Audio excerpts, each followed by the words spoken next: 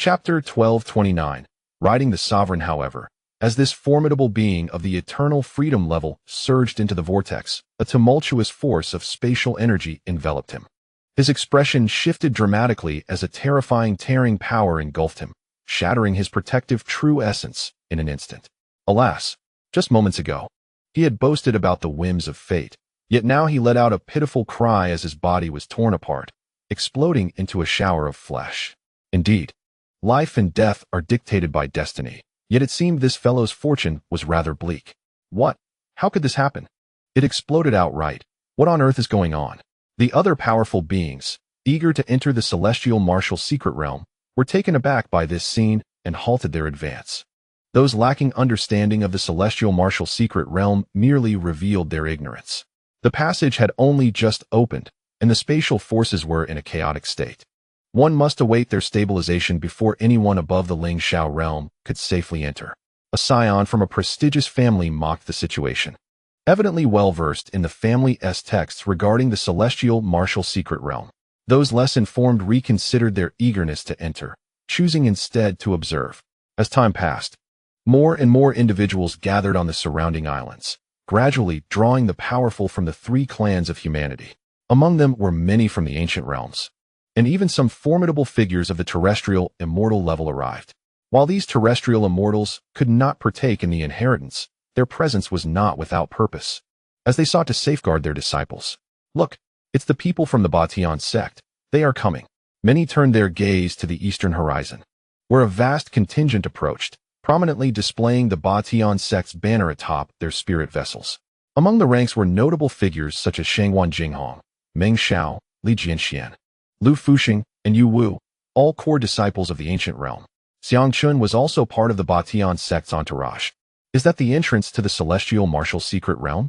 Xiang Chun gazed at the enormous vortex on the sea, astonishment flickering in his eyes. What a violent spatial force. Such ferocity could easily rend even those of the ancient realm to shreds. He discerned the chaotic spatial energy swirling around the massive whirlpool.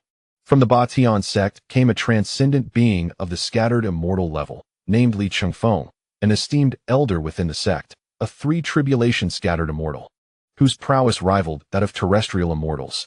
Clad in azure, Li Chengfeng frowned as he surveyed the great whirlpool on the sea and declared, "The celestial martial secret realm has just opened. The spatial forces remain in an unstable and violent state. No disciples are permitted to enter recklessly." Yes, the disciples of the Batian sect responded in unison. Meanwhile, from the north, a colossal wave of dark demonic energy surged across the heavens and earth. Whoosh, whoosh, whoosh. Countless figures, shrouded in demonic energy, tore through the air. Most bore the insignia of the Lingma sect, unmistakably their disciples. Ha! Batian sect, old ghostly Chengfeng. You're still alive. A man from the Lingma sect laughed wildly. Before them stood a towering figure, a man of 2 to 3 meters in height. His physique sculpted with explosive muscles and his upper body half-naked, adorned with arcane tattoos. His rugged visage bore the essence of a formidable demonic power, exuding an aura charged with the energy of tribulation. He was indeed a rogue immortal of the demonic path. Zhao Quan, you have successfully traversed the fourth 9 tribulation of the rogue immortal's trial. Humph, if you have not perished, I certainly will not succumb before you. Li Chengfeng's expression was one of astonishment, quickly followed by a disdainful scoff. The immediate hostility between the apex warriors of the two sects spoke volumes about their strained relationship. The formidable figures of the spirit demon sect had also arrived, a considerable number indeed. Among them was Nie Qingxian, who, at merely 180 years of age, had already attained the 5th level of the ancient realm. It would not be long before the spirit demon sect would boast another terrestrial immortal. Many gazes were fixated on Nie Qingxian, the esteemed eldest disciple of the spirit demon sect, renowned in the outer heavens as a prodigious talent. Who is that?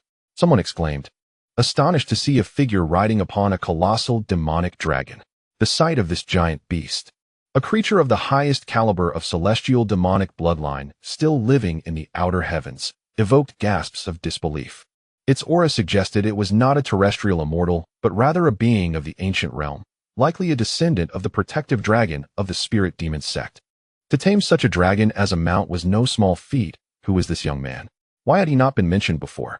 The attention of many was drawn to Xiao Wu, who rode upon the back of the mighty dragon, accompanied by a host of his comrades from the Yanhuang Hall. Haha. Dogsy, long time no see, I've missed you dearly, he exclaimed, excitedly using a communication jade to connect with Xiang Chun of the Batian Sect's faction. While the other disciples who accompanied him to the spirit demon sect also eagerly reached out to Xiang Chun. Monkey, you're impressive, brother. You've done well to acquire a demonic dragon. Its bloodline is formidable. I can help you train it, and it will undoubtedly evolve to the level of a divine beast. The sight of his childhood friend after several years filled Xiang Chun with great joy. Indeed, if it weren't for this troublesome secret realm emerging, I would have aimed to break through to the ancient realm. Once inside, we brothers must indulge in a celebratory drink and then engage in a friendly spar. All right. We cannot reveal our identities for now, you understand. I have already infiltrated the core of the Batian sect. How about you? Haha. I have become a disciple of a revered elder of the spirit demon sect, and am currently vying for the position of the inheriting demonic prince. Once I secure that title, the sect will be ours, my brother. Excellent. Who are your competitors? Inform me, and I will assist you in removing any obstacles. Haha. There are many. And what about you? Tell me your foes. I will deal with those you find troublesome. The two brothers engaged in animated conversation, their words brimming with schemes of violence and ambition. Meanwhile, in the southern sky, a vast throng approached, the majority of whom were riding upon alchemical furnaces. The alchemical furnace sect had arrived, and to the astonishment of all, even the esteemed alchemist monarch had come in person. All hail the alchemist monarch. The gathered cultivators gasped in awe, with many alchemists gazing reverently at the foremost figure of the alchemical furnace sect as if they were beholding a deity. The venerable elder, towering at 3 meters, is now recognized as the foremost alchemist in the realm, the emperor of alchemy and the leader of the alchemist sect. Who is that girl perched upon the emperor's shoulder? My dear brother, you seem to lack awareness. That is none other than the most prodigious talent of the younger generation of the alchemist sect, the adopted granddaughter of the emperor, Princess Bauer. It is said that at such a tender age, she has already attained the status of a top-tier alchemist, a true marvel. Countless onlookers gazed with fervent eyes at the petite girl in a pink dress, enjoying her candied hawthorn on a stick, as she made her entrance riding upon the shoulders of the emperor.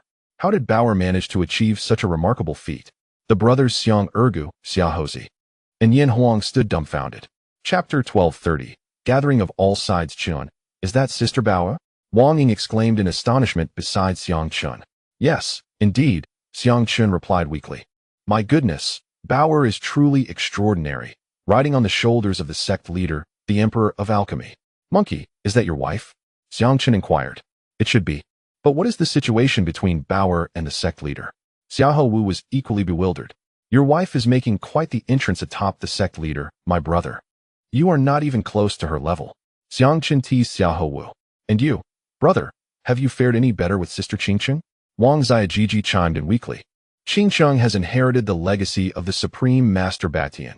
Upon her emergence from seclusion, she became the holy maiden of the legacy. Her status only slightly below that of the sect leader. Well, I prefer to remain low-key. You wouldn't understand, Xiang Ergu retorted, momentarily at a loss for words. Before delivering a playful punch atop Xiaojiji's head. Big brother, by Mao Mao, it has been ages. Have you missed me? Bauer communicated telepathically while munching on her candied hawthorn. Bauer, what is going on here? Is that old rascal the emperor trying to steal my wall? Has the old bull taken a liking to tender grass? Xiao Wu asked bluntly. Go die? I am not a mere flower bud for you men, you big oafs. The emperor is my acknowledged grandfather. Bauer seethed, grinding her teeth as she crushed the candied hawthorn.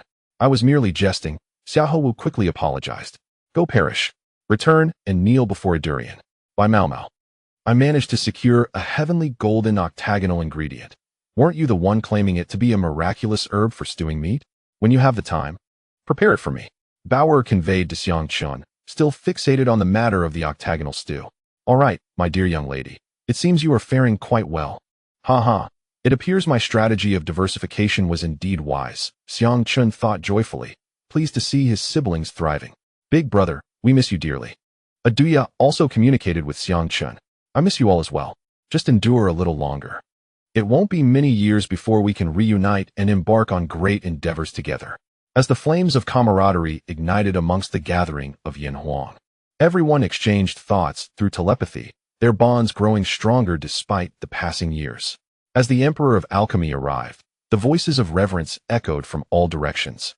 Even the scattered immortals of the Batian sect and the Ling Xiao sect had to clasp their fists in respect and greet the Emperor. The Emperor gazed at the swirling vortex upon the sea, frowning. The chaotic spatial energy here is more potent than that recorded in historical annals. Could it be that this time, the opening will last longer?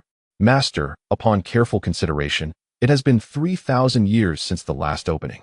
And the accumulated energy within the immortal martial secret realm is surely more formidable than ever before. An elder beside the Dan Emperor remarked, indeed. The ancient ferocious beasts and ancient demons within are likely to be even more formidable.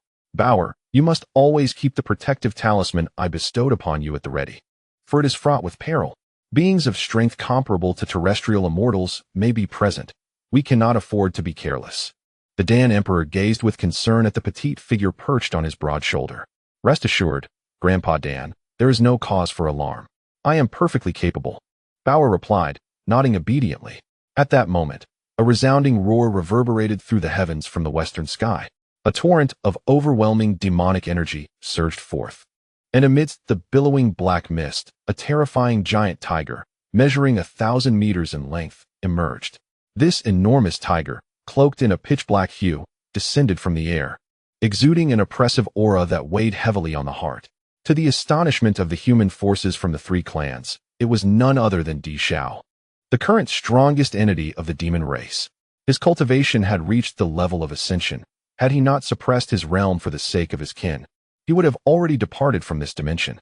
He stands as one of the mightiest in this world, and without him, the three clans would have long since annihilated the remaining demon faction. The celestial fiend tiger. Its bloodline is imbued with the essence of a divine beast. As Xiang Chun beheld this formidable demon tiger, his eyes brimmed with astonishment. Could this truly be the paramount force of the demon race?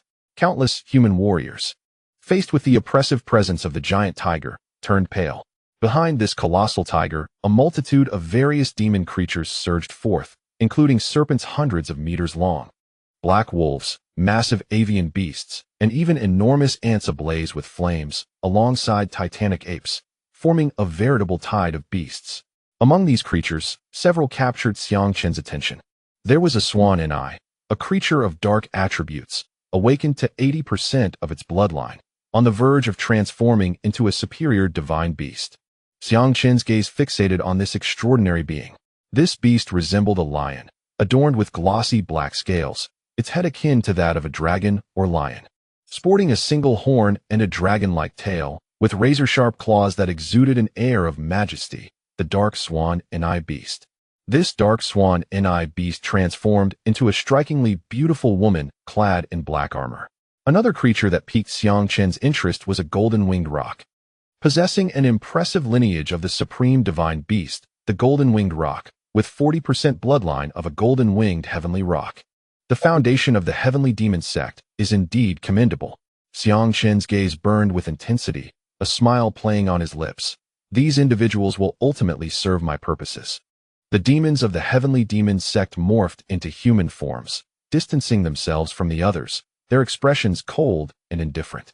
A white monkey, adorned with red wings, transformed into a human, its cunning eyes scrutinizing the humans. It produced a jade book, channeling its essence to observe all present. Ah, that one is quite handsome. I shall take note of him. And that one isn't too bad either. This individual began recording the appearances of all the strikingly handsome humans, intending to address each in due time, searching for the so-called Holy Sun. By the heavens, why are there so many handsome men among the human race? Grandma Xingwei is utterly unreliable. At this rate, when will I ever finish? The sky monkey could not help but comment that among the human cultivators, half of them were strikingly handsome or beautiful, with very few truly unattractive individuals. Ah, that lad possesses a charm that surpasses the others.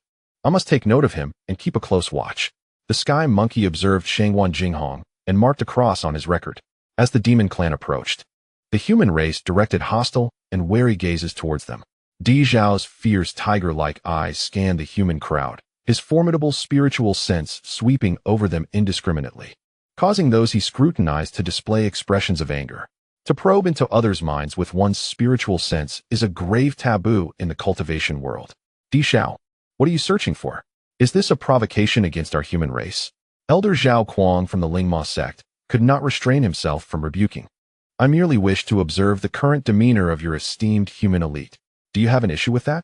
If so, let us settle it with a duel. Di Xiao replied nonchalantly, a commanding aura emanating from him. Elder Zhao clenched his teeth in fury, his eyes glaring, yet he dared not take action. For he knew he could not contend with Di Xiao. To confront him, one would at least need to be an 8 tribulation loose immortal. Chapter 1231.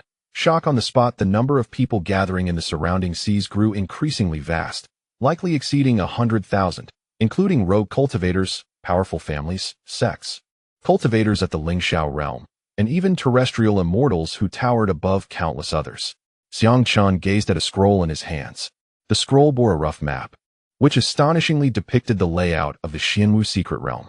This invaluable map had been given to him by someone from Yinfeng, a treasure that had been painstakingly crafted by the ancestors of the Batian sect throughout the ages. It marked many areas of extreme danger, such as the Abyss of Death, the Yuan Magnetic Swamp, and the Fire Mountain region. Yet the most precious location was a city marked on it, the ancient Immortal City. Some say it was left behind by the earliest ancestors who attained immortality in this world, while others claim it is the fabled city from the Nine Heavens immortal realm that fell into this space. The true history is hard to ascertain, lost to the annals of time. Moreover, one cannot fly within its bounds. Xiang Qin's lips twitched as he noted a special remark on the map stating that regardless of whether one is an ancient being or at the Ling Xiao level, no external creature could fly within. A mysterious law enveloped the area. The inability to fly significantly diminished a cultivator's mobility, reducing their chances of escape in the face of danger. Xiang Chun shared the map with his companions, advising them to avoid perilous areas as much as possible. This map, even the core disciples lacked access to, was exceedingly valuable. He received it due to his connection with Yinfeng, as his senior brother had entrusted him with such a document. Everyone stood in quiet anticipation for the stabilization of spatial forces, many communicating through telepathy or whispering amongst themselves. In the midst of so many, the atmosphere was surprisingly serene. Oh, how unfortunate it is to be born at this time. I have just celebrated my 400th birthday, and the Xianwu secret realm opens now. If only I had been born a century later, perhaps I could seize this opportunity, lamented an elder. Indeed, those born in this era are truly fortunate. Many powerful beings who transcended age restrictions echoed, sighing in agreement. In the realm of the immortal martial secret, there exists a unique temporal law. Upon entry, one becomes aware of their age, and throughout the ages, many have endeavored to enter. Yet, those exceeding 300 years of age are invariably repelled. Naturally, the continent is replete with prodigious talents, including numerous gifted individuals from formidable backgrounds. Those over 200 years old often possess cultivation at the 7th or 8th level of the ancient realm, and even some monstrous geniuses at the pinnacle of the 9th level are few and far between. Chenggu, what do you think of that girl? Ah, quite alluring indeed. However, she is somewhat lacking in the front. Look, Chenggu, that enchanting beauty from the Tianyao sect is surprisingly a delicate little white tiger.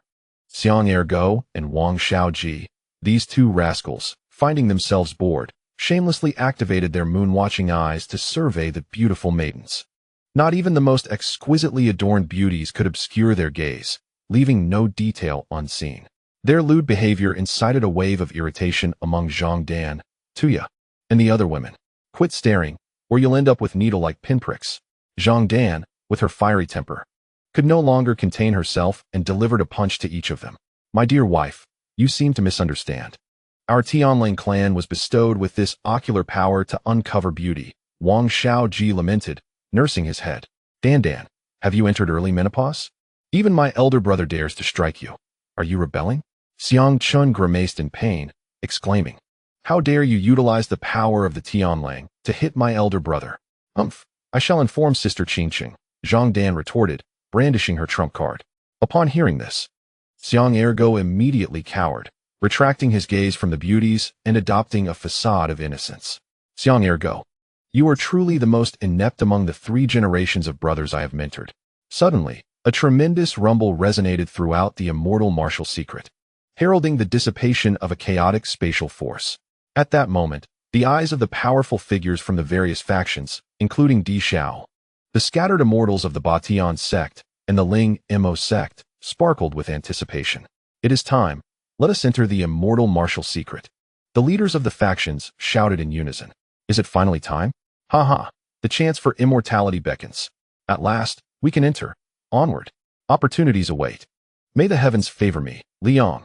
In that fleeting moment, countless cultivators surged forth, transforming into radiant streaks of light as they raced towards the immortal martial secret. Eager not to lag behind, youthful and naive, they were aware only of the opportunities within. Oblivious to the greater dangers that lurked within, beasts of immense ferocity comparable to terrestrial immortals. Some powerful beings unable to enter shook their heads as they observed the throng of cultivators rushing in, yet their gazes betrayed unmistakable envy and longing. Each time the immortal martial secret opens, it begets a select few with extraordinary fortune. This generation is sure to witness the emergence of many destined for ascension. How will this generation fare? May the heavens favor our demon clan. Ling Xiao's expression was complex. This time, the human race would undoubtedly see an influx of formidable individuals. Xiang Chun, accompanied by his companions, charged towards the colossal whirlpool upon the sea's surface. As they plunged into its depths, they were met with an overwhelming force, drawing them downwards. This immense vortex seemed to be an awe-inspiring maw, devouring countless cultivators. In pursuit of a fleeting opportunity, they risked the lives of thousands of fellow cultivators. As the saying goes, the path of the strong is paved with mountains of corpses and seas of blood, where one must tread upon the bones of the fallen to reach the pinnacle. Once one ascends to the realm of terrestrial immortals, they truly stand at the zenith of cultivation in this world, becoming an object of admiration for countless souls. Their lifespan triples, extending to a remarkable 3,000 years. Yet even immortals face the inevitable decline of the 5 decays of heaven. Even the pinnacle of the immortal realm cannot escape the relentless passage of time. And every starry world must eventually meet its demise. Though this appears to be a whirlpool in the sea, Xiang Chun can sense that it is, in fact, a unique energy wormhole formed from the immense power of space. Suddenly, after a prolonged descent, a thunderous roar reverberates in the minds of many, as if their souls had been struck by lightning. Cries of anguish erupt from the crowd, with heads feeling as if they might burst, as a peculiar spatial force invades their consciousness. Subsequently, each individual transforms into a fleeting shadow, vanishing in an instant. Xiangchen also lets out a cry of despair, greeted by a blinding light, before feeling his body uncontrollably plummet.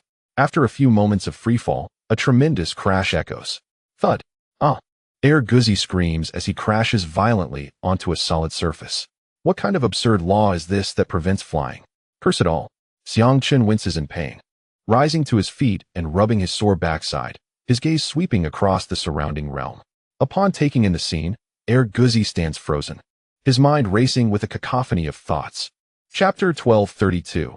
The Great Battle with the Serpent King. The surrounding space is dominated by a vast mountainous region filled with jagged rocks, where the peaks, towering 1,000 feet high and some even reaching 10,000, resemble colossal stone blades.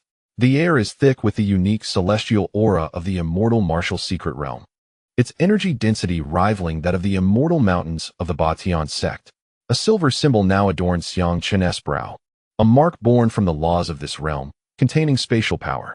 Activating this symbol would expel them from the immortal martial secret realm. As the time for its conclusion has arrived, what troubles Air Guzzi, however, is the massive serpent before him. This serpent, adorned with golden and silver rings, coils atop a 1,000-foot stone peak, its length estimated to be several hundred meters, its girth thrice that of a train. Its eyes, larger than lanterns, gaze coldly at Air Guzzi. A row of bony spikes stretches along its back to its tail, resembling a deadly sword, while its head takes on a spear-like shape. The man and the serpent lock eyes. In the realm of the ancient, a 6th-tier golden-silver king serpent, Air Guzzi's lips twitch. He realizes he is facing a formidable beast of the ancient realm, a peak-level fiend, and a lower-tier celestial beast. Hello there. I seem to have accidentally intruded upon your territory. Do you believe me? He awkwardly attempts to communicate in the language of serpents. The golden-silver king serpent regards him with icy disdain, seemingly mocking his humor. It exhales a wave of searing heat that strikes Xiang Chun, who feels as though engulfed in flames. The outsiders have intruded once more. Human, the scent of your flesh and blood is most enticing. The silver and golden king snake spoke coldly. Do not underestimate me. I too am a creature of the supernatural, and I possess venom that renders me unpalatable. A twitch of discomfort crossed Xiang Chen's lips as he instinctively retreated. You must taste it to know. The king snake's eyes gleamed with ferocity. Its massive form surged forth with a thunderous crash, shaking the very earth. With a fearsome roar, it opened its enormous jaws, poised to strike with deadly intent. By the heavens! Xiang Chun exclaimed, pivoting to escape as the power of space erupted around him, enabling a swift teleportation away from danger. The ground trembled as the king snake's jaws clashed against a stone mountain, shattering it into fragments and unleashing an overwhelming aura. However, Xiang Chun found himself already 2 kilometers away. What remarkable speed! But can you truly evade me? The king snake sneered, its colossal body transforming into a streak of lightning that raced along the ground with astonishing swiftness. Clearly, it could not ascend too high. Yet its velocity rivaled that of a projectile.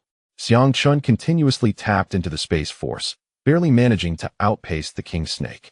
With a fierce exhalation, the king snake unleashed a torrent of searing energy, swirling runes illuminating its path as it transformed into a beam of golden and silver flames, hurtling towards Xiang Chun with breathtaking speed.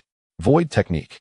Xiang Chun's countenance shifted in alarm as his form became semi-transparent, his speed exponentially increasing as he deftly dodged to the left.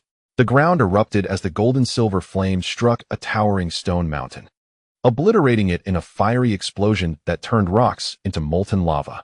Why is my space power being suppressed here, preventing me from fully phasing? Xiang Chun's expression darkened as he beheld his translucent form. In that moment, he hurriedly evaded yet another assault from the encroaching flames. The relentless explosions echoed around him as he navigated the stone forest, desperately dodging and leaping in a state of utter disarray. Silver and golden snake monarch. Do not push me! Xiang Chun roared in fury as a burst of fire grazed his rear, searing his flesh and leaving it charred, the pain radiating across his back. In response, the king snake's colossal tail descended from above, a force potent enough to obliterate mountains. By the heavens, this is your doing!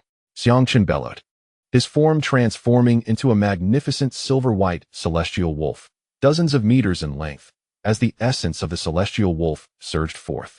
Moon's charm, lend me your strength.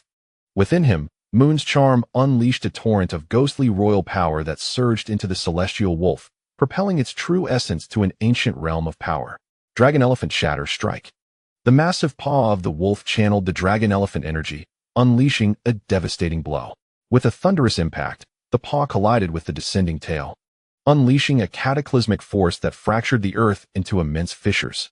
The celestial wolf was sent flying, sustaining numerous wounds as blood gushed forth. Yet, the flow of true essence rapidly healed its injuries. Indeed, a creature of the supernatural. The king snake's eyes widened in astonishment. This wolf exuded a pressure that hinted at a superior bloodline, evidently surpassing its own. Devouring it would surely yield great fortune. The gaze of the golden and silver serpent king grew increasingly fervent. Meanwhile, the tumultuous sky wolf's eyes turned icy cold, and a murderous intent began to stir within. By devouring this creature, he believed his cultivation could ascend to the pinnacle of the carefree realm. Suddenly, both demons sprang into action. The golden and silver serpent exhaled a scorching beam of golden and silver light, its power having escalated dramatically, unleashing a terrifying inferno that swept across the heavens and the earth. The tumultuous sky wolf roared, simultaneously releasing a beam of moonlit white light from its mouth, imbued with the essence of the 9 underworld flames. Amidst the thunderous explosions, the 2 beams collided, resembling a nuclear explosion, as the overwhelming energy transformed into a hurricane that ravaged the land, shattering countless stone peaks. At that moment, the golden and silver serpent's massive form suddenly diminished, morphing into a half-human, half-snake shape. With a human body, a serpent's head, and a long tail, this hybrid state represented the demon race's most formidable combat form, allowing for the use of various spells, complete demonization, and peak physical prowess. The Serpent King wielded a serpent spear, a heavenly-grade artifact brimming with formidable spiritual power. Kill! he bellowed, driving the spear forward. The serpent spear transformed into a streak of light, rapidly splitting into hundreds of luminous projectiles, each capable of piercing the mightiest of ancient warriors. The tumultuous sky wolf instantaneously shifted into its semi-wolf form, unleashing its full demonic aura and summoning 2 crescent moon blades. The moonlight wolf Fong transformed into a curtain of blades, shredding the incoming lethal beams. Full moon wheel slash, roared the tumultuous sky wolf, Xiang Chun. As the 2 crescent blades converged, forming a moon wheel that tore through the air with astonishing speed. The golden and silver serpent king swung his spear to intercept. Yet it failed to strike, as the moon wheel inexplicably teleported before him and cleaved through.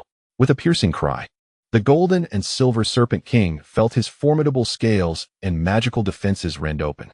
However, it was merely a gash and not a fatal blow. Embrace death. Xiang Chun teleported closer, thrusting his Dragon K demon blade towards the wound, intent on utilizing its bloodthirsty ability to slay his foe. Yet, at that moment, an unexpected turn of events unfolded as a figure descended from the heavens, striking Xiang Ergo squarely upon the head. Thump! Ah! Xiang Chun howled in despair, crashing to the ground as a figure landed atop him, sitting squarely on Xiang Ergo's face. The latter convulsed, internally cursing 1,000 times. The figure was a woman clad in a black dress, with willow brows and apricot eyes, her exquisite beauty accentuated by her slightly arched eyebrows, exuding an air of elegance. She surveyed her surroundings, noticing the golden and silver serpent king retreating in bewilderment several thousand meters away. Is this the secret realm of immortal warriors? Zhan Tai Mingyu frowned, not paying the distant serpent king any heed. Damn it, how long has it been since you last bathed, and how long do you plan to sit on my face? Beneath Zhan Tai Mingyu, a wave of heat and a stream of curses erupted. In an instant, Zhan Tai Mingyu evaded, her gaze falling upon the unfortunate soul upon whom she had inadvertently landed, her expression darkening with a hint of displeasure. What did you just say, young man? She retorted coldly, her eyes reflecting a mix of indignation and embarrassment at having fallen onto a man. Of course, it was an accident resulting from her sudden transportation. Xiang Chun, having risen from the ground and reverted to his human form, found himself momentarily distracted by the beauty before him, his ire dissipating slightly. Yet, he still snapped back. Watch where you're falling, will you? You landed right on my face. Just as Zhan Tai Mingyu was about to respond, an overwhelming aura of malevolence surged from behind her. The gold-and-silver serpent emperor launched a surprise attack, thrusting a spear as swift as lightning towards her head. At that moment, a suit of black armor materialized around Zhan Tai Mingyu, allowing her to deftly evade the lethal strike as the spear struck nothing but air. You seek death, she exclaimed, her eyes igniting with a chill, murderous intent. Her bloodline power surged forth, a resounding roar echoing within her, as she unleashed her true essence in the form of black flames, a formidable black battle knife appearing in her grasp. Ancient fivefold, with a swift motion, she transformed the blade into a streak of black lightning, clashing against the serpent's spear with a resounding impact that sent the gold-and-silver serpent emperor staggering back, blood spilling from his mouth in shock. He was astounded by the depth of her true essence and the sheer strength of her physical prowess, which surpassed his own. My word, this woman is formidable, Xiang Chun thought, astonished, as he activated his moon-seeking eye. Ah yes, it's her, the dark beast woman of the heavenly demon sect. He recalled, thousands of blades concealed. Zhan Tai Mingyu shouted, unleashing a myriad of blade lights that merged into a singular, devastating black brilliance, embodying the very essence of divine blade intent. The gold and silver serpent emperor roared in response, transforming into his true form and releasing a torrent of golden and silver flames to counter her strike. Yet, her blade cleaved through the flames effortlessly, engulfing the serpent's head in a cataclysmic explosion of black light. No, the gold and silver serpent emperor howled in despair, blood spraying as his head was cleaved apart, his essence obliterated in an instant. The demon's soul attempted to flee, leaving behind its lifeless corporeal form. However, Zhan Tai Mingyu inhaled deeply, summoning a tempest of dark winds. No, please, spare me. Spare me, O noble lady. The serpent's soul screamed as it was drawn back into her mouth. She consumed it whole. This woman is too powerful. I cannot contend with her. It is best for me to flee. Xiang Chun thought, suppressing all traces of his sacred beast bloodline as he turned to make his escape. He feared that should his bloodline be exposed, he too might become a meal for her. Yet, before he could take flight, a plume of black flame materialized before him, coalescing into the form of Zhan Tai Mingyu. She regarded him with an icy demeanor, her voice frigid as she queried, "Where do you think you're going? Beautiful lady, I shall leave the gold-and-silver serpent emperor's body to you. I have no desire for it," Xiang Chun replied awkwardly, forcing a smile. Zhan Tai Mingyu scoffed. "It was I who defeated him in the first place. I require no such offering from you. What was it you called me earlier? A foul woman?" Xiang Chun took 2 steps back and chuckled. "Surely you must have misheard. How could I possibly insult such a stunning beauty? Senior, I too belong to the demon clan. As kin, you would not trouble me over such trivial matters, would you?" He sensed no murderous intent from her. Zhan Tai Mingyu let out a cold smile, then suddenly struck, a surge of black light coalescing into a palm print that instantly slammed into Xiang Chun. With a thud, he spat out a mouthful of blood. His body sent flying and crashing against a stone mountain thousands of meters away. "Crazy woman, what have I done to provoke you? You're so powerful, yet you still resort to ambush. Do you have no shame?" Xiang Chun roared in anger. Zhan Tai Mingyu flicked her wrist dismissively, replying indifferently, "Because you were just a tad handsome, you deserved it. Is being handsome a crime? I curse your mother." Xiang Chen's lips twitched at her words, unable to suppress his curses towards her female elder in his heart. To be struck merely for possessing a hint of attractiveness, if he revealed his true visage. With his extraordinary beauty, would this woman not beat him to a pulp? Spitting out the congealed blood, he silently lamented his misfortune in encountering such oddities. However, this woman was exceptionally strong. Her true power likely resided in the 7th or 8th level of the ancient realm. Xiang Chun had no intention of confronting her head-on, for he would not stand a chance. They were separated by a significant realm, 5 or 6 minor levels. Though his cultivation was profound, several times that of his peers, the disparity remained vast. Even though he had mastered the ancient realm's true essence, he would need to land a blow on her physical form to inflict any damage. And he did not believe his normal speed could keep pace with hers, especially considering her protective demon essence. Suppressing his fury, Xiang Chun turned to leave. "Hey, carefree little demon, did I permit you to leave?" Zhan Tai Mingyu remarked indifferently as she approached the corpse of the silver-gold serpent king. "Milady, you've already struck. What more do you desire?" Xiang Chun turned back, struggling to contain his anger. Zhan Tai Mingyu channeled her demon essence into the serpent king's corpse, causing the demon core within to fly into her palm. "Do you know how to cook?" she inquired. "I can also perform addition, subtraction, and multiplication. Would you like me to provide you with a set of equations?" Xiang Chun fumed inwardly, suppressing his ire as he replied, "Yes. Come over and prepare this serpent for me. If it pleases me, I shall let you go," Zhan Tai Mingyu commanded, swallowing the demon core whole and beginning her alchemical process. As she sat nearby, channeling her demon energy to refine the serpent king's core, her heavenly-grade battle knife served as protection, rendering her unafraid of Xiang Chun's current level of power. Xiang Chun, feeling helpless, approached the serpent's corpse. The spatial power was heavily suppressed, preventing him from escaping this woman. The life force within the corpse had not yet fully dissipated, making it suitable for his Dragon K to absorb. Gazing at the enormous serpent carcass, he plunged the Dragon K demon knife into it. Waves of residual life energy were drawn in, and the Dragon K emitted a jubilant dragon's roar. "Your knife is quite impressive," Zhan Tai Mingyu remarked from a distance, seated on a round stone, casting a glance at Xiang Chun's weapon. "Ah, it is my life spirit knife. It cannot compare to your esteemed heavenly-grade blade." Xiang Chun replied casually, beginning to peel the skin from the Serpent King using his true essence. "Which little demon are you? Are you from the heavenly demon domain of the Western continent?" Chapter 1234. Prepare your own bowls and chopsticks. Essence and magical power coalesced into sharp blades of light, slicing through the serpent's scales in great swathes. "I am but a small demon, training in an unnamed hill within the dominance of the Eastern continent, innocent and endearing, known for assisting in the disposal of corpses and dealing with fraudulent elderly women."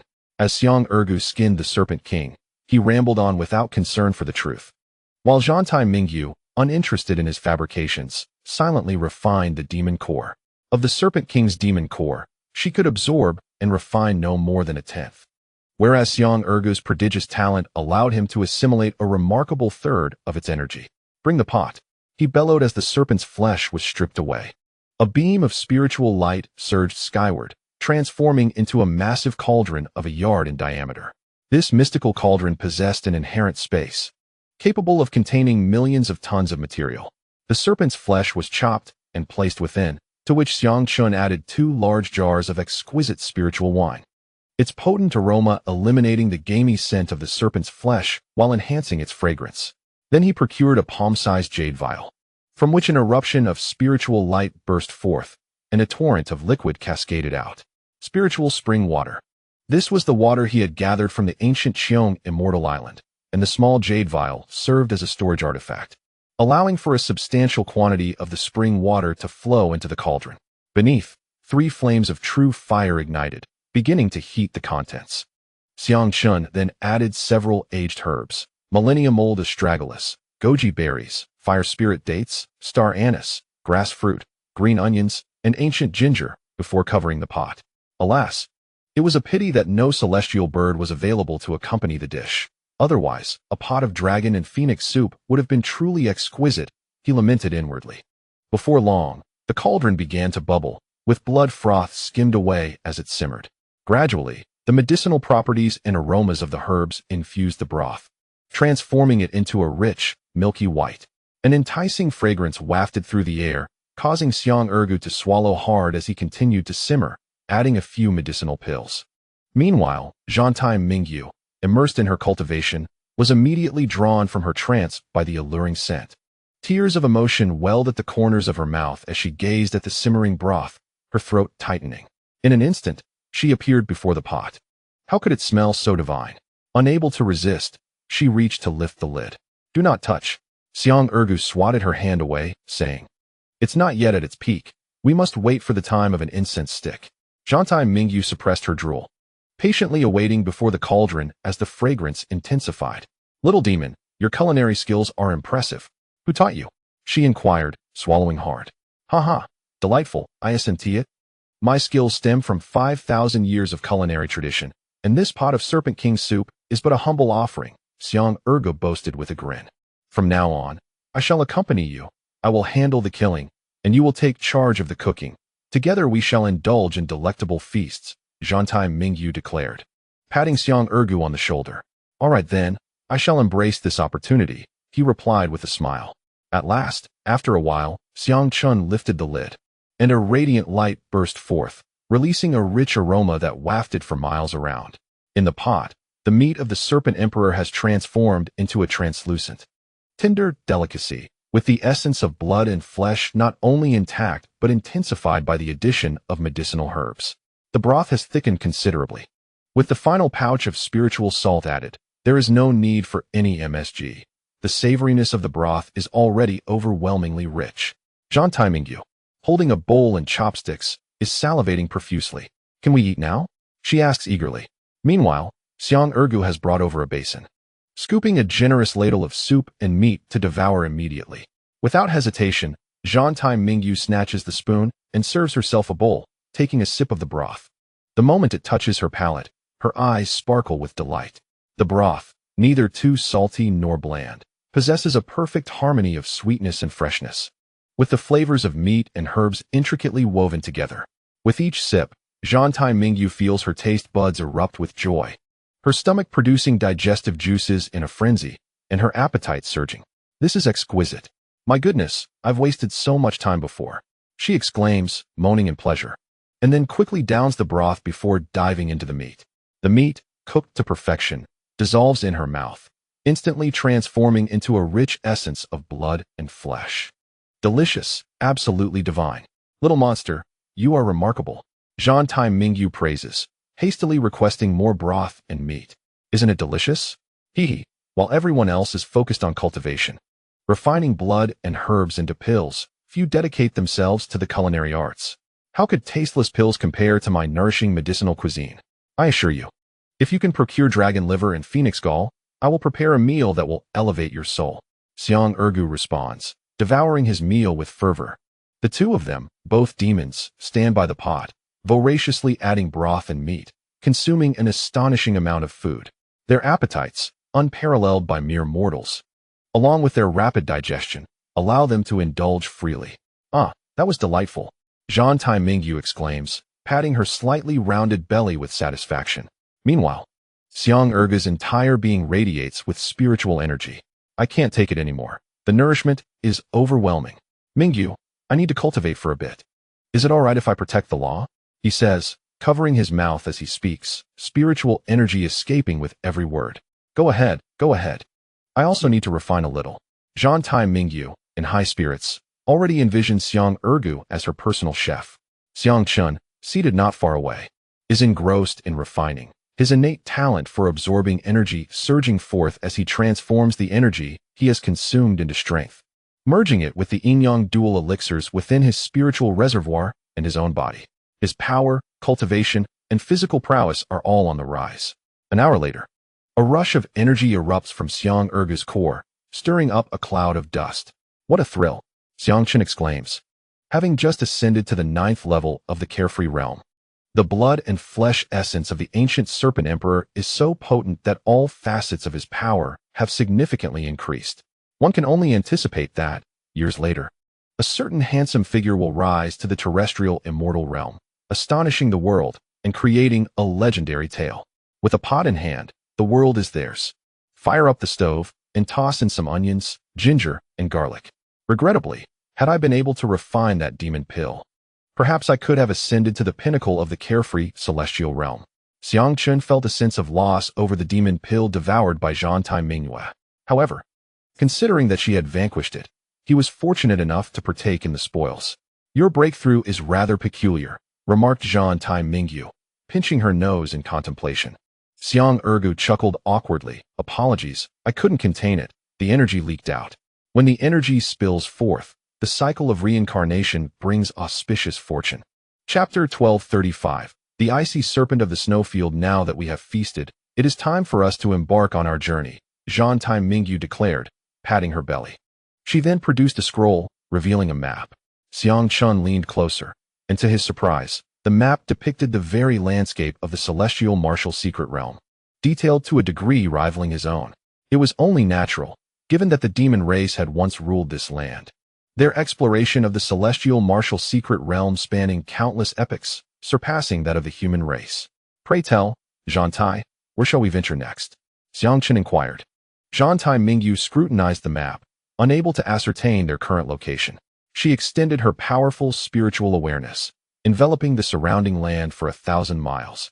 Comparing it against the map, after a considerable time of deliberation, she finally deduced their whereabouts. They were situated at the southernmost edge of the celestial martial secret realm, several tens of thousands of kilometers from the ancient celestial city. In the absence of flight, such a distance was indeed formidable. Naturally, they would first make their way to the ancient celestial city, encountering any handsome individuals along the way for a thorough thrashing, before seizing opportunities in the ancient celestial city, rumored to be a fallen paradise from the 9 heavens. Zhan Tai Mingyu stowed the map and stated her intentions. Xiang Chun, perplexed, queried, why target the handsome ones? That is a secret. Suffice it to say, they must be thrashed, and the more handsome they are, the harsher the punishment, Zhan Tai Mingyu replied cryptically. Xiang Chun could only shake his head in silent disbelief. Fortunately, he was not in his true form, nor did he resemble Tang Yu, but merely donned an appearance conjured by the 100 Illusions mask. Had he retained his true visage, he would surely be unrecognizable, even to his own mother. Could it be that this demoness harbored resentment towards charming individuals? The thought seemed plausible to Xiang Chun. Follow me, Zhan Tai Mingyu commanded, her foot striking the ground as she propelled herself forward, covering a distance of 1,000 meters in an instant. Xiang Chun promptly followed suit, matching her pace. Zhan Tai Mingyu intentionally slowed her speed, allowing Xiang Chun to keep up. Is the celestial martial secret realm truly a remnant of the 9 heavens that has descended to the mortal realm? Xiang Chun inquired as they journeyed onward. Indeed, my demon race has ruled the outer heavens for countless ages. Ancient texts recount that eons ago, the sky suddenly split open, and a landmass descended from the outer heavens into the middle sea, forming this secret realm.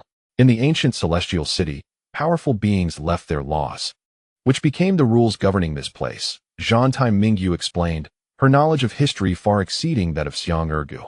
Xiang Chun furrowed his brow, pondering the nature of the entity capable of dislodging an entire continent from its original realm. The ancient texts of his sect spoke of a divine beast residing in the heart of the volcanic region, situated at the northernmost point, while they found themselves at the southernmost. Alas, he realized he would have to traverse the entirety of the secret realm. Xiang Chun reminisced about the records within the sect. First, he would follow the woman to the middle ancient immortal city. With a resolute heart, Xiang Chun decided to venture to the middle ancient immortal city, as its location lay at the heart of the secret realm, allowing access to the underground Fire Mountain range later on. There was no urgency in contacting his brothers. Their strengths were commendable enough for self-preservation. Thousands of kilometers away, the howling winds echoed through the heavens and earth, sharp as blades, capable of stripping flesh from the bones. The landscape was cloaked in a blanket of white, an expanse of ice and snow. Amidst the biting cold, several figures traversed the frigid terrain. Achu, it's so cold. Wang Ying, clad in a flamboyant red robe, sneezed, his protective true essence surging in response. Why am I still teleported alongside you, you fat lump? Wang Ying glared at the rotund figure beside him, Zhuge Yuan, cursing the heavens for their misfortune. Accompanying them was another, Zhang Hong, a brother from the Yanhuang clan who had followed Xiahou Wu to the spirit demon sect. By the infinite celestial lord, do you think I wish to be stuck with you? Zhuge Yuan rolled his eyes. What a dreadful place, why is it so cold? The chill penetrated deep into their flesh, prompting Wang Ying to voice his grievances with a long howl. Bring out the map that Chungu copied. Why don't you take it? Zhuge Yuan retorted. I'm too lazy, my hands are freezing. Curse you. Wang Ying swore, extracting the copied map and immediately unleashing his gaze to survey the terrain. Boom. At that moment, the ground trembled slightly, reminiscent of an earthquake. Get back! Zhuge Yuan shouted suddenly. Without needing further instruction, the three transformed into streaks of light, retreating hundreds of meters away. Boom! The snow erupted violently as a massive, gaping maw emerged from beneath, though it snapped at nothing but air. The trio's expressions darkened as they beheld the colossal creature that had launched a surprise attack from the snow. An ice serpent. This was unmistakably a snow-white dragon. Over 100 meters in length, adorned with pearly scales, a single horn atop its head, and 4 limbs, each with 3 claws. Its presence radiated a power within the celestial realm. Blast it, what terrible luck! I knew associating with you would bring nothing but misfortune, Wang Ying cursed, his gaze serious, as the power of the celestial wolf surged within him, transforming him into his wolf-like form. Zhuge Yuan and Zhang Heng followed suit. Is it a blessing or a curse? If we can devour it, perhaps we could evolve. Zhang Heng's eyes gleamed with battle intent. The ice serpent's crimson eyes fixated on them, lacking a spatial mark on its brow, indicating it was a native of this land. It sneered, what a tempting scent of flesh. You three are destined to be my feast. Huh. You vile beast, who will devour whom remains to be seen, Wang Ying retorted defiantly, refusing to flee, knowing escape was futile. Cunning. Old Zhang, you two hold it off for a moment. I'll use the natural forces here to set up a formation. Zhuge Yuan retreated, a mystical disc appearing in his hand. Leave it to us, brother. Wang Ying replied with a smirk. Though they often exchanged barbs and caused each other harm, they proved to be the most reliable allies in critical moments. The icy serpent roared, its massive body piercing through the air in an instant. Remarkably, this native creature was capable of low-altitude flight. Kill! Wang Ying bellowed, wielding a great sword, and charged forward with a furious shout, gathering the powers of the Yellow Springs, the celestial wolf, and the dragon elephant. The might of his strike was such that even ancient realm experts would tremble in fear. The icy serpent retaliated with a claw that tore through the air, clashing against the sword with a thunderous sound, unleashing a surge of formidable energy. Moon Crescent Blade. Zhang Heng summoned his innate treasure, releasing 2 crescent blades of light from his mouth, which transformed into a curtain of blades that enveloped the battlefield. The blades clashed against the icy serpent, creating a shower of sparks, revealing its astonishing defense. Radiant Moon Wheel, unite. He fused his treasures into a singular lunar wheel that tore through the air with ferocity. With a piercing scream, Wang Ying was flung far away by the serpent's tail, blood spewing from his mouth. In the following chapter, Aesthetic Catastrophe, the radiant moon wheel descended with a fierce strike upon the icy serpent, shredding through its protective demonic aura and scales, leaving a trail of blood. Enraged, the icy serpent retreated while an immense surge of demonic energy erupted from within it. With a deafening roar, white demonic energy coalesced into icy serpentine dragons, which charged ferociously toward Zhang Hong. His expression shifted as he transformed into a celestial wolf, spreading his wings to evade the onslaught. The icy dragons detonated, obliterating vast areas around him. Celestial Moon Divine Seal. Wang Ying roared, channeling the true essence of the moon into radiant runes that formed a circle aimed at the icy serpent, intending to seal it. Although the serpent was unaware of the intent, it unleashed a white beam of energy, shattering the Celestial Moon Divine Seal. The explosive energy sent Wang Ying hurtling away. "Fatty, are you done yet?" Wang Ying shouted, dodging another attack from the icy serpent. "Almost." Zhuge Yuan responded from a distance. His array disc emitted radiant patterns, forming the core of the formation as he infused it with true essence and continued to inscribe seals into the disc. The chilling energy from the surroundings converged, and the array patterns gradually morphed into a colossal icy hand, measuring 100 feet in size. With a splatter of blood, both Zhang Hong and Wang Ying were forced to expel more blood as the icy serpent's assault overwhelmed them. The serpent charged forward, its gaping maw ready to devour them. "Supreme Ice Formation, suppress him," Zhuge Yuan shouted, extending his arms to manipulate the array patterns. The colossal icy hand surged downward with astonishing speed, crashing toward the icy serpent and unleashing the elemental force of the heavens.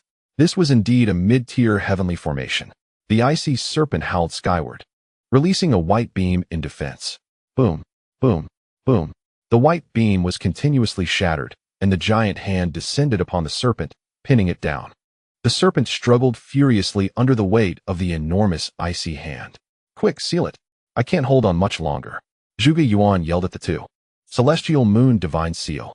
The two individuals immediately coalesced the moon god's heavenly forbidden halo. Buzz, buzz. Two halos penetrated the body of the ice dragon, causing it to thrash violently, its icy claws almost shattering as it attempted to escape. Instantly, a significant portion of its power was sealed away, rendering it substantially weakened. With a thunderous crash, it was completely subdued to the ground. Kill. Wang Ying and Zhang Hong unleashed their radiant moon wheels, which ruthlessly tore into the ice dragon's eye sockets. Splatter, splatter. A painful roar erupted from the ice dragon as its eyes exploded, the moon wheels burrowing directly into its skull, pulverizing its brain matter. The ice dragon emitted a mournful cry, convulsing before succumbing to lifelessness. The two summoned specters then surged forth, voraciously consuming its demonic soul. With a sigh of relief, Zhuge Yuan collapsed onto the ground, his pallid face reflecting the severe depletion of his spiritual energy and true essence. The enormous hand conjured by the formation also disintegrated. "Haha, a feast awaits." The ice dragon, a celestial beast, Wang Ying exclaimed with delight, transforming into a heavenly wolf and immediately beginning to gnaw at its flesh. Zhuge Yuan and Zhang Hong soon joined in the feast, their combined strength proving formidable. Meanwhile, Bauer, Xiahou Wu, and Duoya, along with the hundreds of thousands who entered, were transported by the spatial forces to various locations. Some fortunate souls found themselves remarkably close to the ancient celestial city, while others, unfortunately, were sent to perilous zones, meeting their demise. Indeed, luck is a component of strength, especially in such treacherous environments. Those with ill fortune might perish upon arrival. Unexpectedly, he found himself in this place. On the vast, desolate land, atop a verdant peak, stood a young man clad in a blood-red robe, his ebony eyes surveying the terrain. Su Ligay gazed at the landscape, a hint of nostalgia and reminiscence in his gaze. The Middle Ancient region of the Fourth Heaven had somehow been cast down to this location. Su Ligay murmured to himself, as if he had once traversed this secret realm. If I am not mistaken, the ancient celestial city must be the one established by that immortal lord. Perhaps it harbors his tomb. A glimmer ignited in Su Ligay's eyes, and suddenly, a pair of crimson wings sprouted from his back as he leapt from the mountain, gliding downwards. Even he could not soar in this region. Below, a man cloaked in black surveyed the world with curiosity, astonished by what he beheld. This individual was a second-tier ancient realm cultivator. Boom. Suddenly, a surge of crimson energy swept through the air. Who dares?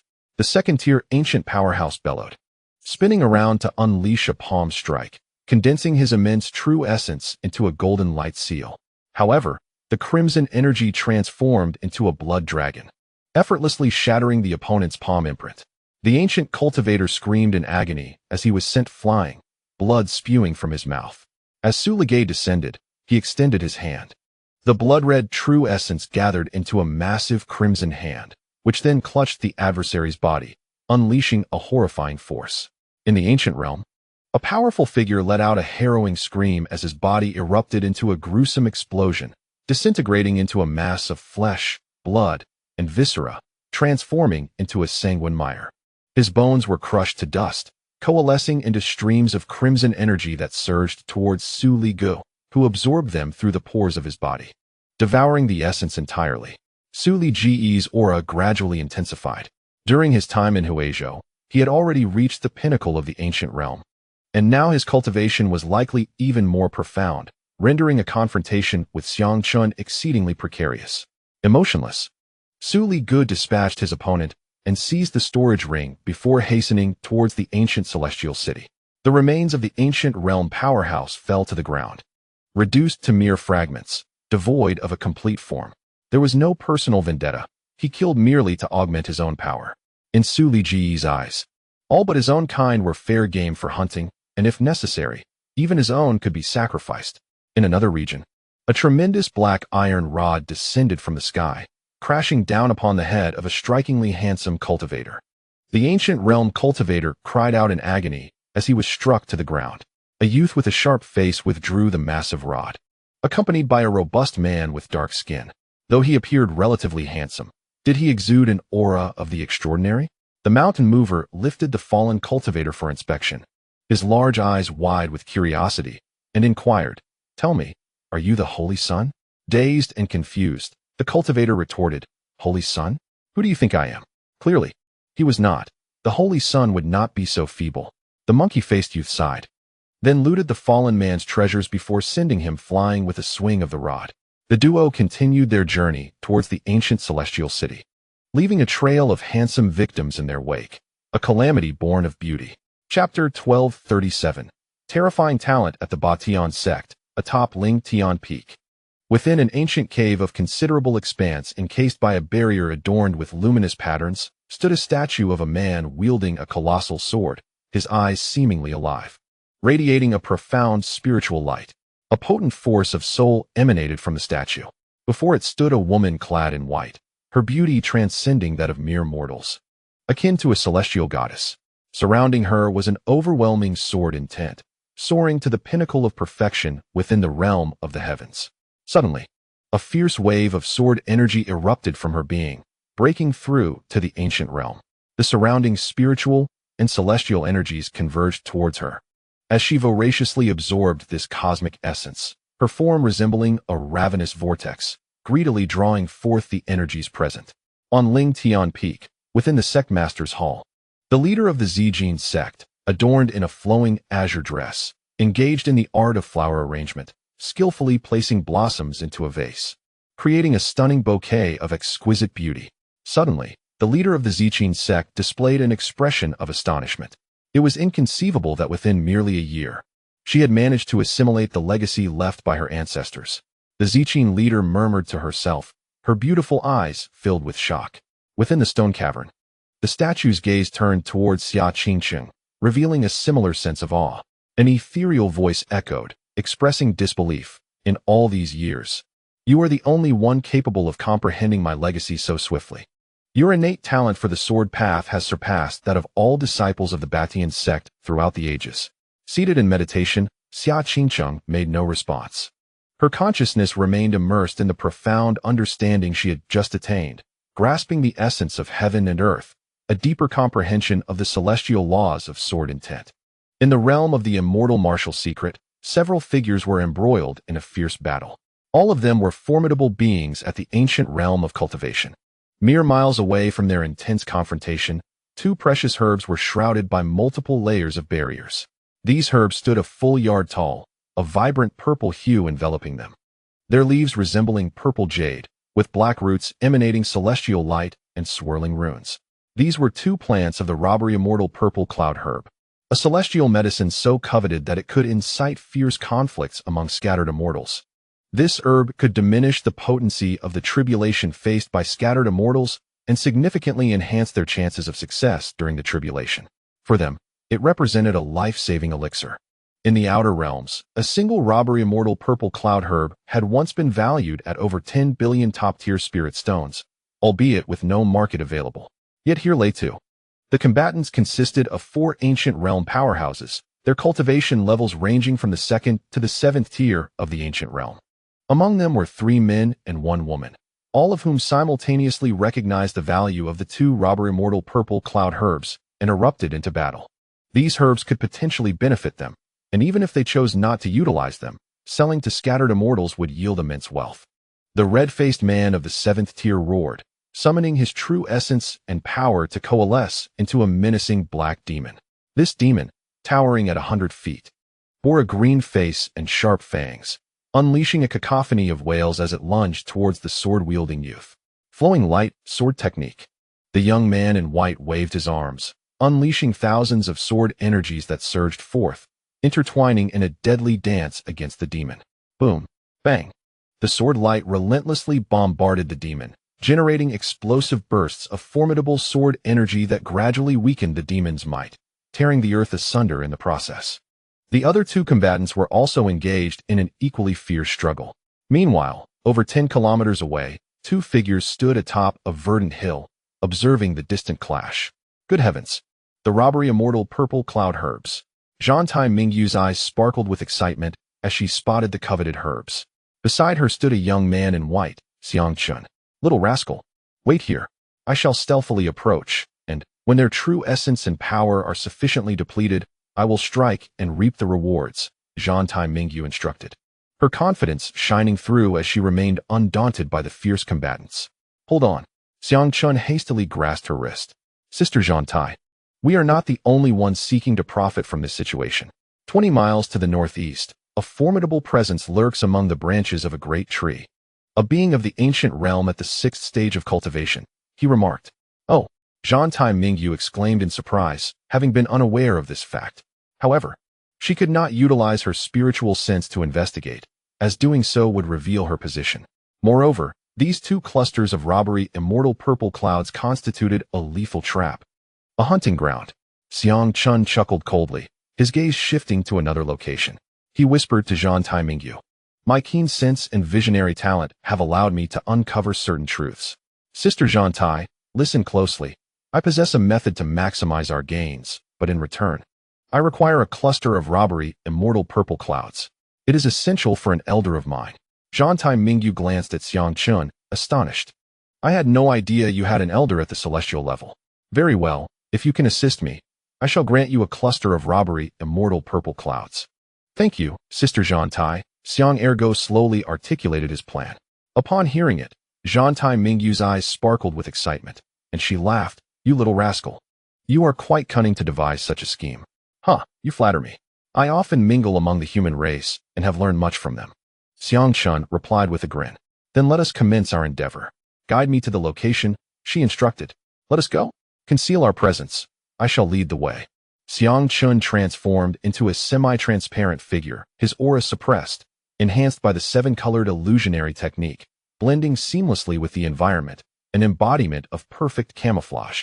Meanwhile, Zhantai Mingyu shimmered with demonic light, instantly transforming into a small, dark beast resembling a cat. The duo hastened toward a specific area. There, upon a towering tree, a figure stood observing the distant battle. This individual, a youth clad in yellow, was named Huang Yu, a prodigy from a prominent family beyond the heavens. Aged 280, possessing the 6th stage of cultivation within the ancient realm, with prospects of ascending to the path of immortality. Concealed among the tree's foliage, he watched the distant conflict with a cold smile. Let them fight.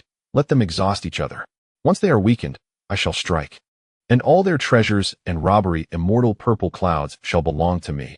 Huang Yu sneered, his gaze fixated on the 4 combatants. Unbeknownst to him, 2 figures were stealthily drawing near.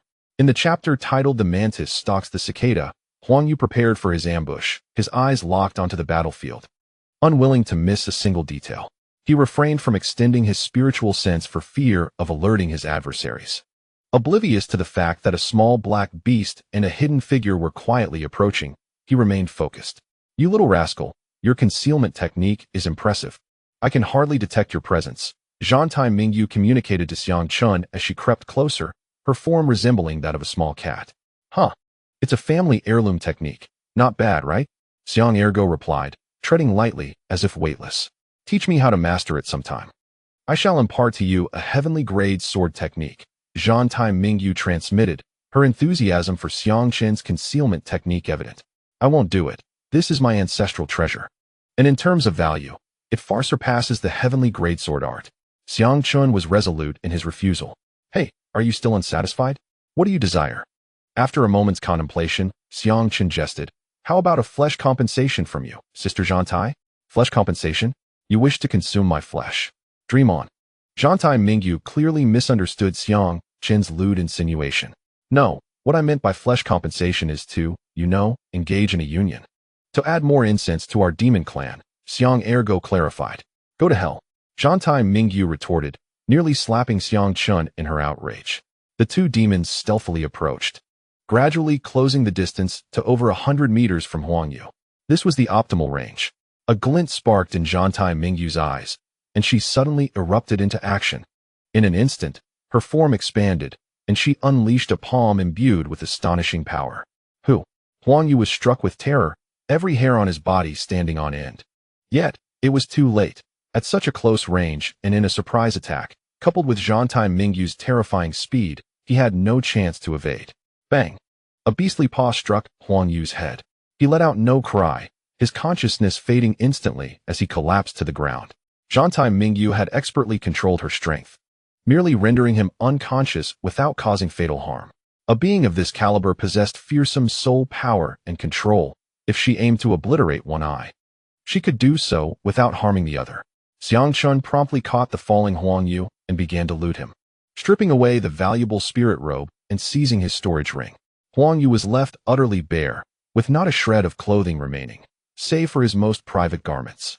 "Ugh, men are disgusting," Zhantai Mingyu remarked with disdain upon witnessing the exposed Huang Yu and his golden needle. "This fellow is quite pathetic." Xiang Chun found the situation amusing and took out a colorless, odorless potion, applying it to Huang Yu's body. He then inserted a needle into Huang Yu's brow to hasten his awakening. Sure enough, Huang Yu groggily opened his eyes.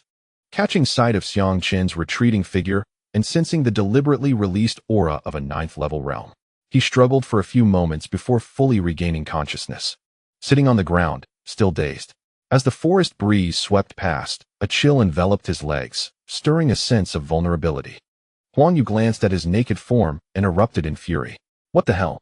Where are my clothes? Where's my storage ring?" He felt his body, finding nothing left. The audacious rogue had left him with not even a pair of undergarments. Recalling the figure he had sensed upon awakening, a wave of wrath surged within him. "A little thief of the carefree realm dares to rob me," Huang Yu roared internally, though he restrained his voice, his face turning an angry shade of green. Yet, as a practitioner of the ancient realm, he possessed a formidable state of mind and quickly regained his composure, summoning the treasure within him. It was a black sword.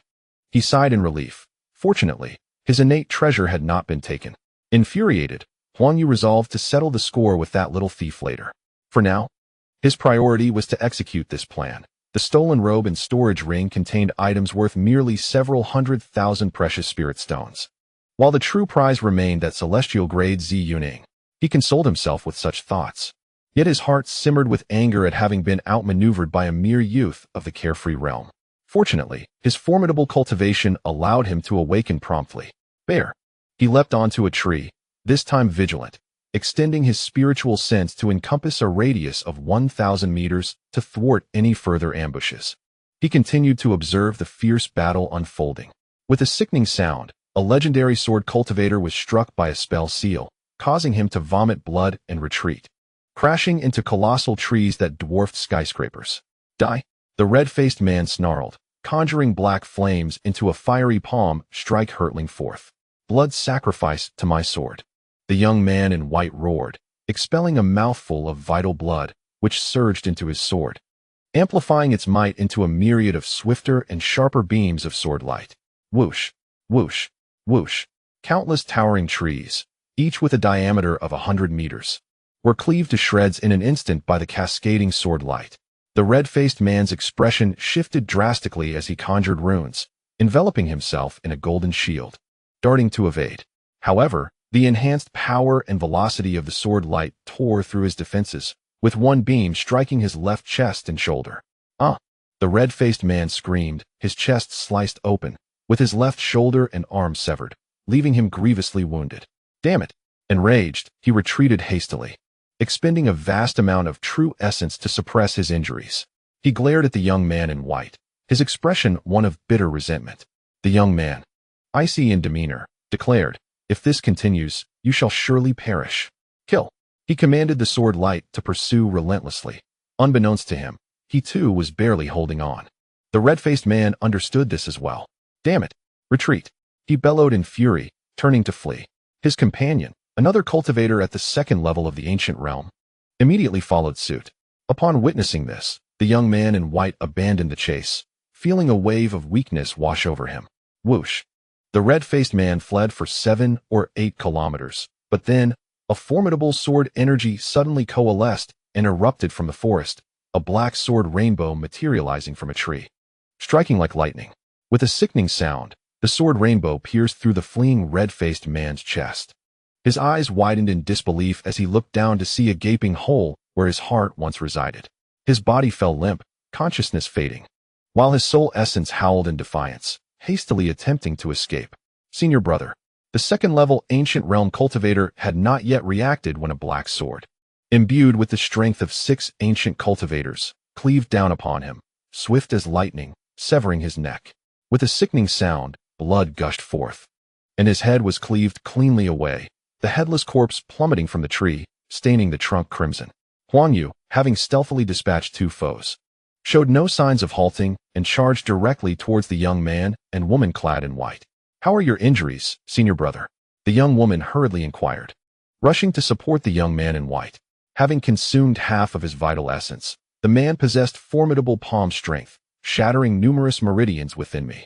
Fortunately, I was ultimately able to severely injure him, forcing him to retreat. Otherwise, I fear I would not have been able to endure much longer. The pale-faced young man in white spoke. Suddenly, a black sword light sliced through the air, emanating an overwhelming power. "Be cautious, junior sister." The expression of the young man in white changed dramatically as he unleashed his remaining strength to push the woman away. With a swift motion, the sword light descended, striking fiercely upon the young man. "Ah!" he cried out in agony, sent flying, a grievous wound now marring his body, one that nearly cleaved him in 2. "Brother!" The woman, having been pushed aside, let out a cry of despair, her crimson eyes fixed upon the man who had materialized before them. This man stood before them, astonishingly unclad. Huang Yu grasped the returning sword, a cold smile gracing his lips. "What a truly passionate man. I will have your life," the woman roared, her voice laced with anguish as she ignited her vital essence and charged at Huang Yu. "A mere ancient second realm dares to seek death? Kill!" Huang Yu scoffed, channeling his true energy into the heavenly sword and striking towards the woman. "Junior sister, flee!" the young man on the ground shouted in fury.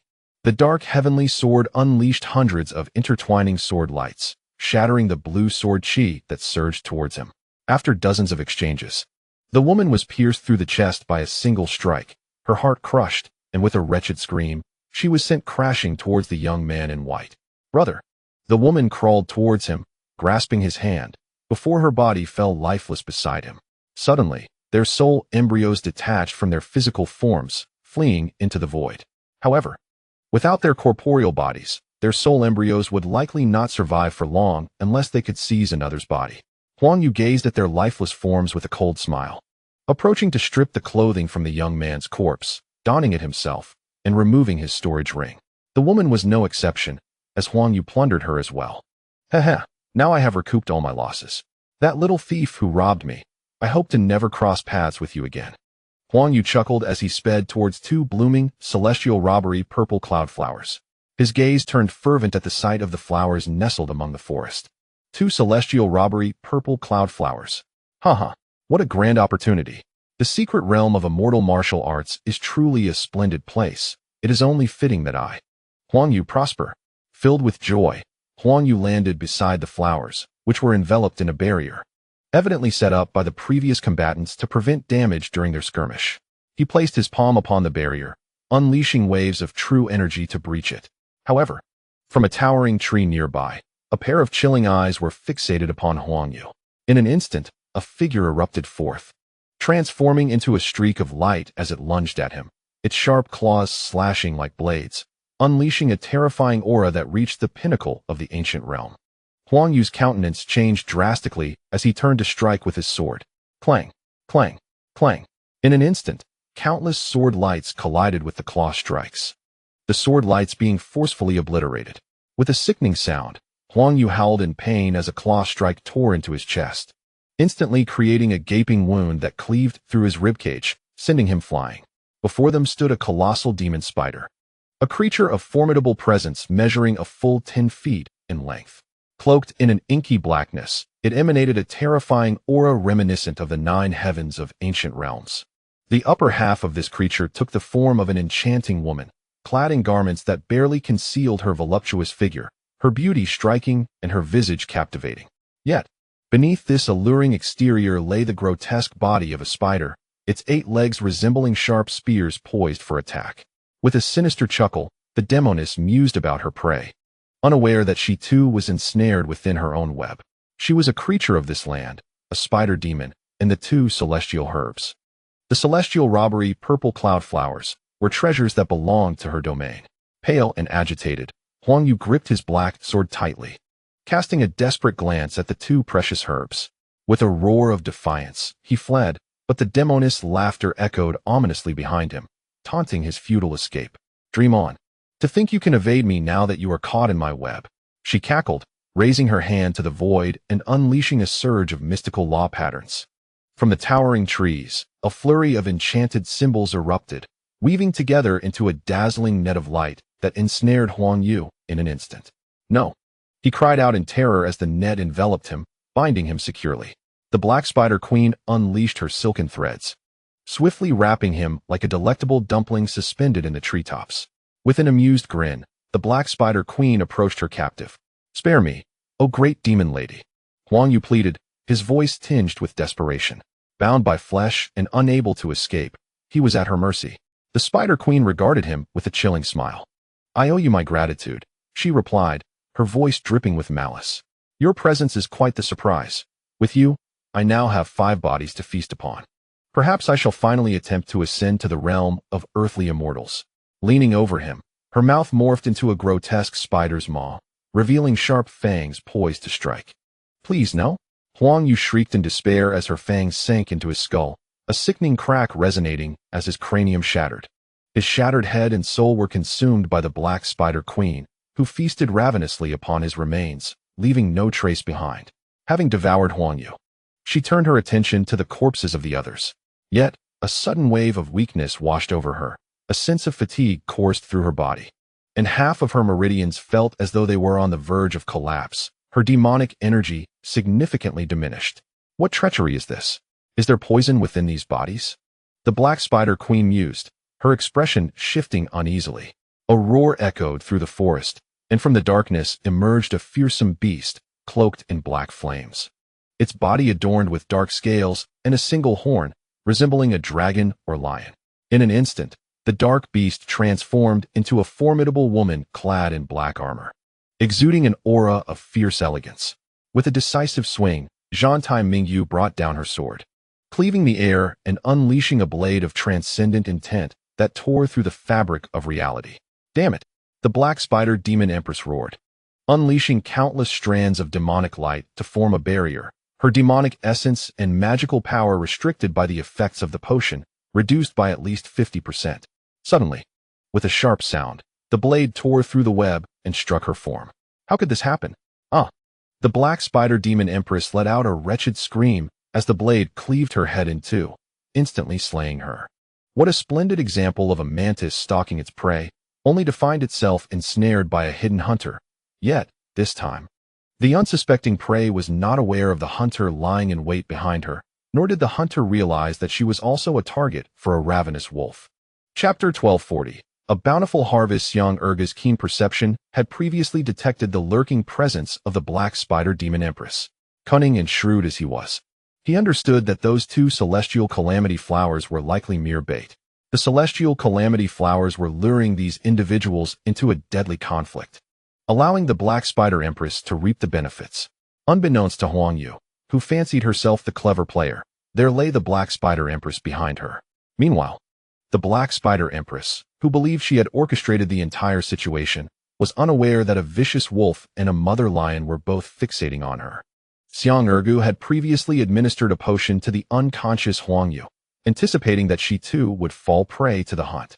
The demon race would not waste the flesh of the human race. They would surely consume her, rendering Huang Yu as bait. Conversely, the black spider empress's bait was the celestial calamity flowers. Regrettably, the potion concocted by Xiang Chun, while containing the finest mandrake as its primary ingredient, was not of celestial quality. Coupled with the black spider empress's ancient peak status and her inherent resistance to toxins, it could not fully incapacitate her.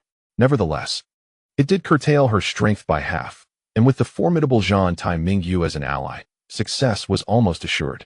Such is the world of cultivation, where a moment's carelessness may lead to death and destruction, leaving one to ponder their final resting place. Ergu must have silently reflected, thankfully, I am blessed with fortuitous luck and the aura of a protagonist, or I would not have lasted long. Zhan Tai Mingyu glanced at the lifeless form of the black spider empress and then at Xiang Chun, who was eagerly gathering the spoils from Huang Yu. A sense of apprehension crept into her heart. She felt a twinge of relief for having brought Xiang Chun along. Had it not been for him, she might have fallen victim to the trap laid by the black spider empress.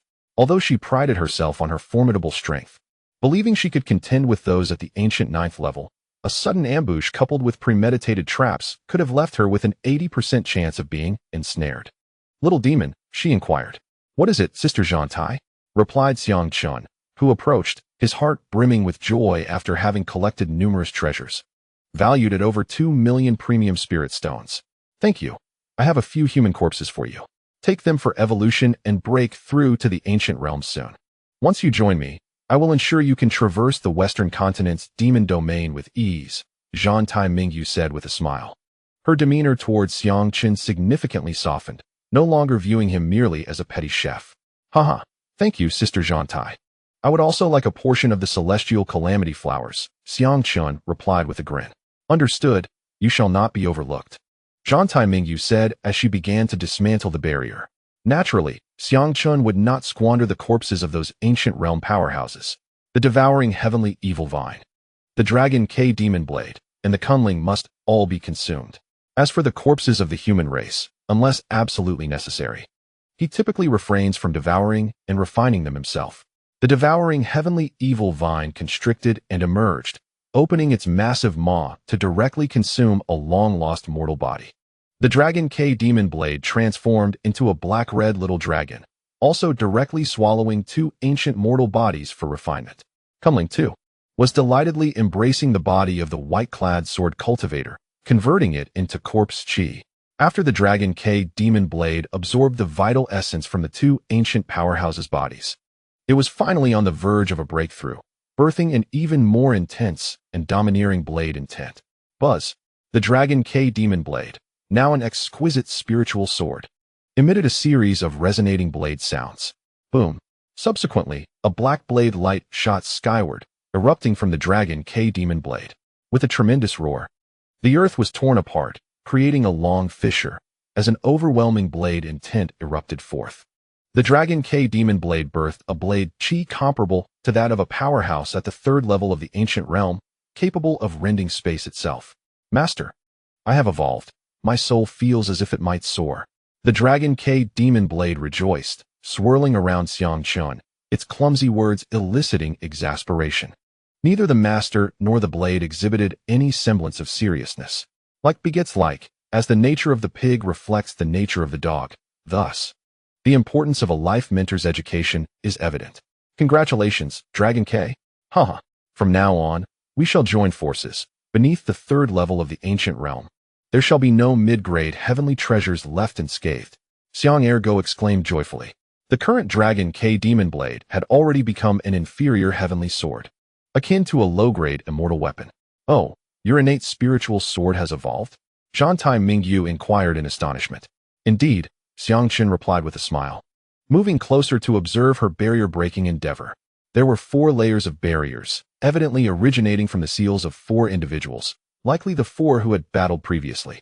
Zhantai Mingyu quickly and cautiously dismantled each layer, fearing harm to the Jiesian Ziyuning. The 2 Jiesian Ziyuning swayed gently, radiating specks of purple luminescence. Extraordinarily beautiful. Finally, they beheld the living Jiesian Ziyuning. Xiang Ergo's gaze grew fervent. This was a celestial herb of immense value. One for you. One for me. Zhantai Mingyu carefully used a jade spade to uproot the Jiesian Ziyuning. Xiang Ergo joined in the process. And within the span of half a joss stick, they successfully unearthed the Jiesian Ziyuning. Zhantai Mingyu even took care to cut a piece of root with a jade knife, replanting it into the soil. In a millennium, another Jiesian Ziyuning would surely emerge. Xiang Chun followed suit, and not only that, he unleashed his innate true essence, causing 2 root segments to swiftly sprout purple tender shoots, developing into 2 saplings. The demon race, born of heaven and earth, would never exhaust their resources. They always left behind provisions for future generations. You, my friend, are also proficient in the art of spiritual planting? Are you a spiritual planter? Zhantai Mingyu exclaimed in astonishment. The spirit cultivators are specialized in nurturing spiritual herbs and grains, akin to the farmers of the cultivation world, wielding the secrets of plant growth. In truth, I am an apothecary and can be considered a half-spirit cultivator as well, explained Xiang Chun. Haha, a versatile little trickster indeed. It's impressive to achieve such gains before reaching the ancient fairy city. This mystical realm is truly brimming with treasures. Zhantai Mingyu's spirits were also high, for the celestial robbery Purple Cloud Lotus could be offered to a respected elder of the demon clan in exchange for various benefits. Such celestial herbs are exceedingly rare, even in the outer heavens. Xiang Qin's gaze shifted to the formidable corpse of the Spider Sovereign, from which Zhantai Mingyu had extracted the demon core. Sister Zhantai, may I have this demon spider? Xiang Qin inquired. You wish to consume something so repulsive? Isn't it poisonous? Zhantai Mingyu responded in astonishment, believing Xiang Chun intended to stew it. It cannot be eaten. Indeed, it is toxic. Even after neutralizing the poison, the flavor of the spider meat is unpalatable. However, the spider's bones and its venom sac are quite useful to me. Take it as you wish. Zhantai Mingyu generously replied.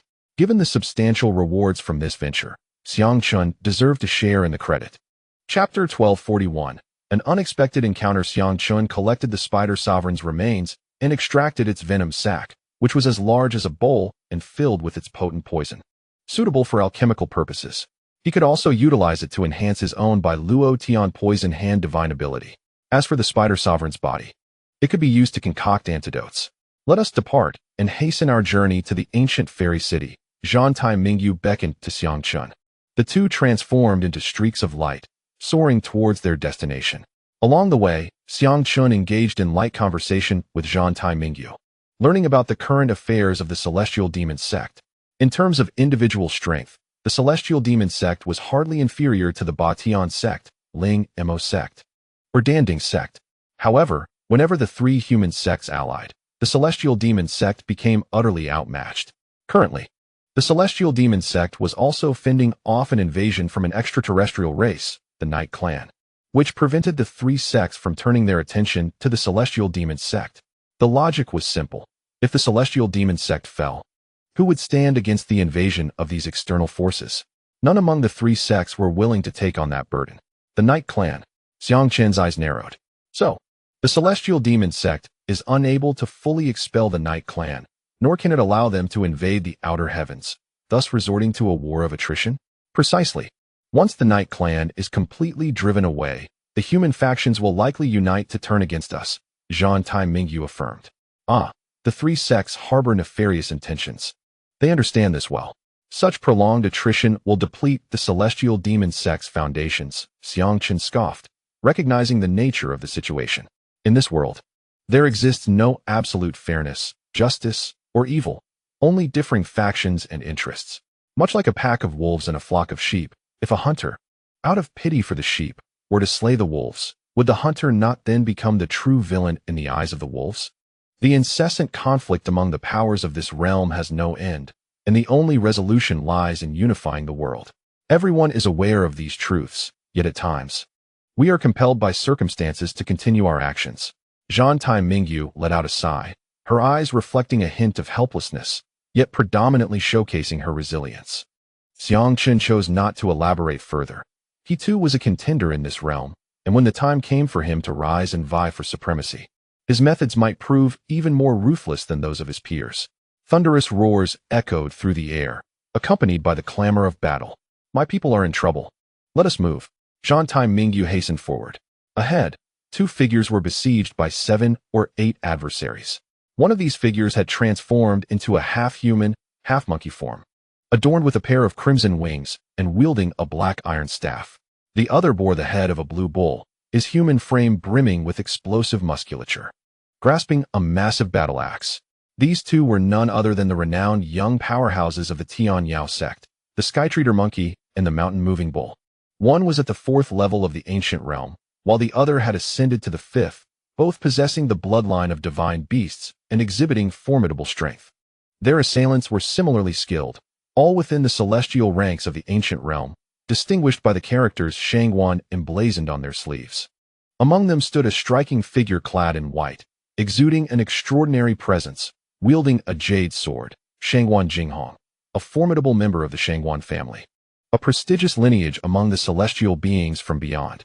Shangguan Jinghong was also a contender for the next leader of the Batian sect and had evidently made considerable preparations for this immortal martial secret realm, significantly enhancing his cultivation.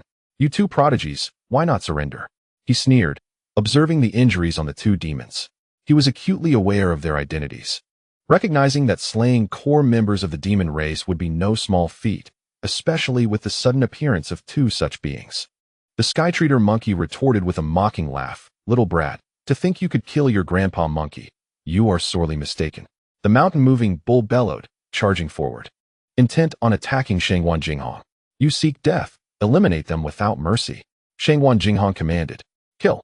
The 7 warriors of the Shangguan family roared in unison, transforming into streaks of light as they launched their assault on the two. Staffs clashed, axe blades tore through the air, and various artifacts and martial techniques collided in a cacophony of power. The mountain-moving bull unleashed a devastating punch, sending one adversary and their artifact flying several kilometers away. Meanwhile, the other was struck by a gigantic magical sword, which, despite the bull's formidable defense, could not withstand the blade's sharpness, inflicting a grievous wound that forced him to stagger backward. On the other side, the Skytreader monkey, moving as swiftly as lightning, found his wings pierced by 2 chains that restrained his speed. Qishao sword technique.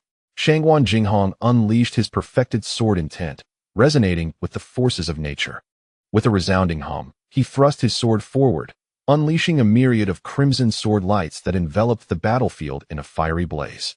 The celestial monkey roared fiercely, brandishing a large staff to fend off attacks, its movements transforming the staff into an immense shield. However, a mystical chain, piercing through its wings, hindered its speed, and it was soon raked by glimmering blades, blood pouring forth. Qishao Starfall Kill, with hands entwined in sword patterns. Shangguan Jinghong's jade sword instantly transformed into a colossal blade engulfed in crimson flames, towering 100 feet high. This giant sword descended like a meteor from the heavens, aimed directly at the celestial monkey, a manifestation of superior martial arts, perfected to its zenith. The might of this strike was such that even a 7th-tier ancient realm cultivator would hesitate to confront it head-on. 10,000 blades concealed. Suddenly, a resonant clang echoed through the heavens and earth, as a Tang-hung battle blade morphed into countless blade shadows, converging into a singular 100-foot blade of light. The descending sword met the blade light, and with a resounding clash, the sword was sent flying, its contained energy erupting in a shockwave that forced the celestial monkey to spit blood, yet it ultimately preserved its life. Who dares? Shangguan Jinghong seethed with rage, her vigilance heightened as she turned towards the southern direction. Senior sister, the celestial monkey rejoiced, spotting a figure racing towards the ground. Upon seeing Shangguan Jinghong, Xiang Qin's initial surprise swiftly morphed into a sinister smile. Within him, the moon charm surged with a thick aura of resentment. Damn it, truly. Enemies are destined to cross paths. Long K, alter the blade's form. Xiang Chun sneered, his facial features contorting as mysterious symbols danced around him, quickly transforming his appearance.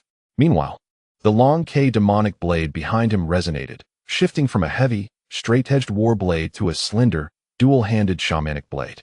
Zhantai Mingyu also cast a glance at Xiang Qin's altered visage, slightly astonished. Ling Xiao, one of the top 10 core disciples of the Batian sect. Little demon, what is your intent? Zhantai Mingyu inquired, puzzled. Hee, just digging a little pit, Sister Zhantai. Act as if you have nothing to do with me. Xiang Ergo grinned slyly. You rascal. Zhantai Mingyu, not one to be easily fooled, quickly grasped Xiang Chen's scheme, realizing he intended to frame Meng Xiao. Xiang Chun employed his void technique, cloaked in a kaleidoscopic illusion, seamlessly concealing his presence. Shengwan Jinghong, are you courting death? Dare to encircle those who threaten me. Zhantai Mingyu bellowed, rushing to the celestial monkey's side. With a swift strike, she unleashed a formidable blade of light, severing the mystical chains binding the celestial monkey. Zhantai Mingyu. Shengwan Jinghong regarded the newcomer with trepidation, recognizing her as the current master sister of the heavenly demon sect. However, upon surveying the 7 ancient realm cultivators at her side, Shengwan Jinghong's resolve solidified. With a cold smirk, she mused, I thought I was to have fortune multiplied. Yet it turns out to be a threefold opportunity. Zhantai Mingyu. Splendid. Slaying you will undoubtedly bring great merit. Zhantai Mingyu, gripping her blade, stood resolute as the celestial monkey took position beside her. What are you attempting to kill me? I know your strength, but numbers prevail. Today, I shall slay you. This female demon, to enhance my glory in the competition for the sect leader. Altogether, Shengwan Jinghong thundered. As the 7 ancient realm elites of the Shengwan clan surged into action, 4 of them diverting to engage the mountain shift bull and the celestial monkey. 3 individuals joined him in launching an assault against Zhantai Mingyu. Kill! Zhantai Mingyu roared, her form partially transforming into that of a half-demon. Her enchanting figure now exuding an overwhelming aura. The sky-chasing monkey and the mountain-moving ox also howled as they charged towards the 4 ancient powerhouses of the Shengwan clan. Shengwan Jinghong unleashed a torrent of crimson sword light, engulfing the surroundings. Among the 3 ancient beings, one conjured a colossal blue magical seal to suppress and annihilate, while another struck forth with a fist, creating a sweeping aura of destructive force. The final one gathered a mystical blade, its radiance piercing the heavens. Heavenly Demon, Dragon Slayer. Zhantai Mingyu swung her blades, intricate runes swirling around them, unleashing a formidable wave of sword energy that coalesced into a massive black dragon. The 100-foot dragon roared forth, shattering the earth and rending it asunder. The magical seal was obliterated in a single strike, the dragon's tail crashing down and shattering the descending blade. The dragon twisted and twirled, obliterating countless beams of sword light.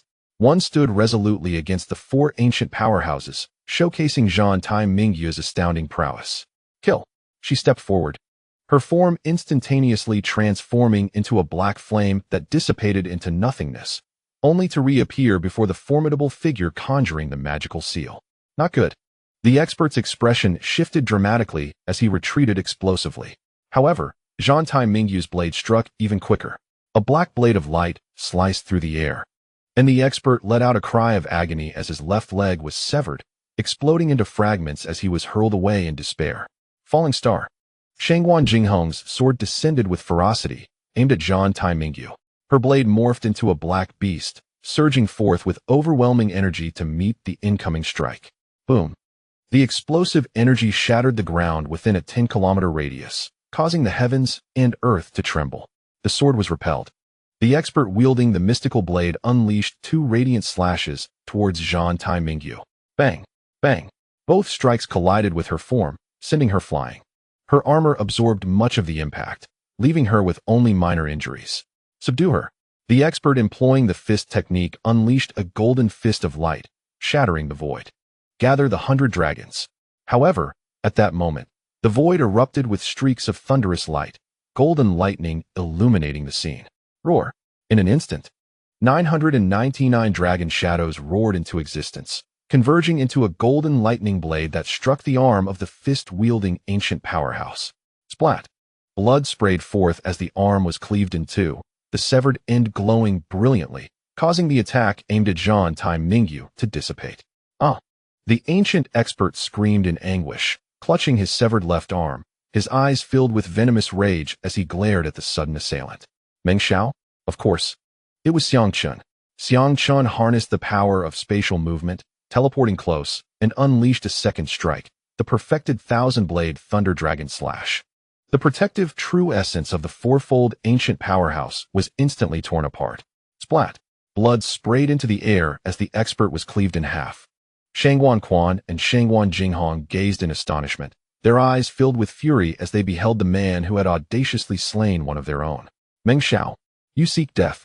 As Shangguan Jinghong erupted in fury, a torrent of formidable sword energy surged forth, propelling him directly towards Xiang Chun. The latter staggered back. While he could manage a sneak attack, confronting a timeless powerhouse like Shangguan Jinghong head-on would necessitate the revelation of many of his hidden trump cards. Do not forget about me. 1,000 slashes. Zhan Tai Mingyu declared coldly, and in an instant, over 1,000 blades of light enveloped and surged towards Shangguan Jinghong. Struck by one of the blades, Shangguan Jinghong was sent reeling, spitting out a mouthful of blood. Though he had not been slain, it was evident that he possessed a powerful protective artifact. As he staggered back, fending off Zhan Tai Mingyu's relentless assault, he cursed furiously, Ling Xiao. You dare to betray the human race and collude with the demon clan? I shall certainly report this to the punishment hall. He did not doubt that it was Ling Xiao. Their competitive animosity was well known. Furthermore, he was aware that Ling Xiao was the only contemporary disciple capable of mastering the thousand-blade Thunder Dragon technique to such a degree. Xiang Chun, adjusting his voice to mimic Ling Xiao, retorted, I have no collusion with the demon clan. I merely find you insufferable and wish to eliminate you. I have no ties with the demons whatsoever. Damn you, Ling Xiao. From this day forth, we shall be irreconcilable. Seeing that Zhan Tai Mingyu had also dispatched the family powerhouse whose leg she had severed, Shangguan Jinghong issued a fierce command and turned to flee, shattering a talisman to enhance his speed. Retreat. With that command, the remaining 5 from the Shangguan family promptly withdrew. As the Shangguan clan retreated, Zhan Tai Mingyu and the others chose not to pursue. The handsome visage of Shangguan Jinghong twisted into a grotesque snarl. Ling Xiao, you scoundrel! You infuriate me. I, Shangguan Jinghong, shall not rest until I have slain you. Raising a timeless powerhouse was no easy feat for the Shangguan family.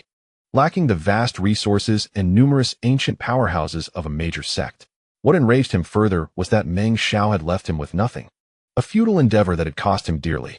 Far away, a golden light streaked across the ground. Achu! The real Ling Xiao suddenly sneezed several times, his brow furrowing slightly. Is someone thinking of me? He pondered silently, gazing up at the sky. Oh, what peculiar clouds! He remarked as he observed a cloud that resembled a massive pot hovering above him. In the meantime, Ling Xiao remained oblivious to the brewing storm of enmity between him and Shangguan Jinghong, their hatred having reached a boiling point that promised a fierce clash upon their inevitable encounter. Meanwhile, Guzi, skilled in framing others and shifting blame, had become increasingly adept at his craft. The state of the world henceforth would depend largely on his whims. On another front, the Monkey King and the Mountain Cow had collapsed to the ground, utterly exhausted. Their astonished gazes fell upon Xiang Chun, whose appearance seemed to shift yet again, their expressions a mix of wariness and surprise. However, seeing Xiang Chun by their senior sister's side suggested a deeper connection. Senior sister, is he Ling Xiao? The Monkey King inquired, puzzled. Zhan Tai Mingyu shook her head, responding, allow me to introduce him. This is my little brother. Wait, what is your name?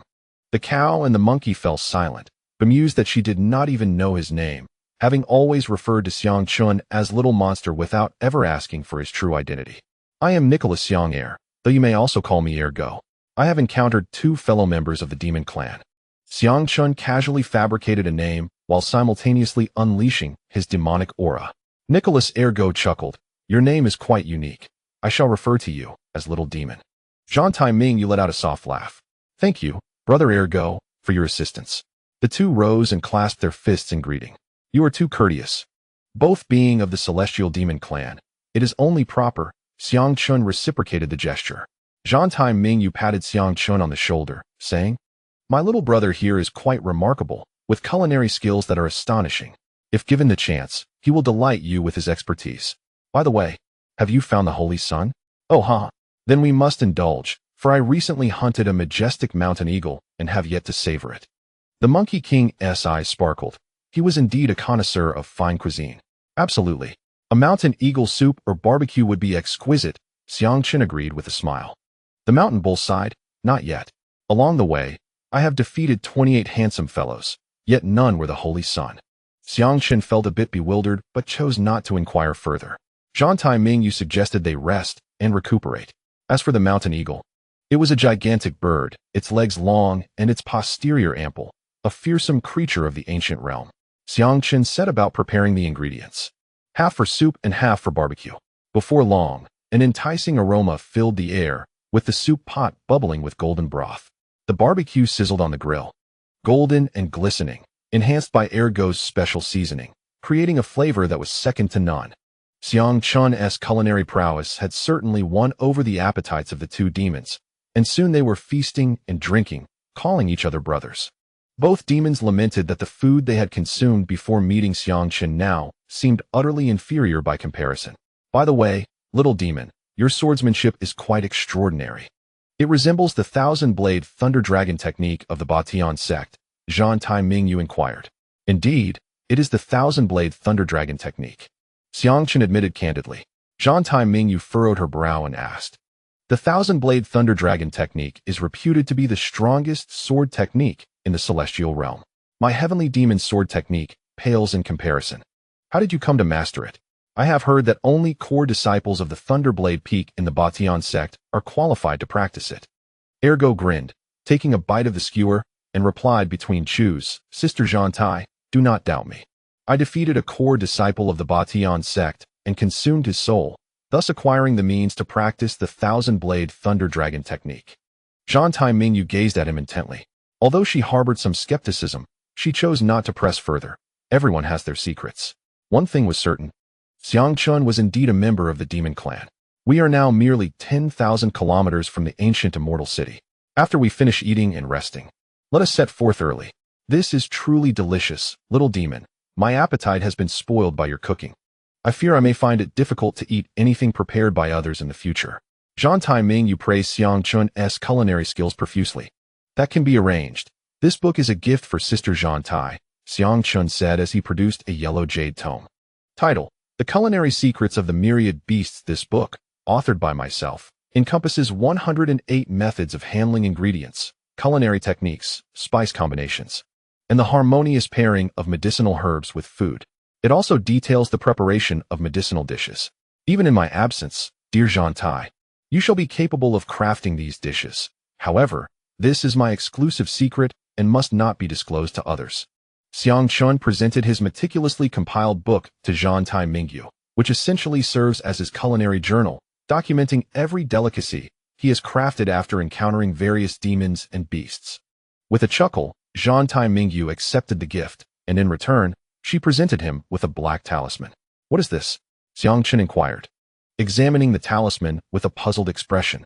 Brother Ergo, this is the celestial demon talisman. With this artifact in hand, should you face challenges in any realm, invoking this talisman will summon nearby demon clans to your aid. It is indeed a privileged talisman, explained Chuan Tianho. What a treasure. Thank you, dear Sister Zhantai. Xiangqun gratefully received it. Once the group had satiated their hunger and replenished their energy and magical prowess, they resumed their journey toward the ancient immortal city.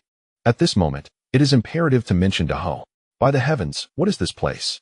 Exclaimed Xiahou Wu, astonished as he rode atop his little demon dragon, gazing at the resplendent world before him. The landscape was adorned with magnificent ancient architecture, featuring exquisite jade towers and splendid palaces, alongside towering spires that seemed to pierce the very heavens. The streets were paved with spirit jade, imbued with potent magical runes, and the air shimmered with celestial energy, invigorating all who inhaled it. Numerous medicinal gardens flourished around, cultivating spiritual and even celestial herbs, though they were protected by formidable barriers. Goodness gracious! The ground is laid with exquisite spirit jade. What opulence! I must seize a few pieces, Xiahou Wu exclaimed, his eyes gleaming as he leaped off his dragon. Transforming his heavenly quake spear into a large hoe, he struck the ground with fervor. Clang! Thud! The force of his blow resonated, sending a jolt through his arms and leaving his ears ringing. Yet, upon inspection, he found merely a shallow groove in the ground. Meanwhile, his dragon was gnawing at a jade pillar, crafted from top-tier spirit jade, yet it too was unable to make any progress. What sort of runes are these? It's so unyielding. Xiao Wu shook his arm in disbelief. Could this be the ancient immortal city?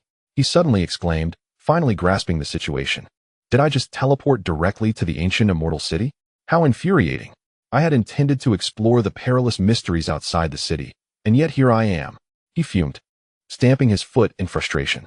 Countless souls had perished en route, never glimpsing the splendor of the ancient immortal city, and yet this fellow had been directly transported here, lamenting his luck as though he were bereft of fortune. Chapter 1244. A familiar feeling. Father Xiao Ho calling for the dog. Calling for the dog. Dog. If you hear this, please respond. The voice of Xiao Ho echoed through the ancient towering woods, reaching the ears of Xiang Ergo, who was hurrying through the trees, his waist adorned with a storage pouch specifically for transmitting sounds through spirit jade. Xiang Chun retrieved the transmission spirit jade and pressed it against his forehead, allowing his soul energy to surge within as he inquired, Prince, why call me father? Where on earth are you? I've already arrived at the middle ancient immortal city. What's that? You've made it? Replied Xiao Wu, astonished. I still have 10,000 kilometers to cover. How did you get there so swiftly? Xiang Ergo stared in disbelief. I cannot say. After entering with the people from the Ling Xiao sect, my head spun in a dizzying blur, and when I regained consciousness, I found myself in a grand city. Xiao Wu lamented, his tone reflecting his predicament. Damn it, what kind of luck is this? I'm thoroughly amazed. Upon my arrival, I had to battle the Serpent King and was subsequently beaten by a succubus, while you teleported directly into the city from tens of thousands of kilometers away. Why is there such a disparity in our fortunes? Could it be that the child of destiny Hai Ching spoke of as you? Xiang Ergo, infuriated by these words, felt the weight of their contrasting fortunes. You unfortunate wretch, hurry here. This place is opulent beyond measure, with spirit jade strewn everywhere. I attempted to excavate a few slabs of spirit jade, but I cannot manage it. Excavate. Get to the middle ancient immortal city and seek treasures instead of digging up ground tiles. Are you trying to drive me mad? I should arrive in a few hours. So be cautious and avoid triggering any prohibitions or falling into deadly formations. Upon hearing Xiao Wu's frivolous excavation, Ergo felt an overwhelming urge to hurl stones at him. Understood, quit your incessant prattling. Just come here already. By the heavens, I've discovered a celestial herb. I've lost contact. With that, Xiao Wu severed the transmission, and Xiang Chun retrieved the jade, sighing silently, bearing the identity of a protagonist, yet lacking the fortune befitting one. Ergo silently raised a middle finger toward the heavens before hastening his pace to follow behind Zhantai Mingyu and the others toward the middle ancient immortal city. Among the countless souls who entered the immortal martial secret realm, nearly all those who were aware of the direction to the middle ancient immortal city were making their way thither. Along the journey, innumerable demons and monsters lay in wait, and many weaker individuals fell victim to the perils of the path. For instance, in the northernmost region of the immortal martial secret realm, the sky was a deep crimson, shrouded in billowing smoke. The air was thick with searing heat, and the very fabric of space seemed to warp as one gazed upon the land. It resembled a world consumed by magma, with numerous volcanoes towering amidst the molten rock. The magma glowed a vivid red, and the flames dancing above it radiated an astonishing heat. Earth's heart fire. Suddenly, a towering volcano erupted with a thunderous roar, sending debris soaring into the sky. A magma column, over 100 meters in diameter, shot forth into the heavens, the earth trembling beneath the force of its release. The smoke billowed, obscuring the sky, crafting a scene reminiscent of the apocalypse, a spectacle of unparalleled grandeur. A terrified scream echoed from above as a figure plummeted into this realm. It was a celestial king of the 8th layer of the tranquil realm, who, upon entering this area, plunged directly into the magma. No, the celestial king screamed, his true essence shielding him. Yet, the terrifying earth's heart fire and the searing heat of the magma enveloped him, and his very flesh began to melt away, even through the barrier of energy. Help! No! He struggled within the molten lava, utterly unable to ascend, as his flesh disintegrated at a visible pace. skin and muscle dissolving into a gruesome broth that revealed bloodied bones. After a brief struggle, he was reduced to a mere skeleton, which gradually succumbed to the ashes. This was the heart of the Earth's Fire Mountain Range, one of the deathly forbidden zones within the realm of celestial martial arts. Such was the direst of fates, falling to the ground only to become a lifeless husk, reduced to ashes. The infernal flames of the earth, during the trials of ascension, included a trial where the corporeal form is consumed by the earth's fire. The flames here were likely no less formidable. For those with slightly better fortune, they landed upon a volcanic rock, yet all around were seas of lava, save for a few fire rocks standing resolutely amidst the molten expanse. How unfortunate to have landed in the heart of the Earth's Fire Mountain Range, a place recorded as one of the deathly forbidden zones. A man clad in azure, possessing the sixth tier of the ancient realm, gazed at the lava and fiery earth surrounding the rocks beneath his feet, his expression grim. With a swift leap, he propelled himself to a fiery rock 800 meters away. The heat radiating from the stone scorched his soles. This formidable being hopped away from the perilous spot, not daring to linger for even a moment. Suddenly, a thunderous roar erupted from the molten depths. A massive hand formed from the lava surged upward, aiming to grasp the sixth-tier ancient sovereign. Alarmed, the sovereign's face shifted as he waved his sleeves, unleashing a beam of spiritual light from his treasured artifact, a colossal golden staff that transformed into a radiant projectile. The staff collided with the enormous hand, releasing a tempest of fierce energies. Yet, another hand emerged from below, seizing him from behind, dragging him inexorably toward the molten depths. In the lava, anguished cries of this powerful figure echoed. The mythical beast recorded in the ancient ruins discovered by Xiang Chun was indeed found in such a perilous realm. At that moment, a searing light descended from the heavens. Within this brilliance appeared a youth strikingly similar to Xiang Chun, with striking beauty akin to that of a woman, his mane a vivid shade of crimson. Tianyu had ventured from the continent into this secret realm. With an aura pulsating at the 8th tier of the celestial realm, he plunged into the molten lava. Immersed in the lava, he felt no harm from the intense heat. Rather, an abundance of fiery spiritual energy surged into his being. Is this the celestial martial arts realm my elder brother summoned me to? Tianyu pondered, sensing a profound familiarity and warmth here, as if this place were a home he had once known. Suddenly, his body erupted in a cascade of glowing runes. In agony, Tianyu let out a pained scream as his form began to swell, his skin transforming into molten lava, engulfed by terrifying flames. In an instant, he morphed into a towering giant composed entirely of magma and fire, standing 100 feet tall. A torrent of infernal flames and molten lava surged into his body, transforming Tianyu into an insatiable abyss that seemed to devour everything around him. Boom! In an instant, a circle of crimson seals within him shattered with a resounding crack. Tianyu's essence erupted, radiating an even more terrifying aura. Chapter 1245. Brazen Facade. Tianyu was no mere creature of the pond. Could he truly be reduced to pus upon encountering lava? On another patch of land, a strikingly handsome cultivator screamed in agony, struck down by the staff of the mischievous monkey. The 78th. The mountain-moving bull lifted the man, probing his essence, only to sigh in disappointment. Clearly, he lacked the bloodline of a sacred beast. Must we really thrash those who are handsome? The oblivious Xiang Ergo timidly inquired. Indeed, our esteemed elder turtle of the Tianyao sect has decreed that the more handsome one is, the harder they must be beaten. The mischievous monkey declared, stowing away his staff. Goodness, what kind of madness afflicts this elder turtle? Have all the handsome men in the world crossed her? Xiang Chun thought bitterly, resolutely deciding to conceal his own striking appearance. Otherwise, should he be as devastatingly handsome as he was, he might end up severely punished.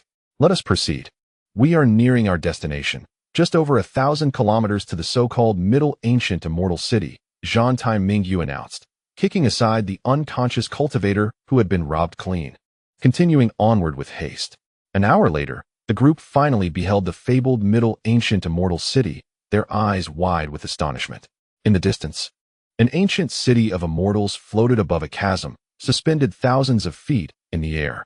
This city, bathed in earthy hues, exuded an aura of antiquity and grandeur, its massive form stretching far beyond their sight. Below the city, ethereal pathways of clouds led towards it. These cloud paths, resplendent in white, appeared to be condensed mist, entwined with celestial energy and adorned with intricate golden symbols, numbering in the tens of thousands.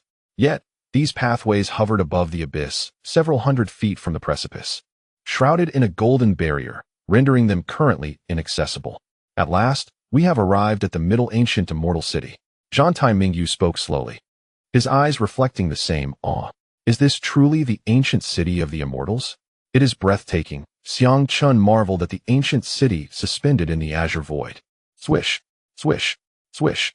Not only they, but figures from all directions converged at remarkable speed, like flashes of lightning. Beneath the middle ancient immortal city, a multitude had already gathered, thousands upon thousands of souls. Has the ascension cloud path not been opened yet? Xiang Chun frowned at the myriad of cloud paths, each stretching dozens of feet into the sky. The ascension cloud path, with its 20,000 routes, led to a singular spatial gateway into the immortal city. Each gateway could admit only one individual before sealing shut. What does this signify? Over 1 million had surged into the immortal martial secret realm, yet only around 20,000 would ultimately find their way inside. It seemed that once the ascension cloud path opened, it would herald the onset of a chaotic melee among millions. Xiang Chun envisioned the scene of carnage that would unfold upon the opening of the celestial cloud path. A spectacle of grand proportions. The traces of immortality. Are these the remnants of the immortal city? To witness such ethereal signs in this lifetime would render any regrets moot. I, Wang Tong, must carve a bloody path, vying for the supreme opportunities within. Those who rushed here, without exception, gazed in awe at the ancient celestial city, their hearts reverberating with astonishment. The celestial martial secret realm could be deemed the most valuable remnant of immortality among numerous starry worlds. This is also one of the reasons why many foreign races relentlessly assault the realm beyond the heavens. Historically, those who have attained immortality through the opportunities within the celestial martial secret realm are numbered in the thousands. Such figures are enough to incite envy among the continents of any starry world in this dimension. An increasing throng of individuals arrived. The crowd swelled with members of various races, humans, demons, sea dwellers, and powerful beings from the realm beyond and the 9 provinces. Additionally, there were not a few hidden identities of foreign race powerhouses sneaking in. Senior sister. As Zhantai Mingyu appeared, several figures hastened toward her. Each bore a demonic aura, unmistakably disciples of the heavenly demon sect. Senior sister, have you found the Holy Sun? A stunning woman in fiery red attire approached, her figure alluring and her beauty enchanting. Her phoenix eyes adorned with crimson shadow, exuding a beguiling charm. The slit of her skirt revealed a generous portion of her fair, shapely legs, which could easily ensnare the hearts of men. Her ample bosom partially exposed, a glimpse of creamy skin hinted at depths of desire.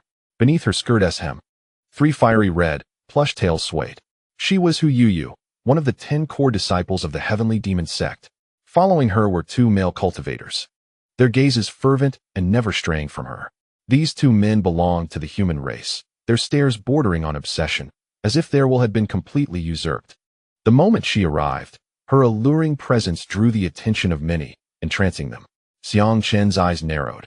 Her soul's enchanting power was formidable. Activating his moon gaze, he discerned that the captivating beauty before him was, in truth, a 3-tailed red fox wreathed in flames. The 3-tailed flame spirit fox, an immortal beast of the ancient realm, possessed the cultivation of the 4th level and bore the bloodline of the legendary 9-tailed flame fox, naturally adept at fire control and endowed with soul-influencing powers. Second only to the 9-tailed illusion fox.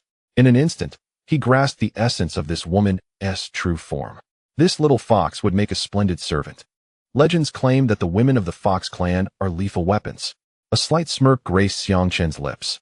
The 2 men trailing Hu Yu were mere puppets, their hearts entirely ensnared by her enchanting abilities, becoming her heart slaves. Both of these heart slaves were also formidable beings of the ancient realm. Senior sister Yu, quickly suppress your enchanting power. I can barely contain myself. Quan Chen Ho gazed at her, parched. Struggling to maintain his composure, he excused himself to find a secluded grove, recalling that there was indeed the presence of someone possessing the same allure. Hu Yu cast a sidelong glance at Quan Chen Ho. I can't take it anymore. The mountain-moving bull let out a peculiar cry, already sprinting toward a large tree. No, Granny Xian Gui's divination, this time, is utterly unreliable. You little vixen. Hurry and stow away your power. I have a little brother with a carefree disposition behind me. Do you wish for him to perish from an overflow of vitality? Zhang Taimingyu shook her head and glanced at Xiang Chun beside her. To her astonishment, Xiang Chun exhibited no reaction whatsoever. Hu Yu, equally surprised, scrutinized Xiang Chun and noted his perfectly normal demeanor. Generally, men of the carefree realm, so close to her, would be utterly entranced, wearing an expression of foolish infatuation. Greetings, Sister Hu. You are truly exquisite. The moment I beheld your beauty, I fell ill. Indeed, there exists a malady known as lovesickness. Your unparalleled visage resembles the pure white snow lotus atop Tian Shan, and your ethereal elegance is akin to the proud, snow-red plum blossom, captivating hearts. Your alluring foxtail is simply enchanting. I have never encountered such a breathtaking beauty. Xiang Ergo's exuberant flattery left Zhang Taimingyu and the others utterly speechless. Chapter 1246. Arrogant and flamboyant Hu Yu was momentarily taken aback by the compliments, then quickly regained her composure. Covering her mouth with her slender jade finger and giggling softly, "Little brother, you possess a way with words. Senior sister, is this little demon your disciple? His tongue is so sweet, always speaking the unvarnished truth." Zhang Taimingyu's delicate face darkened slightly as she muttered that no man was worth a dime. In truth, she felt a twinge of annoyance. Why had this little rascal never praised her? "Senior sister, you too are a paragon of beauty among mortals." Xiang Ergo, adept at reading the room, turned to Zhang Taimingyu with a smile. "If Sister Hu's beauty is like a beguiling flower, then Senior Sister's beauty is akin to a resplendent rose, strong, resolute, and formidable. Just look at your ample bosom. It could embrace the entirety of the world. And your powerful arms, embodying masculine beauty, could support the heavens above or strike down the kindergarten below. Your slender waist stands tall like a javelin, and your gallant spirit makes you a true heroine of unmatched grace." Xiang Ergo's effusive praise transformed Zhang Taimingyu's previously stern expression into one of delight, her brows relaxing into a smile. The mischievous monkey, having honed its ancestral skills, stared in awe at the scene.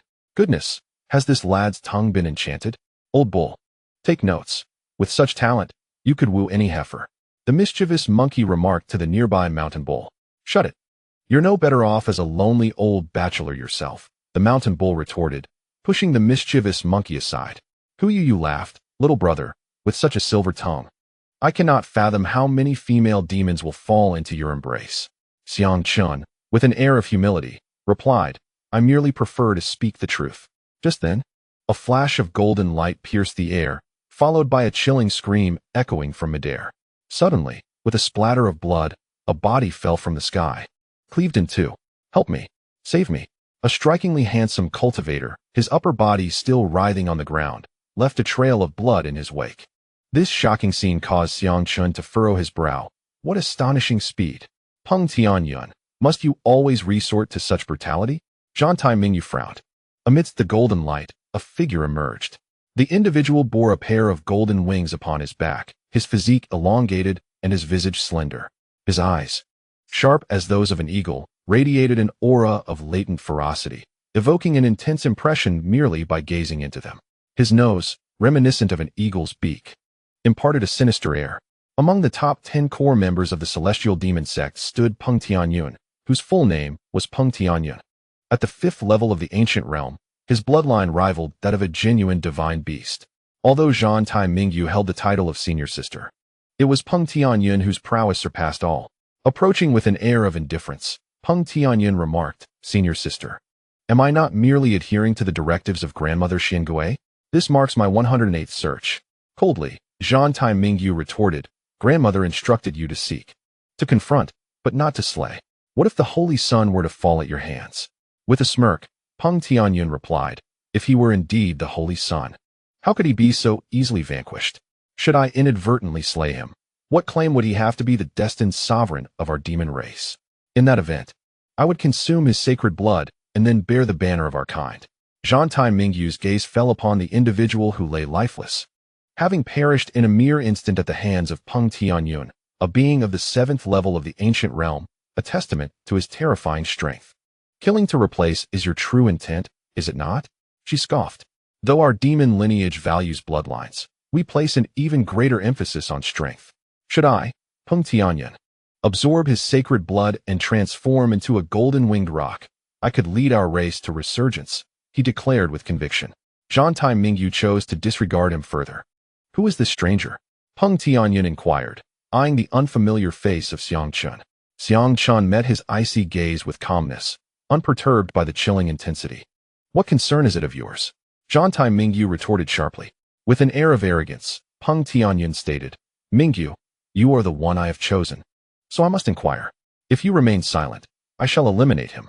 Dare to lay a hand on him, and you'll find yourself dreaming, Zhan Tai Mingyu threatened, manifesting the Tang Hung war blade in her grasp.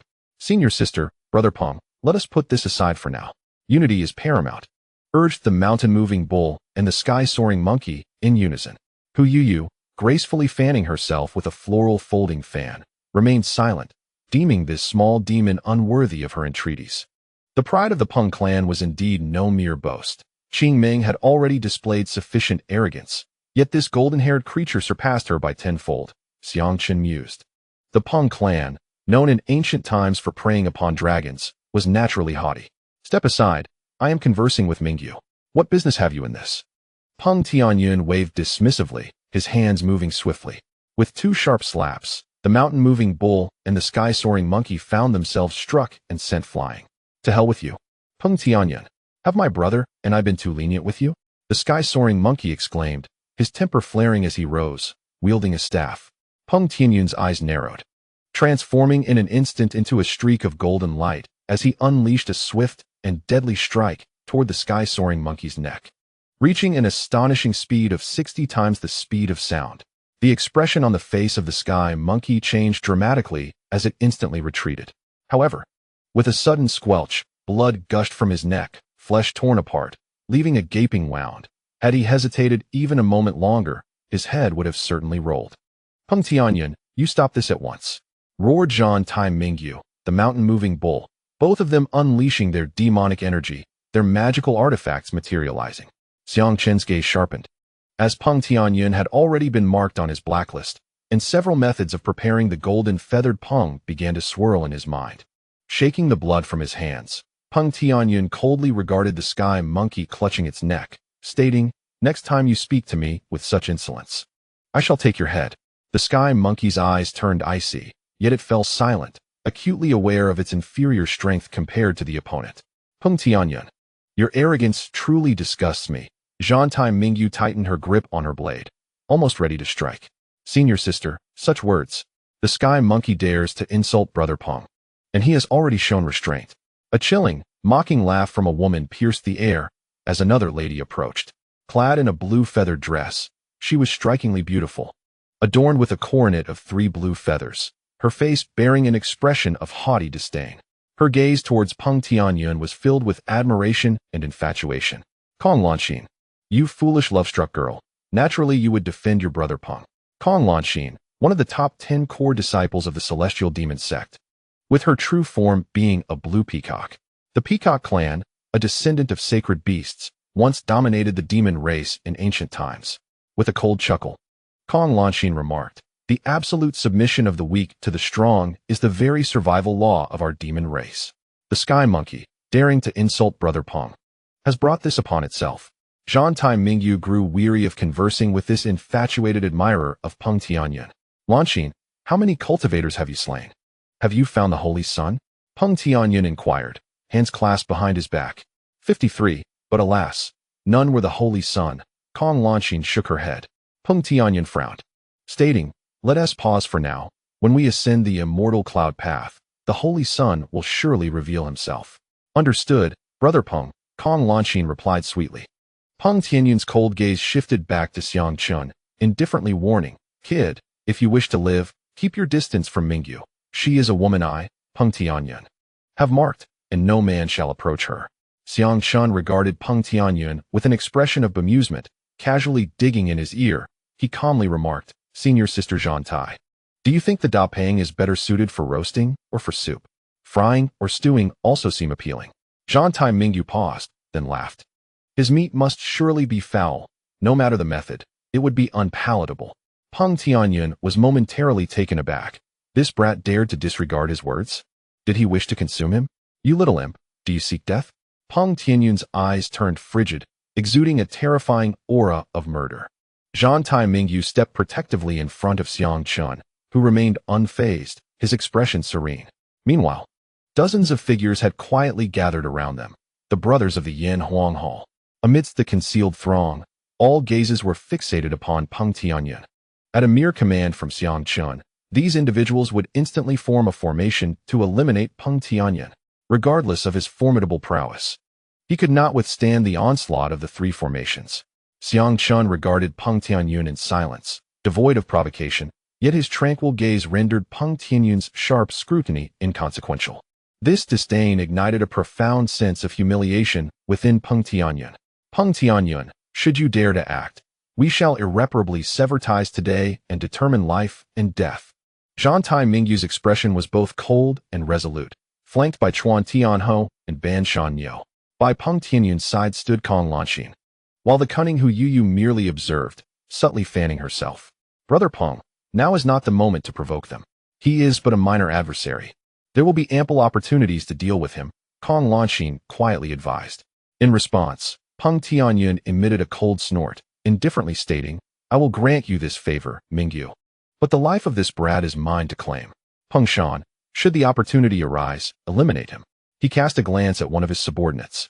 Yes, young master, replied a stern-faced youth, a core disciple of the Tianyao sect, with a cultivation of the second level of the ancient realm, hailing from the Peng clan.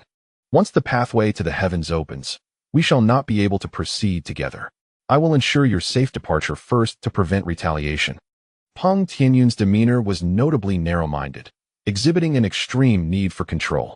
Zhang Tai Mingyu turned to Xiang Chun, who, upon hearing her words, felt a warmth in his heart and replied with a smile, Sister Zhang Tai, fear not. I am quite astute and possess ample means of self-preservation. You need only focus on securing your own path. Zhang Tai Mingyu furrowed her brow slightly, but seeing the confidence radiating from Xiang Chun, coupled with his cleverness throughout their journey, she felt a measure of reassurance. Very well, take care of yourself. Once the secret realm concludes, if you still draw breath, I shall recommend you join the Tianyao sect, she affirmed, patting Xiang Chun on the shoulder. Thank you, monkey brother, bull brother. Xiang Chun expressed his gratitude with a respectful clasp of his fists towards Chuan Tianho and Ban Shan Niu. Ah, we are merely brothers who have shared drinks. It is nothing, they replied nonchalantly. Indeed, ergo be cautious. Peng Tianyun is a lunatic who detests any challenge to his authority, they added, dismissing the earlier assistants. Rest assured, Xiang Chun said, a slight smile gracing his lips. He turned his gaze towards those accompanying Peng Tianyun, his eyes cold. I have plenty of grilling racks. I fear not your approach, though I lament never having tasted Peng meat. His focus sharpened on Peng Tianyun once again.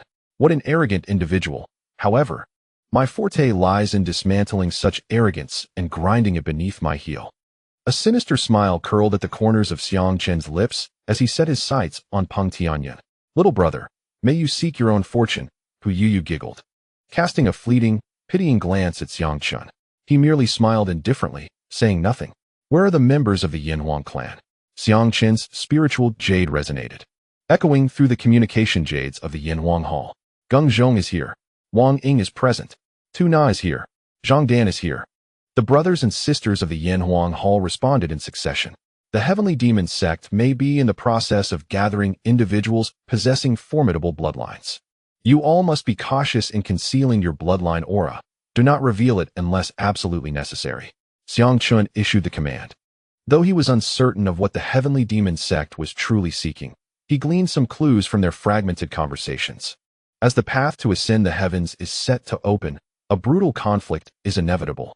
Each person should choose a weaker path and avoid clustering with the powerful. Understood. Everyone responded in unison. At that moment, from afar, a furious roar erupted from the Batian sect. Shangguan Jinghong's gaze fell upon Ling Xiao, and upon seeing his eyes, her countenance flushed with rage, unleashing a remarkable killing intent and sword energy. Kill! Shangguan Jinghong surged forth, her sword transforming into a crimson bolt of lightning, striking directly at Ling Xiao. Ling Xiao, caught in bewilderment, was taken aback as her blade descended upon him. His expression shifted drastically. and he hastily raised his sword to defend. The clash of blade against sword unleashed a terrifying force, knocking the defensively positioned Meng Xiao back, causing him to cough up blood. "Shangwan Jinghong, what are you doing? Have you lost your mind?" Meng Xiao roared in protest as he retreated. Despite their discord, it had never escalated to such a blatant confrontation. "You know exactly what you have done, Meng Xiao. You have gone too far. Prepare to pay with your life." Shangwan Jinghong bellowed, her sword energy surging forth once more. "What have I done? Am I the one who has gone too far? You lunatic, Shangwan Jinghong. It is you who has crossed the line. Do not blame me for being merciless." Thousand Blades Thunder Dragon Technique. Though Meng Xiao was bewildered, his anger ignited, and he retaliated with all his might. A fierce battle erupted between the two core disciples of the Batian sect, drawing countless onlookers. In the shadows, the mastermind, Xiang Ergu, observed the scene with a cold smile. However, compared to these two, Xiang Qin's attention was focused on another individual. Chapter 1248. A gathering of heroes among the disciples of the Batian sect. A young man clad in a black dragon robe exuded an extraordinary aura, standing out distinctly. Beside him stood a woman adorned with a purple veil, her violet eyes possessing extraordinary perceptive abilities. Ji Wushuang, Li Xuanji, Xiang Qin thought to himself, recognizing that this individual was the most hidden among the top 10 core disciples of the Batian sect.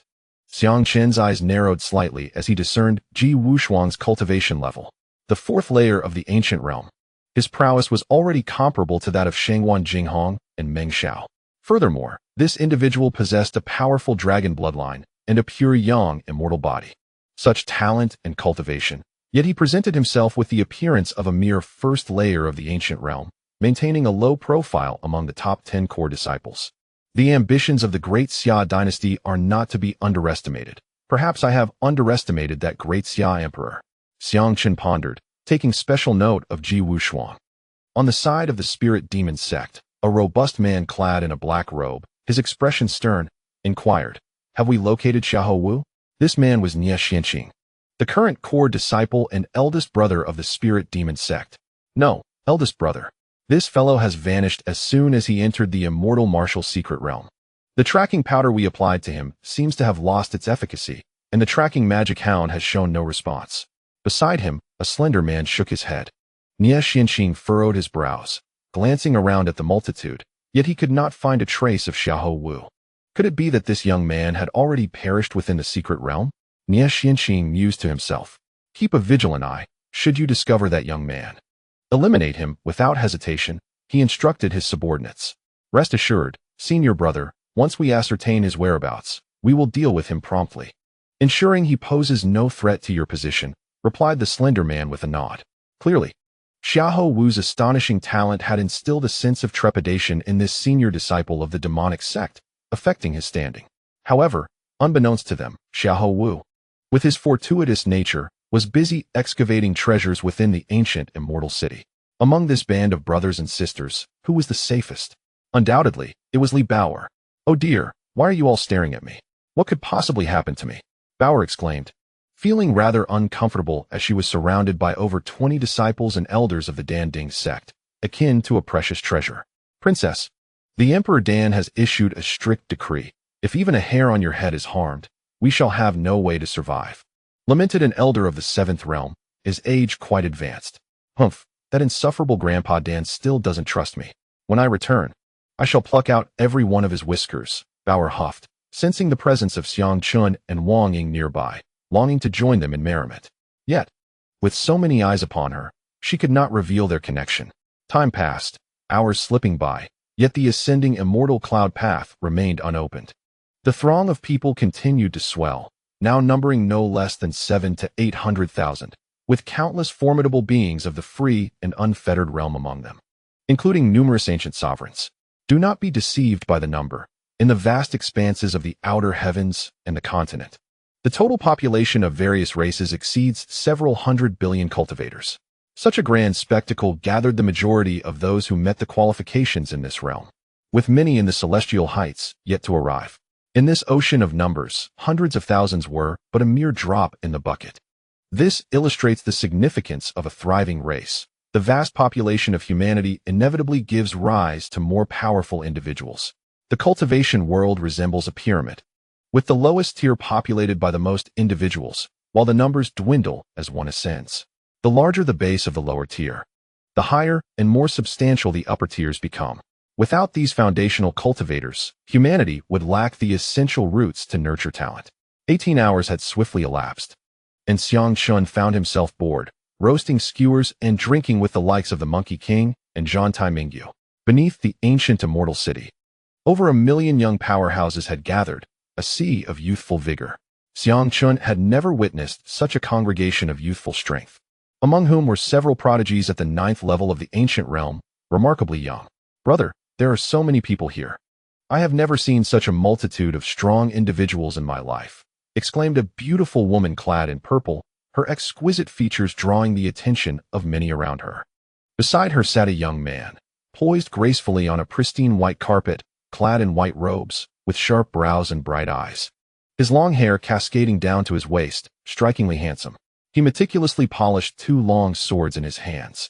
One gleamed brilliantly, radiating an extraordinary sharpness, unmistakably a divine, sort of unparalleled quality.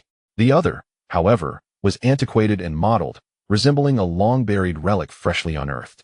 The siblings, Dugu Piaoxue and Dugu Yuming, stood together. Dugu Piaoxue gazed at his sword, its surface reflecting his handsome visage. These individuals will soon become our adversaries, Yuming. The path to immortality is fraught with peril, and your cultivation is insufficient to seize a chance. Remain here while I proceed. Understood. Sigh. If only I possessed my brother's strength, Dugu Yuming lamented. Being at the 5th level of the free and unfettered realm, it has been many years since I last saw junior brother Xiang Chun. I wonder if he will attend this grand event. Dugu Yuming scanned the throngs of people. With such a multitude, it would be challenging to locate a single individual without employing spiritual senses. He is undoubtedly here, Dugu Piaoxue asserted confidently. Oh, truly? How can you be so certain, brother? Dugu Yuming inquired with a hint of delight, for she shared a deep camaraderie with Xiang Chun. Listen, Dugu Piaoxue produced a jade talisman for communication. Hey, old Capricorn. It's been ages. I thought you had met your end somewhere. Speak up. Xiang Chen's playful voice resonated, evidently having recognized the siblings first. Junior brother Xiang. How have you been? Dugu Yuming quickly responded. Yuming, my dear senior sister. It has been too long. I have missed you dearly.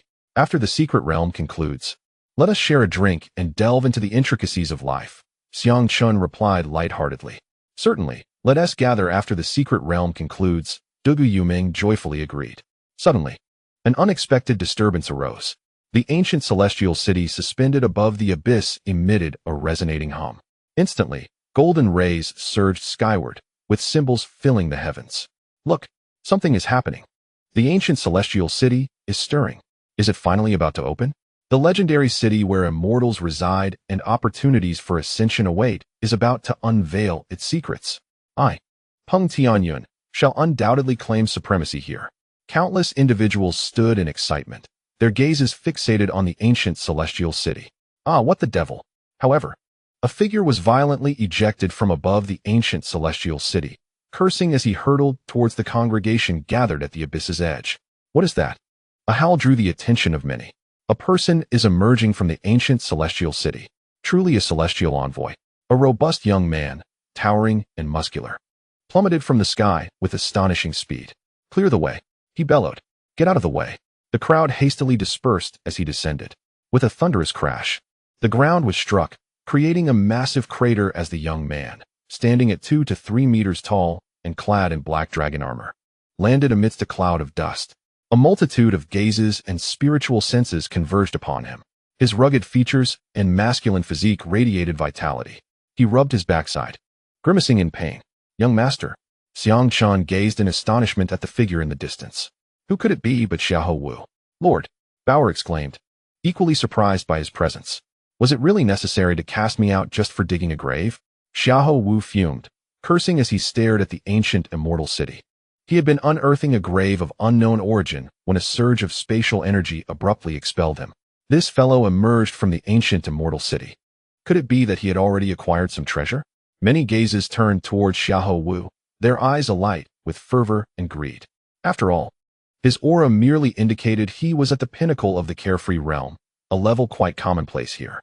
Senior brother, it's Xiahou Wu. exclaimed someone from Nie Xuanqing's group, astonished. Nie Xuanqing frowned. That's obvious. I saw him emerge from the ancient immortal city. Is it possible he was fortunate enough to be directly transported inside? It seemed likely. This fellow possessed deep fortune. Brother Ho, what happened? How did you get expelled? The 20 or so companions from the Yanhuang Hall gathered around him, inquiring eagerly. Xiahou Wu's dragon armor emitted a clattering sound, coalescing into a swirling tattoo of a demonic dragon around him. The tattoo seemed alive, breaking free and transforming into a diminutive demonic dragon, the size of a palm, perched upon Xiahou Wu's shoulder. Xiahou Wu patted his bottom, cursing, "Damn it. How would I know? I was simply digging a grave and suddenly got thrown out." The crowd fell into silence at his words. Surely the ancient immortal city couldn't be so unjust. This fellow was truly trying to drive me mad, Xiangchen thought, helplessly slapping his forehead. They could have seized the opportunity without a fight, but instead, this fellow chose to dig a grave and ended up expelled. Just then, several voices echoed from the sky. More figures were hurled down. More people have been expelled, someone noted. It appeared that there were indeed others who had entered early. Having witnessed Xiahou Wu's expulsion, the crowd had learned to dodge in advance, and soon 6 more individuals descended. Clearly, Xiahou Wu was not the only fortunate one to have been transported inside early. The 6 landed in various locations, and one of them crashed to the ground not far from Xiangchun. Upon closer inspection, it was a young man in blue robes. At the second level of the ancient realm, who cursed as he clambered up, drawing countless greedy gazes from those around him. The early entrants had all been expelled, indicating that Xiahou Wu's grave digging was not the cause. Junior brother Xiahou, you must have discovered quite a few treasures within the ancient immortal city. Nie Xuanqing inquired with a smile as he approached.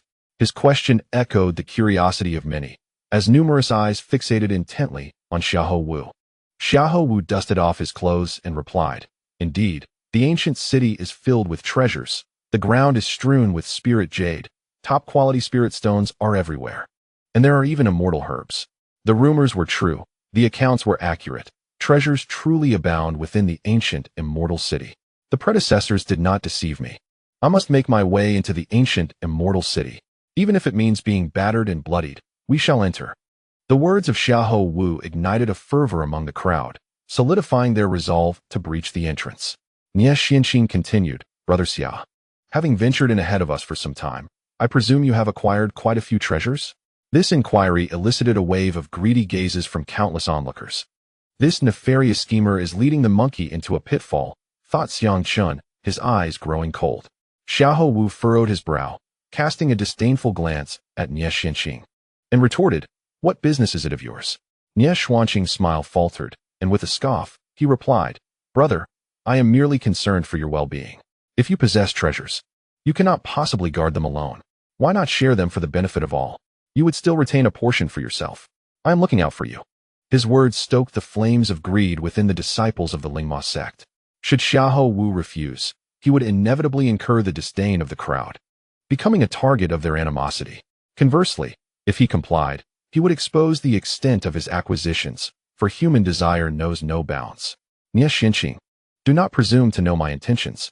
I have indeed obtained some treasures, but they are a product of my own fortune. To whom I choose to reveal them is none of your concern. Spare me your moralizing and sectarian pressure. I am not swayed by such tactics." Xiahou Wu retorted coldly, embodying his indomitable, iron-willed nature, unlike the cunning and duplicitous Xiangchun. Nie Xuanqing, unfazed, merely chuckled. "Everyone has heard it. Brother Xia would rather let his treasures be seized than share them. I have nothing more to say. Initially, I intended to protect you, but now, I shall not concern myself with your fate. Let it be. The Ling Xiao sect washes its hands of this matter." As he stepped back with his hands clasped behind him, many disciples of the Ling Xiao sect cast disappointed glances at him and began to retreat. With the Ling Xiao sect withdrawing, various factions and independent cultivators surged forward, including formidable figures of the ancient realm, their gazes fixed upon Xiahou Wu as if he were a succulent piece of meat. Xiahou Wu furrowed his brow, crossing his arms and surveying the predatory looks from the multitude surrounding him. Meanwhile, 21 brothers from the Yanhuang Hall stood guard at his side. "Who among you dares to test my resolve?" Xiahou Wu sneered, projecting an air of arrogance and dominance towards the encroaching cultivators. Without the protection of the Ling Xiao sect, What audacity do you possess at the peak of the carefree realm?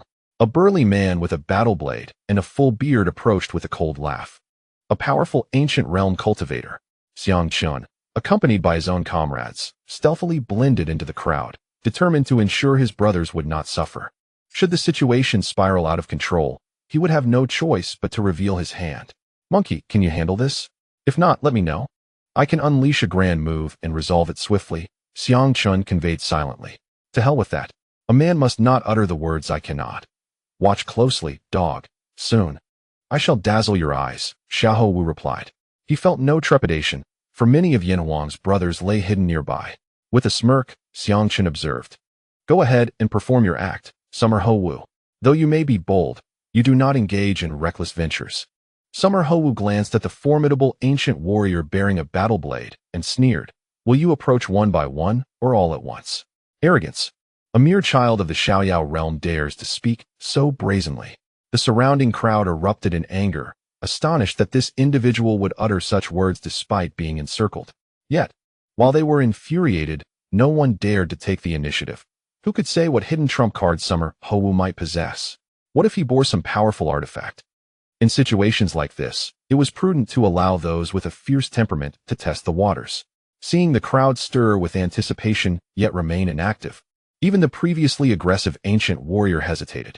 The burly man, a formidable figure of the ancient realm, surveyed the scene and noted the lack of action among the onlookers. He was not afraid of Summer Ho Wu, but he understood that if he were to defeat him, others would seize the opportunity to claim his spoils. Those who reached this level of cultivation were not foolish. What's this? So many fear to act? A swarm of braggarts, lacking the courage to match their words. Summer Ho Wu taunted, further inciting the ire of the younger generation around him. This brat isn't even one of our sect's top 10 core disciples. He's only been in the sect for a few years. What is there to fear? Nie Xianxing interjected, deliberately exposing Summer Ho Wu's vulnerabilities. To hell with you, Nie Xianxing. You conniving wretch. I know you wish to see me dead.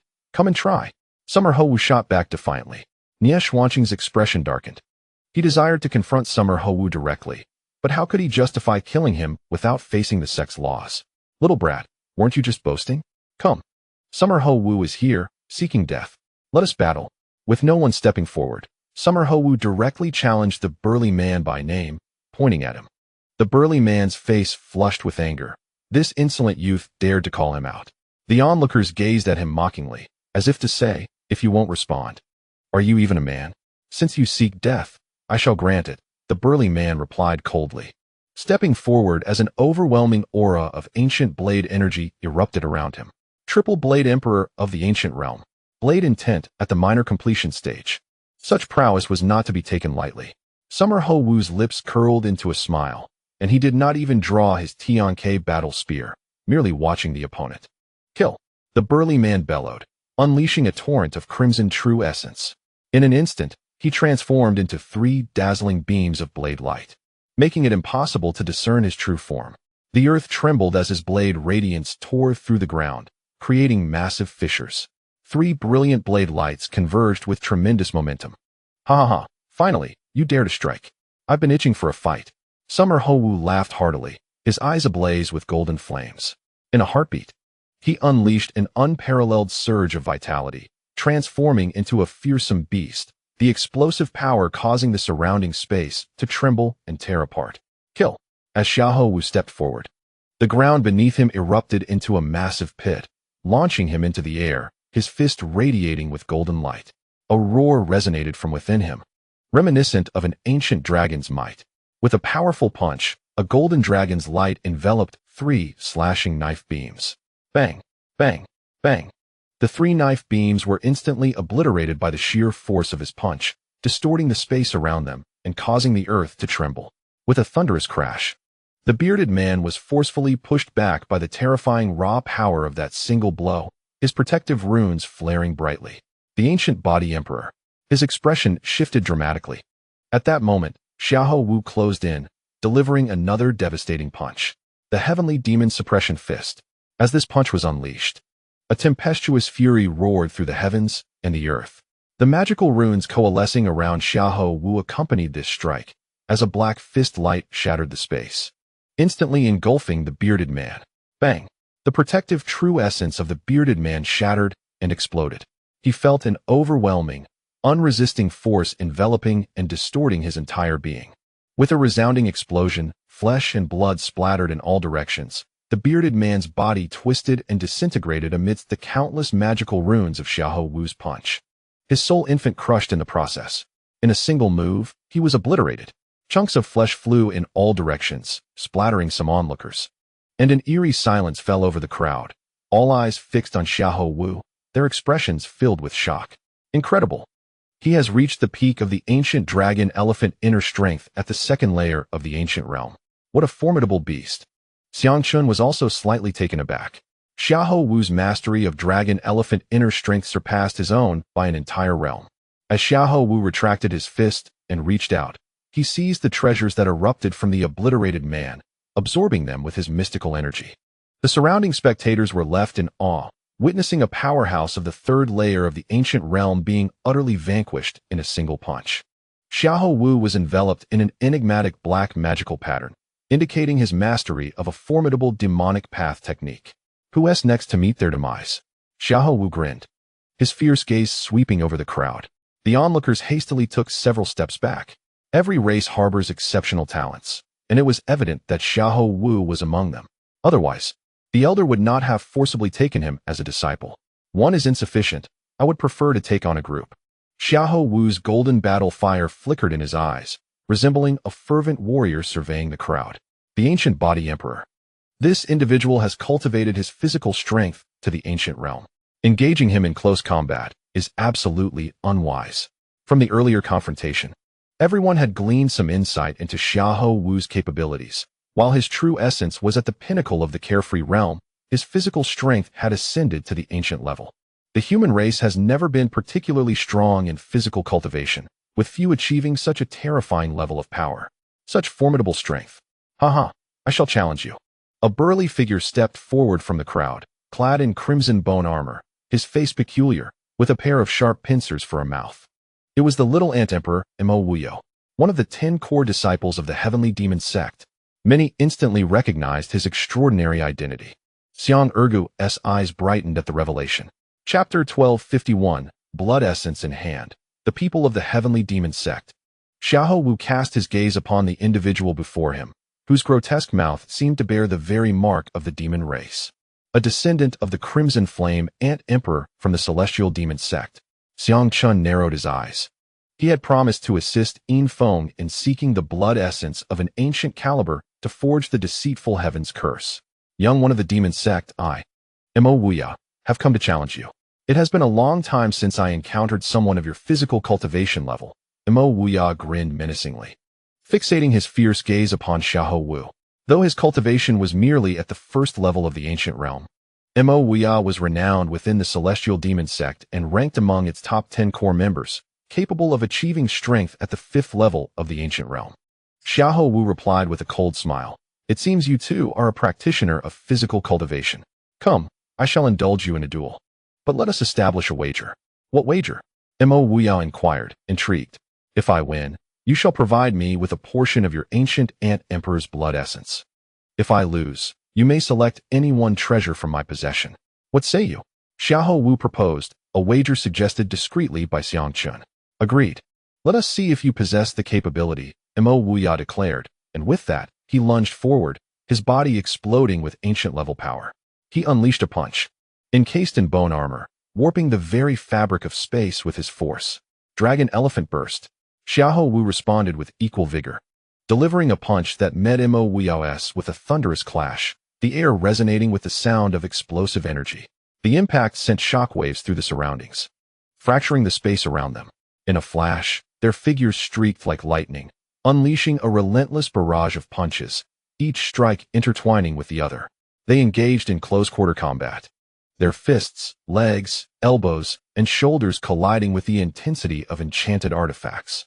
Such a mode of combat was exceedingly rare amidst the vibrant display of true essence and magical might, rendering it all the more exhilarating, as a single misstep could lead to grievous injury or worse. Boom, boom. The ground beneath them shattered as they clashed, reminiscent of primal beasts in a fierce struggle. These two possess extraordinary physical strength. Even witnessing their strikes is enough to evoke pain, one observer remarked. Indeed, it has been long since I have witnessed such a combat style, another agreed, as the crowd began to retreat, their focus shifting from seizing Xiahou Wu's treasures to intently watching the duel. With a thunderous impact, their legs collided, the sheer force creating shockwaves as they were momentarily repelled from one another. Xiahou Wu left a long scar upon the earth as he skidded to a halt. Refreshing. Aside from the mountain-moving bull, few can engage in such exhilarating close combat with me. My friend, it is time for me to get serious, he declared with enthusiasm. Mo Wuya laughed heartily, his gaze towards Xiahou Wu transforming into one of admiration. In his hands, two curved weapons resembling large pincers materialized. Not bad. But this move shall determine the victor. Xiahou Wu grinned, producing a black-red war spear adorned with swirling foundational runes reminiscent of a dragon's tail. Heavenly Qian, War Spear. Engage. Mo Wuya surged forth with a lethal intent, his demonic power merging with his physical strength, flooding into the ant blade he wielded. The blade radiated a crimson blaze, coalescing countless runes. With a swift motion, he cleaved downward with both blades, unleashing a massive torrent of red flame that enveloped the area, resonating with thunderous roars. This maneuver showcased the formidable combination of demonic energy and the searing inferno, further shrouded by the might of his corporeal aura. One could witness the space around him being torn asunder, leaving behind two inky fissures. My spear shatters all, my battle intent conquers the vastness of existence. The spear technique dismantles all realms. Within Xiahou Wu, the golden essence of Tiando erupted, a power so profound it rivaled ancient sorcery, emanating a golden light that enveloped those nearby. With a resounding boom, a spear was launched, reverberating like thunder. In that fleeting moment, a spear of golden light, moving at an unimaginable speed, pierced through the void. Bang! The intersecting blades of flame were obliterated by a singular thrust of the spear, immediately followed by a second strike that offered Mo Wuya no chance to react, piercing through him with overwhelming light. With a spurt of blood, Mo Wuya staggered back. His bone armor shattered, a gaping hole punctured through his right chest. The essence of the spear and the spirit of battle were palpable. Shock flickered across his face as Xiahou Wu withdrew his spear. Coughing blood, Mo Wuya gazed at the bloody cavity in his chest, a surge of demonic energy emanating from him to staunch the wound. I have been defeated, he declared with composure. Xiahou Wu had held back. A strike to his left chest would have resulted in grave injury. I concede, that battle was exhilarating. Xiahou Wu clasped his fists in respect. Among those who trained their bodies, aside from the likes of Xiang Ergu, the majority displayed fortitude and were straightforward in their demeanor. My essence for you. Mo Wuya forcefully expelled a portion of his blood essence, enveloping it in magical energy and launching it towards Xiahou Wu. With a flourish of his sleeve, Xiahou Wu captured it within a jade vial, expressing his gratitude. Thank you. He then sent forth a beam of light towards Mo Wuya. Mo Wuya grasped it, discovering it to be a blood-red pill. This is the blood spirit heavenly demon pill of my demonic sect. It can swiftly heal physical injuries and replenish stamina. Xiahou Wu elucidated. Ha ha ha, intriguing. I, Mo Wuya, have gained a friend in you, he laughed heartily, his lips curling in delight as he consumed the blood spirit heavenly demon pill. Good fortune has come to me, Xiahou Wu remarked, casting a glance at Xiang Chun amidst the crowd. Impressive, Xiang Chun discreetly gave a thumbs up. Xiahou Wu entrusted the blood essence to a brother from the Yanhuang sect, Zhang Heng, who blended back into the throng to deliver it to Xiang Chun. Now who else dares? Xiahou Wu sneered, surveying the others present. In an instant, silence fell. The 10 core members of the Tianyao sect, the upper echelon of combatants, had witnessed Mo Wuya's defeat, rendering others mute. Another formidable talent has emerged from the Lingma sect. Worth noting indeed, thought Zhantai Mingyu, furrowing his brow at Xiahou Wu. The Lingma sect was the strongest and most aggressive among the 3 sections. Damn. This little rascal has concealed his power to such an extent, remarked Nie Xianqing, his expression darkening as he realized he had consistently underestimated Xiahou Wu's abilities. In the distance, anguished cries echoed, emanating from others who had ventured into the immortal city. Some had already fallen victim to violence. A fortunate monk, possessing the extraordinary prowess of the 9th heaven, had surged into the city, causing a cacophony of despair among those who sought to challenge him. However, this was merely a glimpse of the scene. The expanse was vast, teeming with countless individuals who remained fixated on the unfolding of the celestial city's gates. The barrier enveloping the cloud pathways was visibly weakening, on the verge of vanishing. At last, with a resounding roar, the barrier dissipated, and over 20,000 cloud pathways thundered down from the heavens, each spanning several dozen feet in width. The ancient celestial city had opened. Brothers, let us charge forth. The opportunity to ascend to immortality lay before us. Failure means death. Kill. In an instant, the assemblage of cultivators erupted with fervor, each one akin to a swarm of bees rushing towards the 20,000 cloud pathways.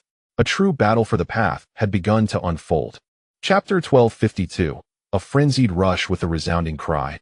Over 1 million souls descended into madness, their eyes ablaze as they surged towards the 2 myriad pathways to ascend. Each pathway, wide though it may be, felt exceedingly narrow in that moment. Yet, Xiang Chun remained unhurried. Neither he nor his followers rushed forward, instead observing the throng as it jostled towards the pathways. Each cloud pathway could accommodate but a single individual. Others would either be slain or forced to retreat. The fierce combatants, Shangguan Jinghong and Meng Xiao, ceased their skirmish, each rallying their respective followers to contest for the celestial pathways. With a sudden leap, countless individuals bounded to the precipice of the abyss, vaulting hundreds of meters skyward towards the paths of ascension. "Down with you!" cried a formidable ancient cultivator as he leapt towards one of the pathways, turning to unleash a barrage of spiritual light. Numerous talismans erupted forth, illuminating the air. In an instant, a cacophony of explosions ensued: thunder, ice blades, flames, each powerful talisman igniting with energy. Screams erupted from behind, as no fewer than 10 individuals were hurled back by the force of the talisman explosions, some even meeting their demise. Others fared worse, plummeting into the unfathomable depths of the abyss, where the true nature of the chasm remained a mystery. Seeking death, from the rear, another formidable ancient being coalesced a radiant spear of energy, which shot forth with a swift whoosh, piercing the back of the previously mentioned cultivator. With a pained cry, he fell into the abyss. This ancient cultivator of the 5th layer had seized the opportunity, landing upon the celestial pathway. Yet this was merely a fragment of the chaos. The entirety of the cliff's edge had descended into pandemonium, with screams of rage, anguish, and despair echoing throughout. The sound of explosive energy reverberated continuously, as individuals were relentlessly hurled into the depths below. The carnage was harrowing.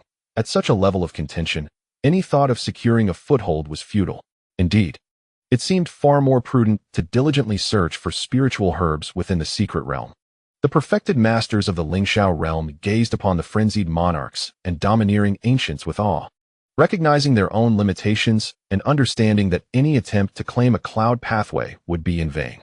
Yet, Xiang Chun remained hesitant, observing from a distance. He chose to steer clear of the celestial paths heavily contested by formidable ancient powerhouses, particularly those within the realm of the Grand Celestial. Nevertheless, each celestial path boasted at least 2 or 3 ancient powerhouses, a testament to the number of ancient monarchs present. "Haha, I am the first to ascend the celestial path," a 5th-tier ancient powerhouse exclaimed with glee. However, the moment his foot touched the celestial path, he was immediately met with an overwhelming gravitational force, nearly toppling him onto the cloudway, as if he bore the weight of an enormous mountain. Damn it, such intense spatial gravity. He gritted his teeth. Laboring to run along the path, his ascent significantly slowed. The lengthy celestial path stretched for dozens of kilometers, and it seemed he would require a considerable amount of time to traverse it. Behind him, 2 more ancient figures landed, followed by dozens of celestial kings. When these celestial kings stepped onto the path, they experienced far less spatial pressure, allowing them to maintain a pace comparable to that of the ancient monarchs.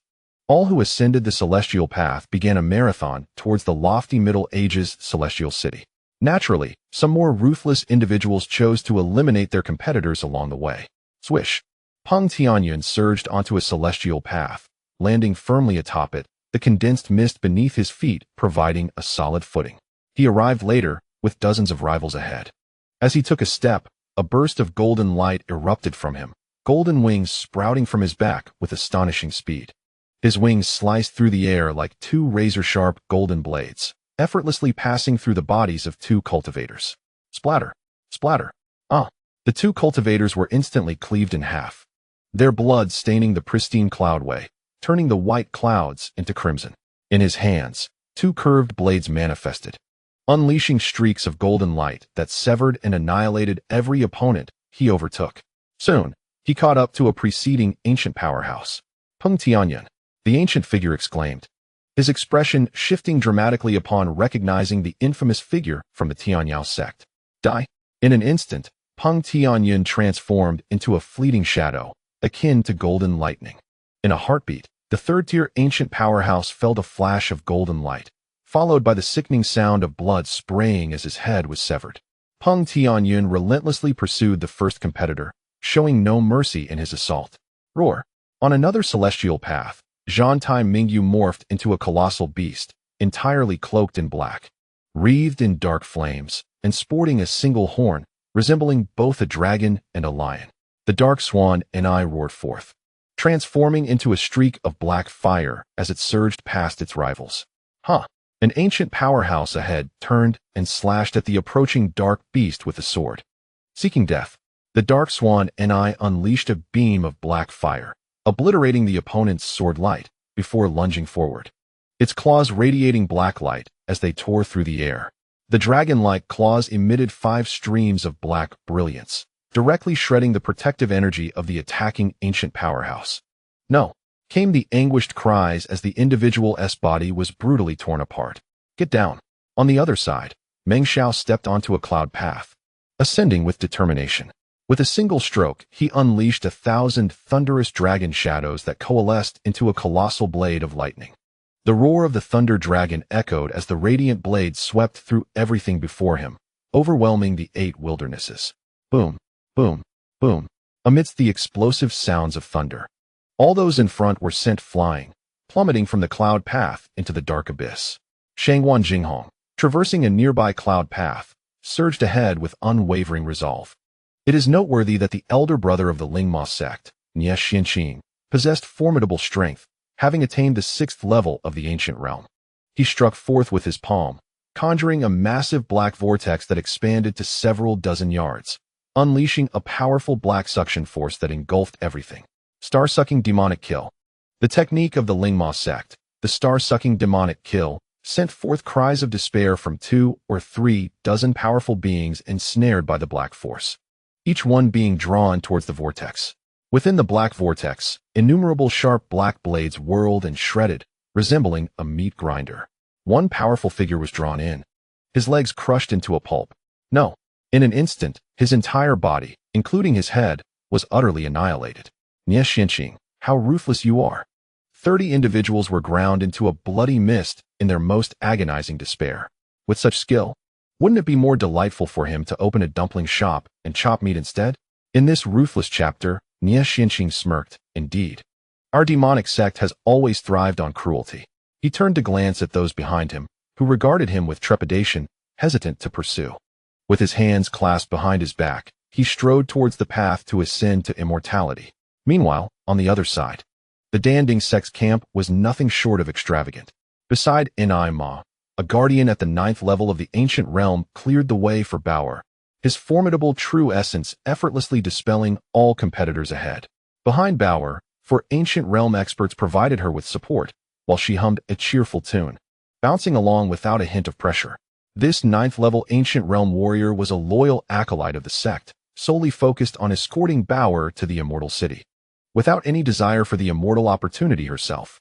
However, it would be disingenuous to claim there was no aspiration, as cultivators all yearn for immortality. Yet, any betrayal would result in the annihilation of his family, even his entire clan, by the Danding sect. This is the method by which major sects maintain control. On another cloud path, the competition was fierce for Su Ligu. Here, Su Ligu finally began to reveal his true strength. With the emergence of his Shura wings, his speed surged dramatically, enveloped by a powerful crimson flame that spread over hundreds of yards. A figure engulfed in the crimson fire screamed as the flames surged into his body, igniting his very essence. Kill. A powerful figure at the 6th level of the ancient realm decisively attacked Su Ligu. A violent purple lightning erupted from the hands of this 6th level ancient warrior, striking towards Su Ligu. Su Ligu revealed a wicked smile, brandishing a blood-colored flag in his hand. With a wave, a torrent of blood, reminiscent of a sea of corpses, surged forth, accompanied by the wails of countless spirits. A crimson dragon, its entire body drenched in blood, erupted with a thunderous roar. Stretching 100 zhang in length, with a single claw, it tore through a bolt of lightning and surged forward in an instant. The expression of the ancient sixfold powerhouse shifted dramatically, and he unleashed a devastating palm strike, a torrent of power surging forth. Yet, the blood dragon, in its tyranny, shattered the palm strike effortlessly, clamping down upon the man's body in a heartbeat, coiling around him.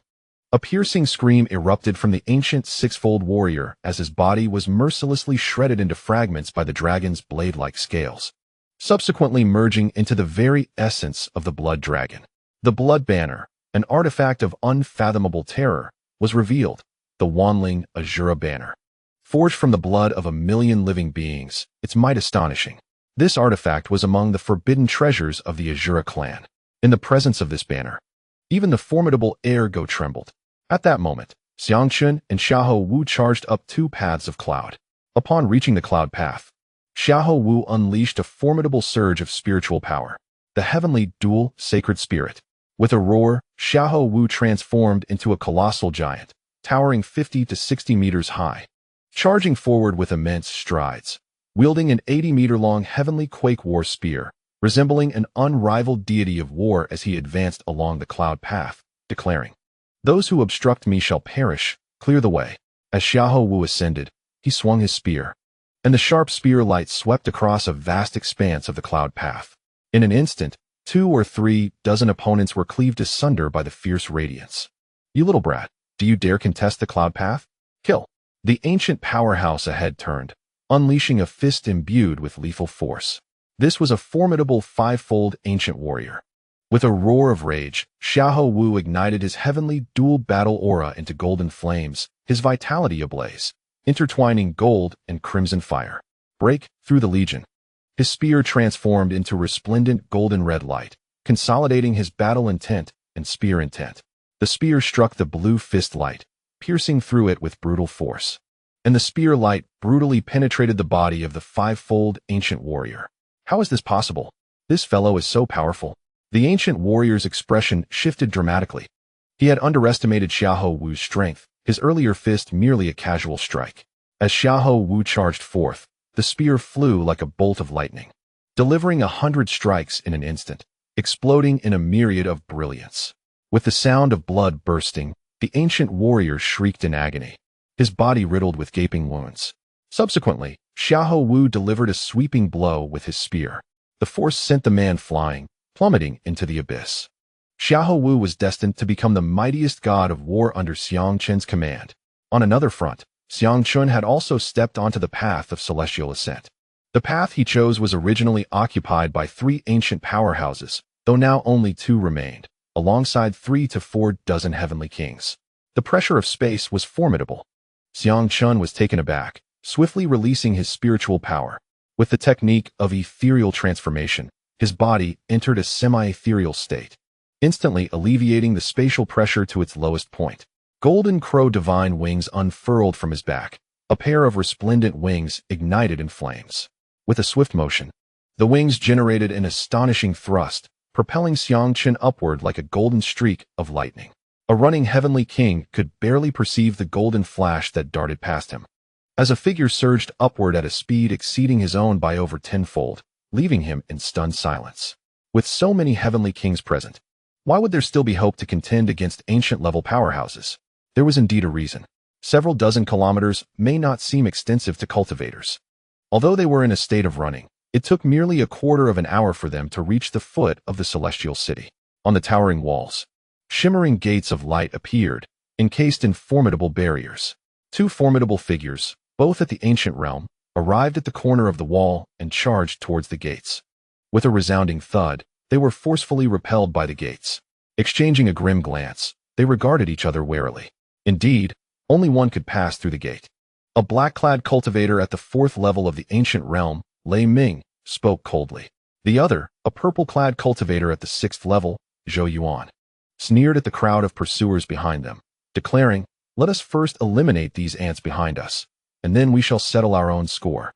The two of them fixed their gaze on the 4 to 5 dozen individuals approaching, among whom a youth with golden flame wings led the charge. Xiangchen halted, followed by dozens of unfamiliar celestial kings who also came to a standstill. Their eyes locked across the distance. Esteemed ones, if we do not join forces to deal with these two ancient powerhouses, it is unlikely that any of us will ascend the path to immortality, Xiangchen spoke coldly, rallying all the celestial kings to unite against the two ancient sovereigns. The celestial kings, with their fierce gazes, were all formidable figures of the celestial supreme rank. Together, they might just be able to eliminate these two ancient rulers. A swarm of ants, come and test your mettle, Lei Ming sneered, unleashing a surge of potent lightning. Noble lords, the opportunity to become immortal is before us. Brothers, let us charge together. Xiangchen bellowed, unleashing the pinnacle of his celestial power. His words resonated with the others, igniting their spirits as they roared and surged forth with their powers unleashed. Chapter 1254, A Fiery Confrontation Kill. Zhou Yuan and Lei Ming erupted with their ancient true essence, launching their assault. Flowing sky palm. Zhou Yuan unleashed a torrent of arcane symbols, transforming his palm's might into a surging blue wave that crashed toward the 20 or so assailants. These 20 individuals also retaliated with powerful true essence, their myriad martial techniques intertwining in a spectacular display of vibrant energies. The thunderous roar of energy clashing echoed like a massive ink plate being driven forward. With a few resounding thuds, 3 celestial kings cried out in agony as their defenses were shattered, sending them hurtling backwards, bloodied and falling into the abyss. Flame Emperor Talisman. Some cast valuable heavenly talismans, unleashing explosive fireballs that shattered Zhou Yuan's flowing sky palm, forcing him to stagger back a few paces. The onslaught of true essence attacks from the others came in relentless waves. Damn it! Zhou Yuan's expression darkened as he found himself being pushed back. With a flourish of his sleeve, he unleashed several heavenly talismans that detonated explosively. Amidst the cacophony of explosions, over 10 true essence attacks were shattered. He lunged forward, wielding a blue sword that cleaved through the air, bisecting a celestial king in one stroke. Meanwhile, Lei Ming was also besieged, but his formidable lightning skills were terrifying. Any celestial king struck by his lightning either met a tragic end or was severely injured and sent flying. With a fierce clash, Zhou Yuan was forced to retreat, blood streaming from his lips as he was besieged by 8 formidable kings. Yet, in an instant, his sword energy erupted, enveloping 4 of his attackers and cleaving them asunder. The brutal battle raged on, yet the figure of Xiang Ergu remained elusive. A semi-transparent silhouette concealed itself, surrounded by swirling clouds that obscured its form. Xiangchen resembled a lurking wolf, observing the fray from within the mist. The 20-odd kings encircling Zhou Yuan had suffered grievously, with over 10 dispatched or sent flying. Though Zhou Yuan bore several wounds himself, one king's heavenly talisman shattered Zhou Yuan's defenses, prompting him to retaliate with lethal speed, piercing the assailant's skull with his sword. An opportunity. A glimmer of light flickered in Xiangchen's eyes as he unleashed his attack. 100 dragons gathered blade. With a single strike, the dragon blade surged forth, unleashing the mightiest of sword energies. 999 thunderous dragon blades roared from within him, converging into a golden lightning strike that surged forth. In a flash, the blade sliced through the opening in Zhou Yuan's true essence defenses. Alarmed, Zhou Yuan's countenance shifted dramatically as he transformed his sword into a towering shield. The impact reverberated violently against his blade, sending him reeling and causing blood to spill forth. Radiant Moon Wheel. Xiangchen waved his hand, conjuring 2 crescent moonlight blades that swiftly coalesced into a rotating lunar wheel, executing a seamless series of movements as if preordained. With a swift motion, the radiant moon wheel tore through Zhou Yuan's chest, eliciting a piercing scream as it rent a gaping wound, blood gushing forth. He was sent hurtling towards the abyss. No, he roared in defiance, plummeting toward the cloud path. You ungrateful wretch, I have spared your life. Perhaps you may witness your own fate. Xiangchen scoffed, having dispatched the most formidable of the ancient sixfold. With a thunderous boom, the ancient sixfold thunder cultivator revealed his hidden prowess. Wrath of the Thunder Gods. Meanwhile, a significant transformation unfolded on the battlefield. Lei Ming roared, his entire being surging with electric energy. In an instant, hundreds of bolts of lightning erupted from him, wreaking havoc upon the enemy. Boom, boom, boom, one by one. The kings were struck, their cries echoing as their life force was obliterated, resulting in explosive disintegration. Of the 20 kings besieging him, only 4 or 5 remained. Too powerful. I shall no longer contest. The remaining few, terrified, turned to flee downward, abandoning their pursuit. This individual had concealed his might. On the side still pursuing Zhou Yuan, 7 or 8 remained, retreating in fear from the impending storm of Lei Ming's wrath. I too shall not contend. Nor I, let us flee. We stand no chance against the sixfold Thunder Sovereign. The onlookers around Xiang Chun also turned to escape, leaving him solitary. A miscalculation, I too can misjudge. Xiang Chun's expression darkened slightly. This adversary had hidden 2 levels of strength. He had initially thought that eliminating Zhou Yuan would be straightforward. Little did he anticipate that this opponent would prove the most formidable, a thunder cultivator unparalleled among his peers. Lei Ming gazed at Xiang Chun, his voice cold and mocking. You little wretch, do you dare to challenge me? Xiang Chun scoffed, declaring that martial arts are a contest of will. As the saying goes, with determination and effort, even a beggar can ascend to the throne. Even the most dormant of fish aspire to turn over a new leaf. Why should I not compete with you? Such insignificant beings seek their own demise. Palm lightning. Lei Ming smirked, and with a swift motion, unleashed a surge of lightning. With a thunderous boom, a bolt of radiant energy transformed into a streak of lightning, enveloping Xiang Chun in a brilliant flash. In an instant, Xiang Chun's form became semi-transparent, morphing into a streak of golden light that evaded the strike. A deafening roar of thunder erupted, turning the cloud path where he once stood into a charred wasteland. However, the path was reinforced by powerful runes, rendering it indestructible. Xiang Chun's body abruptly appeared 10 zhang away from Lei Ming, striking out with his blade.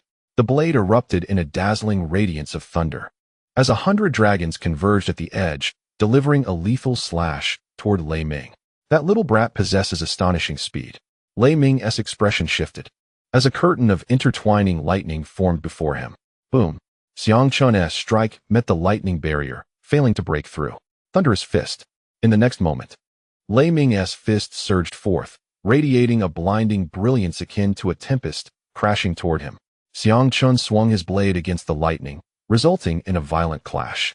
He was sent flying by the force of the punch, and the radiant energy struck his semi-transparent form, causing him to spit out blood as he was propelled backward. Harnessing his true essence, Xiang Chun swiftly mended his wounds. He retreated several hundred meters, his gaze icy and resolute. He survived that. Surprise flickered across Lei Ming's face. This individual, despite his realm, could withstand a punch without perishing. Such an anomaly was a first for him. It seemed conventional methods would not suffice against you. Xiang Chun wiped the blood from the corner of his mouth, his expression turning fierce as the fire of battle ignited within his eyes. His fighting spirit surged. As a warlike being of the sacred beast lineage, Xiahou Wu possessed an innate ferocity, preferring to resolve matters through cunning rather than brute force. Little brat, you have successfully provoked me. Prepare yourself for annihilation. Lei Ming declared coldly, a torrent of potent lightning energy surging forth within him, intertwining with thunderous runes.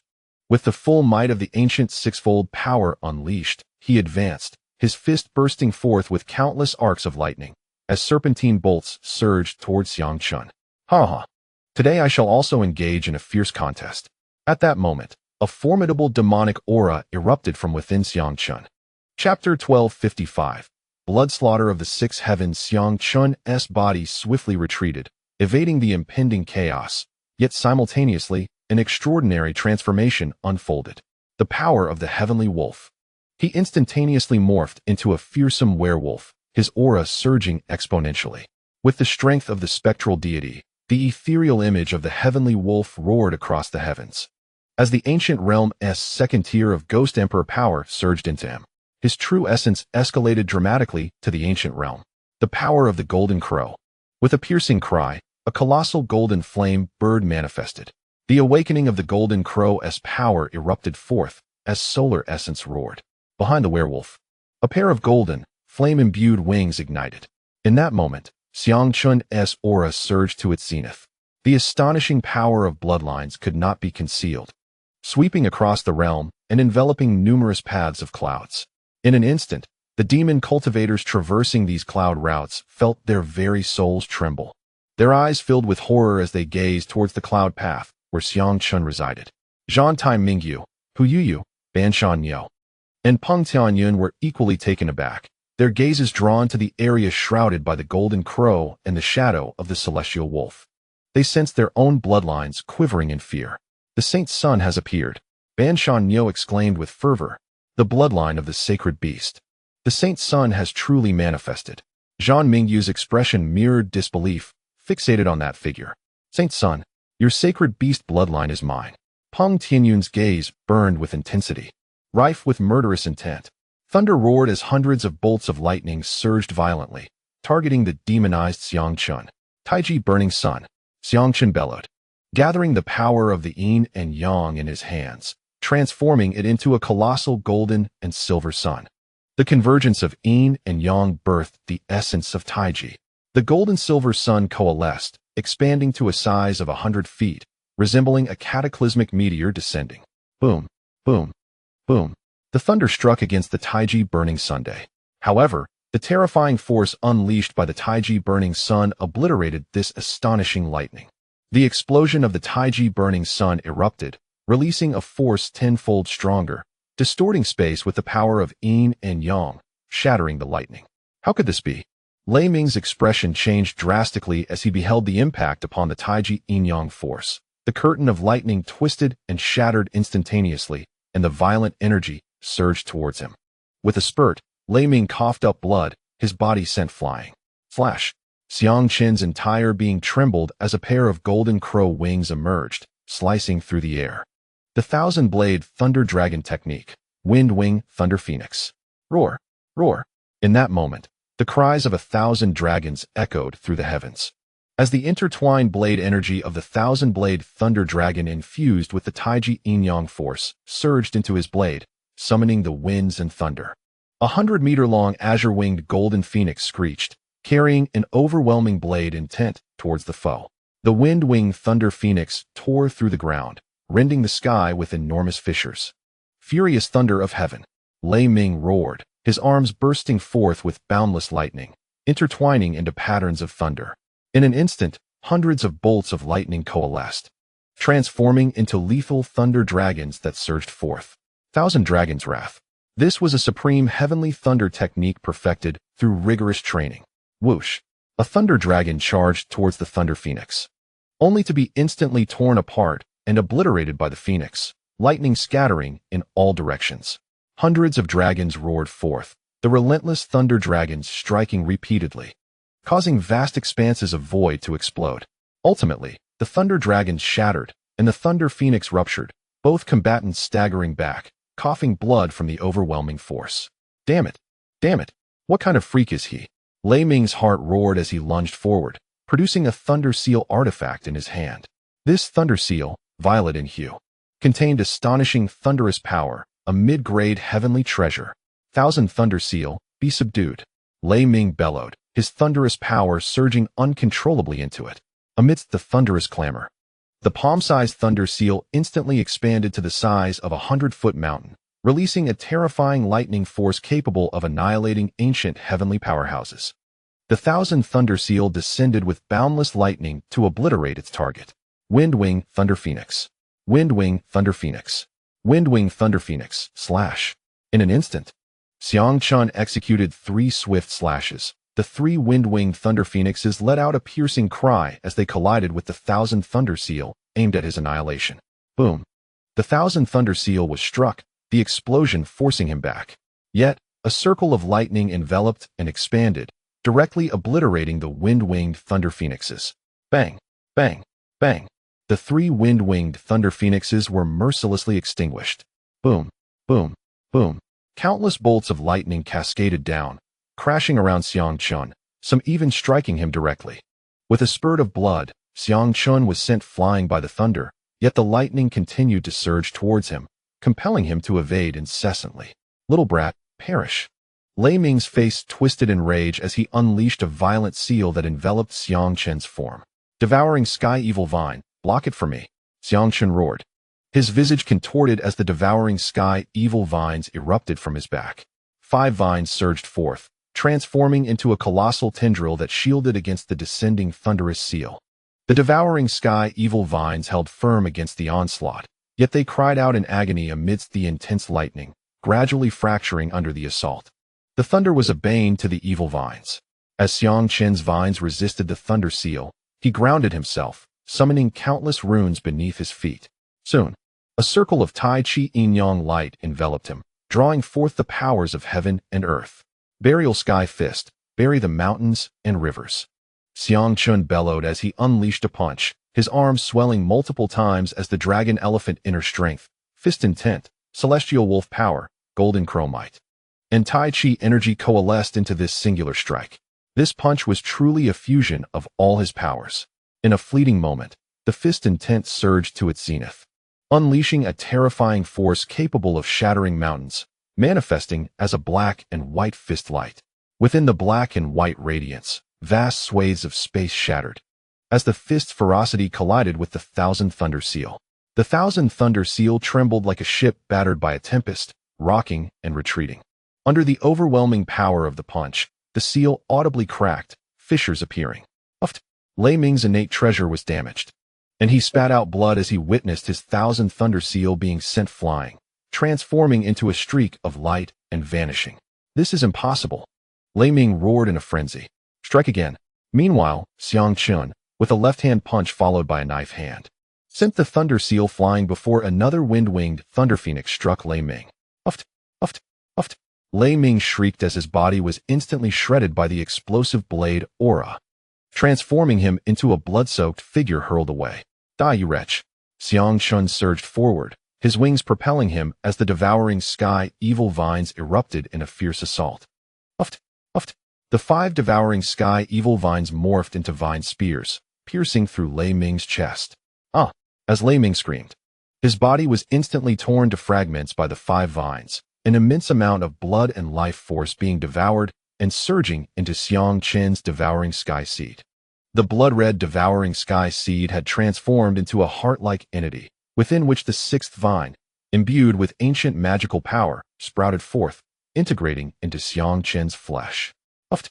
Xiangchen's back erupted, as a violet-red devouring sky vine emerged, hundreds of feet in length, pulsating with a terrifying lightning force, resembling a colossal lightning whip or serpent.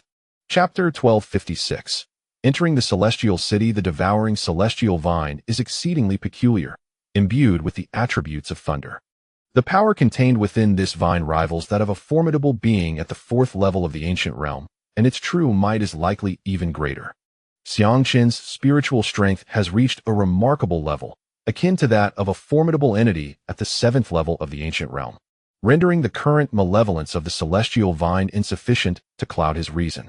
To exert control over the will of the devouring vine, one's spiritual force must surpass its own. Otherwise, one risks succumbing to its sinister nature and becoming a harbinger of slaughter. The celestial vine also reciprocates, infusing Xiangchun with a substantial amount of fleshly vitality. His physical form absorbs this vitality at an astonishing rate, while the thunderous power within it tempers his very flesh, strengthening each cell. The inner strength derived from this vitality surges dramatically. A mighty roar reverberates within him, heralding the eruption of even greater inner strength. Remarkably, his inner force transcends to the 2nd level of the ancient realm. The breakthrough consumes nearly all of the fleshly vitality, and only then does the tumultuous power within him come to a halt. This battle has not been in vain. I never anticipated such a breakthrough at this critical juncture. Xiangchun rejoices at the newfound strength coursing through his body. Throughout this period, he and his companions, including Zhantai Mingyu, have feasted on numerous formidable beasts, amassing a substantial reservoir of fleshly vitality. This fierce battle has allowed him to fully assimilate that energy, culminating in his breakthrough with the aid of the fleshly vitality from the 6th level ancient realm Thundermark. In his hand, a true elixir emerges, brimming with incredible thunderous power. This purple ancient thunder sovereign pill contains energy equivalent to that of a nuclear weapon with a yield of millions of tons, a testament to the might of beings at the ancient realm. akin to walking nuclear warheads. While its energy potential is indeed staggering, practitioners of the ancient realm possess the ability to control their power and its destructive range at will. "Master, I desire it," calls out the Dragon K Bloodblade, expressing a fervent yearning, transforming into a small dragon with black scales and blood-red claws. "Here you go." Xiang Chun tosses the elixir to the Dragon K demon blade for it to consume. The Dragon K, imbued with a demonic essence, is indeed a unique form of sentient weaponry. When a weapon attains a certain level of power, it can manifest a consciousness of its own. Xiang Chun reaches out, summoning back the Thunder Seal, which he had previously cracked. The seal exhibits a degree of resistance, yet it is also fearful. A mid-grade celestial treasure. It is indeed a remarkable artifact. Let us allow Xiao Bai to absorb it. He swiftly stores it within his cosmic storage ring. Upon seeing this, Xiao Bai instinctively recognizes the opportunity to devour it. As for Xiao Bai, Xiang Chun does not merely view it as a mere combatant. He has always been generous with resources for Xiao Bai, for it embodies the essence of Ro-Er, his beloved sister. Many spiritual beasts await the day when Xiao Bai awakens its memories and transforms into the magnificent tiger maiden. Xiang Ergo cannot afford to disappoint such expectations. Having cleared all adversaries along the path to ascension, Xiang Chun now turns his gaze toward the luminous portal ahead. Behind him, the path to ascension begins to dissipate, while the spatial gateway ahead swings open, releasing a rush of ethereal celestial energy. "Medieval celestial city, here I come."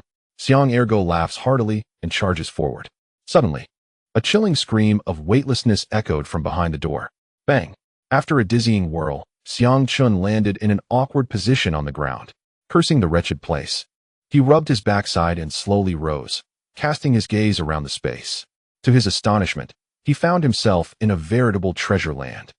His eyes widened in disbelief as he beheld the splendid ancient architecture surrounding him. The realm was adorned with exquisite palaces and magnificent towers that seemed to pierce the very stars, while the streets were paved with spirit jade imbued with potent magical runes. The ethereal aura was thick and rich, surpassing even that of the Batian Sect's celestial mountains. Numerous medicinal gardens flourished, filled with spirit herbs and even celestial medicines. Though all were shrouded in protective arrays, Xiang Chen's sight extended over thousands of square kilometers, revealing countless magnificent structures alongside some shattered ruins, suggesting that this city had once endured a cataclysmic battle. The monkey had indeed spoken the truth.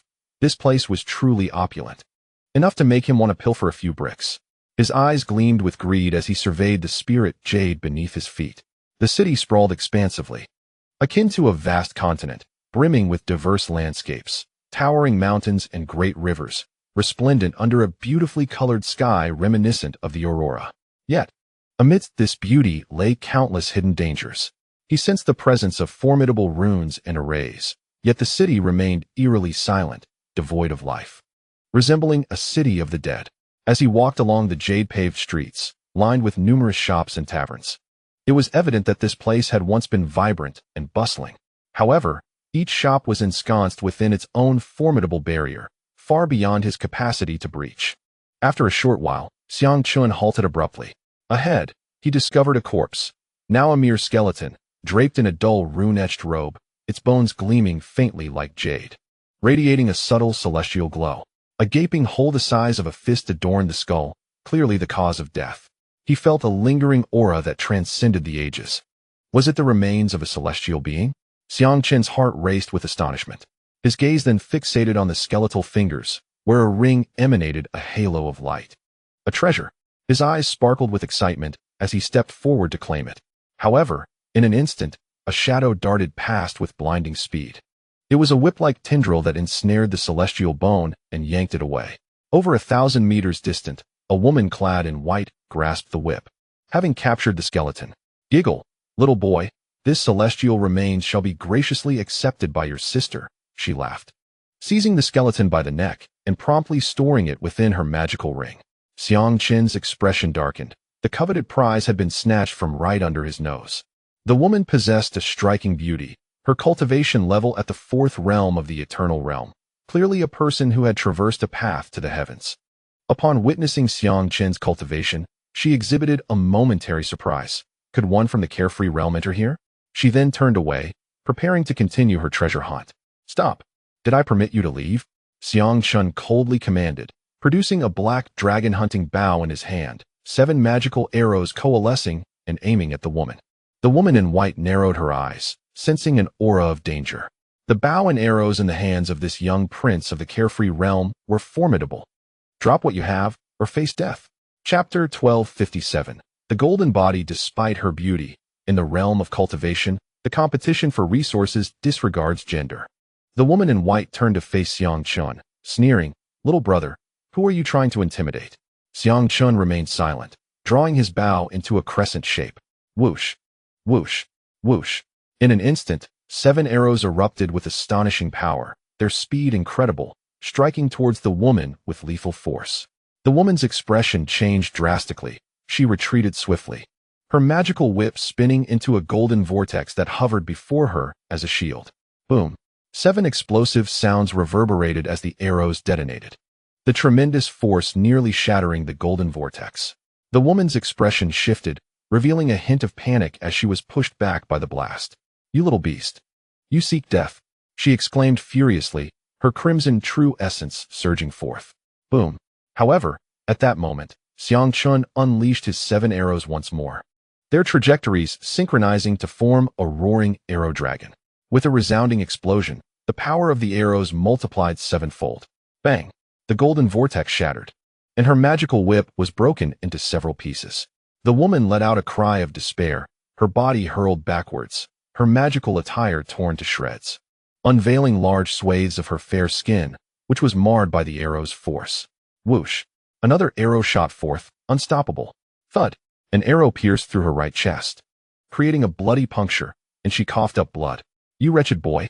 The woman in white, enraged, felt not only the physical pain, but also the humiliation of such a wound. Swish! Yet, Xiang Chun had already surged forward, a black-red heavy blade resting against her shoulder, slicing through with a sickening sound. With a slight exertion, her head would roll. The woman was momentarily stunned, her face pale as she gazed at Xiang Chun, astonished by his strength. Please don't be rash. I will give it to you." She feigned a smile, raising her hands in surrender. "Hand it over," Xiang Chun demanded coldly. Yes.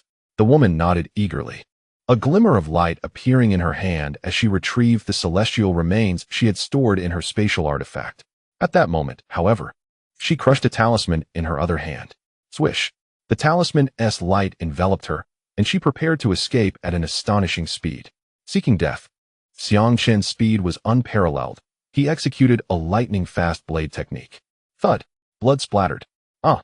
The woman's scream echoed as one of her arms was severed, the celestial remains tumbling to the ground. However, she had already fled several kilometers away. "You wretched creature, this matter is far from over." The woman's anguished screams echoed from afar. "Why must it come to this? I have always cherished the delicate and beautiful. Simply surrendering the treasure would suffice." Xiang Chun sneered, casting a glance at the jade arm on the ground, which he kicked aside.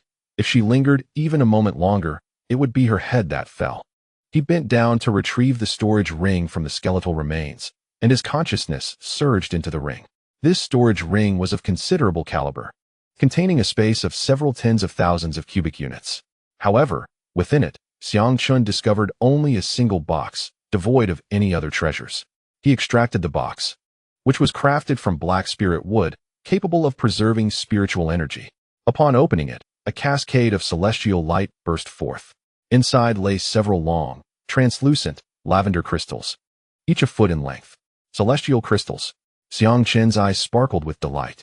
Indeed, it was a box filled with celestial crystals, no fewer than 100 of the inferior grade. A core disciple of the Batian sect could only earn a single celestial crystal as their annual stipend. One celestial crystal could be exchanged for 100,000 top-grade spirit stones. Thus, 100 celestial crystals held a value of 10 million top-grade spirit stones. Ah, splendid! A bountiful fortune. These 100 celestial crystals would undoubtedly suffice to meet the energy demands of breaking into the ancient realm. Xiang Chun gleefully accepted this windfall, casting a wistful glance at the celestial bones, lamenting that he hadn't retained a celestial artifact for himself. Yet, judging by the condition of these bones, the individual had not been particularly powerful among celestial beings, likely only at the level of an earthly immortal. Do you desire this bone, Kunling? Xiang Chun inquired of the Kunling within his Qianquan ring. Yes, the Kunling was indeed unreserved in its appetite, though the celestial bones still harbored a measure of celestial energy. The phrase to consume a person without leaving a bone aptly described Xiang Chun. He stored the celestial remains in the Qianquan ring for the Kunling to feast upon and continued to meander through the celestial city, his gaze keenly scanning for any opportunities to reap rewards. Suddenly, his focus converged upon a towering structure. This was a high tower, situated at the heart of the architectural complex. An inscription adorned its plaque, written in ancient characters, the Sutra Tower. Clearly, this was once the repository of a certain family within the celestial city. The tower, forged from white spirit jade, soared 1,000 zhang high, its defensive inscriptions remarkably faint, almost on the verge of vanishing. It appeared as though the tower had once withstood an assault that depleted its protective energies, only to later heal itself. The Sutra Tower must surely house treasures, perhaps even some celestial techniques. Xiang Chun's eyes shone with fervor as he leaped toward the Sutra Tower, which lay hundreds of miles away. Meanwhile, thousands of miles distant, Xiahou Wu had successfully navigated a path of cloud and entered the ancient celestial city. This was his second entry. The first had been through chance, while this time he relied on his own strength. Observing his surroundings, Xiahou Wu frowned. Where's this place? The space around him was engulfed in searing, crimson-golden flames, which intriguingly contained traces of soul fire, exuding an intense heat. Xiahou Wu felt waves of warmth radiating against his body. Surrounding him were over a dozen figures, all formidable beings at the ancient realm. Casting curious glances around the space, they found themselves within a certain palace.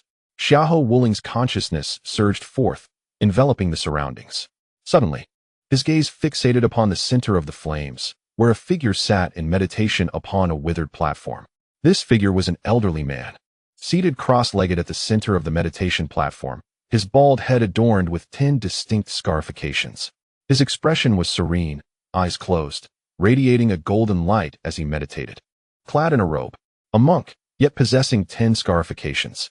Xiahou Wuling was astonished. This old monk had seemingly lost his vitality, yet the scars upon his head were striking. In Buddhist practice, novice disciples typically bear only 6 or 7 scars, while esteemed monks or abbots may possess 8 or 9. 10 scars indicate a being of extraordinary spiritual caliber. Yet, this old monk's body emanated an aura of immortality. Nevertheless, his vitality had evidently vanished, indicating he had achieved parinirvana. A chilling thought arose. Celestial beings, over countless millennia, transform into mere skeletons. This old monk, however, retained his corporeal form. Not only Xiahou Wuling, but also the dozen or so powerful individuals present in the Taoist hall recognized the monk's golden body. Instantly, glimmers of avarice ignited in their eyes. This old monk must undoubtedly possess profound celestial affinities. Chapter 1258. A desire for refuge, however, the distance separating them from the old monk spanned several dozen yards. And within this realm, the blazing crimson flames were exceedingly fearsome. All could sense the flames were extraordinary. Xiahou Wuling surveyed the individuals around him and boldly stepped forward, a protective golden light enveloping his form. Yet, upon entering the inferno, the crimson flames disregarded his protective light, adhering to his flesh. A searing sensation engulfed Xiahou Wuling's body, akin to scalding water poured upon a mortal. As a body cultivator, he was accustomed to suffering, and this degree of pain posed little challenge to his resilience and willpower. Is this lad unscathed? Others observed Xiahou Wuling seemingly unaffected as he ventured into the sea of flames, slightly taken aback before they too began to step into the fiery domain. However, as soon as someone else crossed the threshold into the inferno, they immediately emitted a cry of agony. Not everyone possessed the fortitude of Xiahou Wuling. Not all had his indomitable will. A formidable individual at the third level of the ancient realm found his flesh turning crimson, skin splitting as the searing flames penetrated his being. Not just him, but 11 or 12 others suffered similarly, their cries echoing in despair. Nevertheless, 3 among them, though they grimaced in pain, exhibited no severe harm, indicating their physical cultivation was notably robust. Despite the torment, the crowd gritted their teeth and pressed onward, the spatial resistance proving formidable, each step laborious. With each advance, the agony compounded. After traversing more than 10 steps, some found their flesh charred, hair and eyebrows entirely consumed. I cannot endure this any longer. A figure cried out in agony, retreating swiftly from the inferno. Others pressed forward, relying solely on sheer willpower. Xiao Wu advanced several paces, his brow furrowed.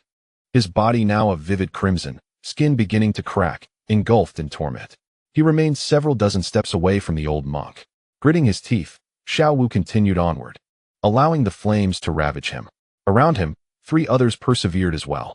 Retreating was easy. Advancing was a formidable challenge, understood by all as a test of fate. After taking another 10 steps, Xiao Wu's skin turned charred black, while his true essence surged wildly to mend his flesh. Mere flames dared to hinder my progress. Xiao Wu bellowed, unleashing his full strength as he surged forward like a leopard, covering significant ground. A more potent wave of heat enveloped him, and he roared, feeling as though every inch of his being was being fried in boiling oil. His physical form seemed to be on the verge of melting. At this moment, only 10 steps separated him from the old monk, yet boundless suffering eroded his resolve. I cannot endure this. At that instant, another warrior screamed in despair as his body began to dissolve. His scalp and eyelids melted away, prompting him to retreat from the flames. Realizing that to advance would lead to his demise, Xiao Wu was entirely engulfed by pain, tormenting his spirit. His vision blurred, plunging into darkness, where a new scene materialized. Wooer, if you wish to be a soldier, a distinguished warrior, you must conquer this trial. On a blood-soaked battlefield littered with corpses, the troops of the Xiao family were clearing the remnants of war, thousands of bandit bodies strewn across the ground. Entrails, blood, severed limbs. Each grotesque tableau spoke of the battlefield's brutality and the horrors of war. Beside Lord Xiaoba stood a 10-year-old boy, pale and nauseous at the sight of the dead, his stomach churning. Lord, 2 soldiers brought forth a gravely injured man, forcing him to kneel. Have you not always yearned for the battlefield, to become a worthy soldier? War is a clash of blood and fire. The battlefield is a meat grinder. To be a warrior, you must confront the harsh realities of war and conquer your fears. Xiaoba spoke indifferently, gazing at the man before him. Please, Lord, spare me. The man pleaded, bowing repeatedly. Known as the Bluetooth demon, he had committed countless atrocities, trafficking innocents and causing the deaths of untold civilians. Xiaoba regarded the begging man and turned to Xiao Wu, then drew his treasured sword, presenting it to his son. You shall execute him. Xiao Wu's complexion paled. Father, I have never taken a life. Xiaoba replied, a warrior's purpose is not to kill, but to protect oneself and their loved ones. To uphold righteousness when capable. He pointed at the sinister figure before him. This man had countless lives on his hands, countless innocent people he had slain, and hundreds of women he had violated.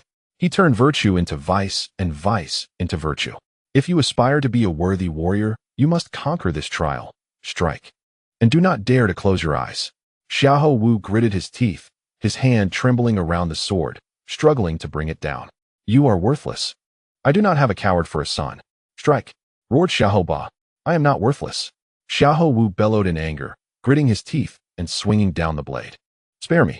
With a swift strike, the sword cleaved through the air, effortlessly severing the head of the vile bandit. The head tumbled to the ground, blood splattering across Xiao Wu's face. Gasping heavily, he stared in terror at the fallen head, the splattered blood, and the lifeless eyes that seemed to glare back at him. He froze in shock. As he regained his senses, he vomited violently, emptying the contents of his stomach onto the ground. The image of the severed head replayed relentlessly in his mind. Soon, countless visions surged forth, figures drenched in blood, resembling vengeful spirits, lunging at him. Some were headless. Others were mere remnants of their former selves, and some were just disembodied heads, all horrifyingly grotesque. Xiao Wu, you have a heart of cruelty. Return my life. Xiao Wu, I shall curse you for eternity to never know peace. The spirits of those Xiao Wu had slain returned, howling in fury as they charged toward him, seeking to rend his flesh. Go away. Do not come near. The young Xiao Wu cried out in agony, curling up on the ground, clutching his head. In your mere 20 years of life, you have accumulated nothing but bloodshed and sin. The lives you have extinguished number in the tens of thousands. Cause and effect will bring retribution. The cycle of fate is relentless.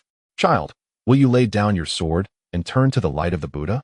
At that moment, a gentle voice resonated, and a figure cloaked in golden light appeared, instantly dispelling all the malevolent spirits.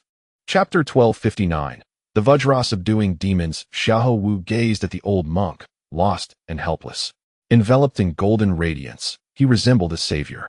Instead of wielding a sword of death, take up a staff of salvation, child. Your life should not be defined by slaughter. The old monk continued. Struggle, confusion, and anguish flickered in Xiao Wu's eyes. Yet behind the golden light, the vengeful spirits remained restless, as if waiting for him to make a wrong choice to pounce upon him. Xiao Wu looked at the ghastly apparitions. Were these souls truly those he had slain? Will you turn to the light? The old monk's voice echoed once more. Xiao Wu shook his head fiercely, gritting his teeth. No, I refuse. The old monk remained unperturbed, asking why. With each life you take, the weight of your sins increases. Do you not feel guilt or remorse? Xiao Wu's gaze gradually sharpened, becoming resolute. Old monk, slaughter is not my true nature. I am a warrior. I do not kill for pleasure, but to protect myself, my friends, and my homeland. My father once remarked that to slay a malevolent being who inflicts suffering upon the innocent is akin to saving 10 virtuous souls. The very essence of this world lies in the survival of the fittest. If I do not wield the blade to guard my own, then I, my friends, my loyal companion, my dearest brother, my family, and my beloved shall inevitably become like those vengeful spirits. The Buddha cultivates goodness to guide others, while I, through violence and destruction, seek only to safeguard myself and those around me. As Xiao Wu spoke, his eyes radiated a brilliant golden light. He gazed coldly at the vengeful spirits and declared, You wretched souls were no match for me in life. In death, do not even think of causing chaos. Begone. With that, a surge of golden flames erupted, engulfing the malevolent spirits. They screamed in agony as they burned in the golden fire, reduced to ashes. In that moment, Xiao Wu's heart became clear. I fight for my family, my brothers, my beloved, and my homeland. For this, I fear not the cycles of karma and retribution. I, Xiao Wu, tread the path of the fearless warrior. Old monk, you cannot guide me. The old monk looked upon him and laughed heartily, saying, To see one's true nature is to become Buddha. Little one, the Buddha encompasses myriad paths. Each path leads to Buddhahood. The Buddha embodies both the compassion of Guanyin and the wrath of the Vajra. Now, I bestow upon you the path of the Vajra to subdue demons. Simply walk your path and transcend the true self. Do good deeds without concern for the future. Upon finishing his words, the monk transformed into a radiant golden light that coalesced into a golden Buddhist seal, which shot forth and embedded itself in Xiao Wu's forehead. As he opened his eyes, all visions vanished, yet the searing flames of karma still roared before him. At this moment, Xiao Wu's body radiated a resplendent golden light, and he felt no pain. Untouched by any inner demons, his physical form restored to its prime, a tremendous power surged within him, elevating his strength to an unprecedented level. Aside from Xiao Wu, the other two who had endured were now unconscious on the ground. Xiao Wu approached the old monk, clasped his hands in a slight bow. The monk's golden form, having attained nirvana, began to dissolve, resembling melting golden glass, ultimately condensing into a golden relic. The relic of the monk's golden body. Xiao Wu picked up the invaluable relic and stated, Old Arhut, the world knows good and evil, light and dark. The virtuous require no guidance, for the Buddha resides within their hearts. As for the wicked, I shall send them to the western paradise with my spear. My method of redeeming the wicked is to ensure they reincarnate as good souls in their next lives. After securing the priceless relic, Xiao Wu stepped back and bowed slightly before turning to depart. Boy, hand over that golden orb you've acquired. Several formidable figures, unable to cross the fiery chasm, approached Xiao Wu with mocking laughter. May the Buddha curse you. Xiao Wu retorted, a cold smile gracing his lips as a glimmer of murderous intent sparked in his eyes. The initial words were courteous, yet the latter revealed the true nature of Xiao Wu. Unaware of their impending doom, they sought to seize what was his, intending to share it among themselves. A surge of ancient powers erupted from the group as they attacked. The Buddha speaks of the need for offerings. I shall send you unruly scoundrels to the afterlife. In that instant, an overwhelming surge of golden blood energy erupted within Xiao Wu, and he struck forth, shattering the very fabric of space. Vajra to subdue demons. May you meet your end. With a resounding burst, A golden radiance emanated from the palm, coalescing into intricate symbols. As the hand struck forth, it resonated with the sound of a mighty bell, suppressing the very souls of those present. The combined might of several individuals was abruptly diminished by a third. Thud, thud, thud. Amidst the cries of anguish, these individuals were sent sprawling, blood gushing from their mouths. Terror etched in their eyes. Ha! I, Matafo, demand that you surrender everything to me. It is time for a heist, or face your demise. Xiaohou sneered, grasping the celestial war spear as he advanced toward the trembling figures. Meanwhile, Xiangqun finally arrived at the base of the magnificent tower. Yet, he was not alone. Nearly 20 formidable beings had gathered in the vicinity. Their cultivations ranged from the 2nd to the 7th level of the ancient realm. It is that brat. One figure, upon spotting Xiangqun, felt a chill run through him. This individual belonged to the heavenly demon sect, serving under the banner of the Peng clan. His true form, that of an iron-feathered rock. The tower, a majestic structure of 9 tiers, was enveloped in a faint barrier. Esteemed companions, there must be celestial opportunities within this tower. Why not unite our strength to shatter this barrier and seek our fortunes together? Proposed a striking woman clad in purple. Her beauty radiant with skin as pale as snow and eyes like precious jewels. She was Zizhu Air, a renowned prodigy from the Zhejiang family of the Outer Heaven, flanked by 2 powerful allies. I concur with Miss Zizhu Air's proposal. This tower is vast, undoubtedly brimming with treasures. If we combine our efforts, the spoils will depend on our individual fortunes, another voice chimed in. Very well, let us act in unison. The suggestion was met with enthusiastic agreement, and the assembly unleashed their formidable true essence. With a commanding shout, Zizhu Air expelled a torrent of violet flames, transforming them into a roaring fire dragon that charged toward the barrier. Boom! The tenuous barrier remained remarkably resilient, shimmering with waves of light. Yet, the perceptive could sense its energy waning. The others began their fervent assault on the barrier. Xiangqun shook his head, choosing not to partake in the collective effort, but instead moving to the opposite side of the tower. The barrier was no longer sufficient to obstruct the power of space. He believed his spatial force could breach it. Gently touching the barrier, he summoned forth the power within him, and a swirling vortex of distorted space materialized. Indeed, it was possible. Although unable to traverse long distances, the short range sufficed. Filled with elation, Xiangqun vanished into the swirling void. Chapter 1260. The 6 Visions of the Heart. While the others zealously continued their assault on the tower, Xiangqun had already entered the barrier, standing before the tower's entrance. Look, someone has entered. Damn it. How did that brat manage to get in? The attackers gaped in astonishment at Xiangqun, now at the tower's threshold. They had all scrutinized the barrier, finding no apparent weaknesses, yet he had somehow found a way through. Curse that impudent boy. He must have discovered some secret method to enter, daring to hoard the treasure for himself. Zizhu Air remarked coldly, her eyes glinting with envy as the crowd watched Xiangqun step inside the tower. Xiangqun paid no heed to the envy of others as he pushed open the tower door and stepped inside. Upon entering the first level, he found himself enveloped in a space shrouded by intricate patterns, its interior far more expansive than the exterior of the tower suggested, employing spatial runes. However, it was utterly devoid of anything. Furrowing his brow, Xiangqun realized the emptiness around him. There was nothing at all. He ascended the adjacent staircase to the 2nd level, which was similarly barren, as if it had been thoroughly ransacked.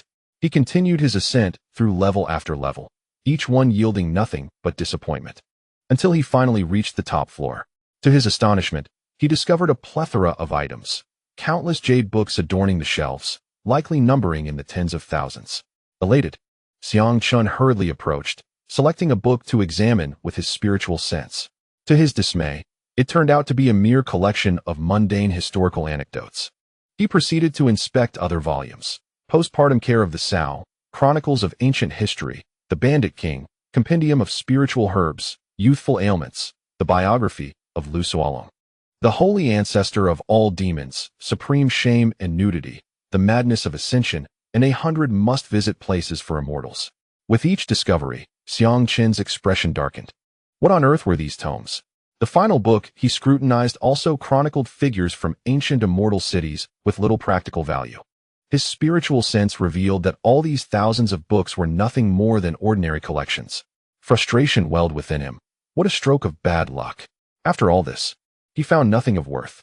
Slightly disheartened, he understood why these volumes remained here. They held no value. Yet something felt amiss. Xiang Qin's brow furrowed in contemplation. Typically, the most precious texts resided on the top floor. Why were only these commonplace books displayed here? Sensing the anomaly, he picked up another volume and began to leaf through it meticulously. However, he found no irregularities within. As he continued to examine all the books, his gaze suddenly fell upon a blank jade tome. This volume bore no inscriptions, blending seamlessly with the others, as if it had never been recorded. An inattentive person would overlook it entirely. Yet Xiang Chun discerned that this jade book retained a purer essence than any other, crafted from the finest soul jade. There was something amiss. If his spiritual sense could not detect it, perhaps his ocular prowess could. With a narrowed gaze, he unleashed a radiant light from his eyes, moonlit eyes. His eyes transformed into a luminous moon white, resembling two radiant moons. Under the power of his vision, the jade book revealed an entirely different aspect. Faint, indistinct runes emerged, invisible to both spiritual perception and the naked eye. Regrettably, the moonlit eyes offered only a vague glimpse. Then, utilizing the yin-yang divine eyes, solar energy surged into his left eye while lunar energy flowed into the right. His eyes became one gold and one silver, akin to the sun and moon. While his soul force drained rapidly, his ocular power multiplied exponentially. Within the jade tome, the once indistinct symbols suddenly crystallized into clarity, intertwining to form a peculiar network of sigils that astonishingly mirrored the structure of the human eye. The divine eye technique, known as the sixth vision of the heart. The first vision delves into the depths of the human soul, the second foretells future events, the third gazes into the starry seas, the fourth reveals hidden truths, the fifth conjures illusions, and the sixth, the burning heart vision, ignites the essence of one's spirit. The power of the eye, how extraordinary! It is indeed the divine eye power. A surge of elation coursed through Xiang Chun's heart. He had not anticipated that this would unveil a path to cultivate the divine eye power. The sixth vision of the heart, lamentably, could penetrate the thoughts of others and even foresee events moments before they transpire, augmenting one's visual range and conjuring phantasmal visions, alongside a soul-attacking eye power. Such a remarkable method was cleverly concealed. Without special eye abilities, one could never discern it. My yin-yang divine eye, the source of all eyes across the realm, possesses the potential to cultivate these six powers. Given the existence of these six methods, it stands to reason that corresponding eye techniques must also exist. Xiang Chun pondered deeply and, this time, employed his yin-yang eye power to scrutinize all the tomes. Indeed, 6 books stood apart from the ordinary. Though each was inscribed with knowledge, beneath the scrutiny of his eye power, he detected unique sigils. He promptly retrieved these 6 volumes and opened one. Enveloped in his yin-yang eye power, the heavenly star technique. This art allows for distant sight. When mastered to its utmost, one can clearly perceive scenes from another star, belonging to the realm of long-distance eye techniques. The second method, the all-seeing technique. This eye art grants the ability of foresight. When perfected, one can see through a star and pierce the illusions that obscure the truth. The third, the heart-observing eye technique. This book enables one to discern the thoughts of others through the resonance of their soul waves. The 8th brother possesses such an ability and has demonstrated it before Xiang Chun. The 4th, the all-phenomena eye technique. This art complements the previous one by fabricating illusions to mislead. The 5th, the preternatural foresight technique. This eye art is the pinnacle of the 6 visions, capable of foreseeing fleeting moments of the future, encapsulating the profound mysteries of time. The 6th, the only offensive eye technique among the 6, refines its power through flames and the fire of the soul, capable of igniting another's spirit. The divine technique of the 6th vision of the heart serves as the foundational method for cultivating these 6 eye techniques. Each of these techniques is valued comparably to celestial arts, if not more precious. Ha ha ha! The heavens have favored me, Xiang Chun. With the 6th vision of the heart and the 6 eye techniques, the true potential of my yin-yang divine eye has finally found its purpose. Overwhelmed with joy, Xiang Chun could not contain his laughter. The cultivation method of the 6th vision of the heart, along with these eye techniques, is likely the most treasured knowledge within this pagoda. The tomes previously plundered from the pagoda were probably mere martial arts. The family or force that left this pagoda must certainly belong to an esteemed lineage devoted to the cultivation of eye techniques. In his contemplation, Xiang Chun hastily gathered several jade books. At this moment, a resounding rumble echoed through the air. Chapter 1261, Forcing Me to Kill. Xiang Chun had always possessed the Tying Eye, also known as the Moon-Watching Eye and the Sun Eye, yet his ocular techniques were rather unremarkable, merely encompassing some basic divine abilities such as X-ray vision and meticulous observation. The 6 methods of the heart image 6 views effectively addressed some pressing needs regarding his ocular techniques. In ancient times, there were formidable practitioners of ocular arts, powerful beings from various races who traversed the realms with their abilities. Ah, there is yet another book. A glimmer of joy illuminated Xiang Chen's countenance as his vision, enhanced by his ocular power, revealed a concealed jade tome. This volume, superficially titled A Miscellaneous Record, contained hidden symbols that inscribed a particular technique, the Xiaolong sword technique, a supreme celestial sword art.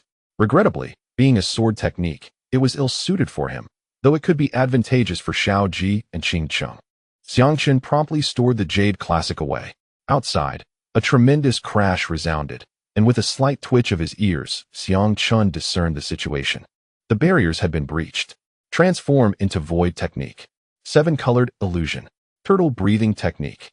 Xiang Chun quickly activated 3 techniques, his body becoming semi-ethereal. Subsequently, with the enhancement of the 7-colored illusion, he fully blended into his surroundings, achieving visual invisibility. Alas, the spatial forces here constrained him, otherwise, complete ethereality would have rendered this endeavor unnecessary. Zizhu Er and her companions eagerly entered the tower, yet found nothing. Why is there nothing here? They exclaimed. Curse it. Could that little brat who just entered take everything? It was a possibility. They looked upwards. The group ascended to the 2nd and 3rd levels. As they climbed higher, their expressions darkened. Nothing remained. Damn it. That little brat must have gotten there first and taken everything, leaving us with naught but scraps. This boy is utterly unscrupulous. He is certainly above. A wave of anger surged through the crowd, frustrated after expending so much effort for no reward, a result difficult to accept. Zizhu Er's delicate face clouded with fury as she led her people to the top floor, where they discovered a plethora of books. The group rejoiced, anticipating celestial methods, but upon examination, found them all to be worthless tomes. After probing every volume with her spiritual awareness and discovering none were of any use, Zizhu Er's rage boiled over. That detestable thief left us nothing, she bellowed, hurling the jade book in her grasp, her bright eyes filled with murderous intent. This little wretch has clearly entered the tower, but leaves no trace. He must be using some form of invisibility. Everyone, search thoroughly. He surely has taken all the good items. Zizhu Er declared loudly. Indeed, there must be treasures, undoubtedly all claimed by that little thief. Let us search diligently. Others echoed her sentiments, believing Xiang Chun was the culprit. Hidden in the shadows, Xiang Chun smirked as countless spiritual inquiries failed to reveal his presence. Even if he took nothing, these individuals would likely not uncover the jade books unless they possessed formidable ocular prowess. The group descended from the upper levels, while others below had sealed the exits, yet they remained oblivious to Xiang Chen's presence. More than 10 figures are hastening towards this direction. Each of these individuals is enveloped in a sinister aura, their presence formidable.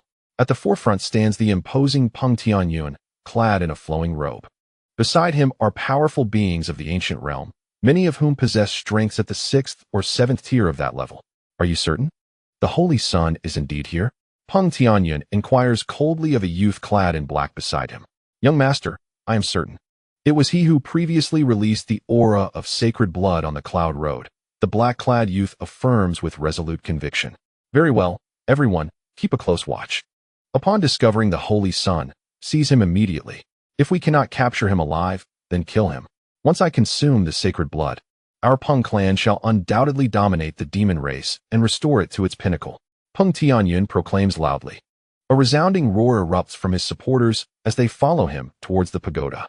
Inside the pagoda, a group of individuals, unable to locate their target, recklessly unleash spells in an attempt to force Xiang Chen out. The pagoda is exceedingly sturdy, fortified with protective runes, rendering their efforts futile. However, should Xiang Chen be struck, he would undoubtedly sustain injuries. It must be said, while this method may seem rudimentary, it proves quite effective.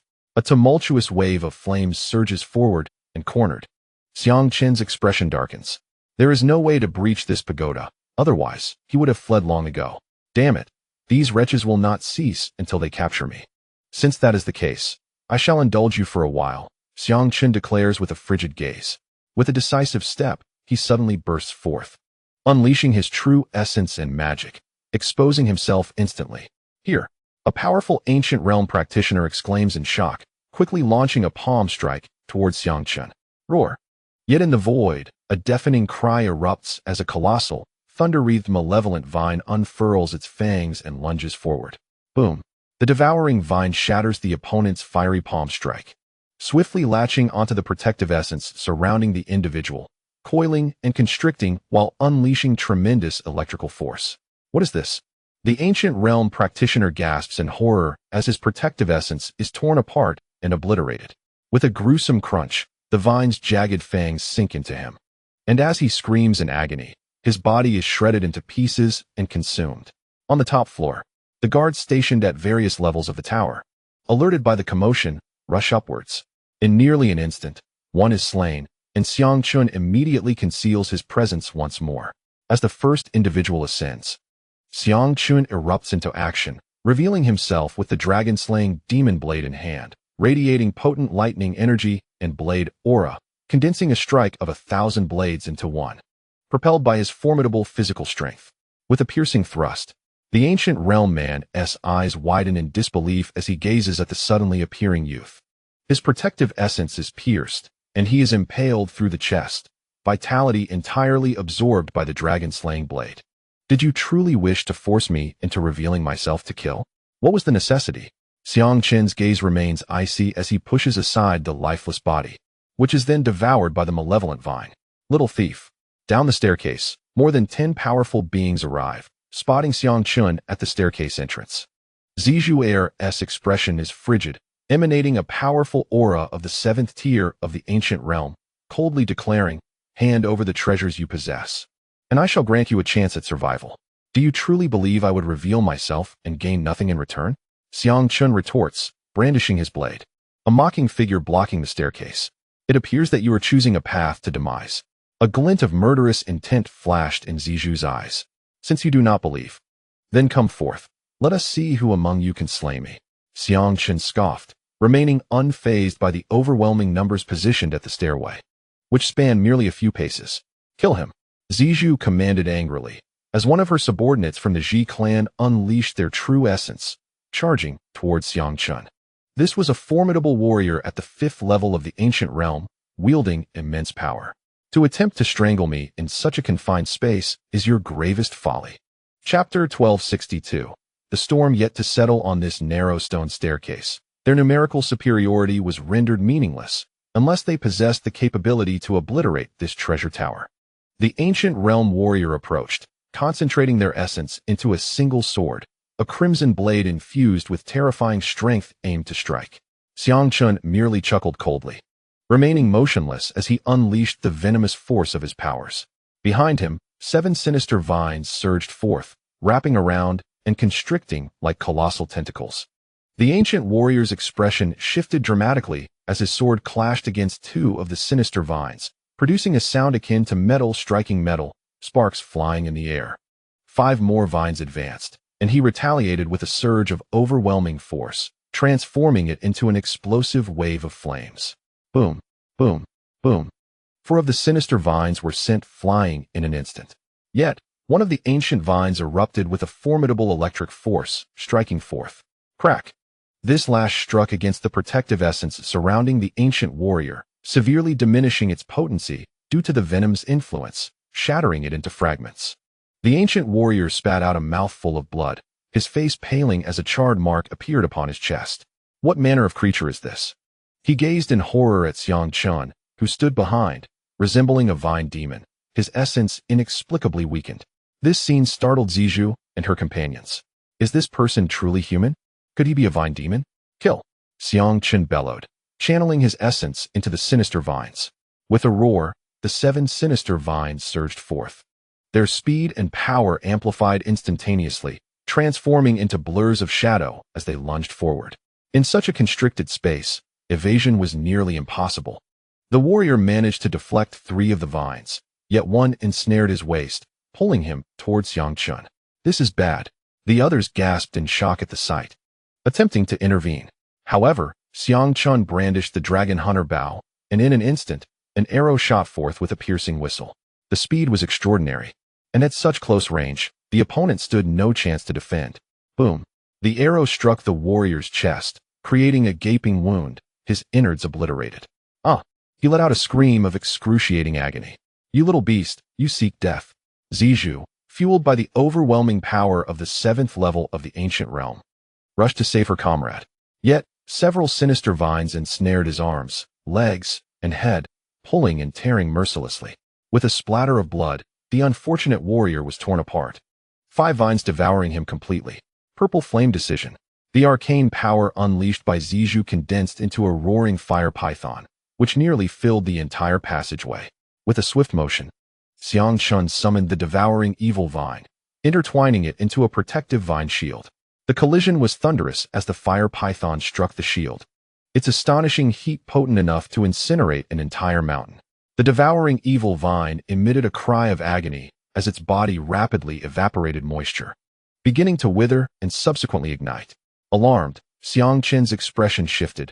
He hastily retracted the vine, severing the burning portion himself. Moreover, the flames countered the toxins. Torrents of violet fire surged forth, the terrifying temperature making it arduous for even Xiangchun's physical form to withstand. Fist burial of mountains and rivers. Xiangchun roared internally, grounding himself in the principles of yin and yang, as a luminous Tai Chi halo coalesced around him.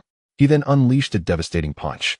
The power of the dragon and elephant, alongside the forces of the lunar and solar energies, converged into a singular explosive strike. The black and white radiance of his fist enveloped the fire python, delivering a crushing blow.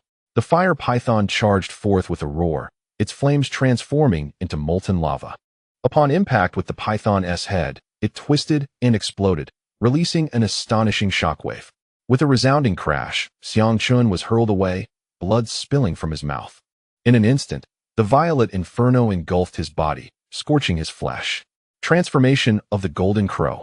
Within Xiangchun, demonic light erupted as the power of his bloodline coursed through his veins.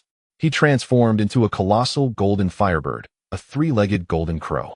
The damage inflicted by the violet flames upon him diminished to its lowest. The 3-legged golden crow surged forth in a blaze of golden light, while Zijou approached. Sword in hand, cleaving downward. The violet sword light struck, momentarily startling Zijou, causing her to hesitate. The 3-legged golden crow shrank to the size of a sparrow, narrowly evading the lethal strike. As it darted past Zijou, its sharp claws glimmered with lethal intent. Clang, clang, clang. 5 razor-sharp claws raked against Zijou's protective barrier, repelled by her true essence.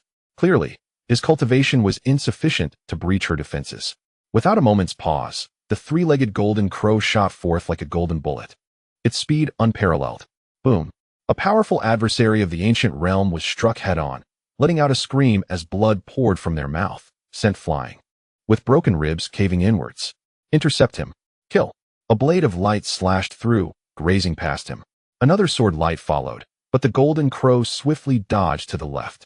These individuals attempted to thwart Xiangchun in the corridor, yet the diminutive 3-legged golden crow flitted past them like a golden specter, gliding effortlessly above their heads and beneath their feet.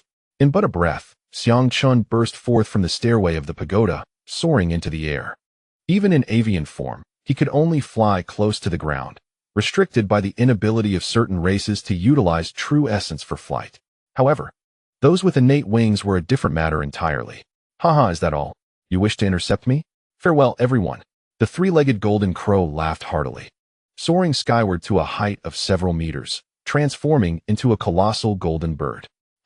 It appears to be the blood of the sacred beast, unexpectedly revealing itself as the legendary 3-legged golden crow, the sacred blood of the avian race, which is quite fitting for me, Peng Tianyan.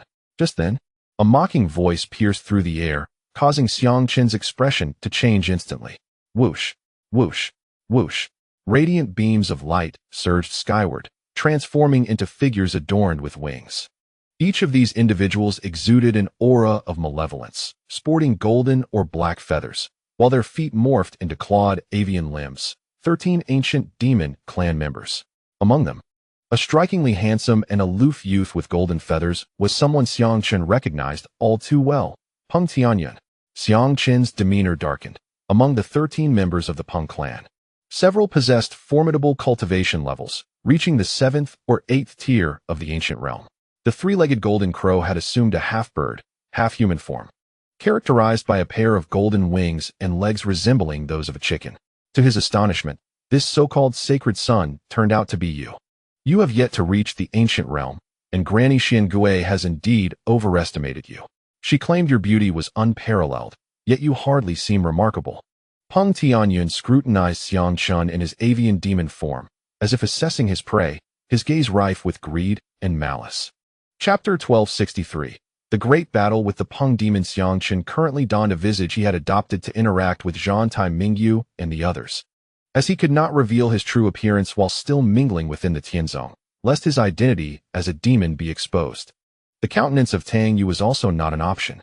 1 ancient realm 8th tier, 2 7th tier, 3 6th tier, and 7 powerful beings within the heavenly position of the ancient realm posed a significant challenge. Xiang Chen's heart weighed heavily, yet his expression remained composed. He gazed at Peng Tianyun and coldly remarked, "You have been in search of some sacred son." As I pondered, it seems that it must be I, the one who possesses the bloodline of a sacred beast. Zizhuer and the others had also pursued, but upon witnessing the formidable assembly of demon clan members, they prudently refrained from approaching, opting to observe from a distance. "Miss, we may not be able to obtain this fellow," remarked an ancient realm member beside Zizhuer. "Damn it, it's Peng Tianyun. What business does he have here?" Zizhuer clenched her teeth, her eyes betraying her unwillingness. "Retreat. The Peng clan harbors a deep-seated animosity towards human cultivators, and Peng Tianyun is a merciless killer. We must abandon this pursuit." Zizhuer, being sensible, chose not to further involve herself. "You are wise, miss," responded the two as they discreetly withdrew, prompting others who were watching to quietly retreat as well. Peng Tianyun, however, paid them no mind, his focus solely on Xiang Chun.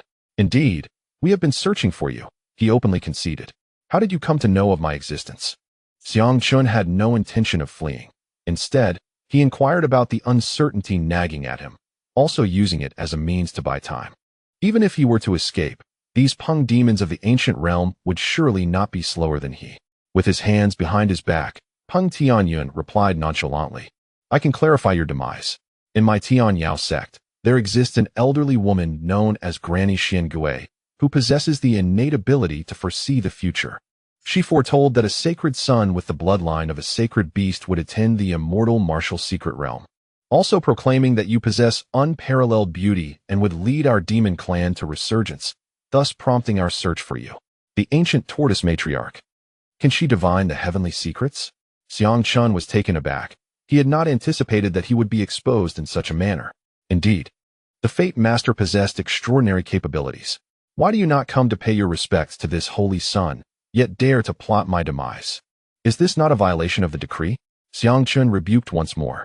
"Ha ha ha, pay respects?" Peng Tianyun sneered at Xiang Chun, his demeanor indifferent. "I have never fully subscribed to the doctrines of Fate Masters. What so-called destined child of the demon race? While you may possess holy blood, your cultivation is far from impressive. Should I consume your sacred blood and evolve my lineage, I too would become a divine beast of holy blood, and at that time, I would be the destined child of the demon race. Why then should I willingly submit beneath you?" Peng Tianyun regarded Xiang Chun as if he were a fool. Only those like Zhan Tai Mingyu and the likes of that sky monkey would believe the ramblings of that old crone. If one does not strive for their own destiny, allowing others to trample over them, that is not the way of Peng Tianyun. Enough of this so-called holy son. I have said what needs to be said. It's time to send you on your way. I initially hoped to spar with you, but your cultivation has utterly failed to pique my interest. Bring him forth. Let him die." With a command from Peng Tianyun, 2 formidable beings of the ancient realm surged forth, their demonic essence radiating power. "Young man, surrender willingly." The 2 ancient Peng demons mocked. "With your strength, you are not worthy to end me. Come, today we shall prepare a feast of great Peng." Xiang Chen scoffed, brandishing the dragon-quelling demonic blade. Foolish creatures, you will die? The two ancient Peng demons charged forth, manifesting their swords of power. Their speed was astonishing, forcing Xiangchun to retreat continually. Pressure of the sacred beast. Xiangchun bellowed, unleashing the full might of his bloodline.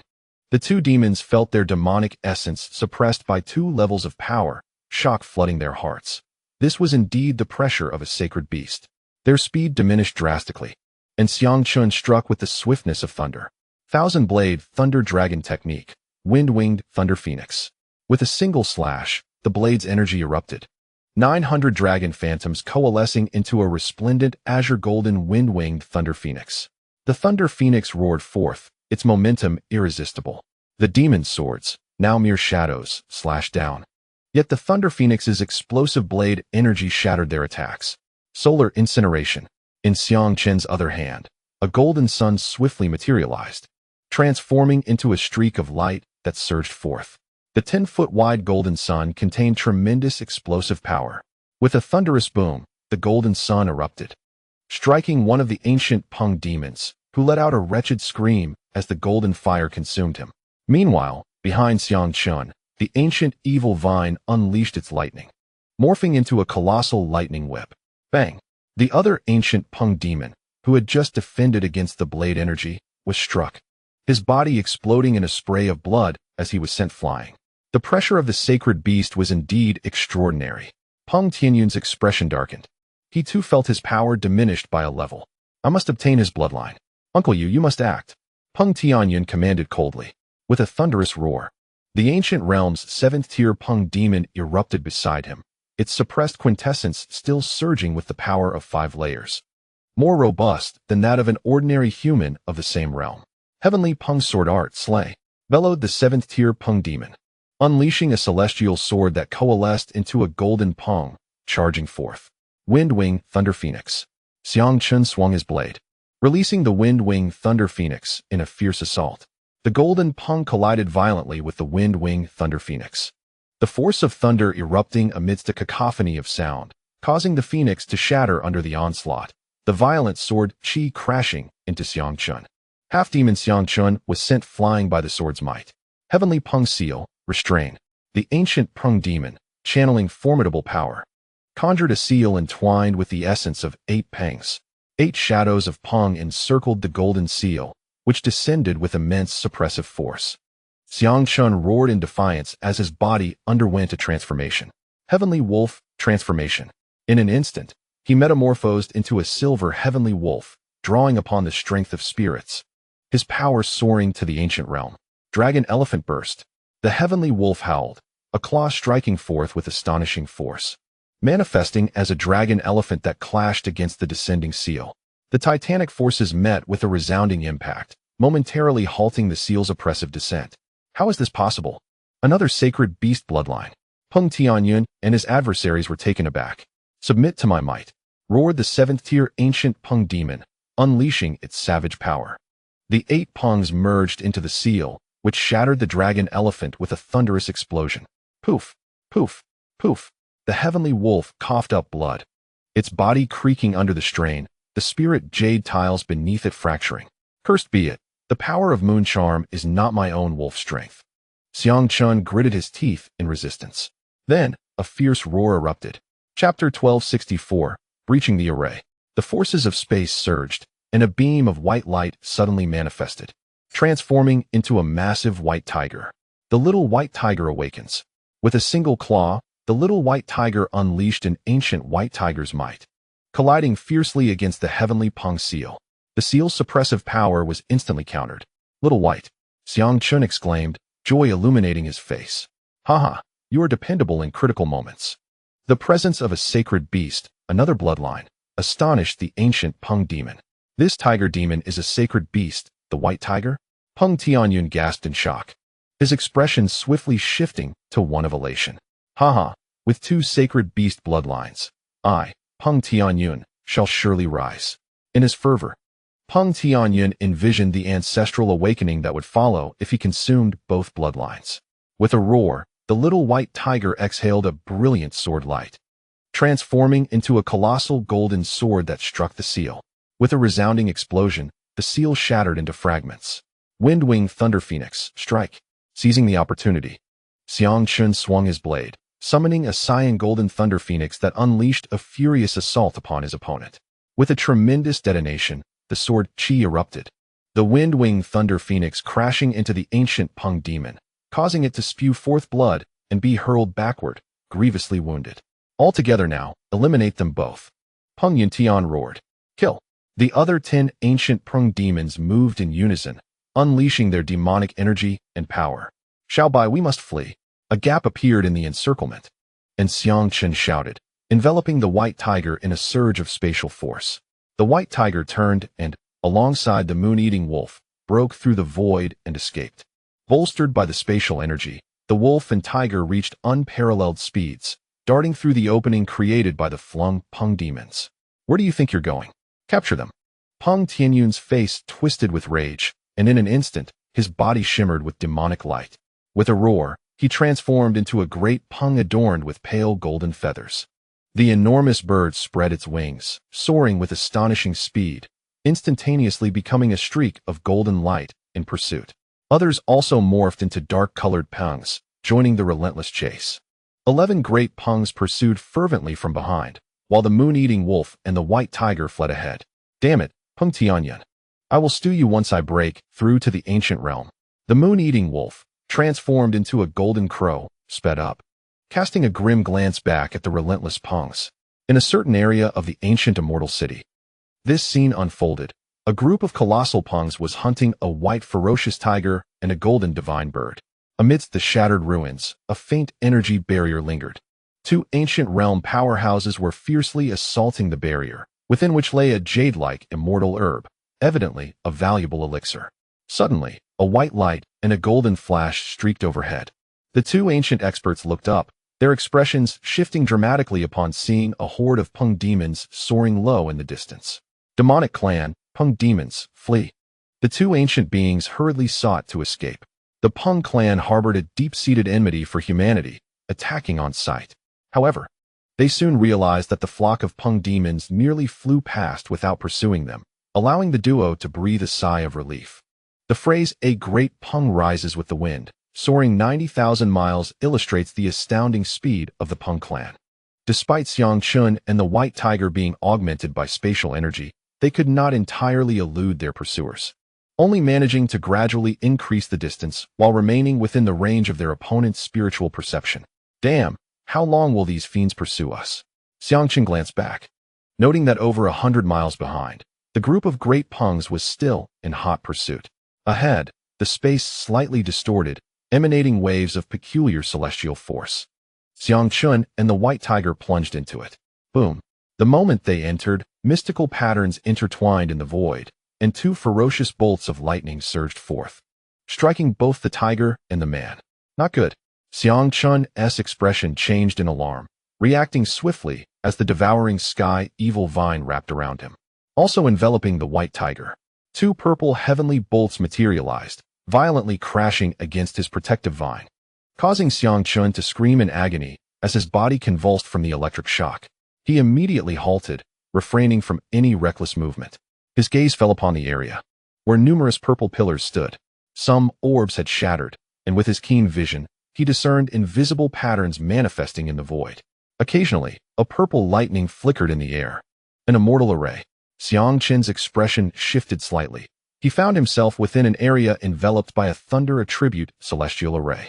Observing several shattered array pillars, a sense of trepidation washed over him. This was merely a broken guardian celestial thunder array. Had it been intact, the earlier thunderous force would have been sufficient to strike him down. Stop right there. He heard Peng Tianyun's voice as he and the others hastily closed the gap. Xiang Chun, gazing at the remnants of the celestial array, revealed a hint of a sinister smile. His form transformed into a diminutive golden crow. Its eyes scanning the intricate array patterns in the air, he navigated cautiously to avoid contact. The interwoven array lines were akin to invisible, yet crisscrossing infrared beams. As he soared into the array's protective zone, mere moments later, Peng Tianyun and his companions arrived. That brat is inside. Pursue him, Peng Tianyun commanded coldly. They remained oblivious to the imminent danger and recklessly charged into the array area with 11 great crows, immediately triggering countless array patterns.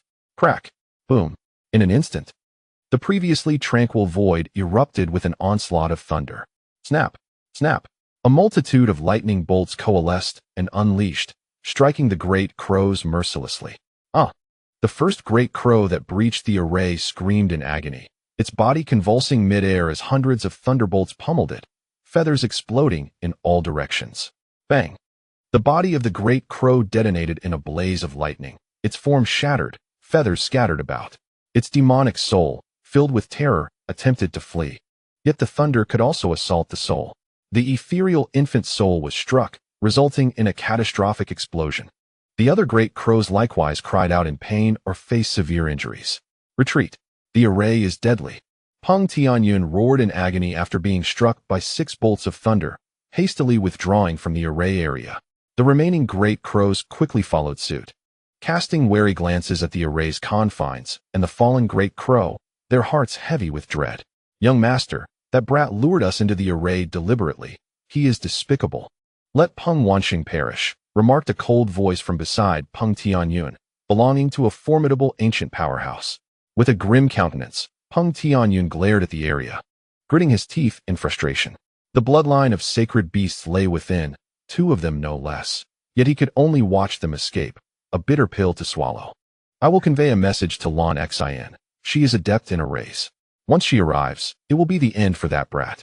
Summon more clansmen to secure this area for me. Peng Tianyun seethed, his determination to acquire the sacred beast bloodline unwavering. Chapter 1265. The White Tiger and the Dragon. As Xiangqun ventured into the array zone, he noted that its coverage extended over an expanse of approximately 800 miles in both north and south directions, an area comparable to a province in the Earth's Yinhuang nation. Observing the numerous dilapidated structures surrounding him, Xiangqun surmised this must have belonged to a prominent cultivation family. The array, he deduced, was likely a protective formation of the clan. What transpired in that distant era that led to such a celestial city being cast down into this realm? Such a broken array could easily annihilate ancient beings. If this family still existed, how formidable they must be. Contemplating these thoughts, he directed his gaze around, probing with his keen eyesight. The buildings were constructed from spiritual jade and spirit stones, but alas, the spiritual energy had dissipated following their destruction. Suddenly, his attention was drawn to a particular area, and he hurriedly made his way there, skillfully evading the array patterns surrounding him. Moments later, he arrived at this expanse of land. It was a vibrant red terrain, spanning hundreds of acres, exuding a rich, earthy aura. Amidst this land, a myriad of herbal plants thrived, among which more than a dozen possessed astonishing celestial medicinal properties. There were the purple calamity herbs, the resplendent multicolored celestial ginseng, the ruby-red celestial goji berries, and the ethereal mandrake. With such an abundance of spiritual herbs and celestial medicines, he exclaimed in joy, I am destined for wealth. The presence of the mandrake meant he could concoct potions of divine quality, reaching the level of earthly immortals. Xiangqun let out a wolf-like howl, his body trembling with excitement as he gazed at the garden of herbs. The land was replete with premium spiritual herbs, including millennium-old golden threads, 10,000-year-old angelica, yellow essence, sedum, and countless others. He even discovered 3 calamity herbs among them. This soil was also infused with the essence of crimson blood, making it an exceptional medium for nurturing medicinal plants. Xiangqun scooped up a handful of this earth, its value immeasurable. Mine, all mine. His gaze burned with intensity as he summoned an ancient cauldron. With a hum, a massive cauldron, 20 zhang in height, materialized in a flash of spiritual light. Just as he was about to gather the herbs, a fierce energy surged towards him. Suddenly, a streak of purple lightning struck with tremendous force, aiming directly at him. Xiangqun swiftly teleported to evade it, the lightning grazing his form. Come forth. He retaliated with a blade of thunder, cleaving towards a distant ruin. Amidst the resounding explosions, the ruins were engulfed in the arc of his blade. A furious roar echoed as a colossal figure emerged. Xiangqun, taken aback, beheld a magnificent beast, stretching 100 zhang in length, enveloped in purple lightning, adorned with dark golden scales. It was a thunderous dragon, possessing a serpentine body, a single horn, and 4 limbs, each with 3 claws. Xiangqun marveled. Here stood a thunderous dragon, a creature of the fourth tier of the ancient realm, devoid of demonic power. Classified as a savage beast, incapable of transforming into a human form. This creature was a naturally born thunder dragon, its bloodline surpassing that of the dragon eel. Should he manage to devour it, he could perhaps perfect the 1,000-blade thunder dragon technique and cultivate the 3,000 thunder dragons. His eyes gleamed with fervor. The dragon was a member of the dragon lineage, albeit the lowest tier, yet it surpassed the false dragon species, embodying the pinnacle of celestial beast bloodlines. The thunder dragon's eyes radiated savagery and violence as it approached him, eager to consume this intruder. From within Xiang Chen's cosmic ring, a beam of light shot forth. The little white tiger emerged, its gaze fixed on the dragon with a glimmer of combativeness. "What's this, little white? Do you wish to engage it?" Xiang Chen inquired with surprise. The little white tiger emitted a series of low growls. "I desire its blood and flesh. The dragon core shall be yours," it conveyed through the royal translation. "Haha, splendid. It's rare to see your eagerness for battle," Xiang Chen chuckled, refraining from making the first move. Although he did not regard the white tiger as his personal enforcer, the white tiger's combat prowess was undeniably formidable, reaching the pinnacle of the ancient realm. Previously, it had directly confronted the sevenfold ancient Peng demon, which had been suppressed by its bloodline. The roar of the white tiger was a low growl, and its form transformed into a massive beast over 100 meters long, igniting the divine golden flames of the white tiger as it advanced towards the thunder dragon serpent. Exuding an awe-inspiring aura, with each step, it embodied the innate majesty of a sovereign. Had Xiang Chen not been reluctant to harm the white tiger, he could have extracted more than 70% of its bloodline power, thereby condensing the white tiger's bloodline and transforming into the sacred body of the white tiger, significantly enhancing his strength and cultivation. The thunder dragon serpent also roared ferociously. Though the white tiger instilled a sense of oppression, the dragon, infused with the bloodline of its kind, refused to yield or retreat. The white tiger and the thunder dragon serpent faced off across the expanse. Meanwhile, Xiang Chen busied himself in the medicinal fields, harvesting herbs. The thunder dragon serpent unleashed a series of colossal purple lightning bolts, each dozens of meters long, as it struck first at the white tiger.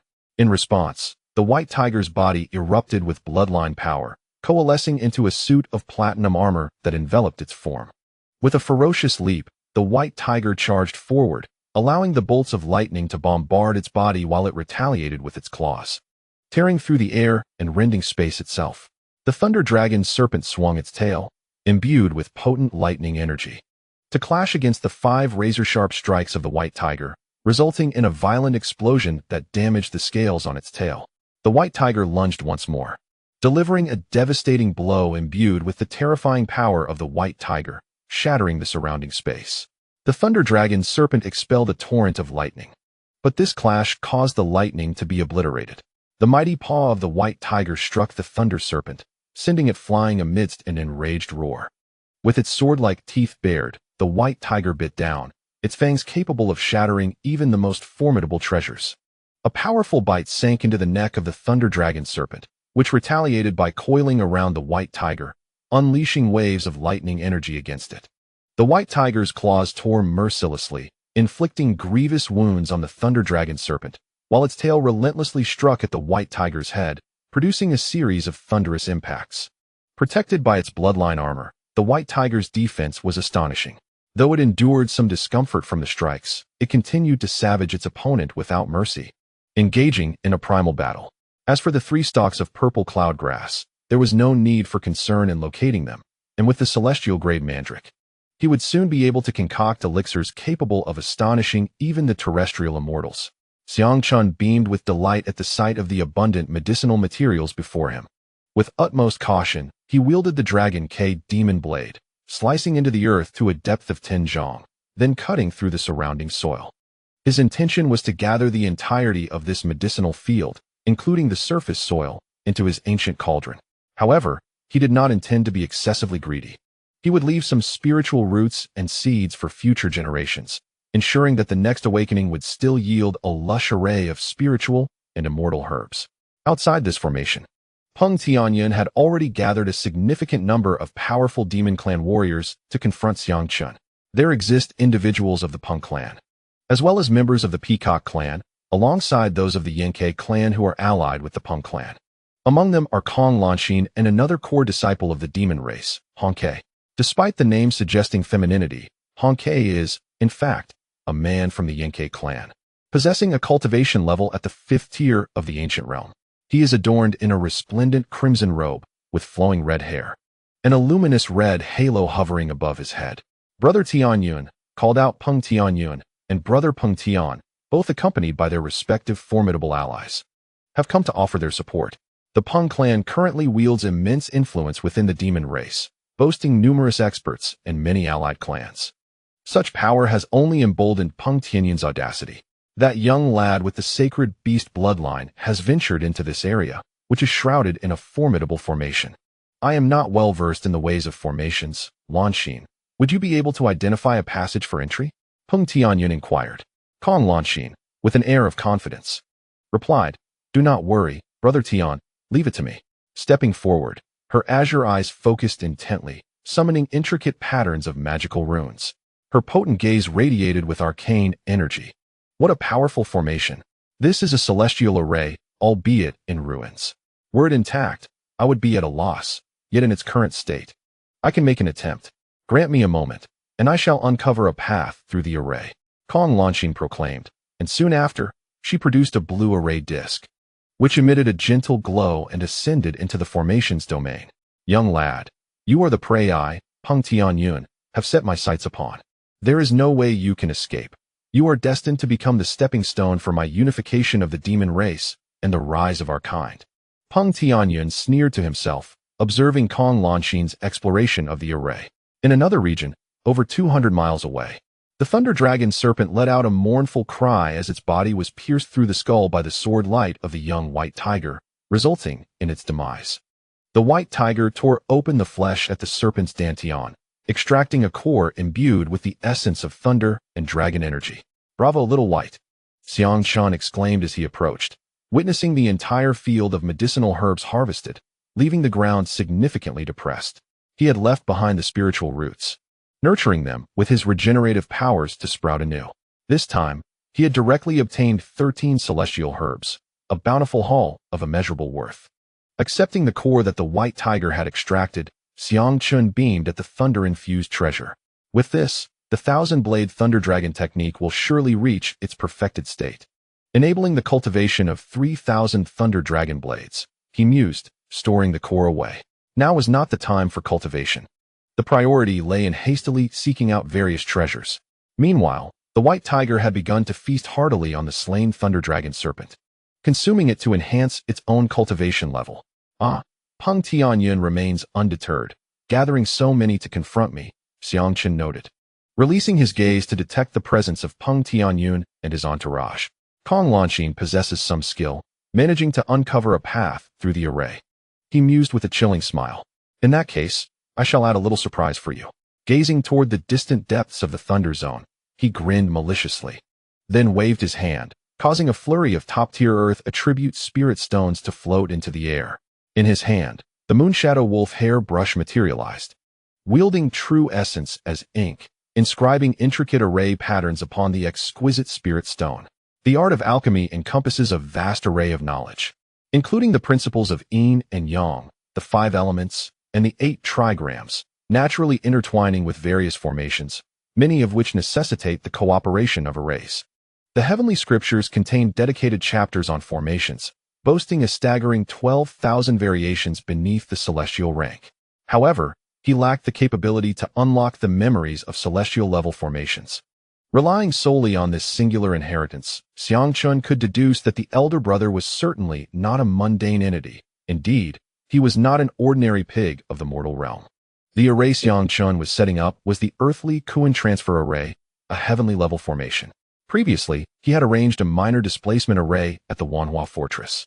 After half an hour, the array stones were properly positioned, and Xiang Chun departed from the location with the little white tiger.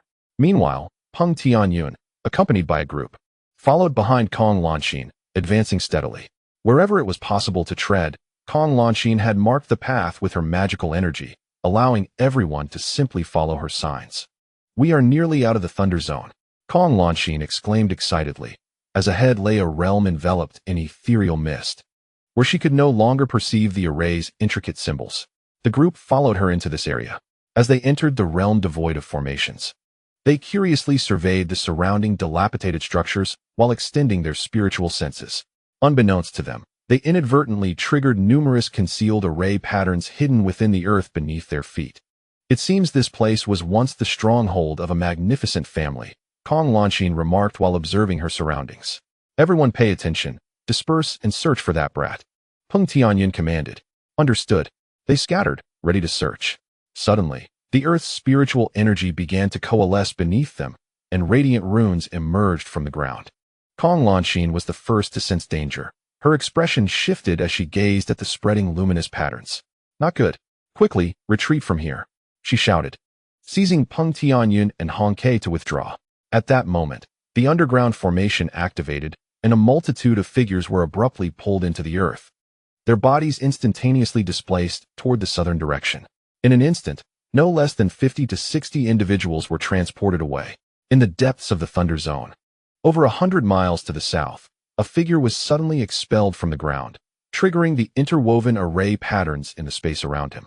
The resounding thunder erupted violently as dozens of bolts of lightning struck him, the ancient Peng demon letting out a piercing scream as his body was charred black. Others followed suit, emerging in rapid succession, the area resonating incessantly with purple lightning and explosive thunderclaps. With a resounding boom, a Peng demon was struck by hundreds of lightning bolts, resulting in an immediate explosion. The remaining individuals were either gravely injured or left on the brink of death, with many succumbing to the lethal strikes. The Earth Attribute Displacement Array? How vile! You dare to scheme against me. Kong Lanqin, witnessing the chaos, felt a chill run down her spine, her face contorted with anger. You little rascal. Peng Tianyin, seeing his subordinates being transported into the Thunder Zone and crying out in agony, was equally alarmed. You little wretch. I, Peng Tianyin, will not rest until I capture you. With rising fury, he felt his veins throb with indignation. Everyone was in turmoil within the Thunder Zone. I will dismantle this displacement array and come to your rescue. Kong Lanqin promptly shouted at the individuals who had been relocated into the Thunderous Zone. Hundreds of miles away, Xiang Chun gazed at the tempestuous area with a cold smirk. To capture me, dear friends, it appears your capabilities are still insufficient. In the days when I was merely at the Soul Moon realm, I could traverse the Sea Clan's royal palace with ease, not to mention my current prowess and divine abilities. Xiang Ergu, with his hands behind his back, hummed a light tune as he strode away, his titanium alloy eyes gleaming brightly as they scanned the surroundings in search of treasures. It was not just Peng Tianyin who sought Xiang Chun. Zhantai Mingyu and others were also in pursuit. Chapter 1267. Cultivation of the Eye Technique. After departing from the Thunderous Realm, Xiang Chun discovered a relatively concealed dwelling. This residence was a traditional courtyard, presumably for common folk, shrouded by a not particularly strong barrier. Xiang Chun could dismantle it with ease. Based on the layout and energy analysis of the barrier, it was estimated that the owner of this residence was likely at the ancient realm level. Such courtyards are innumerable, suggesting the formidable strength of the original inhabitants of this ancient celestial city. Xiang Chun pushed open the door to a cultivation chamber, where a rancid atmosphere permeated the air. The furniture, cushions, and other items within were nearly decayed, covered in dust, with an incense burner rusted through. These materials were originally extraordinary, crafted from spiritual materials. Yet time had rendered them to decay. If one were to ponder what force in this world is truly terrifying, there is no doubt it is time. A century reveals the life of a mortal, a millennium witnesses the rise and fall of dynasties, 10 millennia showcase the celestial shifts, and tens of millions of years unveil the birth and extinction of a race.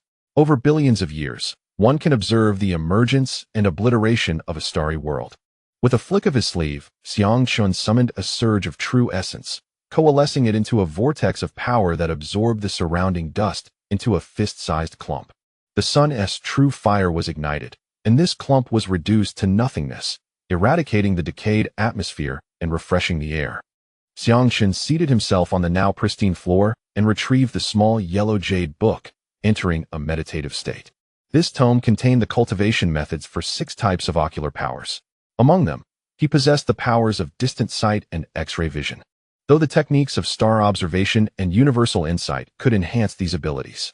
The heart-observing eye, supersensory precognition eye, and illusory vision eye, along with the heart-burning eye, piqued Xiang Chen's interest the most.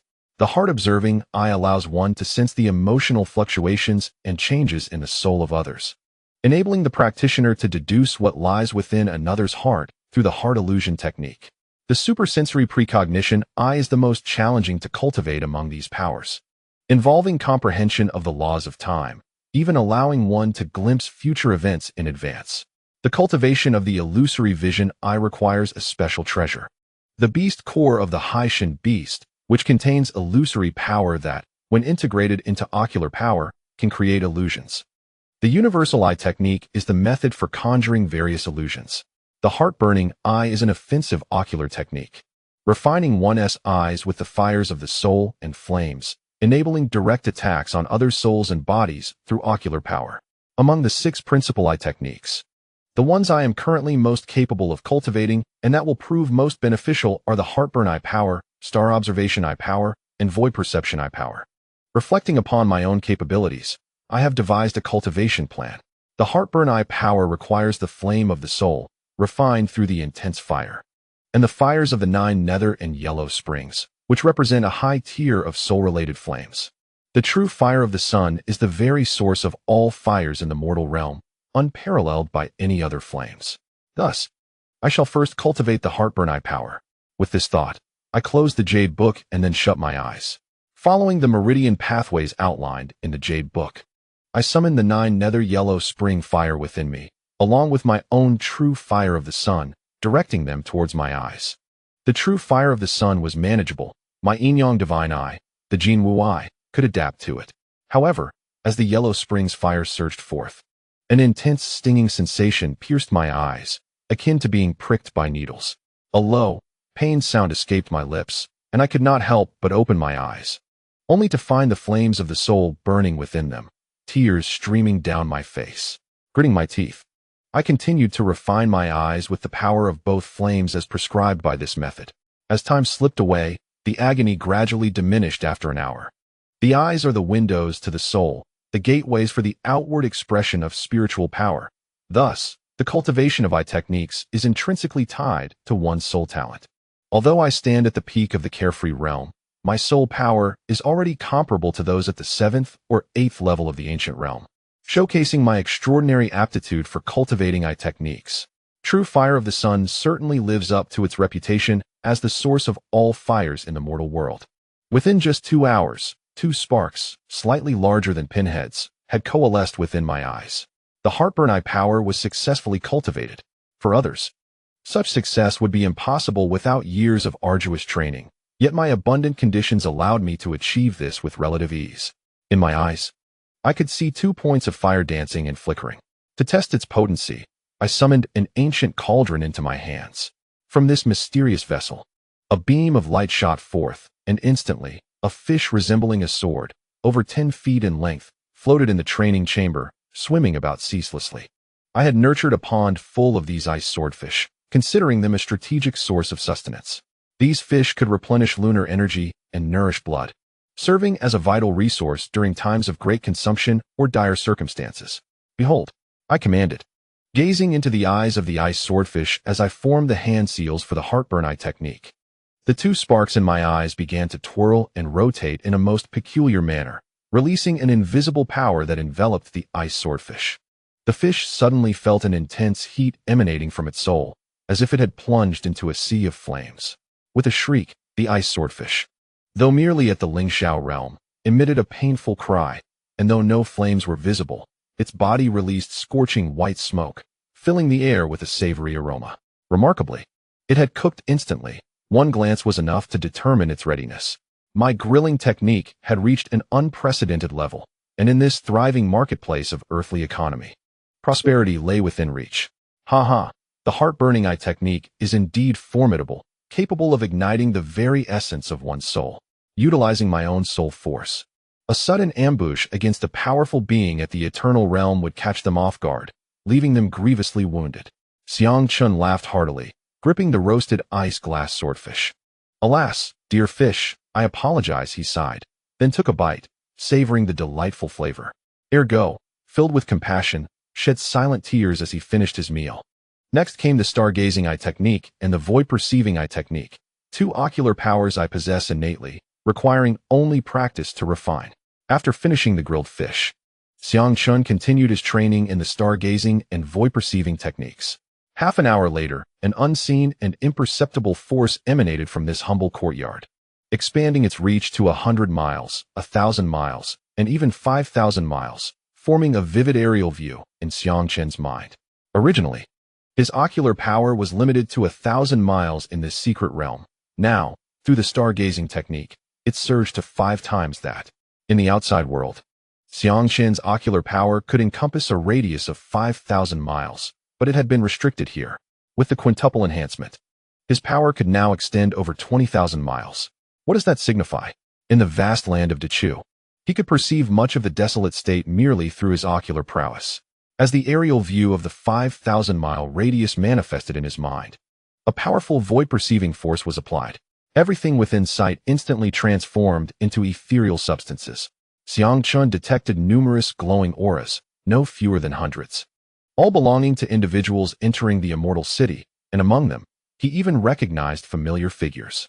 Ah, there. Xiang Chun furrowed his brow, concentrating his ocular power on a specific area. On the other side, thousands of miles away, a thunderous explosion erupted as waves of celestial moonlight and blade-like energy struck against a translucent azure barrier. Before him stood an enormous tree, towering to the heavens, bridging the realms of earth and sky. Its crown commanded a radius of nearly 100 miles, with a trunk diameter of 1,000 zhong, a truly magnificent sight. Leaves, several times larger than banana leaves, radiated a verdant glow, and upon its branches hung over 80 fist-sized azure fruits. This was the transcendental tree, a veritable celestial tree. The transcendental tree absorbs the energies of heaven and earth, yielding transcendental fruits. These fruits serve a singular purpose: to enhance the true essence of one's soul. For cultivators yet to comprehend the heavenly true essence, consuming one fruit allows for immediate enlightenment. Those who have already grasped the heavenly true essence can utilize this fruit to elevate their true essence to a state of great accomplishment, or even perfection. The transcendental fruit tree emanated a protective azure glow, forming a barrier around itself. At this moment, no fewer than hundreds were attacking the transcendental fruit tree, their gazes fervent. The transcendental fruits are of celestial quality, each worth over 100 million top-grade spirit stones, and they hold immense benefits for the individual. 200 to 300 people were relentlessly assaulting the barrier, unleashing a barrage of various true essence and magical powers. Among the crowd, over a dozen figures stood out. Wang Ying, Zhang Dan, Li Huan, Geng Zhong, and other brothers from Yanhuang were unmistakably present. Others, predominantly formidable beings of ancient realms, included even a powerful entity of the ninefold heavens from antiquity. The azure luminescent barrier was growing increasingly dim, and the moment of its rupture was imminent. Everyone, exert yourselves. The breach is within our grasp, exclaimed the ancient ninefold powerhouse. This individual was named Qingdao Qinyu, the foremost prodigy of the Qingdao clan from the celestial realm, who fortuitously turned 298 this year and had the opportunity to enter the secret realm of immortal martial arts. He was also recognized as the celestial seed of the Qingdao family, one of the most promising talents destined to ascend the immortal path. Different realms possess varying potentials for cultivation. Generally, individuals within the first third of their lifespan hold a 90% potential to transcend to a higher realm. For instance, the lifespan of an ancient realm being is approximately 1,000 years. Thus, those who can attain this state by the age of 300 will likely ascend the immortal path in their latter half of life, barring unforeseen circumstances. However, such potential does not guarantee that the heavenly tribulations will acquiesce. In this world, the number of scattered immortals far exceeds those who achieve the status of terrestrial immortals, primarily because many cultivators fail to survive the tribulations and subsequently perish, transforming into scattered immortals as souls or soul infants. Celestial moonlight waves, 100 dragons, converging blades, Wang Ying, Li Huan, and others were relentlessly assaulting the celestial tree, unleashing their energies upon the protective barrier. Our defenses are crumbling. Xiao Huan, my dear wife, form the formation and strike decisively. Wang Ying shouted with exhilaration. The 14 immediately formed a formation, their hand seals shifting to channel the celestial power of the stars. 7 kills in formation, breakthrough at the ready. 7 kills formation. Beams of light surged skyward as the 14 coalesced into the 7 kills flame armor, amplifying their attack power 7-fold. Subsequently, they repositioned, blue array patterns expanding as 2 beams of azure light enveloped the heavens. Breakthrough formation. An astonishing aura of destruction emanated as the colossal breakthrough blade coalesced, releasing a terrifying presence that even ancient beings regarded with trepidation. Regrettably, the power of the formation constructed by 21 individuals was not fully realized, resulting in a slight inadequacy. Breakthrough engage. Wang Ying and Li Huan bellowed in unison, commanding the formation. A massive blade of light cleaved toward a section of the barrier. The resounding energy of the blade spread forth, causing the barrier's brilliance to dim drastically. Suddenly, with a crack akin to shattering glass, a gap over a meter long and half a foot wide appeared. Huh, we've broken through. Let us go. Wang Ying laughed heartily, his semi-demonic form shrinking to the size of a cat as he slipped through the opening, with Li Huan, Zhang Dan, and others following suit. Becoming the first to enter. Upon entry, they instantly sprouted celestial wolf wings, gliding skyward alongside the towering tree, dispersing to gather fruits. Look, someone has entered. Damn it. From which direction did they breach? We cannot fall behind. The others, seeing the entry had been made, red-eyed, unleashed their full might in a desperate assault. Boom. Another section of the barrier erupted, and a large hole tore open before Qingdao Qinyu. In now, he took the lead and immediately dispatched the intruders. Behind him, 2 to 3 dozen formidable members of the Qingdao clan followed suit, rushing towards the dense canopy to pluck the fruits. With a swift motion, Wang Ying lunged for a mystical celestial fruit perched upon a branch, and when he was merely 10 zhang away, he waved his hand, summoning a surge of true essence that enveloped the fruit, drawing it directly into his storage ring. His siblings similarly managed to seize a fruit each, a distinct advantage for the first group to enter. Meanwhile, hundreds of cultivators surged forward, clamoring to reach the celestial fruit, many straining their necks in pursuit of it. Suddenly, a series of roars erupted from the tree above. A colossal ape, towering at several dozen zhang, burst forth from the treetops. This giant, approximately 60 meters high, though it appeared as diminutive as a grasshopper against the immense mystical tree, boasted a coat of azure and gold fur. With a row of spiny dragon-like ridges along its back and a long golden tail, its face adorned with sharp fangs. It radiated an aura of terrifying ferocity, akin to that of a terrestrial deity. The crimson-tailed azure ape, a celestial beast, was the guardian of this mystical celestial tree. Each tree was paired with its respective ape, coexisting in symbiosis. The ape protected the tree, which in turn provided it with a sanctuary, a place for cultivation and sustenance. The enraged crimson-tailed azure ape let out a fearsome roar and darted towards the throng vying for the fruits. With a single titanic fist, it unleashed a torrent of azure light that cascaded downwards, distorting and shattering the space around it. The 4 ancient cultivators contending for a single fruit turned pale as the azure fist descended upon them. This is a ferocious beast. By the heavens, the crimson-tailed azure ape, flee. Their expressions darkened in dread as the fist's brilliance enveloped them. Boom, boom, boom. The azure light engulfed their forms, their protective true essence twisting and exploding. Blood erupting from their bodies as their innards were obliterated, leaving them nearly incapacitated. An overwhelming force surged forth, a massive azure hand descended, capturing the 4 individuals. The crimson-tailed azure ape opened its cavernous maw, devouring them in a single, gruesome bite, their bodies reduced to mere morsels, swallowed whole. With blood-red eyes, the ape charged towards the remaining crowd. There's a ferocious beast. Quickly, seize the fruits and escape.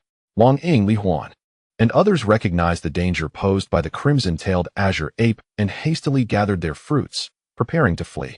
Yet, many were reluctant to abandon their prize, eager to snatch one more fruit before the beast could attack. Damn it, how could such a ferocious beast exist? Qingdao Qinyu's countenance darkened as he unleashed a surge of incredible power, repelling 3 competitors, seizing a mystical celestial fruit, and retreating without hesitation.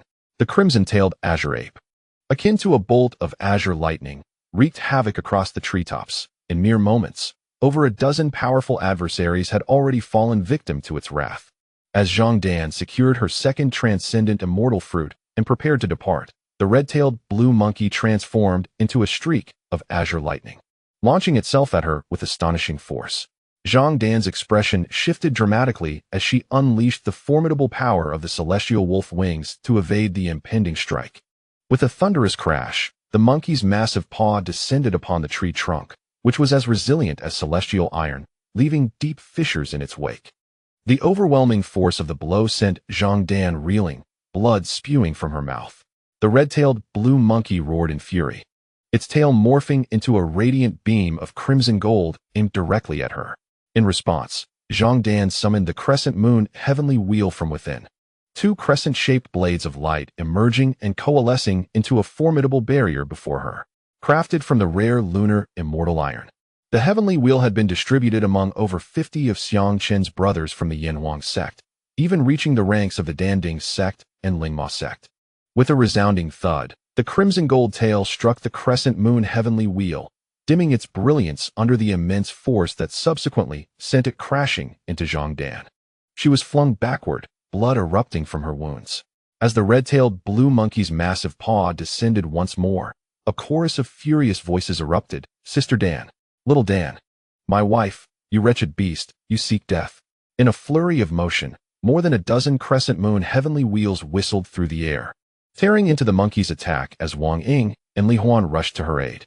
The onslaught of heavenly wheels managed to momentarily repel the strike, allowing Wang Ying to dash forward and embrace Zhang Dan. The red-tailed blue monkey roared, unleashing a surge of azure light aimed at both Wang Ying and Zhang Dan. Instantly, the celestial wolf wings enveloped them in a protective embrace. Yet, the terrifying azure light collided with the wings, shattering their formidable defense. Wang Ying let out a pained cry as a gaping wound erupted on his back, propelling him and Zhang Dan through the air, although she sustained minimal injuries. "Little chick." Tears streamed down Zhang Dan's face. In that moment, the protective crescent moon heavenly wheels were also dislodged. The red-tailed blue monkey surged forward, its colossal paw poised to strike once again. "Wife, run!" Wang Ying bellowed, hurling Zhang Dan away as he transformed into the celestial wolf, his claws bursting forth with immense power to confront the descending blow. As the paw of the monkey met the claws of the wolf, a sickening sound echoed through the air. Blood erupted as Wang Ying's claw was obliterated, bones shattering and leaving his arm incapacitated. The red-tailed blue monkey seized Wang Ying in its grasp, eliciting cries of anguish from the Yanhuang brothers, who rushed forward in a frenzy. With a crushing grip, the monkey squeezed Wang Ying, bones cracking and blood gushing forth. It then raised him to its maw. Replacement technique. Zhuge Yuan unleashed a radiant thread of light connecting him to Wang Ying, channeling a powerful surge of vitality. In an instant, Wang Ying felt his strength restored. As the space around them warped, Zhuge Yuan was about to transfer Wang Ying, but Wang Ying severed the connection willingly. "You fat fool. Don't think of sacrificing yourself for me. Take care of my brothers and my wife, and assist Chun in his grand endeavors. Little Dan, I love you." Wang Ying's life was abruptly severed, his body sent directly into the gaping maw of the crimson-tailed blue ape. As the beast chewed, blood splattered in a gruesome display. "Brother! Chicken brother! Little chick!" The cries of his comrades echoed in despair, their eyes wide with anguish as they beheld the horrific scene. "Move!" Zhuge Yuan, suppressing his sorrow, bellowed, unleashing a similar spatial technique from his sleeve. The universe within the sleeve. Zhang Dan and the others were drawn into the maelstrom, and Zhuge Yuan led them in a desperate attempt to flee. The crimson-tailed blue ape, having devoured Wang Ying, turned its wrath upon the others. The air was filled with horrific screams as the beast claimed no fewer than 40 lives before the remaining survivors could escape. Nonetheless, around 40 of the elusive Xian fruits had also been harvested, most plucked by the brethren of Yanhuang. Once the people retreated, the crimson-tailed blue ape did not descend from its perch to pursue them. On the ground, the Yanhuang warriors wore somber expressions, their eyes glistening with unshed tears. Zhang Dan collapsed, wailing uncontrollably, her fists pounding the earth. Zhuge Yuan bowed his head in silence, tears streaming down his cheeks. "You beast! I shall take you down with me." Zhang Dan, her eyes ablaze with rage, transformed into a werewolf and surged toward the Xian fruit tree. "Dan, do not act impulsively." "Little Dan, Remain calm. We are no match for it. The other brothers rushed forward to restrain Zhang Dan, clutching her arms and thighs. Let go. I must avenge little chick. Overwhelmed by grief and fury, Zhang Dan was beyond reason, deaf to their pleas. Spirit-binding talisman, restrain. Zhuge Yuan unleashed a talisman that burst forth with golden light, slamming it onto Zhang Dan's forehead. In an instant, her spirit was suppressed, rendered immobile. Her form frozen in place. Zhuge, release me. Zhang Dan's spirit roared in protest. Release you to meet your demise and dishonor my brother's life? Little chick was your man. And he was my brother. If he falls, we shall protect you even in death, Zhuge Yuan retorted, his voice laced with fury, spittle flying onto Zhang Dan's face. You. Zhang Dan's eyes welled with fresh tears, a deluge of sorrow breaking forth. For now, we must leave this place. We shall avenge this wrong. Zhuge Yuan surveyed their surroundings, suppressing his grief as he spoke. Little Dan, the fat one is right, Li Huan added, his voice low. Fat brother, Huan brother. I fear our escape may not be as simple. Chapter 1270. The four black of Yanhuang Gongzhong's countenance darkened as he observed the encroaching crowd. No fewer than 20 formidable beings of the ancient realm were converging upon them, their expressions unmistakably malicious. The 13 brethren of Yanhuang immediately formed a protective circle, their backs turned to the approaching threat. Among them, a youth clad in gray robes with flowing white hair sneered. You lot were the first to ascend the Xian fruit tree, were you not? Hand over the Xian fruits. Such treasures are not meant for those of your trifling realm.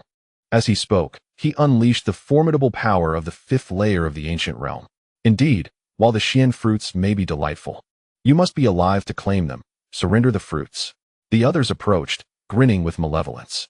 Upon the bodies of the people from Yin and Huang, there were at least 20, perhaps even 30, of the wondrous Xian fruits, a wealth sufficient to incite envy in any earthly immortal. Zhuge Yuan, Li Huan, Zhang Dan, and others bore solemn expressions, exchanging glances laden with unspoken understanding. Among them, 7 had silently formed a strategic position. Zhuge Yuan remarked, Dear friends, is it not merely the Xian fruit? We possess it, and as long as you do not take our lives, all shall be well. However, we do not have quite as many. To whom shall we bestow it? His words immediately aroused the caution of those who sought to seize the Xian fruits, stirring unease within their hearts. The youth clad in gray retorted coldly, You, boy, cease your sowing of discord. Present the Xian fruits first. Zhuge Yuan raised his hands, stating, Do not act rashly, we are willing to negotiate. He conjured a single fruit, encircled by azure runes, and placed it into a storage pouch. Brothers, quickly present your Xian fruits. Our lives are at stake, he urged the others. The brethren from Yin and Huang understood the gravity of the situation, unfastening their storage pouches and surrendering them to Zhuge Yuan. Clutching a handful of storage pouches, Zhuge Yuan declared, All the Xian fruits are here. I am uncertain to whom they should be given. I shall entrust them to this esteemed elder, whose fortune appears substantial. With a flick of his wrist, he sent over a multitude of storage pouches towards the gray-clad youth. Elation surged through the youth as his vital energies surged forth, enabling him to catch them effortlessly. In that fleeting moment, all eyes turned towards him as others lunged to seize the storage pouches, each exclaiming, They are mine. The gray-clad youth swept his sleeve, gathering all the pouches, before unleashing his power and transforming into a streak of gray light, darting away close to the ground. Stop! You shall not hoard it all. The others roared in fury, pursuing him relentlessly. Let us go. Zhuge Yuan observed the dispersal of their assailants and promptly led his companions in flight. Celestial grasp. A formidable figure in black, at the 5th tier of the ancient realm, unleashed unparalleled power with a palm strike, manifesting as a colossal black hand that descended upon the gray-clad youth. Mountain shatter. The youth waved his sleeve, releasing a beam of yellow light that transformed into a massive mountain seal, crashing forth. A thunderous roar erupted as the giant hand collided with the mountain seal, unleashing an extraordinary force that shattered the palm and sent the black-clad man reeling backward. Crimson flame cauldron. Yet another ancient powerhouse summoned a red furnace, which erupted, engulfing the area in a sea of flames, morphing into a colossal fire serpent that lunged toward the gray-clad youth. The youth evaded, yet the ground was obliterated, creating a vast pit. The fire serpent lashed out, striking him and sending him flying with a cry of agony. Hand it over. The black-clad youth bellowed. his claw coalescing in a grasping motion. Here, do not pursue. The gray-clad youth swiftly tossed out a storage pouch. The black-clad man caught it in his palm and fled. Meanwhile, others closed in on the gray-clad youth. His expression darkened as greed dissipated, and he swiftly cast out 9 storage pouches to divert their attention, allowing them to compete amongst themselves while he escaped with 3 pouches in hand. After experiencing a theft, 9 individuals managed to seize a storage pouch each and fled immediately. The young man in gray, seeing that no one pursued him, finally breathed a sigh of relief and retrieved 3 storage pouches. From one of them, he extracted a transcendent fruit. Haha, with this transcendent fruit, I shall attain true enlightenment, and, once my cultivation reaches perfection, I will be able to break through to the semi-saint realm. The young man in gray laughed heartily, then proceeded to examine the contents of the other 2 storage pouches. To his dismay, he found only several activated talismans radiating with runic light, their energies surging ominously. Oh no! The expression of the gray-clad youth changed drastically as he immediately hurled the talismans away. In that instant, they detonated with a thunderous explosion, engulfing him in a torrent of fierce flames and lightning. Ah! The young man screamed in agony as his arm was obliterated, his body torn apart, blood gushing forth, leaving him severely wounded. Not only him, but the others who had seized the storage pouches also transformed in countenance upon revealing their contents. Instead of the coveted transcendent fruit, they found themselves faced with potent activated talismans. Boom! Ah! How dare this little beast deceive me? Cried another, who was similarly struck half dead by the lightning power of a talisman, the force comparable to an attack from a legendary warrior. Amidst the cacophony of explosions, these individuals either suffered shattered limbs or grievous injuries. One unfortunate soul met his demise as an ice sword talisman exploded, piercing his skull and ending his life.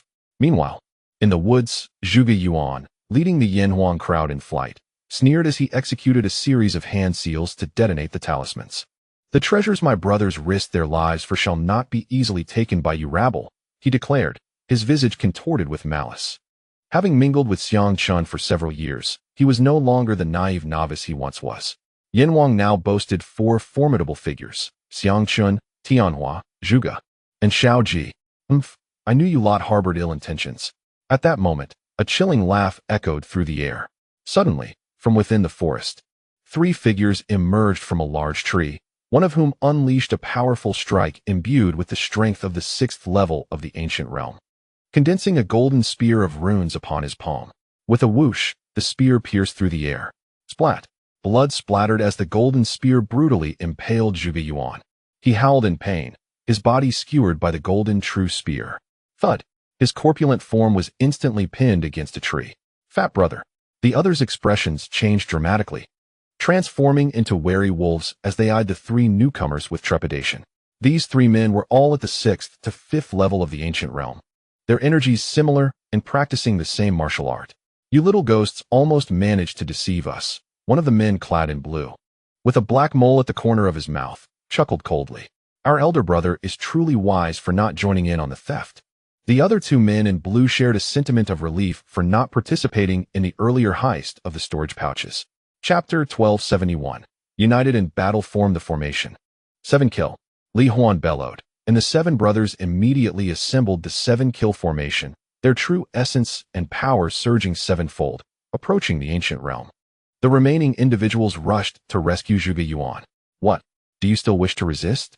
The youth, marked by a mole on his face, spoke disdainfully. His name was Huang Huai, hailing from a prestigious family in the realm of Tian Wai Tian. Behind him stood 2 companions, Huang Ming and Huang Quan, both members of the Huang clan. You dare to harm my brethren? Kill! Li Huan bellowed, and in an instant, 7 figures charged forth. A flurry of blades converging upon the 3.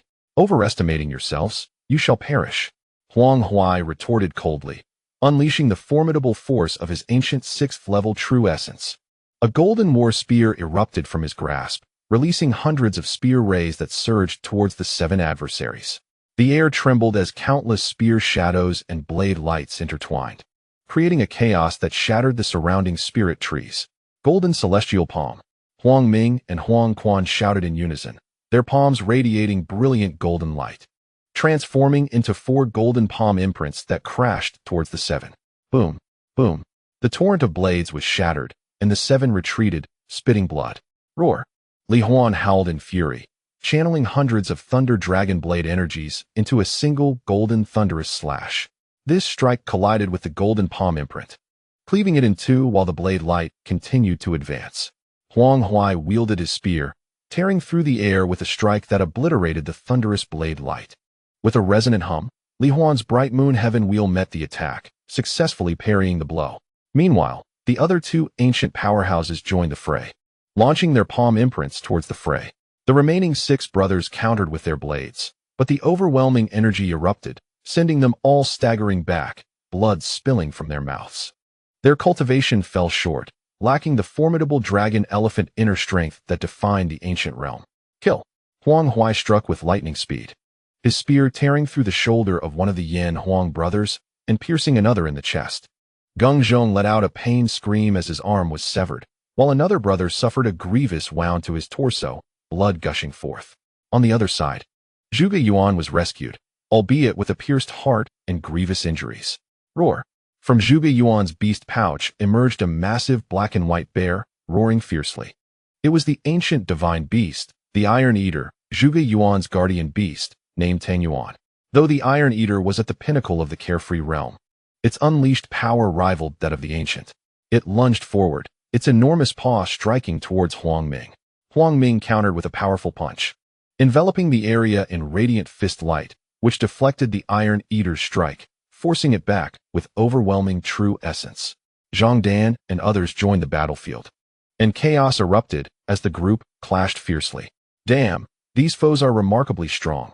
Their combat prowess is beyond that of ordinary kings. Huang Huai and his companions exchanged grim glances. Normally, they could obliterate any average king within moments, yet these 12 opponents held them at bay with tenacity. Die! Huang Huai roared, unleashing his full combat power. One hand released the golden celestial palm, while the other coalesced around the golden war spear. Amidst the explosive sounds, 3 Yan Huang brothers were sent reeling, bloodied, and crashing to the ground. The golden war spear transformed into a streak of golden lightning, hurtling towards the head of one Yan Huang brother, Zhao Peng. Zhao Peng's eyes widened in horror as the blinding golden light approached. Just then, an arrow streaked through the air, striking fiercely against the golden war spear. With a thunderous explosion, the golden war spear shattered, unleashing a surge of energy that tore through Zhao Peng's flesh, leaving behind a multitude of crimson gashes. Yet, his life was ultimately spared. You dare to harm my brothers? Not one of you 3 shall escape this day. From within the forest, a figure approached with astonishing speed, followed by a furious fist of light that surged forth. Roar! Dragon elephant shattering the heavens. The ancient golden dragon elephant roared, fiercely charging towards Huang Ming, who had aimed a blade at another of Zhao Peng's brothers. Huang Ming's expression shifted dramatically as he altered the trajectory of his strike towards the dragon elephant. Boom! The deafening sound of an explosion reverberated in all directions. Huang Ming's strike was utterly shattered, and he was forced to retreat, the blood within him surging wildly. Suddenly, a remarkably handsome young man with silver hair appeared on the battlefield. Elder brother, Chenggu. The crowd gasped with delight and excitement at the sight of this youth. Xiang Chun had arrived, unleashing another barrage of the 1,000-blade thunder dragon, pushing back Huang Quan. The 3 brothers of the Huang family regarded Xiang Chun with furrowed brows. He has reached the peak of the carefree realm. One exclaimed, astonished that a peak carefree realm king could repel their assault. Elder brother, little chick. Zhang Dan's eyes were filled with tears as he attempted to speak of Wang Ying. No need to say anything. I have seen it all. And I shall avenge little chick, Xiang Chun replied, suppressing the fury boiling within him as he gazed coldly at the 3 assailants. You 3, how do you wish to meet your demise? The trio exchanged glances, then erupted into mocking laughter. Elder brother, this kid must be out of his mind to speak to us like that. Huh, he must be the leader of this rabble. Let me take care of him. Huang Quan sneered, brandishing a golden war knife as he stepped forward. In an instant, Huang Quan transformed into a streak of golden light, descending with a blade that coalesced into a 100-foot arc die. This strike was imbued with astonishing true essence and blade aura, far surpassing Xiang Chen's own. Burning heart eyes. Suddenly, Xiang Chun's eyes radiated with golden brilliance as his soul force surged into his gaze, 2 points of fire igniting in his pupils. enveloping Huang Quan with an invisible power. Huang Quan felt an unbearable heat searing through his eyes, followed by an agonizing sensation from his soul, as if he had plunged into a fiery abyss. Ah! Huang Quan screamed in agony, his true essence dissipating. Kill! In that fleeting moment, Xiang Chun drew his sword. Iato. The art of drawing the sword. Clang. A blade of unparalleled swiftness cleaved through the air, tearing apart Huang Quan's protective true essence. Not good. Intervened to save him. Huang Huai roared, springing into action. Yet, he was a moment too late. With a sickening sound, the blade struck Huang Quan's head, cleaving him cleanly in two. Second brother. Second brother. Huang Huai and Huang Ming's faces contorted with rage at this sight, their attacks unceasing. Golden Heavenly Gang Palm. Golden War Spear, kill. Huang Ming's palm transformed into a 100-foot force, but Xiang Chun's protective energy surged forth, countering the impact. However, Huang Huai's spear came crashing down, and four of the Yin Huang brothers leaped forward, their swords clashing against the spear. The tremendous force of the spear sent all four of them flying. The white tiger god of war hall of the Yin Huang temple comes to aid. Brothers, do not panic. A powerful voice echoed from the depths of the forest. A long rainbow piercing the sun. Xiahou Wu radiated with a resplendent golden light, surrounded by intricate symbols, his combat energy reaching an unprecedented ancient realm. A spear of golden light, ignited with a fiery aura, tore through the void, piercing through three colossal trees with a diameter of 100 feet. Its velocity transcended the confines of space. In an instant, this spear struck with the stealth of a predator, wielding an unimaginable force. Huang Huai's six-layered protective ancient true essence was relentlessly torn apart, and the spear's brilliance swiftly penetrated his body. Within the White Tiger War God Hall of the Yanhuang Palace, the mightiest warrior under Xiang Chun and his staunchest brother had arrived. Amidst the chaos, Huang Huai let out a harrowing scream as the spear impaled him, propelling him forcefully against a spiritual tree. Meanwhile, the Tianke War Spear, akin to its foundational symbols, began to voraciously absorb Huang Huai's life force. Ah, brother, you finally arrived. Xiang Chun bellowed with laughter, his gaze fixed upon the approaching imposing figure of Xiahou Wu, who was flanked by 11 comrades from Yanhuang. Brother, the warriors of the Yanhuang Palace rejoiced. Yet, upon witnessing this scene, Huang Ming let out a mournful cry, rushing forth to rescue Huang Huai. However, Xiang Chun had no intention of granting him that opportunity. 7 tendrils of the devouring sky vine erupted like massive appendages, sweeping outwards. Huang Ming's protective true essence repelled 6 of the tendrils, but one ancient lightning vine unleashed a tremendous electric force, striking with a thunderous boom that shattered his protective essence. He was sent hurtling away, crashing against a great tree. 7 stars pursuing the moon. In an instant, the dragon-hunting bow materialized in Xiang Chen's grasp, conjuring 7 magical arrows that soared forth. The arrows, seamlessly connected, transformed into a formidable arrow dragon, an unstoppable force. Golden Celestial Palm. Huang Ming reacted swiftly, unleashing a palm imbued with symbols to counter the attack. Nonetheless, his response was hasty, lacking the full force of his true essence, resulting in a feeble defense.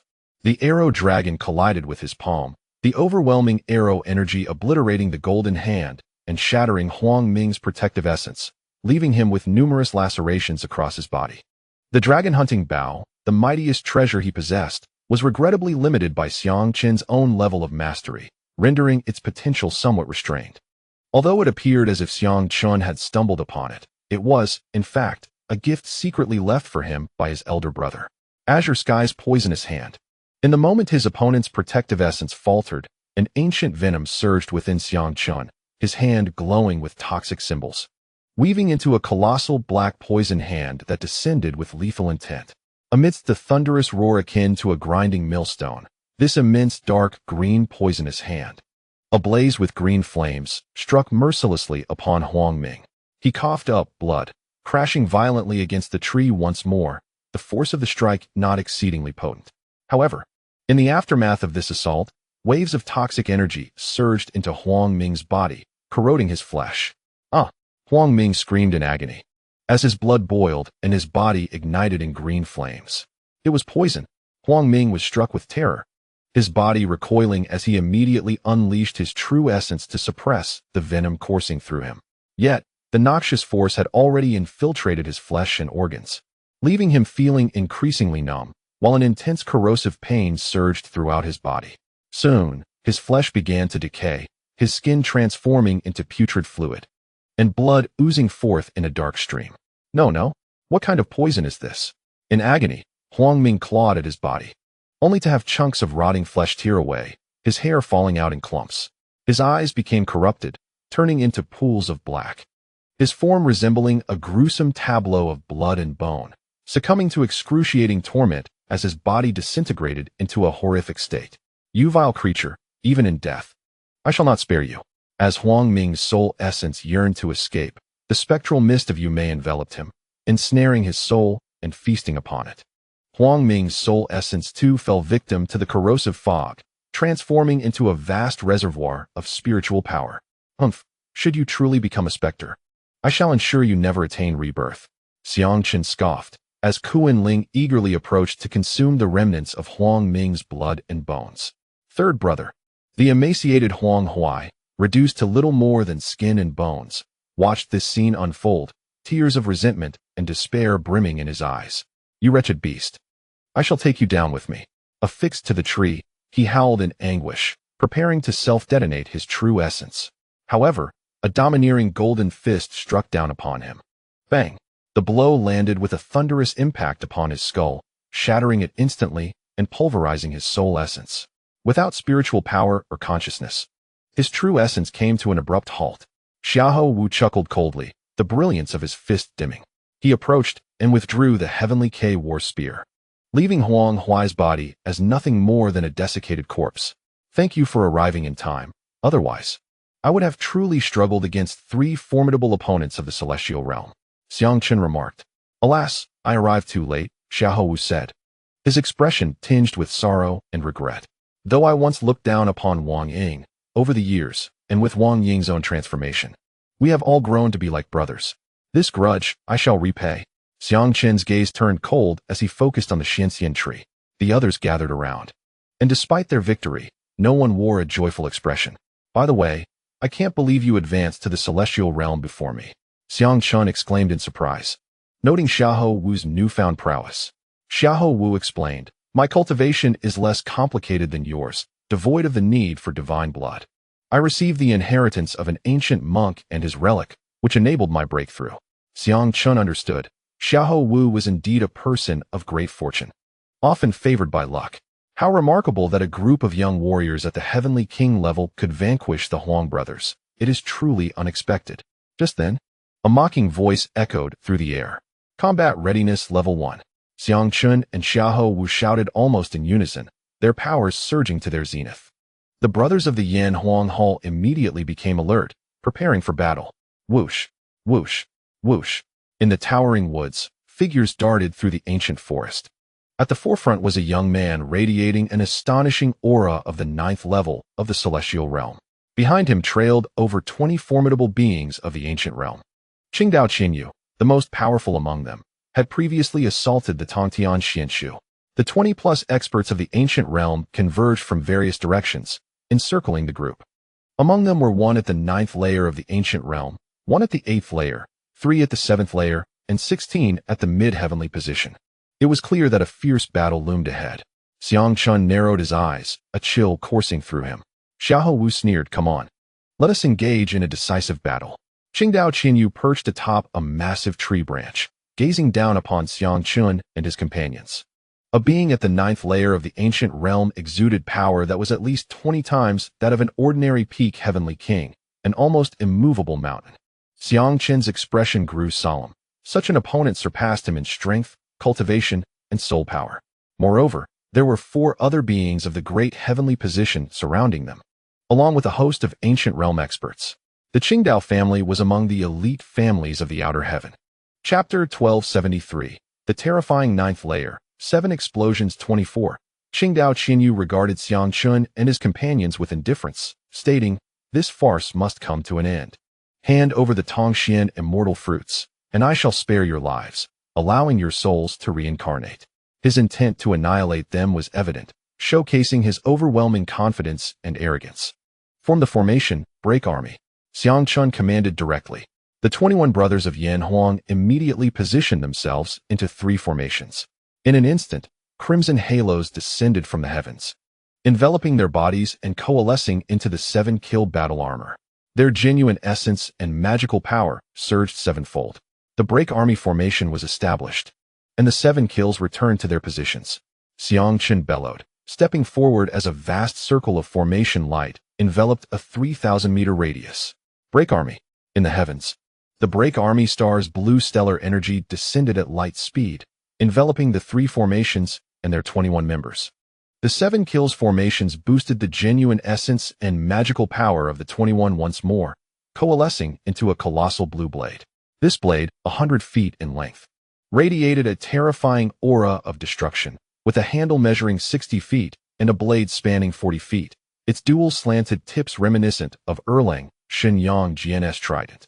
Yet unbranched, the break army formation reached its pinnacle. At this moment, the formation exuded a sharpness that even the great heavenly position experts of the ancient realm regarded with trepidation. "Ah!" Qingdao Qinyu exclaimed, sensing a hint of danger emanating from the assembled group. "Young master, what a powerful battle formation. These youths are not to be underestimated," remarked a man of the 8th layer of the ancient realm beside him. "Interesting indeed, Qingdao Huaigu. Go test their mettle," Qingdao Qinyu instructed the nearby expert. "Understood." The man stepped forward, unleashing a torrent of overwhelming energy at the 8th layer of the ancient realm, his blue genuine essence enveloping a vast expanse. "You youths have chosen the path of tragic demise," Qingdao Qinyu stated coldly. "Since you leave us no path for survival, we shall fight with all we have." Xiangchen replied icily. "Merely an ant shaking a tree," the ancient realm expert Qingdao Huaigu scoffed. "Kill." With that, he stepped forward, unleashing a staggering force of ancient realm magic. The resounding roar of azure primordial energy surged forth, transforming into a writhing blue serpent that descended from the heavens, bearing an overwhelming and terrifying pressure. "Strike!" Xiangchen bellowed, his arms sweeping outward. In unison, 20 warriors erupted behind him, wielding a colossal battle blade that sliced through the air, unleashing a flash of blue light that tore towards the massive azure serpent. The clash of blade and serpent ignited a blinding burst of blue radiance, releasing a tremendous wave of energy. Boom, boom, boom. The unleashed force swept in all directions, shattering the surrounding towering spirit trees one by one. A fearsome shockwave erupted within a 10-kilometer radius. Xiangchun and his comrades staggered back several paces, while the members of the Qingdao clan were also driven back, their expressions betraying shock. Such a formidable collision. This battle formation was astonishingly powerful, capable of withstanding a strike from Elder Huaigu. If the Qingdao clan could master such a formation, would they not dominate the entire Qingdao Immortal Mountain? The strong individuals of the Qingdao clan retreated in awe. What a magnificent battle formation. "Elder Huaigu, let us spare a few to interrogate regarding the cultivation techniques of this formation," exclaimed Qingdao Qianyu with excitement. "Kill." Elder Huaigu of the Qingdao clan, astonished, unleashed his full might, summoning 3 colossal blue serpents that coalesced in an instant, descending with overwhelming force. "Strike again," Xiangchun roared, transforming into a werewolf, the power of the celestial wolf surging within him. His brethren also morphed into werewolves, channeling the celestial wolf's strength. With a single strike of the battle blade, the earth reverberated with the deafening howl of wolves, as a blade of light coalesced into the shadow of a celestial wolf crashing down. The celestial wolf roared, its claws tearing through the air, unleashing a torrent of blade energy. 2 blue serpents were struck and exploded into fragments. The celestial wolf's assault collided with Elder Huaigu's protective barrier, causing a tremendous upheaval. The force of the onslaught rattled Elder Huaigu's primordial energy, causing him to cough up blood and stagger back, his protective barrier dimming. "Strike! Strike! Strike!"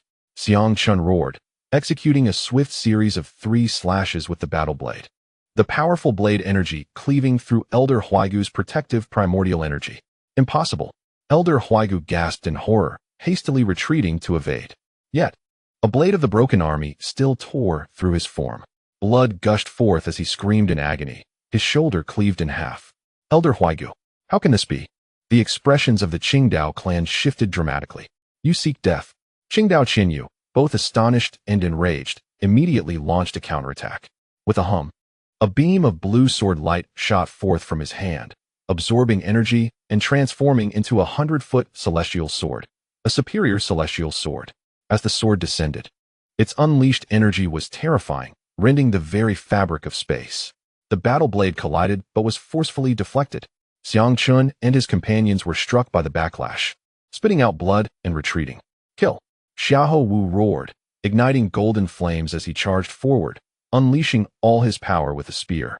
Yet, the formidable sword continued its unstoppable descent, effortlessly slicing through Xiahou Wu's spear, the overwhelming sword energy tearing through his body. Boom, boom. The indomitable body of Xiahou Wu was marred by numerous sword marks, and he was hurled away by the force of the sword's aura. The terrifying power of a formidable cultivation base, combined with a supreme heavenly sword, exemplifies the fearsome nature of a ninefold strongman of the ancient realm. Qingdao Qinyu, if he survives, will undoubtedly become a pillar of a top-tier family in the future. Overreaching oneself leads to demise. As Qingdao Qinyu roared, another sword struck towards Xiahou Wu's head, its speed akin to a lightning bolt. Monkey, evade! Xiang Chun immediately withdrew from the fray, teleporting away and delivering a palm strike that sent Xiahou Wu flying. With a sharp sound, the sword sliced diagonally across Xiang Chun's shoulder, causing him to grit his teeth and emit a low growl as his left arm was severed and fell away. A massive gash was carved across his chest, breaking his ribcage. Brother! Xiahou Wu's eyes reddened with rage at this sight. Chenggu! The brothers of Yanhuang immediately surged forward. Dare to harm my brother, you bastard! I shall rend your body to pieces. Xiahou Wu, in a fit of frenzy, ignited the heavenly battle aura and blood energy within him, dramatically enhancing his power. Golden flames enveloped him, releasing a tremendous force as he fought desperately. Bauer from the Yanhuang Palace arrived to provide support, shouting, Elder Yang, crush these bastards. At that moment, a furious shriek echoed from afar. A crimson alchemical furnace transformed into a streak of light, colliding with Qingdao Qianyu's sword with astonishing might. The furnace unleashed a powerful force, directly repelling the sword, as an overwhelming three-flavored true fire swept forth. The assailant was a man in a red robe who had hurried from the east, accompanied by more than 20 others, among whom was an enraged, beautiful young girl, protected by the group. The ferocious little girl from the Yanhuang Palace had finally arrived. The power emanating from the alchemical furnace forcefully pushed back Qingdao Qianyu, whose expression darkened as he regarded the approaching group and recognized the alchemical insignia on their robes. People from the alchemical furnace sect. Yangguang. Qingdao Qianyu identified the one who had intervened. The more than 20 experts from the alchemical furnace sect rushed over under Bauer's lead. Bauer. Xiahou Wu looked at the newcomer with surprise, yet refrained from saying more as the battle aura surrounding him extinguished. Bauer. Xiang Chun, clutching his left shoulder, appeared somewhat pale, yet a cold smile graced his lips. The members of the Yanhuang Palace had finally assembled. Behind Bauer stood 7 women, including a duo Ye and others. Elder brother. A duo Ye and the others, upon seeing Xiang Chen's severed arm, were filled with sorrow, their eyes reflecting a fierce murderous intent. Xiang Chun summoned his regenerative true essence to dispel the lingering sword energy from his wound, as the power of his blood surged, rapidly regrowing his severed arm. Qingdao Qianyu ceased his assault. Regarding the incoming group with cupped fists, he inquired, What is the meaning of this, esteemed members of the alchemical furnace sect? Why do you attack me without cause? The alchemical furnace sect expert, Yang Guang, sneered, Our little princess does not require a reason to strike you. Little princess?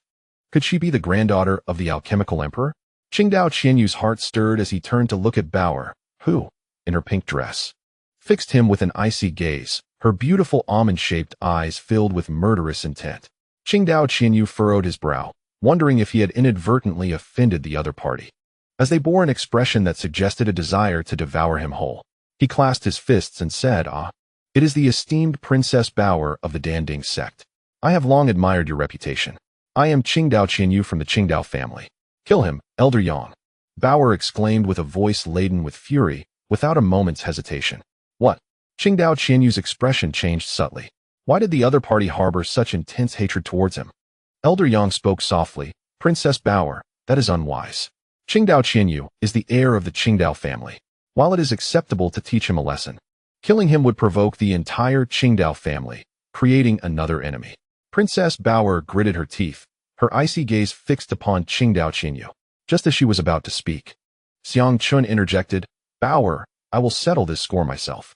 Qingdao Qinyu raised an eyebrow, pondering whether these individuals were acquainted with Princess Bauer. Perhaps they were friends, thus explaining the animosity directed towards him. This line of reasoning made sense to him. Princess Bauer glanced at Xiang Chun and Xiahou Wu, suppressing her murderous intent towards Qingdao Qinyu. Coldly, she said, "You scoundrel, these individuals are my friends.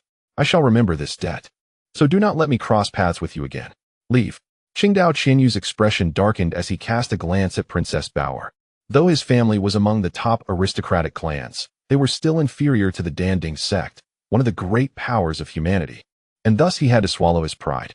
"I was unaware that they were friends of Princess Bauer and did not intend to offend. We shall take our leave." Qingdao Qinyu slightly bowed and turned to depart. "Let us go." His entourage quickly followed suit. "Great Lord, by Mao Mao, do you have any issues?"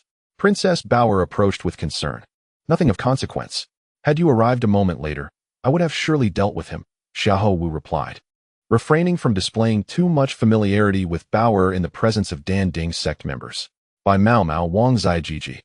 Princess Bauer's eyes glistened with unshed tears as she turned to Xiang Chun. "Not yet.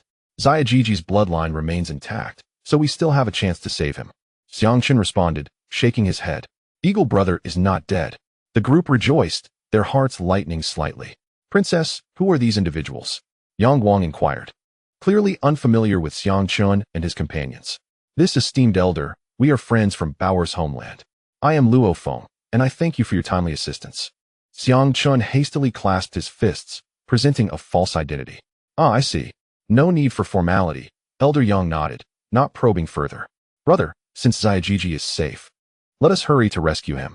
Zhang Dan exclaimed with tears of joy, eagerly looking at Xiang Chun. Xiang Chun replied, "Ziajiji must have been swallowed by that vile creature. But due to bloodline reasons, he will not be easily refined.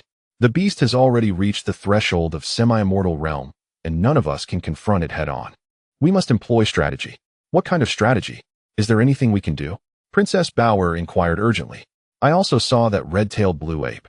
Its strength likely rivals that of an initial Earth immortal, making it truly formidable.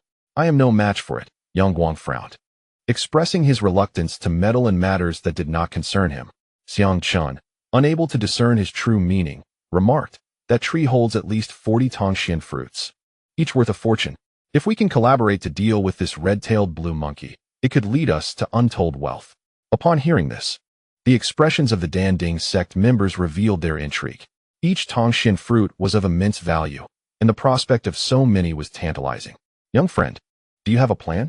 Yang Guang inquired. His tone shifted to one of earnest interest. Xiang Chun smiled lightly. "In a direct confrontation, we indeed cannot vanquish this fiend. However, to slay it does not necessitate a frontal clash. Senior Yang Guang, if you could assist me in breaching its protective defenses for even a moment, I am confident I can handle it. The fruits we obtain can be shared among all present." "Oh," Yang Guang's eyes sparkled with excitement. "Please, elaborate, young brother." Xiang Chun outlined his strategy, initially met with skepticism from Yang Guang, yet under the persistent urging of Bauer, he felt compelled to acquiesce. For she was the future leader of the Danding sect.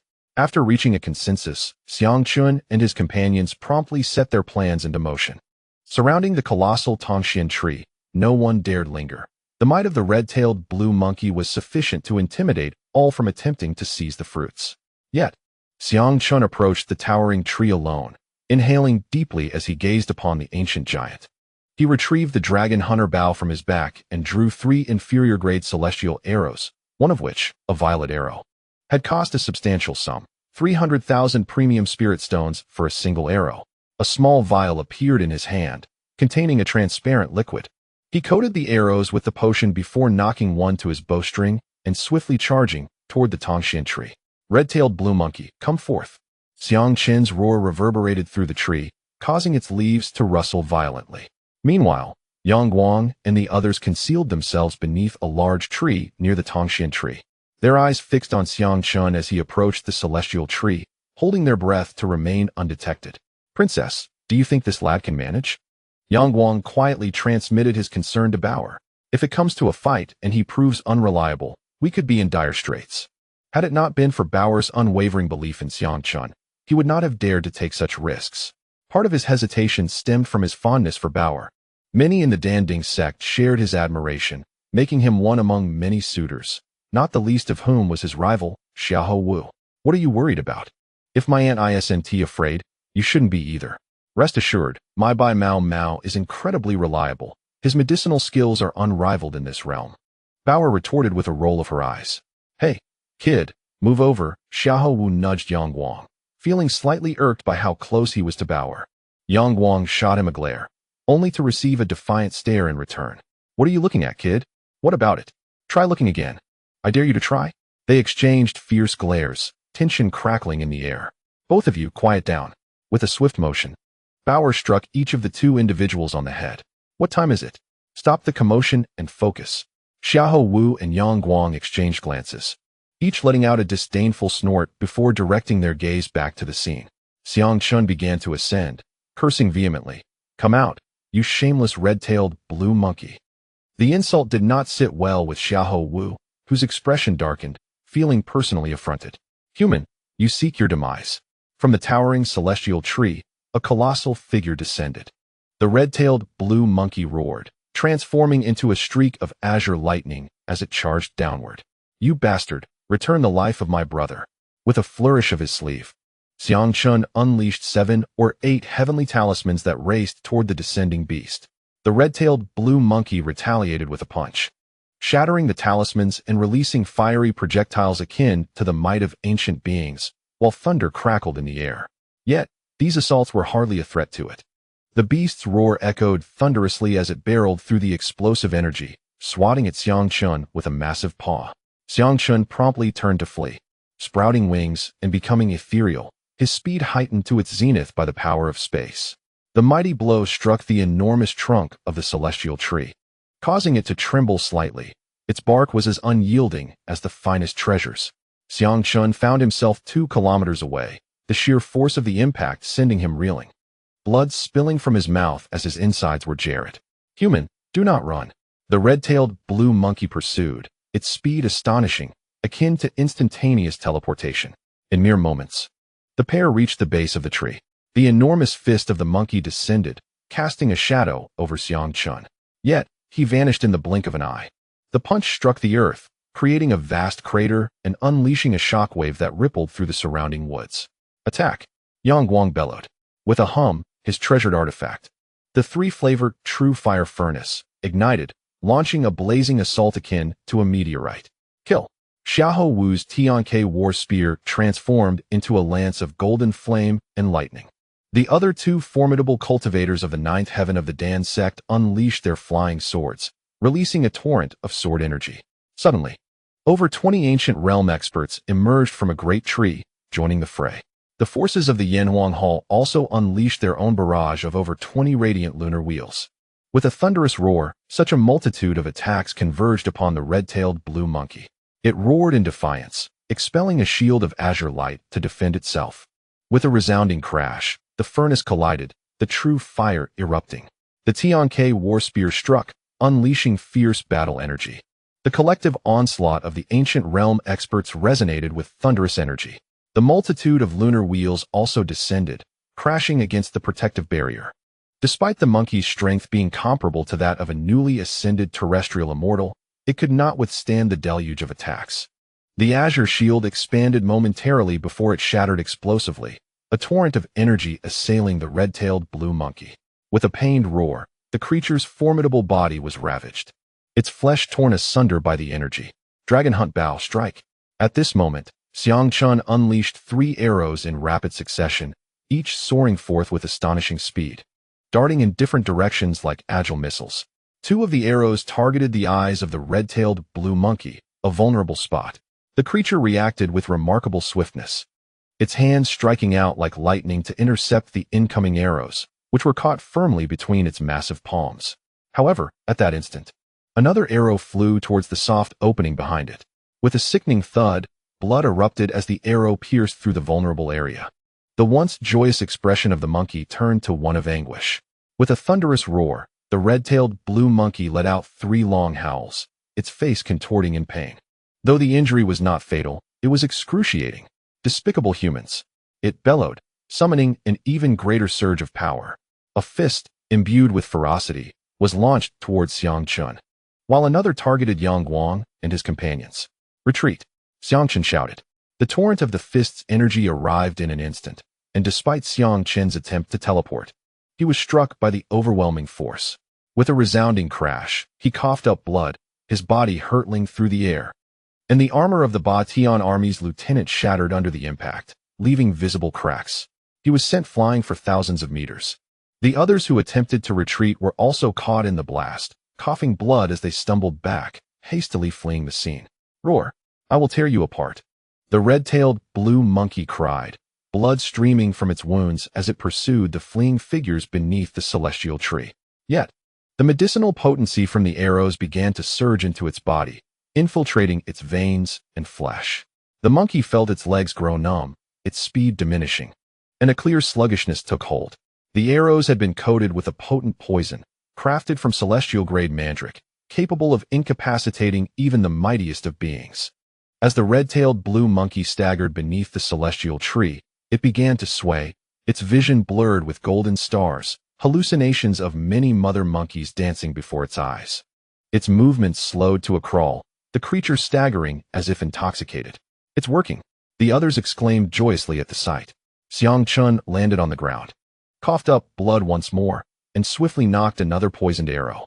2 additional arrows shot forth. With a sickening thud, they struck directly into the monkey's nostrils, causing a torrent of blood to pour forth as the effects of the celestial-grade poison continued to take hold. The red-tailed blue monkey let out a deafening roar, then, in a dramatic collapse, knelt to the ground, its vision fading to darkness as it fell limply. The creature convulsed once, then lay completely still. Success! We have succeeded.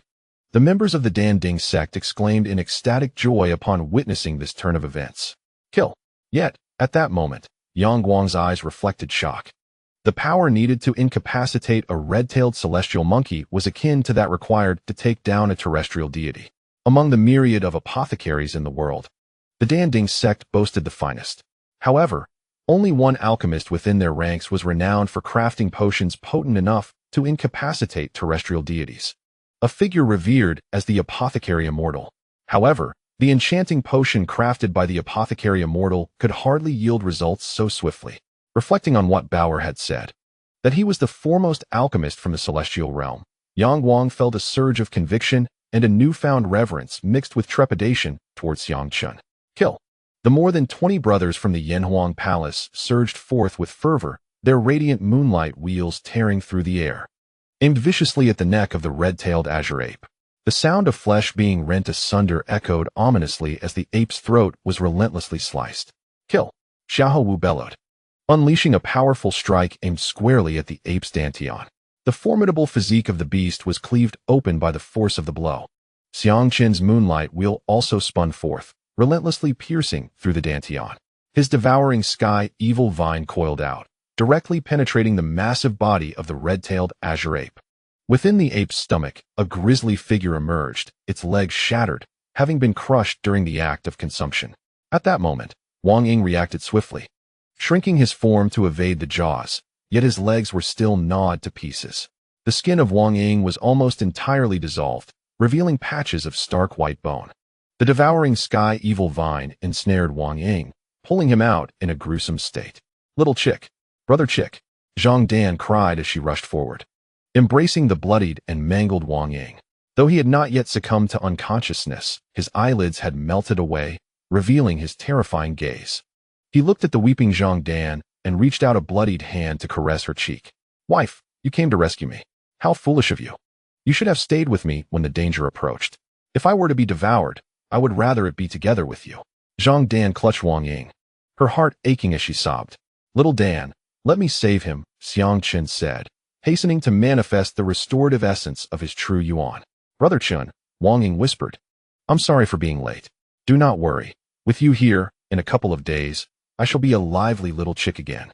Xiang Chun felt a pang of sympathy, placing his palm on Wang Ying's chest, channeling a torrent of restorative true yuan into him. Simultaneously, he administered a rejuvenating pill. I nearly became a meal myself. Wang Ying managed a faint smile before slipping into unconsciousness. Meanwhile, the enraged members of Yan Huang had vanquished the red-tailed azure ape. Damnable monkey! I shall refine you into a blood-flesh heavenly pill. Bao Er kicked the fallen beast in a fit of frustration. Beside her, Xiahou Wu's lips twitched, feeling as though he were being rebuked. I shall undertake the refinement. This red-tailed azure ape possesses the bloodline of a divine beast. Once I activate it and then refine it into a blood-flesh heavenly pill, the effects will be sufficient to facilitate breakthroughs for all, Xiang Chen asserted. Having stabilized Wang Ying's injuries, the flesh Wang Ying had lost began to regenerate. Xiang Chen gazed upon the colossal red-tailed azure ape, recognizing it as a treasure trove of flesh. Very well, you shall refine it. I will assist you with the 7-colored sacred cauldron spirit. Bao Er nodded, recalling that Xiang Chen's alchemical prowess had once surpassed her own. The rest of you, go and gather the Tongxian immortal fruits. Xiang Chen instructed the other disciples of Yanhuang Palace. Understood, Brother Chen, the others responded, excitement propelling them towards the Tongxian fruit tree, laden with abundant fruits. The members of the Danding sect wasted no time either, joining in the harvest of the celestial fruits. In Xiang Chen's hand, a mysterious ancient cauldron materialized, emitting a resonant hum as it expanded to several zhang in size, unleashing a formidable force of absorption. The colossal form of the red-tailed blue monkey gradually transformed into a stream of azure light, drawn into the cauldron. Within Xiang Chen, a flame more suited for alchemy than the 3-flavor true fire surged into the vessel, enveloping the form of the red-tailed blue monkey in an instant. Beside him, Bao Er coordinated seamlessly, aware of the formations and patterns required for concocting the flesh and blood elixir. The 7-colored sacred soul cauldron emitted streams of colorful light that infused the ancient cauldron with enhanced alchemical potency. She produced a plump, semi-transparent medicinal herb, imbued with the essence of flesh and blood, reminiscent of spiritual balm. Blood and flesh tai sui, you possess such a celestial herb, Xiang Chun exclaimed, slightly astonished, recognizing it as a crucial ingredient for the elixir. Hee, I took it from the Danding sect's treasury. I can procure whatever I desire. Bao Er replied with a beaming smile. Xiang Chen's lips twitched at her enviable fortune, feeling a twinge of inadequacy as her older brother. Bao Er tossed the blood and flesh tai sui into the cauldron, igniting the 3-flavor true fire to commence the refining process. Xiang Chen also added an ingredient, the 5-color immortal ginseng, with 2 auxiliary herbs and the red-tailed blue monkey as the primary ingredient. This batch of elixir promised to be extraordinary. Before long, the others descended from the trees, their faces alight with joy, evidently having gathered their own harvests. Upon witnessing Xiang Chun and Bao Er working together on the alchemy, expressions of astonishment emerged among them. What a rich aura of immortality! Could they be refining an immortal pill? Yang Guang exclaimed, a mix of shock and disbelief in his gaze directed at the duo. White Fur, your cauldron is truly remarkable. The refining speed is astonishing, Bao Er remarked in amazement, feeling that the pace of refinement in this ancient cauldron surpassed her own by several folds. Indeed, this cauldron is an absolute treasure. Now, focus your attention. We must hasten the fusion, Xiang Chun replied with a smile, his hands deftly weaving incantations to channel patterns into the cauldron. Within the cauldron, the body of the red-tailed blue monkey had transformed into a crimson liquid within just 1 hour, with bones, demon core, and flesh all amalgamated into a singular essence. The essence of flesh and blood was immense and chaotic, boiling under the flames of yin and yang, continuously condensing and shrinking. As they collaborated in refining the elixir, the others maintained a respectful distance, guarding them vigilantly. After 24 hours, the 3 types of essences coalesced into a golden orb the size of a basketball. Success in alchemy! Xiang Chun and Bao Er exclaimed in unison, their spiritual energies intertwining as they infused a singular pattern into the glowing orb. The orb erupted in radiant golden light, dispersing into numerous particles, and in an instant, it transformed into 81 golden pills, each no larger than a thumb, brimming with astounding energy. A furnace yielding 81 pills, the apex of the 99 limit. Just then, a thunderous sound reverberated from the heavens, as the true essence of thunder surged throughout the realm, swiftly coalescing into a vast expanse of purple thunderclouds that enveloped the sky, casting an overwhelming pressure upon the surroundings. The Dan Tribulation. This is indeed the Dan Tribulation. Could it be that an immortal pill has been refined? Chapter 1277. The Pill of Ultimate Numbers. The sky roiled with thunder, purple lightning clouds rapidly coalescing above, exuding a formidable aura of thunder. The Dan tribulation. Xiang Chun and Bauer gazed upwards with grave expressions. The rumbling purple lightning twisted through the heavens, poised to unleash terrifying bolts at any moment. The others swiftly retreated 10 miles away from me and Bauer, lest they be caught in the ensuing storm. Xiang Chun bellowed. The Dan tribulation is a calamity that an immortal pill must endure in the mortal realm, as well as a trial for the alchemist. Only through the refinement of the Dan tribulation can the elixir evolve into an immortal pill. Retreat. The crowd hastily withdrew, leaving Bauer and Xiang Chun before the alchemical cauldron. Bauer, I will withstand the might of the immortal tribulation. You must protect the elixir and condense the pill patterns to prevent its destruction, Xiang Chun instructed her. All right. Be careful, Bauer nodded in response. In the vastness of the sky, lightning snakes writhed. Suddenly, with a resounding clap of thunder, a bolt of lightning, several meters in diameter, descended with lethal intent, targeting the elixir within the cauldron. Thousand Blades Thunder Dragon, unite! Xiang Chun roared, channeling the energy of 999 lightning dragons into a singular blade of thunder, cleaving towards the descending purple lightning. The thunderous blade collided with the Dan tribulation, unleashing a surge of electrical energy, fracturing the lightning pillars, while torrents of thunderous power cascaded towards the ancient cauldron below. Remarkably, this lightning energy was absorbed by the cauldron, transforming into celestial lightning essence to refine the elixir. The immortal spiritual energy contained within the pill surged dramatically. At that moment, the cauldron emitted a resonant hum, unleashing an astonishing force of spatial absorption. The vast expanse of thunderclouds above was drawn in as arcs of lightning cascaded down, completely absorbed by the ancient cauldron, their power meticulously refined into the elixir. Xiang Chun, poised for resistance, was left dumbfounded, while Bauer was equally astonished. They watched in awe as the descending lightning was wholly absorbed by the cauldron, its force directly refined into celestial lightning essence surging into the elixir. The potency of the elixir continued to escalate, its contained immortal energy rising exponentially. Xiang Er and the others were left in shock, witnessing the vast torrents of lightning being absorbed like a whirlpool. The area of the calamity clouds steadily diminished. Within the cauldron, the aura of the blood-flesh celestial pill soared uncontrollably. Low-grade, mid-grade, high-grade, and ultimately, supreme-grade celestial pills. The 81 pills expanded outward, erupting in a radiant display akin to brilliant stars. The elixir has transformed into an immortal pill, Bauer exclaimed, her expression reflecting disbelief at the transformation. Xiang Chun was equally bewildered, having never witnessed such a phenomenon before.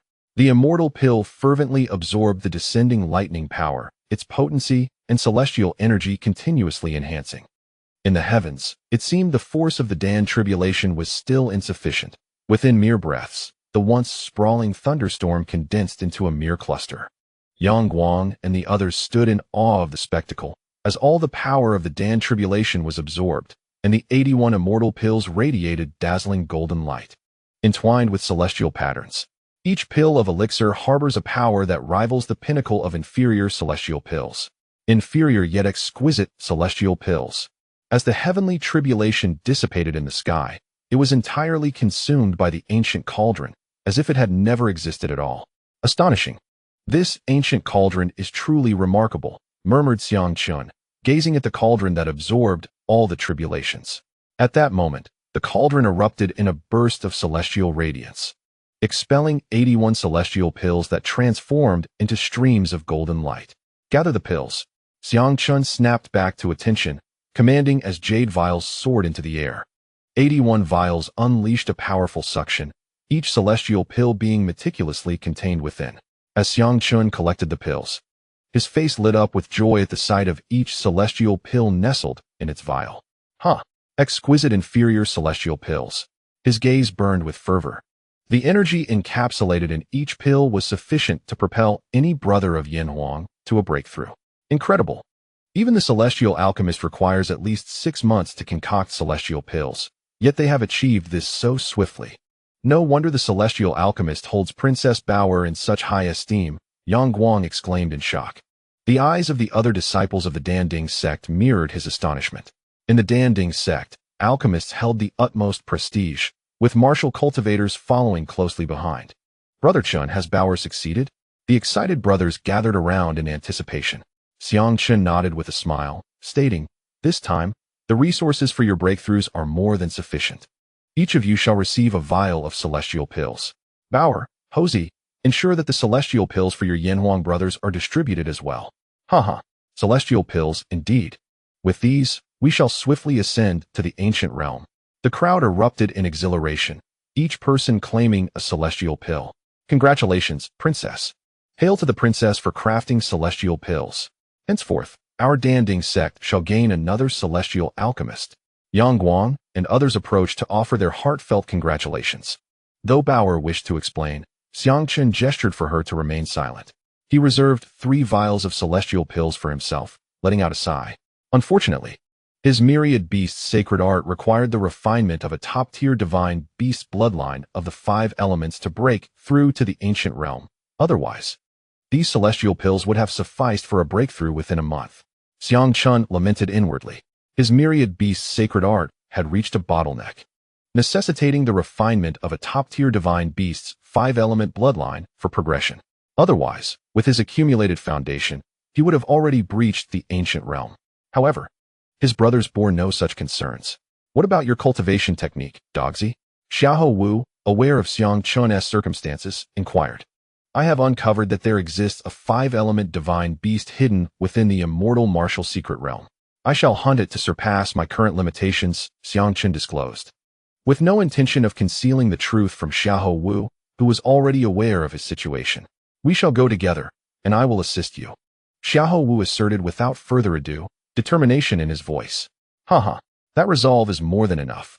Everyone, secure your celestial pills. When the opportunity arises, we shall enter seclusion and strive for the ancient realm, Xiang Chun communicated to his brothers. Understood. They nodded, their hearts brimming with hope and anticipation for the ancient realm. This realm has already ascended to a higher plane, the pinnacle of the mortal realm, just beneath the might of the terrestrial immortals. The grand tree of profound fruit stands towering, yet alas, I am presently unable to enclose it within the ancient cauldron.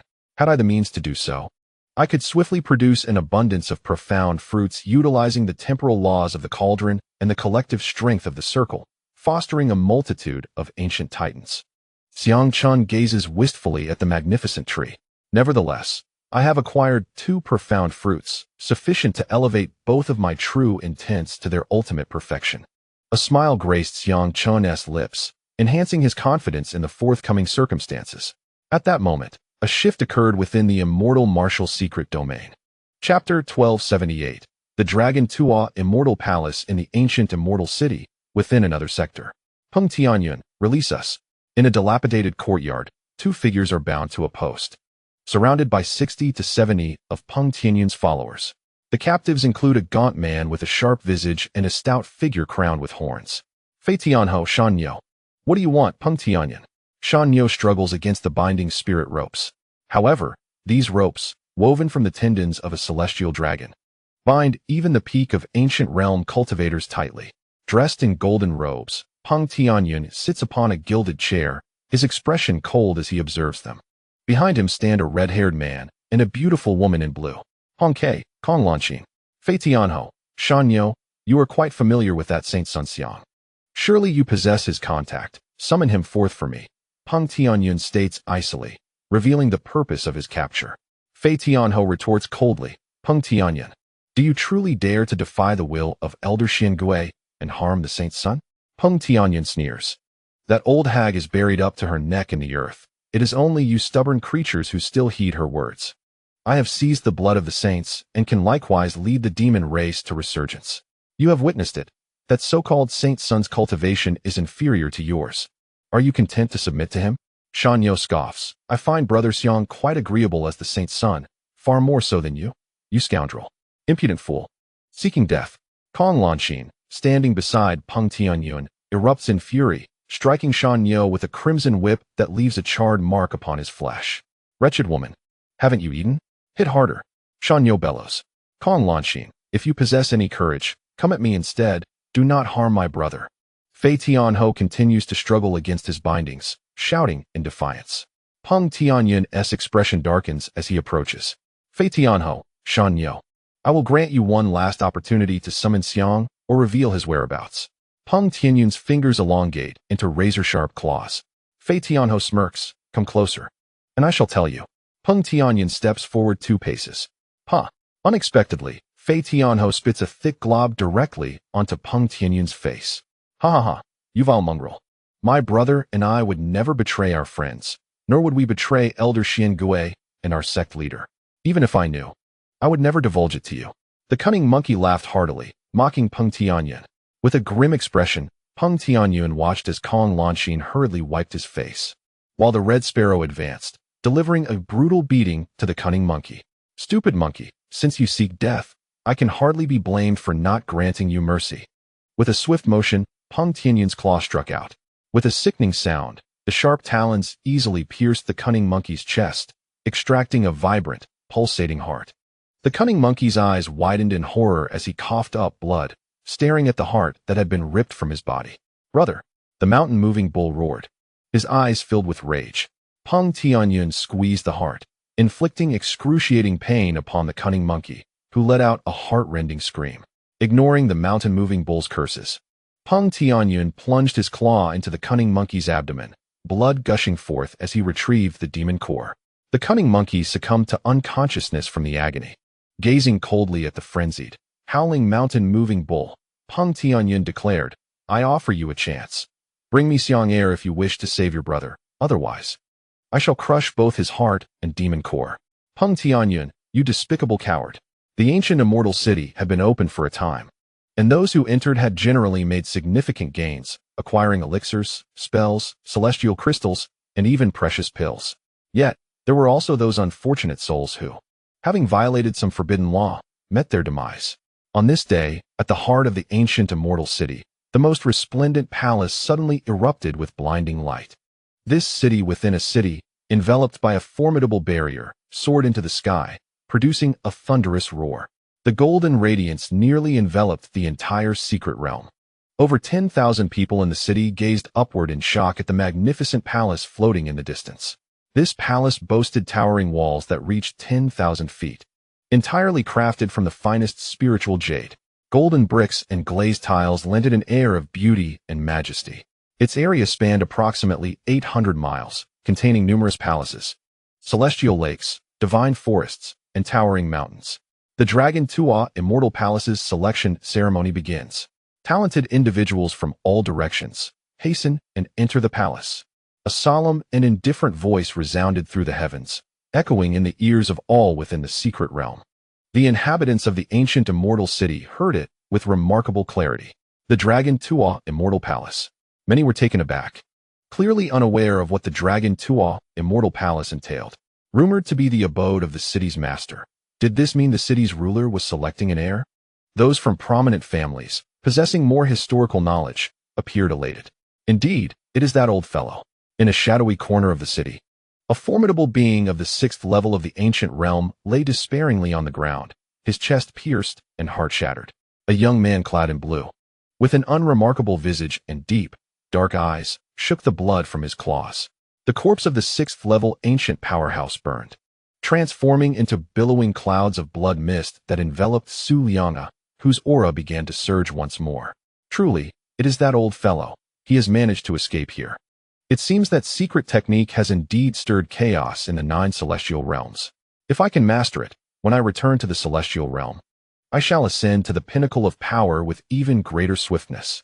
Su Li Gu grinned sinisterly, then crushed the lifeless body beneath his foot into a fine powder, swiftly making his way towards the floating palace. A grand opportunity awaits. Let us hasten to the Long Tua Immortal Palace. Others followed suit, eager to join. What is the Long Tua Immortal Palace, young master? One inquired. It is chronicled in our family's ancient texts.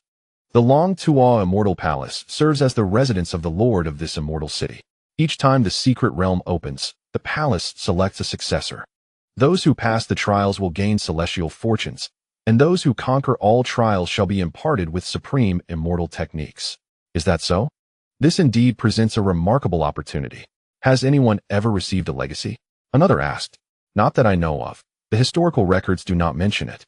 However, my ancestor once received a different celestial legacy within the Long Tuo Immortal Palace, and subsequently ascended to the terrestrial immortal realm after years of cultivation.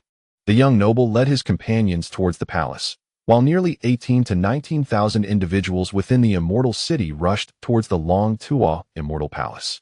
Having just finished distributing pills, Xiangchun and his companions heard the resonant voice echoing through the heavens, directly resonating within their souls. The Long Tuo Immortal Palace has opened. Chapter 1279. Acknowledgement of Truth. Xiangchun narrowed his eyes. Upon learning about the immortal martial secret realm, he had diligently researched it within the sect. As a core disciple, he possessed significant privileges and was aware of many circumstances. The Long Tuo Immortal Palace was the most significant legacy in this immortal city, believed to be left by the city's master. What is this Long Tuo Immortal Palace? Summer Hou appeared bewildered, having not read much. Xiangchun explained. The Long Tuo Immortal Palace is the largest inheritance site in this immortal city, said to be bequeathed by the city's lord. Should we go, Brother Chen? Everyone turned to Xiangchun. Of course. Why not? Life and death are fated, and fortune is determined by the heavens. We must strive for it. If one of our brothers were to inherit a legacy, the path ahead would be much smoother, Xiangchun replied, gazing at the distant Long Tuo Immortal Palace with fervent eyes. Why are we dawdling? Let us go. War Heaven, reveal yourself, Summer Hou commanded, and the demonic dragon tattoo on his arm twisted, transforming into a radiant light. Soon, a formidable and fierce demonic dragon with black wings emerged before him. Summer Hou mounted the dragon. Spirit Demon Sect, Flame Demon Dragon. The sight shocked the disciples of the Danding Sect, who stared at Summer Hou in awe. What a magnificent little dragon. Big Ho, I want to ride. Li Bao Air exclaimed, her eyes sparkling. Haha, my princess, hop on. Onto the dragon. Summer Hou chuckled, extending his hand to grasp Bao Air's petite hand, helping her mount and sit in front of him. Monkey, when you have time, I'll help you stew it and refine its bloodline. This fellow possesses the bloodline of a hell demon dragon, a top-tier divine beast, Xiangchun mused, eyeing the flame demon dragon with culinary inspiration flooding his mind. Then let us not delay any longer. Summer Hou declared cheerfully. Indeed, let us go? Xiangchun responded, leaping forward, transforming into a streak of golden light, soaring several meters above the ground as he cut through the air. When power and speed reach a certain threshold, one can create formidable air pressure capable of tearing through the void without relying on magical prowess. A multitude followed closely behind, as Xiahou Wu's flame demon dragon roared, its mighty wings trembling as it ascended, carrying both Xiahou Wu and Bauer into the skies.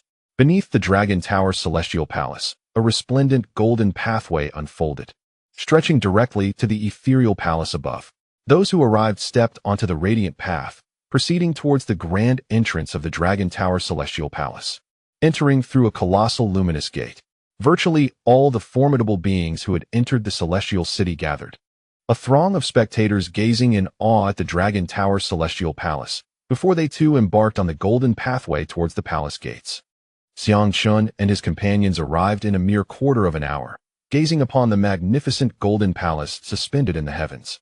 With a wide golden avenue cascading down like a staircase from the sky, the palace gates towered 1,000 feet high, bathed in a golden glow, flanked by two statues of extraordinary beasts. These statues resembled turtles with dragon heads, adorned with intricate patterns upon their backs. The Basha dragon turtle. The ancestral dragon sired 9 offspring, each uniquely distinct. The eldest, Qinyo, revels in music. The second, Yaji, is bloodthirsty and combative, with a narrow heart.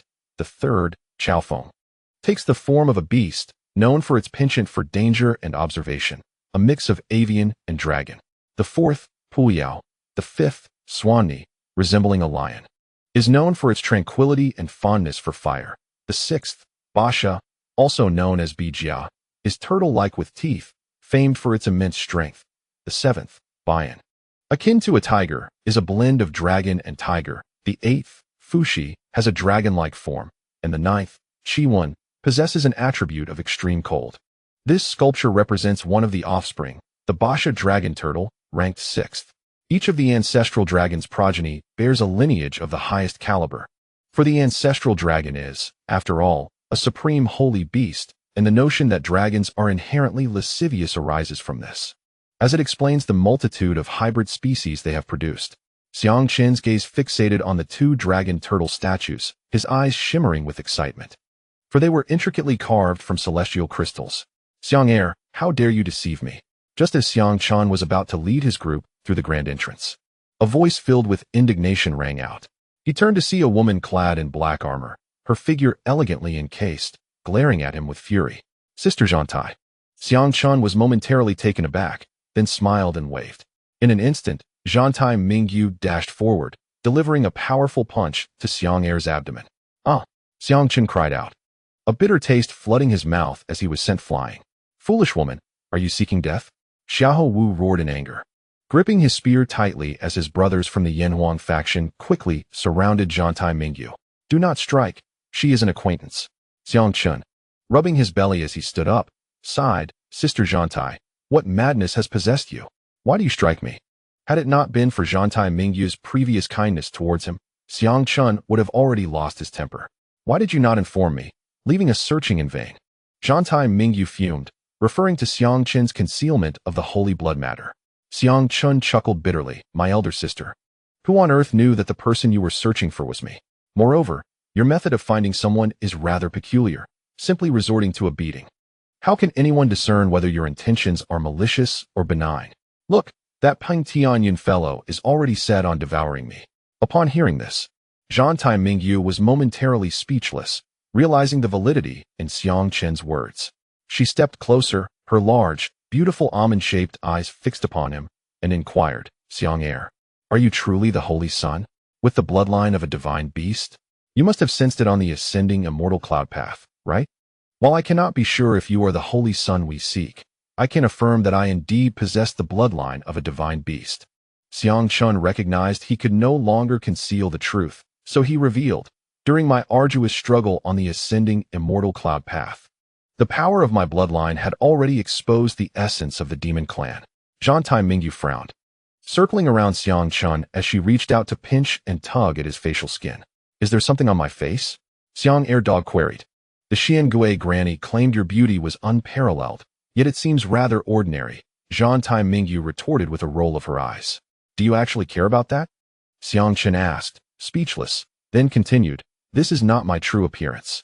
If I were to reveal my genuine visage, it would be so captivating that people would fall in love at first sight, and demons would succumb to despair, an unparalleled elegance, and an extraordinary beauty that could enchant countless maidens and astound the world. Is that so? Allow me to see your true form, Zhantai Mingyu said, her expression turning sly with a hint of anticipation. Very well, behold, Xiang Chen declared. From his back sprouted a pair of golden wings, enveloping both him and Zhantai Mingyu, casting a golden light that obscured the view of the Dan Ding sect members. Xiang Chen's appearance transformed. His previously slightly diminutive stature now rose to an impressive height of nearly 6 feet, his facial features reshaping. In an instant, a striking visage emerged before Zhantai Mingyu, sharp eyebrows framing starry eyes, a nose like a suspended gallbladder, and lips as thin as blades, all combining into a breathtaking countenance with a harmonious blend of strength and grace.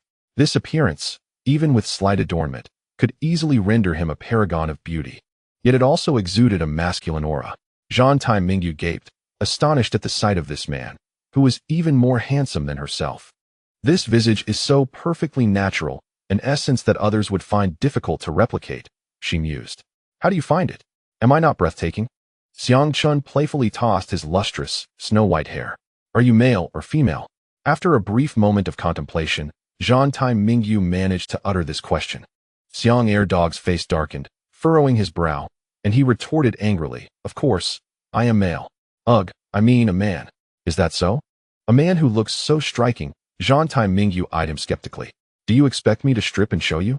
Xiang Er Dog replied, his face turning a deeper shade of black. I would genuinely like to see, Zhantai Mingyu responded, unexpectedly striking out with her palm. A flash of light sliced through the air, instantly shredding Xiang Chen's clothing. Xiang Er Dog stood frozen for 3 seconds, wide-eyed and exposed, staring incredulously at this rogue woman. You are indeed male, huh? Such a unique little thing, but alas, I have no interest in men, Zhan Tai Mingyu remarked, stroking her delicate chin with a click of her tongue. By the heavens, you are a rogue. Xiang Air Dog finally came to his senses, hastily retrieving a pair of trousers and turning to put them on, his mind swirling with exclamations of indignation. As a beast, how could he be so brazenly teased by another? What a profound humiliation. Fortunately, shrouded by the barrier, others remained oblivious to their actions. Otherwise, they would have been subjected to a rather embarrassing spectacle. At that moment, Zhan Tai Mingyu abruptly shattered the barrier, allowing everyone to witness the astonishing sight of Xiang Chun. Bare and turned away, hastily dressing. The crowd stood aghast. You lewd scoundrel! Bai Mao Mao exclaimed in indignation, closing her eyes. Good heavens, Chun Gu is truly audacious. Setting up a barrier in public for such a purpose. He is indeed my everlasting idol, Wang Yingzhen exclaimed in astonishment. Yet, Chun Gu's speed was remarkable. Had it only been 3 minutes? Li Huan jested. Nonsense, I was merely changing my trousers. By heaven, it was not 3 minutes. It was at least an hour. Xiang Chun retorted angrily, restoring his original appearance. The crowd scoffed, their eyes filled with skepticism. This matter must not be publicized. I hold another identity among the human race.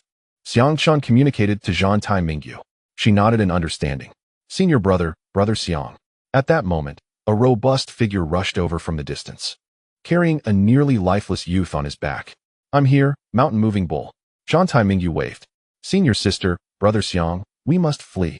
Mountain Moving Bull roared as he approached. What has happened? Xiang Chun and Zhan Tai Mingyu inquired, their confusion evident as they noticed the grievously wounded Quan Tianho on his back.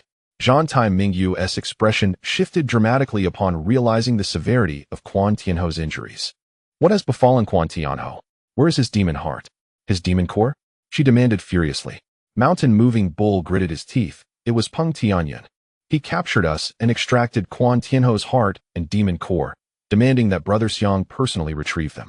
Damn it, Peng Tianyan. I will not let this go. Zhan Tai Mingyu seethed, her murderous intent palpable. Xiang Chun's demeanor grew exceedingly frigid as he stepped forward to support Quan Tianho, using 7 spiritual needles to pierce his chest, safeguarding the vital energy now lost without his heart. Peng Tianyan, you continuously test my limits, Xiang Chun declared, his eyes icy with burgeoning fury. Princess, why are your companions consorting with the demon race? Yang Guang furrowed his brow, having recognized Zhan Tai Mingyu and the others. Can humans and demons not coexist? Li Beier, glaring at him. Let us pretend I didn't say that, Yang Guang retorted. Though he remained wary of Zhan Tai Mingyu and her companions, fearful that the demon race might target Li Beier. Ah, how fortuitous. I have stumbled upon you without effort. Xiang Chun, this time, there is no escape. A mocking laughter echoed from afar as a golden rock, accompanied by a multitude of ancient realm demon birds numbering around 60 or 70, descended. Peng Tianyan. The crowd's expressions shifted dramatically. Peng Tianyan, I will slay you. Hand over Quan Tianho's demon heart and demon core. Zhan Tai Mingyu's rage erupted as she drew her blade, ready to unleash her formidable demonic aura. Sister Zhan, we must first evade their might. I will ensure he pays dearly later. Xiang Chun urgently grasped her arm. Confrontation would yield no favorable outcome, given their numerical disadvantage. I cannot endure this. Release me. Zhan Tai Mingyu glared fiercely at Xiang Chun. Suddenly, he pressed a needle to her forehead, and before she could react, she fell into unconsciousness. Brother Niu, safeguard your master sister. Let us first seek refuge in the immortal palace. Xiang Chun entrusted Zhan Tai Mingyu to the mountain-moving Niu. Rest assured, I shall take good care of them. The mountain-moving Niu affirmed with resolute nodding. Let us proceed into the palace and evade them. With a determined step, Xiang Chun propelled himself forward, leading the group towards the Longtu Immortal Palace, charging through the palace gates. Do not flee. A horde of ancient demonic birds pursued from behind, including the majestic roc, the fiery flame sparrow, and the striking blue peacock. As they were chased, everyone rushed into the immense palace gates. Not only they, but also those arriving one after another, all entered the palace, stepping into the Longtu Immortal Palace. However, upon their entrance, a surge of spatial energy enveloped them once more. All who had entered the palace expected to find themselves in a lavish court, yet the reality was starkly different. Thunderous rumblings echoed through the air. Before them lay a vast expanse of crimson earth, with rivers of lava flowing and towering volcanoes belching black smoke, the air thick with oppressive heat. Looking around, all they could see was an inferno, with azure and crimson flames dancing upon the molten rock. Is this truly within the immortal palace? A powerful figure of ancient realms gazed incredulously at the molten landscapes beneath him. Xiang Chun, Xiao Wu, and others found themselves atop a volcano, their expressions filled with astonishment as they surveyed the surroundings. The terrain here resembled a forbidden zone, a fiery region deep within the earth. Xiang Chun furrowed his brow, his gaze sweeping over the fiery expanse for thousands of miles. Little ones, you have arrived in the heart of the earth fire region. An ancient voice resonated within the minds of all present. Who are you? Someone boldly inquired. I am Long Tu, the sovereign of this immortal city.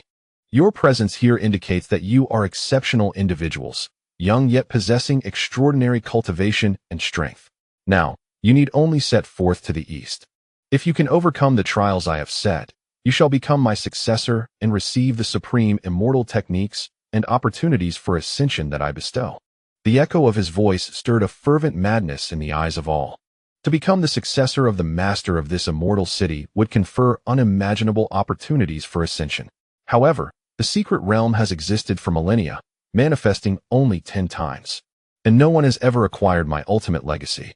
The path ahead is perilous, and you may very well meet your demise. If you wish to withdraw, now is the time to activate the spatial sigil on your forehead to transport yourselves away. Soon, the chance will be lost. Few heeded the warnings of the immortal city's master. All were captivated by the allure of the supreme immortal legacy. Chapter 1281. Am I proud?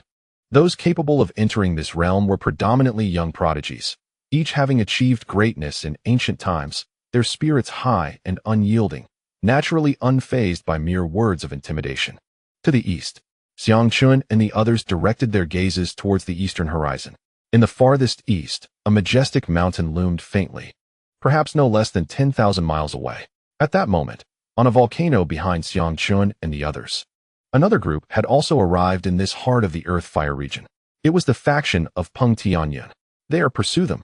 Peng Tianyun's gaze swiftly locked on his Xiang Chun, and with a command, his people transformed into demonic birds in pursuit. Damn it, these relentless spirits. Wang Ying cursed through gritted teeth. Dog, let us fight back. Xiao Wu roared, filled with fiery battle intent. Fight? What are you talking about? They outnumber us and are far more powerful. There are 4 of them at the 9th heaven of antiquity. If we confront them head-on, our brothers will surely suffer casualties. We must flee, towards the east. Xiang Chun turned and bolted, his feet barely touching the ground as he transformed into a fleeting shadow, landing upon a massive rock in the distance. How infuriating! This is truly frustrating. Xiao Wu retracted his heavenly tower and also turned to escape. The members of Yan Huang followed closely behind Xiang Chun. Peng Tianyun morphed into a golden rock, soaring low to pursue Xiang Chun, his speed astonishing and akin to that of a terrestrial deity. Especially in this forbidden aerial zone, the innate ability to fly conferred a significant advantage upon the avian beasts. Xiang Chun glanced back, noticing the relentless approach of his pursuers. Peng Tianyun exhaled a beam of golden light, transforming into a dazzling blade of light that cleaved through the air, aimed at the group. They quickly unfurled their wolf wings to evade, the ground beneath them cracking as the volcanic earth was cleaved open with a thunderous roar. A few brothers were struck by the sharp force, their bodies torn open, blood gushing forth. Split up and flee. Their target is me. We will meet at the mountain 1,000 miles to the east. Xiang Chun bellowed, issuing orders without hesitation. Be careful, Chungu. The others echoed, promptly dispersing in various directions. They understood their elder brother's prowess. Xiang Chun would find it easier to escape alone, while they would only become a burden if they followed too closely. Dog, don't you dare perish on me. I'm waiting for you, Xiao Wu urged, riding his demon dragon with Bauer towards another location. Fear not, the wicked live for 1,000 years. Even the heavens cannot extinguish a scourge like me. Xiang Chun sprouted golden wings of the divine phoenix, his body becoming ethereal as his speed surged, nearly matching that of Peng Tianyun. Indeed, as the group scattered, those pursuing Peng Tianyun predominantly targeted Xiang Chun, for he was the one bearing the sacred blood. Shangguan Jinghong, Meng Xiao, and over 10,000 cultivators hastened towards the east, preparing to traverse an endless sea of flames. a formidable being at the third realm of antiquity covered an astonishing distance of 700 to 800 meters with a single step, exhibiting remarkable speed. He carefully landed on chunks of lava rock, also heading eastward. Suddenly, amidst the molten rock, a fiery explosion erupted, and a long, thick tentacle with a diameter of several meters surged forth. The face of the ancient sovereign changed dramatically. He leaped into the air, and with a swift motion of his sleeve, several talismans shot out. The talismans detonated with a thunderous roar, enveloping the tentacle in a burst of electricity. The appendage was blasted to a state of disarray, and the creature beneath the lava roared in fury, charging out from the molten depths, amidst the rolling sea of flames. A creature adorned with spikes and resembling a mass, sporting 8 colossal tentacles, emerged. The lava demon. The ancient sovereign's expression shifted in alarm. As the 8 tentacles of the crimson lava demon lashed out like whips, he shouted, "Sword, come forth!" With a grand sweep of the void, he unleashed a supreme spirit sword that radiated the essence of antiquity, clashing fiercely with the demonic entity. Such scenes abound, with a multitude of individuals arriving, prompting the creatures dwelling within the molten depths to sense their presence and take action. Among them is a flame demon spider, a formidable creature spanning several meters. Equipped with 8 fearsome claws, it exudes a crimson magical aura, transforming into an expansive net that ensnares the cultivator traversing above it. The ancient sovereign's expression shifts dramatically as he accelerates, yet his left leg becomes ensnared by the spider's silk. In an instant, the web entangles his leg, pulling him downward, inflicting a searing pain akin to being burned by fire. Swiftly, the ancient sovereign reacts, swinging his blade at the web. However, the silk proves too resilient to sever, and the blade's light is deflected instead. Damn it! He bellows in fury, then resolutely strikes his own leg. Blood splatters as he self-mutilates, preventing the flame demon spider from dragging him into the magma below. Meanwhile, a black-clad youth, wielding a sword, races through the core of the Earth's fiery mountains. Ling Xiao? Unbeknownst to him, fortune has favored him, and he has reached the 5th level of the ancient realm, accompanied by several companions. Suddenly, a blazing winged dragon lunges at him from the sky. This fire-winged dragon, also a 5th level ancient realm beast, unleashes a torrent of flame aimed directly at him. "You wretched beast, seeking death!" Ling Xiao roars, channeling the power of 2,000 thunderous blade energies, elevating his attack to the 7th level of the ancient realm. With a single stroke, he cleaves through the fire column, tearing into the flaming dragon, which cries out in agony as one of its wings is severed, its massive form plummeting into the magma below. Ling Xiao sheaths his sword and continues onward with his companions. In another part of the sky, a sharp flash grazes Xiang Chun, who narrowly evades the attack. Behind him, Peng Tianyun is a mere dozen kilometers away, a distance well within the striking range of a cultivator at the ancient realm. "Peng Tianyun, are you blind? Is your vision obscured by the valley's gate? You're so close yet unable to hit me," Xiang Chun taunts, unable to resist the urge to ridicule despite the danger. "Xiang Chun, you coward, desecrating the blood of the sacred beasts. Have the courage to face me in battle." Peng Tianyun retorts, unleashing a torrent of golden light. Swish, swish, swish. The golden light morphs into sharp blades that slice through the void. Although his cultivation is not the highest among his peers, his speed surpasses that of the 9th level ancient realm cultivator trailing behind. "Are you out of your mind? You're far superior in cultivation, yet you dare to challenge me?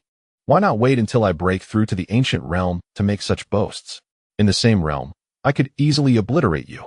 Xiang Chun snaps, turning to evade as hundreds of golden blades rush toward him. The resounding crash of golden light strikes a nearby volcano, causing it to erupt, sending torrents of molten rock surging forth, shrouded in thick smoke. Ahead, a colossal volcano erupts, spewing forth flames like a violent explosion. Gazing into the distance, one can see a host of over 100 flame crows, each towering several meters, engulfed in azure flames, resembling a fiery cloud descending upon Xiang Chun. These are all ancient ferocious birds. Curse it, just when it rains, it pours. Luo Yu reflects. In my lifetime, I am either saving others or on my way to save them. Mu Feng. Throughout my life, I have either been engaged in slaying or traversing the path of slaughter. Ergo, in my existence, I have either been the target of others' blades or perpetually pursued by those seeking to strike me down. Have I become arrogant? Have I inflated my ego? Feng Yu exclaimed in admiration. Chapter 1282. The discovery of divine beasts ahead. A multitude of flame crows surged towards Xiangchun. Engulfed in blazing flames, a torrent of fire coalescing into a fiery cloud descending upon him. With a swift motion, a flame crow transformed into a blazing light. Charging directly at Xiangchun, enveloped in overwhelming fiery spiritual energy. Beasts, dare you show disrespect to your ancestors? Perish! Xiangchun bellowed. As the bloodline of the golden crow surged within him, transforming him instantaneously into a hybrid of man and bird, radiating the power of his bloodline towards the flame crow. The flame crow let out a startled cry, feeling an oppressive force emanating from the bloodline.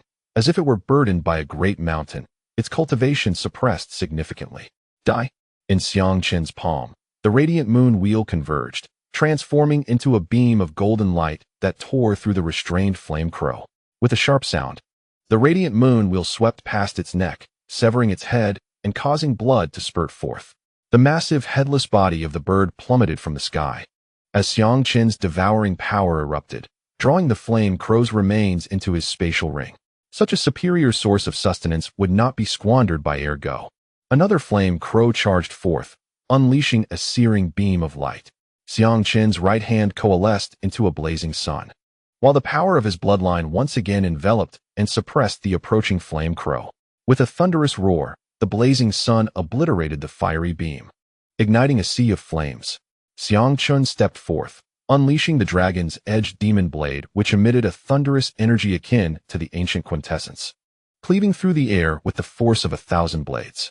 The golden blade of light cleaved the flame crow in two, under the oppressive force of the bloodline.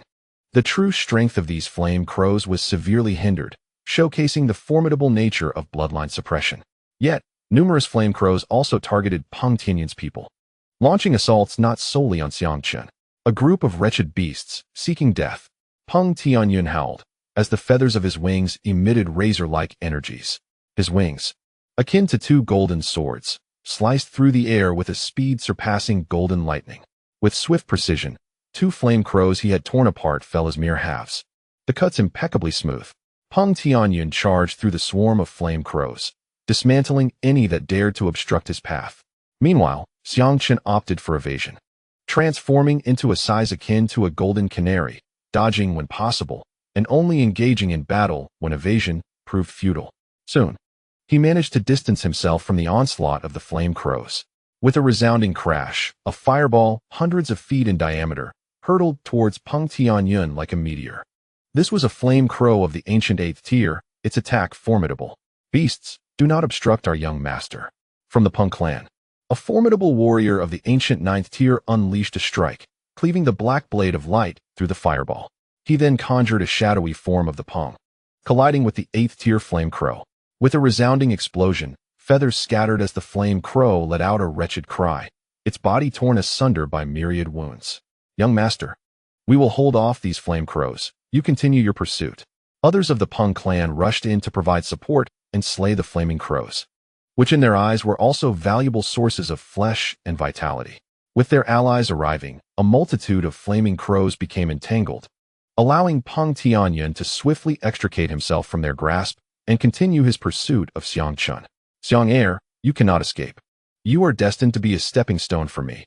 It is the will of heaven, Peng Tianyun proclaimed, erupting with a brilliant golden light as his true essence ignited, his speed multiplying several-fold as he closed in on Xiangchun's range. I have never believed in the will of heaven. Peng Tianyun, do not give me the chance to seize you, or I shall surely reduce you to ashes. Xiangchun retorted with fury, great rock splitting the heavens. Peng Tianyun wasted no breath, condensing sharp, rune-imbued energy into his claw, golden light bursting forth as he launched a devastating strike.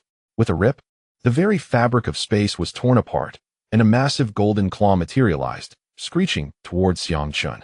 Xiangchun fell within the grasp of the 5 claws. Radiant Moon Celestial Wheel. He countered, summoning his own celestial wheel to collide with the attack.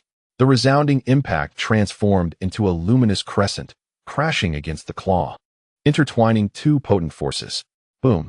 The Radiant Moon Celestial Wheel, despite its might, was repelled, sending Xiangchun hurtling away from the attack's range. Yet, A claw's gleam still tore a grievous wound across his back, blood gushing forth, the searing pain eliciting a pained cry from him. Ignoring the agony, Xiang Chun pressed on, delving deeper into the heart of the fiery mountains. This was a land engulfed in flames, where a colossal crimson-blue lotus flower thrived amidst the inferno. The lotus, akin to a flame incarnate, measured over 10 feet, entwined in azure flames. At its center bloomed a palm-sized, blazing flame, radiating a mesmerizing azure gold hue. The Qingli fire lotus, a pinnacle of celestial herbs within the heart of the earth fire. Xiang Chun possessed a common-grade heart of the earth lotus, intended for use when he sought to elevate his cultivation. The flame at the heart of the Qingli fire lotus, known as the millennial Qingli celestial fire, was formed from the essence of a millennium's worth of Qingli flames, capable of cultivating to the level of divine fire. Beneath the petals of this fire lotus, deep within the magma, lay a slumbering beast. This creature, with a dragon-like head adorned with horns, a neck crowned with azure mane, a lion's body, clawed appendages resembling hooked daggers, and a 100-foot-long dragon tail, was clad in shimmering azure gold scales, exuding an awe-inspiring aura. It was none other than the Earth-Heart Fire Qilin, a divine beast of immense caliber. Xiang Chun was now racing toward this direction. From a considerable distance, he had already spotted the Qingli Fire Lotus. The Qingli Fire Lotus. It is indeed the Qingli Fire Lotus. Xiang Chun, exhilarated, momentarily forgot about the pursuit behind him as he dashed toward the coveted area. Meanwhile, Peng Tianyun, in close pursuit, also caught sight of this supreme celestial herb, the Qingli Fire Lotus. His eyes ignited with fervor. With a swift motion, both individuals surged forward simultaneously toward the Qingli Fire Lotus. This treasure is mine. Come to me. Xiang Chun unleashed the power of spatial devouring. A black vortex materializing as potent magical energy enveloped and drew in the surroundings. With a thunderous roar, the magma below was lifted, forming a swirling maelstrom of molten rock. Embrace your demise, for both you and this fire lotus belong to me, Peng Tianyun declared, unleashing a powerful strike that severed the spatial vortex surrounding Xiang Chun, causing it to explode into fragments. Roar! Roar! Suddenly, a series of ferocious growls echoed from below. Massive forms surged forth from the lava, each resembling a lion, colossal in stature, adorned with scales, and emanating an overwhelming ferocity. Fire-scaled lions. A sense of dread washed over Xiang Chun as he beheld these beasts, his eyes narrowing in realization. Could this place indeed be the one recorded in the Sect's archives? With a surge of perception, he penetrated the magma's depths and discovered a dormant figure beneath its fiery surface. The Earth Fire Qilin. Chapter 1283. A chance for breakthrough. The Sect's records were undeniably accurate. There truly lay an Earth Fire Qilin. Elation surged within Xiang Chun, for the Qilin clan are the progeny of sacred beasts, revered as the pinnacle of the demon race. The Qilin family is divided by the 5 elements. The Earth Qilin is a symbol of auspiciousness, while the Fire Qilin is an anomaly within the clan, known for its volatile temperament and ferocity. The most potent bloodline within the Fire Qilin lineage is the Hellfire Qilin, a sacred beast on par with the infernal vermilion bird, embodying the essence of yang within the duality of yin and yang. Although the Earth Fire Qilin is merely a superior divine beast, it possesses the bloodline of the Hellfire Qilin. By utilizing the ancient cauldron to return to its ancestral form, it could aid Xiang Chun in transcending his current limitations. Once this barrier is breached, he would face no further obstacles within the next 3 realms. However, Xiang Chun quickly regained his composure, returning to the present. Setting aside the challenge of confronting such a terrestrial celestial-level Earth Fire Qilin, he was already faced with the formidable fire-scaled lions surrounding him. Dozens of these ferocious beasts stood atop the lava, their crimson eyes fixed upon Xiang Chun and Peng Tianyun, the intruders. Forget about sipping my sacred blood. Focus instead on how to contend with these scaled beasts, Xiang Chun mused, casting a glance at Peng Tianyun in the distance. Though Peng Tianyun belonged to the divine beast category, his current bloodline was insufficient for Xiang Chun's needs, lacking the potency required to surmount his constraints. Peng Tianyun's expression darkened, shifting his focus from pursuing Xiang Chun to confronting the imminent threat. The fire-scaled lions were no mere beasts, they were celestial creatures, some even reaching the 9th level of the ancient realm. As the most powerful among them, the primary target of these lions was now Peng Tianyun. Begone! Peng Tianyun roared. unleashing the might of his divine presence. Yet, the fire-scaled lions remained unfazed, showing no sign of retreat. Huh, they clearly disregard you, Xiangchen taunted. Intruders, slay them. We cannot allow them to disturb our king's tranquility. One of the 9th-level fire-scaled lions bellowed. In an instant, 7 or 8 fire-scaled lions surged forth in a blaze of fury, charging towards Peng Tianyun, while a single lion set its sights on Xiangchen. How dare they look down upon me? Xiangchen exclaimed, feeling the surge of his true essence. With ferocious intent, the fire-scaled lion, at the 3rd level of the ancient realm, descended upon Xiangchen with a devastating claw, flames swirling to form an enormous paw. Echoing the might of the dragon-elephant fist, dragon-elephant cracking the heavens. With a thunderous roar, Xiangchen unleashed a devastating punch. Drawing upon his true essence and a portion of his internal energy, the force of this strike collided with the descending claw of the lion, effortlessly shattering the dragon's might. And the ensuing power crashed into Xiangchen's semi-ethereal form, deliberately emitting a scream of agony. He expelled blood from his mouth and propelled himself downward into the molten core of the earth. In an instant, he transformed into a golden crow. Enveloped by the solar and golden crow energies, his body becoming half ethereal. With a resounding impact, Xiangchen plunged into the magma, where the earth's fiery depths surged around him, capable of incinerating even the most formidable of ancient realm warriors. Yet, his solar and golden crow energies, being of the utmost yang, swiftly dissipated much of the searing heat, rendering the temperature insufficient to threaten him. Applying the 7-colored illusion and the turtle breathing technique, he melded seamlessly with the magma environment, rendering him virtually undetectable. Meanwhile, the fire-scaled lion had assumed him to be dead, as a peak celestial king at leisure would be easily consumed by the earth's flames. As for Peng Tianyun, he was besieged by foes. With a fierce swipe, he tore through the air, 5 radiant claws converging upon a fire-scaled lion. The lion's protective fiery shield was swiftly torn apart, and it let out a pained howl as 5 gaping wounds were carved into its body, its innards brutally mangled. Another volcanic fire pillar erupted from the lion's maw, aimed directly at Peng Tianyun. He shielded himself with his golden wings, absorbing the impact of the attack. The magma fire pillar slammed into his wings, where strange golden symbols glimmered, countering the searing force. However, another fire-scaled lion struck with tremendous power, landing a heavy blow on Peng Tianyun, sending him reeling and forcing blood from his mouth.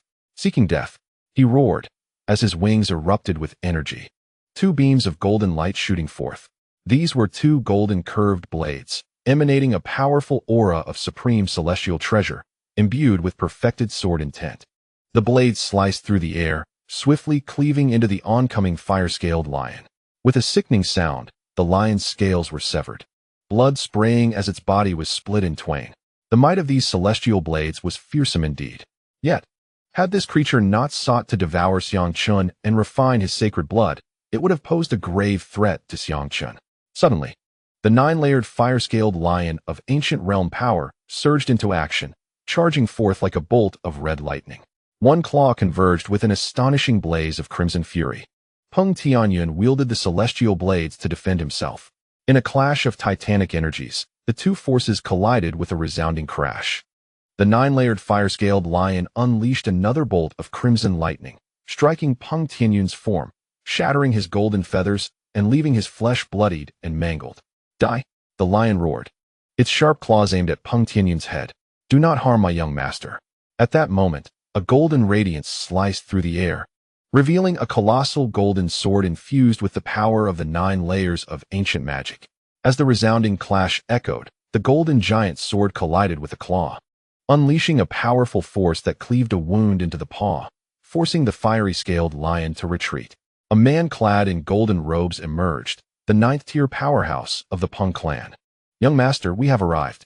Behind him, a throng of Peng clan warriors, along with Peng Tianyun's followers, including Kong Lanxin, hastened forth. Slay them. Peng Tianyun's countenance darkened as he bellowed in fury. Kill. The assembly of demon race warriors unleashed their magical prowess, summoning their artifacts to assail the fiery-scaled lions, igniting a fierce battle between the 2 factions. Beneath the magma, Xiang Ergu, transformed into a golden crow and blending seamlessly with his surroundings, observed silently.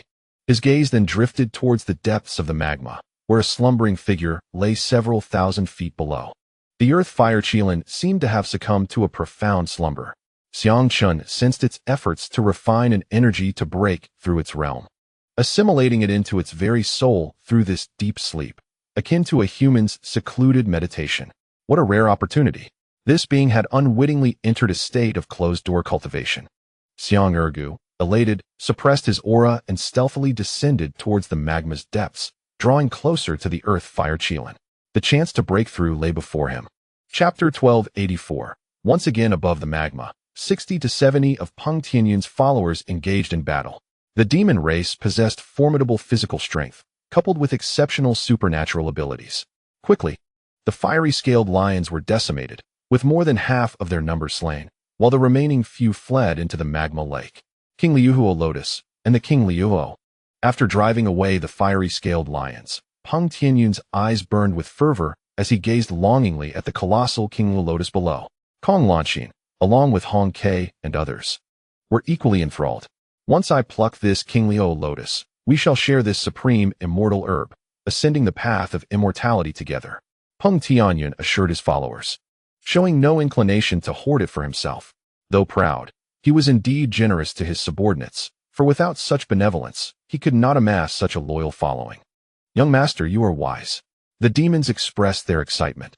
The value of such a supreme immortal herb was simply incalculable. Even a mere fraction would surpass that of ordinary elixirs. Senior brother, may I have the King Liuo? Hong Ke inquired, his focus on the celestial flame. As a fire phoenix, if he could devour this King Liuo, his cultivation and power would undoubtedly surge tremendously. Peng Tianyun hesitated. He too coveted the King Liuo.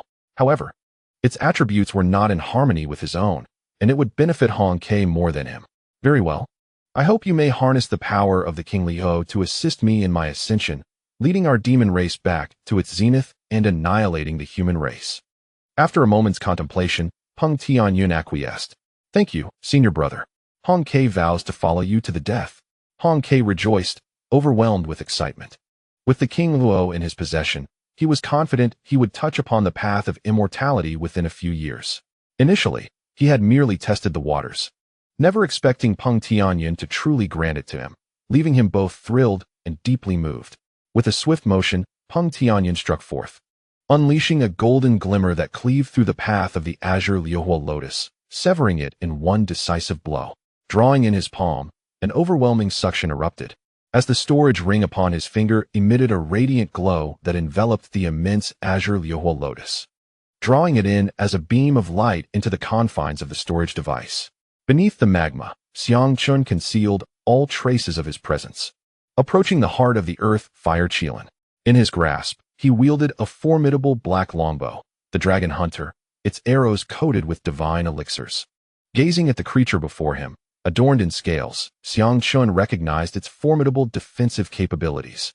Only the nostrils and ears presented vulnerabilities through which the divine elixirs could be delivered. Silently, he approached the massive head of the heart of the earth fire Qilin.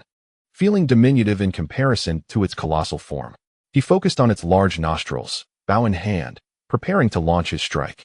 Just then, a thunderous roar reverberated from above the magma, as several fire scale lions descended. Their cries, infused with spiritual power, jolted the consciousness of the heart of the earth fire Qilin awake. Its colossal eyes opened wide, revealing a fierce crimson glare. Xiang Chun stood frozen, caught in the gaze of those enormous eyes. They exchanged a moment of incredulous eye contact. Oh dear, he thought, a wry smile creeping upon his face. Greetings. How are you? Have you eaten? The heart of the earth fire Qilin roared, its voice booming like thunder, unleashing a terrifying energy that struck Xiang Chun. He staggered back, blood erupting from his mouth, his insides racked with pain. Flee, he shouted, turning to escape, tapping into the power of space. Yet, an enormous dragon claw materialized in an instant, seizing Xiang Chun's body with an overwhelming force that rendered him immobile, akin to capturing a mere mosquito. Human. The creature growled, its voice low and menacing, and it inhaled deeply. In a moment of horror, Xiang Chun was drawn into the gaping maw of the heart of the earth fire Qilin, filled with jagged fangs ready to crush him to pieces. In a desperate bid, he transformed into a golden crow, shrinking to the size of a canary, hiding within the gaps of its teeth. The immense pressure of the closing jaws was unimaginable, capable of shattering even divine metal. Concealed among the fangs, the golden crow, Xiang Chun, watched in terror, realizing that a delayed reaction would spell his doom. Suddenly, the vast throat erupted with a consuming force, pulling him into a fiery vortex. In an instant, he was swallowed whole. Congratulations to the heart of the earth fire Qilin for devouring the essence of destiny, embarking upon a path of defiance and crafting a new legend. After consuming Xiangchun, its cold gaze shifted toward the descending fire-scale lions. The king lamented our incompetence. We failed to safeguard the Qing Liuhua lotus and disrupted his seclusion. The ancient realm's ninth-tier fire-scale lion lay prostrate, trembling with fear as it reported. You are indeed inept. How could you allow an insignificant creature to slip past my watchful eyes? What use are you to me? The earth heart fire Qilin struck with claw like a dragon, pressing down upon the head of the fire-scale lion. Spare me, your majesty. But with a swift, decisive blow, the lion's skull was pierced. And the earth heart fire Qilin opened its maw, unleashing a devouring force that compressed the space around the lion, drawing it into its gaping maw. In an instant, the astonishing spiritual awareness of the earth heart fire Qilin enveloped a radius of several thousand miles, swiftly locating Peng Tianyun and his companions who had just departed. Peng Yao? Seeking death. The earth heart fire Qilin roared, transforming into a blazing streak of light as it pursued them.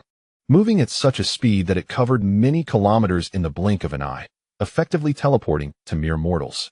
In the fiery esophagus, Xiang Chun was engulfed, soon plunging into a realm filled entirely with crimson liquid. As this liquid enveloped him, the golden crow within let out a wail, overwhelmed by an astonishing heat far exceeding that of the outside world. Such temperatures could melt even earthly immortals. Golden crow power, solar power, lunar power, arise. Xiang Chun roared internally, unleashing three forces to counteract the sun's attributes, diminishing the searing sensation of the crimson liquid. At that moment, the fire-scale lion was also consumed. Upon its entry, the lion's scales began to sizzle and dissolve as the crimson liquid incinerated the beast's remains. Xiang Chun, startled, felt his golden hair stand on end at the sight of the ancient ninth-tier fire-scale lion's body. Chapter 1285. A flick of the finger can annihilate above the sea of flames. Peng Tianyun and his companions pressed onward, flying eastward without pause. Though this journey presented a grand opportunity, the legacy left by the Lord of the Celestial City ignited an even greater fervor within them. Even Peng Tianyun craved this unparalleled chance with utmost desperation. Suddenly, however, they felt their souls tremble, engulfed by a terrifying spiritual presence. Boom! The sea of flames erupted in colossal waves as a figure imbued with terrifying power burst forth from the inferno, ascending into the void. As the onlookers beheld this sight, their eyes widened in horror. A being adorned in azure and golden scales, resembling both dragon and lion, emerged, exuding an overwhelming aura. It is the fire Qilin. Peng Tianyun and his companions recognized the creature with trepidation. You wretches dare to steal my celestial herbs. Surrender them, or face death. The earth heart fire Qilin roared, its voice resonating like thunder, causing their eardrums to ache. Flee! Peng Tianyun bellowed, instantly transforming into his true form, a golden rock soaring through the skies at breakneck speed. Kong Lanshin morphed into a magnificent blue peacock, escaping for her life. The red sparrow also transformed into a colossal flame bird, fleeing. Under Peng Tianyun's command, all his subordinates took on their beastly forms, desperately evading the impending doom. Kill! The earth fire Qilin, with its fiery wings coalescing, transformed into a blazing light and swiftly pursued the last remaining black rock. The black rock, filled with dread, turned to glance back only to find the earth fire Qilin looming before it. With a resounding crash, its massive dragon claws descended, instantaneously tearing apart the protective demonic aura surrounding the creature. In an instant, the ancient realm's third-tier black rock was shredded into fragments. No, young master, save me, cried the black rock's demonic soul in a desperate bid for survival. But it was soon enveloped by a torrent of earth fire Qilin flames, obliterated in mere moments. The earth fire Qilin surged forward, its formidable claws relentlessly shredding through the demonic avians, blood splattering everywhere as these ancient realm creatures fell one after another. Scatter and flee, cried Peng Tianyun, utterly horrified by the scene unfolding before him, immediately commanding his followers to disperse. One of the ninth-tier ancient realm Peng demons fled alongside him. Thieves of the medicinal herbs shall perish, roared the earth fire Qilin, sensing the celestial elixir on Peng Tianyun, and promptly gave chase. Its speed surpassed that of Peng Tianyun, swiftly closing the distance to merely 1,000 feet. Young master, you must escape, urged the ninth-tier warrior beside Peng Tianyun, turning to confront the earth fire Qilin with a resounding roar, unleashing a dazzling golden light as he charged forward. Golden Peng splits the heavens. This ninth-tier demon unleashed its full power, condensing a 100-foot golden rainbow that tore through the void towards the earth fire Qilin. Foolish creature, fire Qilin claw. The earth fire Qilin scoffed, disdainfully swiping with its claw, a torrent of Qilin power converging into flames as a fire Qilin adorned with mystical symbols surged forth, colliding with the golden rainbow. With a thunderous explosion, the golden rainbow shattered under the force of a single claw, sending the ninth-tier Peng demon reeling, blood spewing forth as its feathers disintegrated. Almost immediately, another dragon claw cleaved through the air. The ninth-tier Peng demon was torn apart in an instant, a single claw sufficing to annihilate it. The ancient ninth-tier Peng demon could not withstand the might of the earth fire Qilin for even 2 breaths. Having fled over 20 kilometers, Peng Tianyun felt the earth fire Qilin close the gap in the blink of an eye. You little brat, as a divine beast, your bloodline power will aid me in breaking through to the next realm. The earth fire Qilin sneered, its claws radiating ominous energy. Peng Tianyun sensed a chilling aura of death approaching, and he instinctively spat out a mouthful of golden blood. Roar. This golden blood contained the essence of a terrestrial immortal's power, his father's life-saving measure. The essence coalesced into a golden Peng, adorned with luminous symbols, charging towards the earth fire Qilin's claw. With a tremendous roar, the Qilin's claw mark was obliterated, and the golden Peng struck the earth fire Qilin's form. Uft. The Qilin's scales shattered, blood gushing forth. Yet this blow did not slay it. It merely staggered the beast. Terrestrial immortal essence. The earth fire Qilin was momentarily taken aback, crashing into a volcano, which erupted upon impact. The essence's owner wielded power surpassing its own. You have enraged me, little brat, roared the earth fire Qilin, unleashing a crimson-blue celestial radiance as the strength of a terrestrial immortal erupted fully. Empowered by its bloodline, it was capable of battling beings of higher realms. The earth core fire Qilin trod upon the void, shattering it as its form transformed into an extreme blaze, pursuing forth with fervor. The 1,000-mile immortal escape talisman. The great rock illusion talisman. The Pengyun Tian was struck with terror, promptly shattering 2 immortal talismans. This fellow possesses a truly considerable fortune. As one talisman shattered, 8 phantasmal figures emerged in the void, all exuding identical auras. Subsequently, the second talisman was crushed, infusing him with an astonishing power of void escape. Whoosh, whoosh, whoosh. 8 golden rocks burst forth, vanishing in various directions, already 1,000 miles away in the blink of an eye. The earth core fire Qilin intercepted one, shattering it. Yet it was not the true form of the golden rock. You little wretch. The earth core fire Qilin roared in fury, its consciousness detecting the presence of Peng Tianyun 1,000 miles away. It pursued relentlessly, but after barely 300 miles, a force of spatial energy rebounded it back. Long Tua. The earth core fire Qilin bellowed in rage. Bound for generations by prohibitive laws within a 600-mile radius, it could only escape through ascension. Reluctantly, the Qilin retreated. Meanwhile, within its body, Xiang Ergo remained ensconced in its stomach. The dragon hunter bow, gathering arrows. Xiang Chun focused the dragon hunter bow, condensing a dark arrow of arcane energy. Kill. Whoosh. The arrow whistled forth, striking against the crimson firewall-like stomach lining. Boom. The arrow's energy detonated, causing a tremor within the fiery abyss of the stomach, yet failing to break through. The earth core fire Qilin released a flatulent expulsion, dispersing the arrow's energy. You little brat, you're still alive. The earth core fire Qilin expressed mild astonishment, sensing the ant-like presence of Xiang Chun within. How dare you swallow me whole? You have committed the gravest error of your life, Xiang Chun replied coldly. Humph, an existence as insignificant as an ant dares to boast, the earth core fire Qilin retorted. And suddenly a terrifying azure golden flame ignited within its stomach, enveloping the entire inner cosmos with an intense heat capable of incinerating celestial metals. The corpse of the fire-scaled lion was instantaneously reduced to broth. Ah! Xiang Chun cried out in agony, even with the protection of solar energy. He struggled against the searing intensity of the arcane flames. His golden feathers began to ignite, his entire form resembling a roasted fowl. Now, savor the pain of death. The earth core fire Qilin sneered, then withdrew its focus from Xiang Chen's plight. An insignificant ant was but a mere flick of its fingers away from annihilation. Chapter 1286, The Devouring Qilin. Heavens, I want to end up as a roasted chicken, will I? Xiang Ergo gazed at his golden crow feathers, now ablaze. His golden crow feathers were exceptionally heat-resistant, particularly impervious to solar flames. However, this Qilin fire, imbued with magical essence and bloodline potency, or the ferocity of earth flames. A typical heavenly king would be reduced to ashes in an instant. The once glorious golden feathers burned away, leaving Xiang Chen stark and bare, not unlike a plucked chicken. Amid his cries of despair, his flesh began to turn a crimson hue, starting to melt away. The frantic restoration of his true essence yielded little effect. Spatial traversal. Xiang Chun unleashed the power of space, yearning to traverse beyond. A silvery radiance emanated, yet it swiftly extinguished. The passage remained barred. Curses!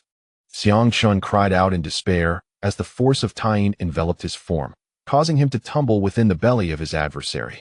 Ancient cauldron, appear, he summoned. And the ancient cauldron materialized as he promptly took refuge within its confines. Indeed, the fiery wrath of the earthly Kirin proved ineffective against the cauldron, inflicting no harm whatsoever. To his astonishment, the earthly Kirin gasped at the sudden emergence of the ancient cauldron, its expression one of disbelief. It then summoned an immense surge of Kirin fire to engulf the cauldron. However, this archaic vessel, seemingly mundane, remained impervious, no matter how fiercely the Kirin fire blazed. The cauldron's temperature did not rise in the slightest. What manner of treasure is this? The earthly Kirin pondered, its mouth agape as it prepared to expel the cauldron. Inside the cauldron, Xiang Chen exhaled a sigh of relief. Ah, ancient cauldron, you are indeed reliable. Earthly Kirin, your demise approaches. His countenance turned frigid as he channeled his entire essence into the cauldron. Ancient cauldron, expand. A resonant hum emanated, and the cauldron began to swell dramatically, unleashing a formidable gravitational force. The earthly Kirin, poised to eject the cauldron, felt a violent churn within its stomach, accompanied by excruciating pressure. Roar! It bellowed in agony, its body succumbing to the oppressive gravity, crashing down into the molten lava below. Alarmed, the earthly Kirin's expression shifted drastically as it intensified its counterforce, attempting to expel the cauldron. Yet, the now enlarged cauldron surged to a size of several dozen feet, lodging itself in the creature's throat. Its esophagus stretched to the limit, fissures appearing along its length, and a bulging mass formed around its neck. No! The earthly Kirin howled in torment, as its throat threatened to rupture. Grow larger. Xiang Chun poured every ounce of his essence into the cauldron. The cauldron continued its expansion, reaching an immense size. With a thunderous explosion, the earthly Kirin's throat could withstand no more, bursting forth with a gory spray. It wailed in anguish, its throat shattered, vertebrae and throat bones obliterated. The creature's vitality waned significantly, sinking to the depths of the lava. Yet, this was not enough to obliterate it entirely. Reversal of heaven's poison. Xiang Ergo emerged from the cauldron, swiftly swallowing a celestial elixir. The medicinal potency, accompanied by the reversal of heaven's poison, began to seep into the wound in the creature's throat, merging with its flesh. The poison infiltrated its blood cells, meridians, while the elixir surged toward its cranium. Not. The earthly Kirin lamented, feeling consciousness slipping away into oblivion. With a resounding crash, its body sank to the lava's fiery depths, rendered immobile. Xiang Chun gazed at the earthly Kirin, whose neck bore a gaping wound, and exhaled a breath of relief, astonished that this creature had succumbed in such a manner. Earthly Kirin, the wheel of karma turns. You have consumed me, and now it is my turn to consume you, Xiang Chun declared coldly, as the ancient cauldron unleashed a devouring force. The immense form of the earthly Kirin was swallowed whole by the cauldron, devoid of any resistance. Xiang Chun subsequently entered the ancient cauldron.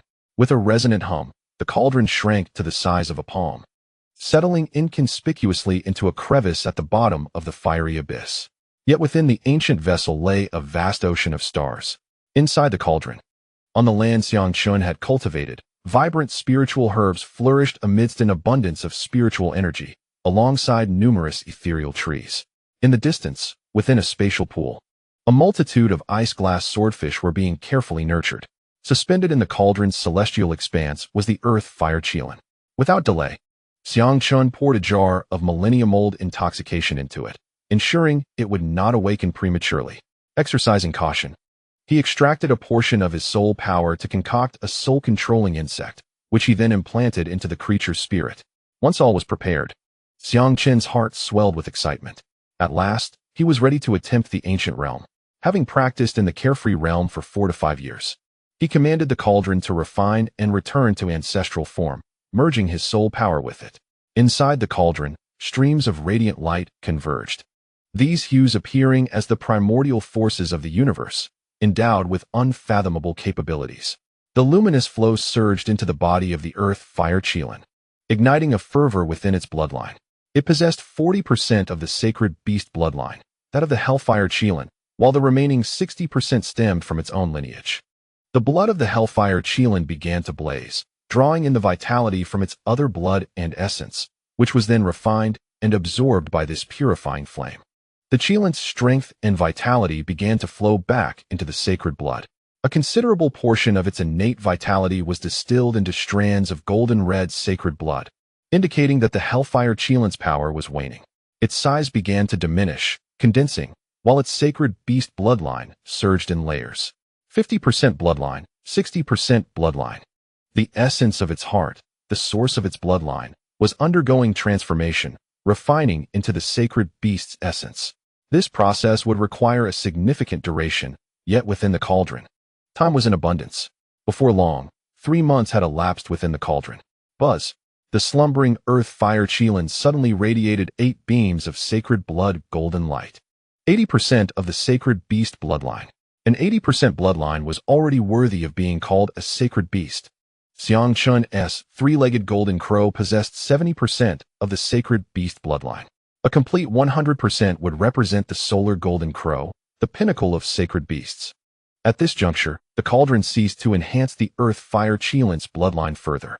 The maximum potential of the earth fire Qilin had been reached. Moreover, it had undergone a transformation. Its azure golden scales had shifted to a resplendent red gold, a striking amalgamation of hues. The Qilin horn upon its head had also transformed into a red gold horn. Its body had shrunk to a mere 50 zhang, having in size. Its cultivation had been reduced by 80%, all devoted to enhancing its bloodline. Now, it was no longer merely the earth fire Qilin. It could be aptly named the hellfire sacred Qilin. Now it was my turn. Xiangchun suppressed his inner excitement, his form transforming into that of the 3-legged golden crow. A colossal golden crow, spanning over 10 zhang, unfurled its immense beak, unleashing a formidable spatial devouring force. The gigantic body of the Qilin was directly drawn into its maw, consumed within the belly of the 3-legged golden crow. Foolish fish spirit, myriad demon sacred method, refined for me. Chapter 1287. Zhuan Bao, or the infernal holy fire Qilin, was swallowed whole, and the refining power of the foolish fish spirit enveloped the holy fire Qilin, while the myriad demons sacred method conjured countless peculiar sigils to shroud the creature. Within the holy fire Qilin, streams of golden red bloodline power were extracted and integrated into the 3-legged golden crow. The 3-legged golden crow then transformed into the form of Xiangchun. Sitting cross-legged within the cauldron, Xiangchun formed hand seals, channeling the 5 elements back to their origin, his body exhaling demonic energy. Within the myriad demon sacred method, a transmission of a profound technique surged into Xiangchun's being. The great virtue holy prison Qilin technique. This is the supreme technique of the fire Qilin clan. Beneath the sea of flames, within a fissure, the ancient cauldron emitted a dim radiance, as the temporal laws within it operated with fervor. 2 days later, in the far eastern reaches of the Earth's core fire mountain region, a colossal cliff loomed, its height reaching 10,000 zhang, nearly vertical, with smooth walls of scalding fire spirit stones. This marked the extreme eastern boundary of the Earth's core fire mountain region. Many had already gathered at the base of this precipice, yet countless others would likely remain forever ensnared within this fiery expanse, becoming mere remnants of dreams unfulfilled. As people gazed up at the towering cliff, a shiver ran down their spines. Under ordinary circumstances, such an elevation would pose no challenge, as one could easily ascend with a surge of magical power. However, at this moment, the entire cliff seemed insurmountable. Xiahou Wu and Bao had arrived at the foot of the cliff, while the other brethren of Yan Huang had yet to make their appearance. "Great Lord, what shall we do since the others have not yet arrived?" Bao inquired of Xiahou Wu, who stood before her. "Let us ascend first to await their arrival. We might as well scout the path ahead." "Bao, climb onto my back," Xiahou Wu replied, surveying the surroundings. "All right." Bao clambered onto Xiahou Wu's broad back, her arms wrapping around his neck. With a mighty shout, Xiahou Wu propelled himself skyward. Boom! An astonishing force erupted, launching his body into the air. However, upon ascending nearly 100 meters, a dreadful spatial pressure descended, causing Xiahou Wu to be forcefully rebounded. "Damn it!" he exclaimed, plummeting back down. As he neared the ground, he executed a roll to land face down, ensuring Bao remained unharmed. Thud! Xiahou Wu crashed into the earth, creating a sizable indentation. "Great Lord!" Not only Xiahou Wu but others who had attempted to ascend were also cast down, the air filled with gasps and thuds as they landed. "What is happening? Can't we ascend?" As the crowd groaned and rubbed their sore backs while rising, they cast puzzled glances at the towering cliff. At that moment, ancient script began to materialize upon the cliff face, who stands as the peak on the path to immortality, each step arduous upon the celestial expanse. What does this mean? Uncertain, could it be that we must ascend step by step? The onlookers gazed perplexedly at the inscription. "Curse this wretched place." Summerho Wu clambered out of the pit, spitting out a mouthful of dust. Beside him, Bao delicately caressed her jade-like chin, gazing at the emerging golden characters, and remarked, "I believe we must climb. How high must we ascend? What foolish trials has this city lord devised?" Summerho Wu grumbled irritably. "Stop your incessant chatter and climb." Bao leapt onto Summerho Wu's back. Sighing, he sprang into action, his fingers like daggers gripping the cliffside, and began his arduous ascent. Others followed suit, employing the most primitive methods of climbing. Yet the cliff exuded a sharp brilliance, tearing at their fingertips, leaving wounds that refused to heal. With each step, they endured the piercing agony in their digits. The cliff bore witness to trails of blood. Nevertheless, they gritted their teeth and pressed upward. As cultivators, their willpower surpassed that of ordinary folk. Upon reaching a height of 100 zhang, they were indeed not repelled by the force of space. However, with each additional 100 zhang, a dreadful pressure enveloped them, causing their pace to slow and their effort to grow increasingly arduous. What once could be traversed in mere breaths now required 2 or 3 times as long. The higher they climbed, the more intense this spatial pressure became, uniquely afflicting each individual based on their cultivation level. For those at the 9th level of the Eternal Realm, the spatial pressure was tenfold that of the 1st level. Yet Summerho Wu, unperturbed by pain, ascended swiftly. His fingers were raw and bloodied, yet he did not flinch. "Go! Great Lord, rise!" Bao cheered from his back, playfully slapping his rear, urging him to hasten. In the astonished gazes of others, Summerho Wu climbed rapidly. How many kidneys does this fellow possess, to be so swift? Such speed is astonishing, almost beastly. Many watched in disbelief as Summerho Wu surged ahead. Higher up, Nie Xianqing noticed the rapidly approaching figure of Summerho Wu and was momentarily taken aback. He had anticipated Summerho Wu's arrival here. Damn it! How could this fellow reach here so quickly and still be alive? Nie Xianqing's expression darkened as he observed Summerho Wu closing in. A cold smirk crept across his lips as he produced a talisman. "Die!" he shouted, casting the talisman downward, which radiated a fiery crimson light. "Watch out!" Bao cried, gripping Summerho Wu's shoulder with one hand while wielding a curved blade in the other. With a swift motion, she unleashed a silver arc of light that struck the talisman. Boom! The talisman exploded like a meteor, unleashing a torrent of flames accompanied by a staggering shockwave. Summerho Wu was hurled downward for dozens of zhang. His fingers ground to the bone. "Nie Xianqing, you seek death." Summerho Wu roared in fury. "Still not down? Then let us have a few more." Nie Xianqing sneered, waving his large sleeves as 7 or 8 celestial talismans shot downwards.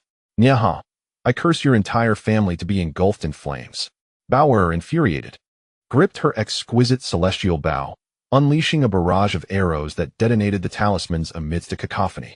The shockwave from the explosions sent Xiao Wu and Bao plummeting from the precipice, descending over 1,000 zhang. At such a height, with the force of gravity amplified by spatial power, survival was improbable, and severe injuries were inevitable. Bao roared, her heavenly wolf wings unfurling, flapping vigorously to counteract the descent. In the midst of Xiao Wu's furious cries, a spear lodged itself into the cliff, generating a shower of sparks as he fell. Just as he was about to crash down, the speed of his fall finally began to diminish. However, he was still dropped to a height of 700 or 800 zhang. Seeing this scene, Nie Xianqing laughed heartily and continued his ascent. Chapter 1288. Essence of Celestial Energy. When the crowd arrived at this location, an extraordinary phenomenon unfolded. A dense aura of celestial spirits suddenly descended from the heavens, coalescing into beams of ethereal light that enveloped those present. The colorful celestial light gathered around them, causing their pores to instantaneously expand, allowing the celestial essence to surge into their bodies, resulting in a dramatic increase in their internal power. True essence and magical energy were frantically absorbed by this influx of energy. This force was the essence of the celestial realm. Countless individuals erupted in joyous exclamations, fervently striving to absorb this thread of power. Bao and Xiao Wu, who had been struck down hundreds of zhang, also began to absorb this celestial energy. So delightful, Bao moaned, feeling her pores expand in the absorption process. A resonant roar echoed within her body. Suddenly, the little fairy released a loud fart, her skirt billowing upwards. The gas emitted was colorful, commonly referred to as a fairy's rainbow fart. Instantly, her true essence surged tenfold.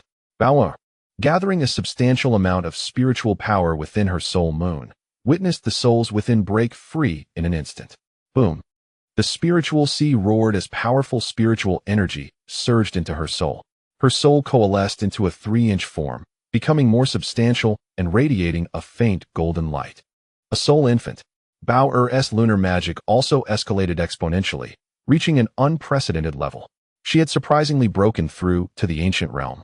Yet this was not the end.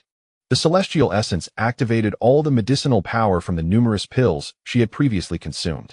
Boom! Another resounding echo reverberated within her divine abode. The lunar true essence within her expanded yet again, and her lunar true pill grew larger. Second layer of the ancient realm. Meanwhile, within Xiao Wu, his vital energy and heavenly battle qi absorbed the celestial essence as though his body were a furnace, taking in even more. Moreover, within him resided a devouring relic, which unleashed an even stronger diamond-like power into Xiao Wu's body. His physical form erupted with a 4th layer of glazed golden light. 4th layer of the body, sovereign realm. The heavenly battle qi soared, rampantly escalating from the pinnacle of the 1st layer of the ancient realm to the 3rd layer. They were not the only ones. Nearly everyone experienced a monumental breakthrough. Nie Xuanqing's magical prowess surged to the pinnacle of the 6th heaven of the ancient realm, even stepping into the 7th heaven.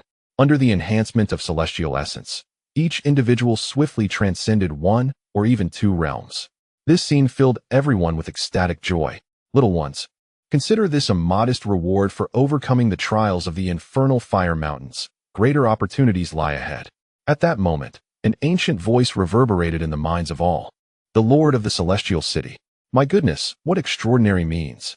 To enable so many to achieve breakthroughs, I must persevere until the end. The legacy of the Lord of the Celestial City is undoubtedly the most formidable inheritance beyond the heavens. This opportunity for advancement further solidified everyone's resolve to continue their ascent. Ha ha ha, the 7th heaven of the ancient realm, I, Nie Xianqing, have finally crossed the threshold into the grand celestial realm. In the contest for the successor of the sect, who can rival me? Nie Xianqing laughed maniacally, casting a glance at Xiao Wu below, sneering, a stepping stone, I will shatter you eventually. However, Nie Xianqing was merely laughing at the 100-step mark while he himself was only 50 steps ahead. Not long after he resumed climbing, a torrent of azure energy surged from above the precipice. Boom! The heavens roared, and a tempest swept through, a whirlwind of blue energy crashing down from the celestial vault. Nie Xianqing was struck by the force, his body plummeting, torn by the tempest's fury. Alas, at last, he could no longer endure. He was violently hurled downwards, nearly reaching the bottom. It was not only he. The tempest swept everyone away, casting many from the cliff, some sustaining grave injuries, their prior efforts rendered futile. Ha ha ha, retribution. Retribution. Serves you right. Bao, perched on Xiao Wu's back, laughed heartily at the fallen Nie Xianqing. Bao, hold on tight. With both physical and magical prowess ascending, Xiao Wu's eyes radiated golden light as he suddenly roared. A mere cliff, witness as I, Xiao Wu, conquer you, charge. This formidable creature roared, resembling a fierce tiger as he surged upward, wielding a spear in one hand, clawing through the winds, pressing against the precipice. As people climbed to a certain height, the tempest would descend, leaving countless exhausted. Most despairing was the realization that, despite nearing the cliff summit, a sudden gale could render hours of effort in vain. Some, driven by despair, succumbed to despondency, forever unable to ascend. Xiao Wu, like a warrior, was blown down momentarily to catch his breath, yet he roared and charged upward once more. On his final attempt, with merely 3 yards remaining to the summit, he was again cast down. Nevertheless, he showed no signs of faltering. Rather, he grew more resolute. After being struck down for the 8th time, he finally ascended to the cliff's apex on his 9th attempt. Upon reaching the summit, Xiao Wu gasped for breath, panting heavily. Bao, exhausted, lay sprawled on his chest, having used her magical energy to fend off the tempest. Streams of celestial essence flowed into Xiao Wu's body, swiftly alleviating his fatigue. At last, they had arrived. Not far away, others began to ascend one after another, exhaustion creeping upon them. Nie Xianqing climbed to the top, his gaze fixated on the distant Xiao Wu, his eyes brimming with murderous intent. This individual was the first to reach the summit. Xiao Wu stood up, his gaze also directed towards Nie Xianqing. You little rascal. You were quite flamboyant with those talismans earlier, Xiao Wu remarked coldly, his aura radiating menace. The great Marquis was not one to harbor grudges overnight. Anyone who dared to scheme against him would inevitably face his wrath on the spot. How dare you speak to my senior brother in such a manner? Nie Xianqing retorted icily, 3 of his followers gathering around him. You insolent brat. To me, you're nothing but a trifling nuisance. Do not think for a moment that I am unaware of your desire to eliminate me. Today, I shall grant you that opportunity, Xiao Wu sneered, brandishing the celestial spear, advancing towards Nie Xianqing alone. Indeed, let us see if you can withstand my challenge. Nie Xianqing taunted. Today, only one of us shall survive. Xiao Wu unleashed a torrent of battle intent, a formidable aura emanating from him that even Nie Xianqing, at the 7th level of the ancient realm, found somewhat oppressive. Since he seeks his own demise, Nie Zhan, Xianmu, eliminate him. Nie Xianqing commanded his 2 followers, refraining from engaging himself. Chapter 1289. The sacred prison Qilin in the depths of the Earth Fire Mountain Range, beneath a sea of magma, within an ancient cauldron. 5 days had passed in the outside world. Yet, within the cauldron, an entire year had elapsed. Inside, there lay a golden-red beast egg, measuring over a yard in size, adorned with intricate and profound runes. Within this egg resided an embryo, none other than Xiang Chun. A blood essence elixir was regurgitated into Xiang Chen's abdomen from within the beast egg, where an immense energy began to accumulate, growing exponentially. In Xiang Chen's spiritual sea, the soul moon underwent a rapid transformation. A surge of soul power flooded into the soul moon, as Xiang Chen's ethereal and fragile soul gradually solidified. This soul moon resembled a protective shell, safeguarding the soul, while the soul itself was akin to the infant gestating within. Now, this infant was on the verge of breaking free. Boom! A burst of golden soul power erupted from the soul moon. An overwhelmingly vast expanse of pale golden energy surging forth. The magnitude of this soul power rivaled that of a terrestrial immortal. Crack! The soul moon shattered under the impact. And amidst its radiant light, a small, solidified golden hand emerged. Subsequently, a 3-inch tall golden figure broke free from the cocoon of the soul moon, unmistakably resembling Xiang Chen himself. This was the soul infant. Xiang Chen's soul infant gazed at its nearly corporeal form, while its consciousness remained concealed within the spiritual sea. On the belly of the soul infant, there was an intriguing yin-yang taiji fisheye diagram. This phenomenon illustrated the Buddhist notion that the soul is the passenger within a vessel, with the physical body serving as the ship, facilitating the soul's journey. A notion not without merit. Xiangqin's soul, infant muse to itself. Taoism embodies the concept of harmony between humanity and nature, emphasizing the unity of man and the cosmos, as well as the connection between the physical body and the soul. The teachings of Taoism are fundamentally aligned with the principles of the celestial path.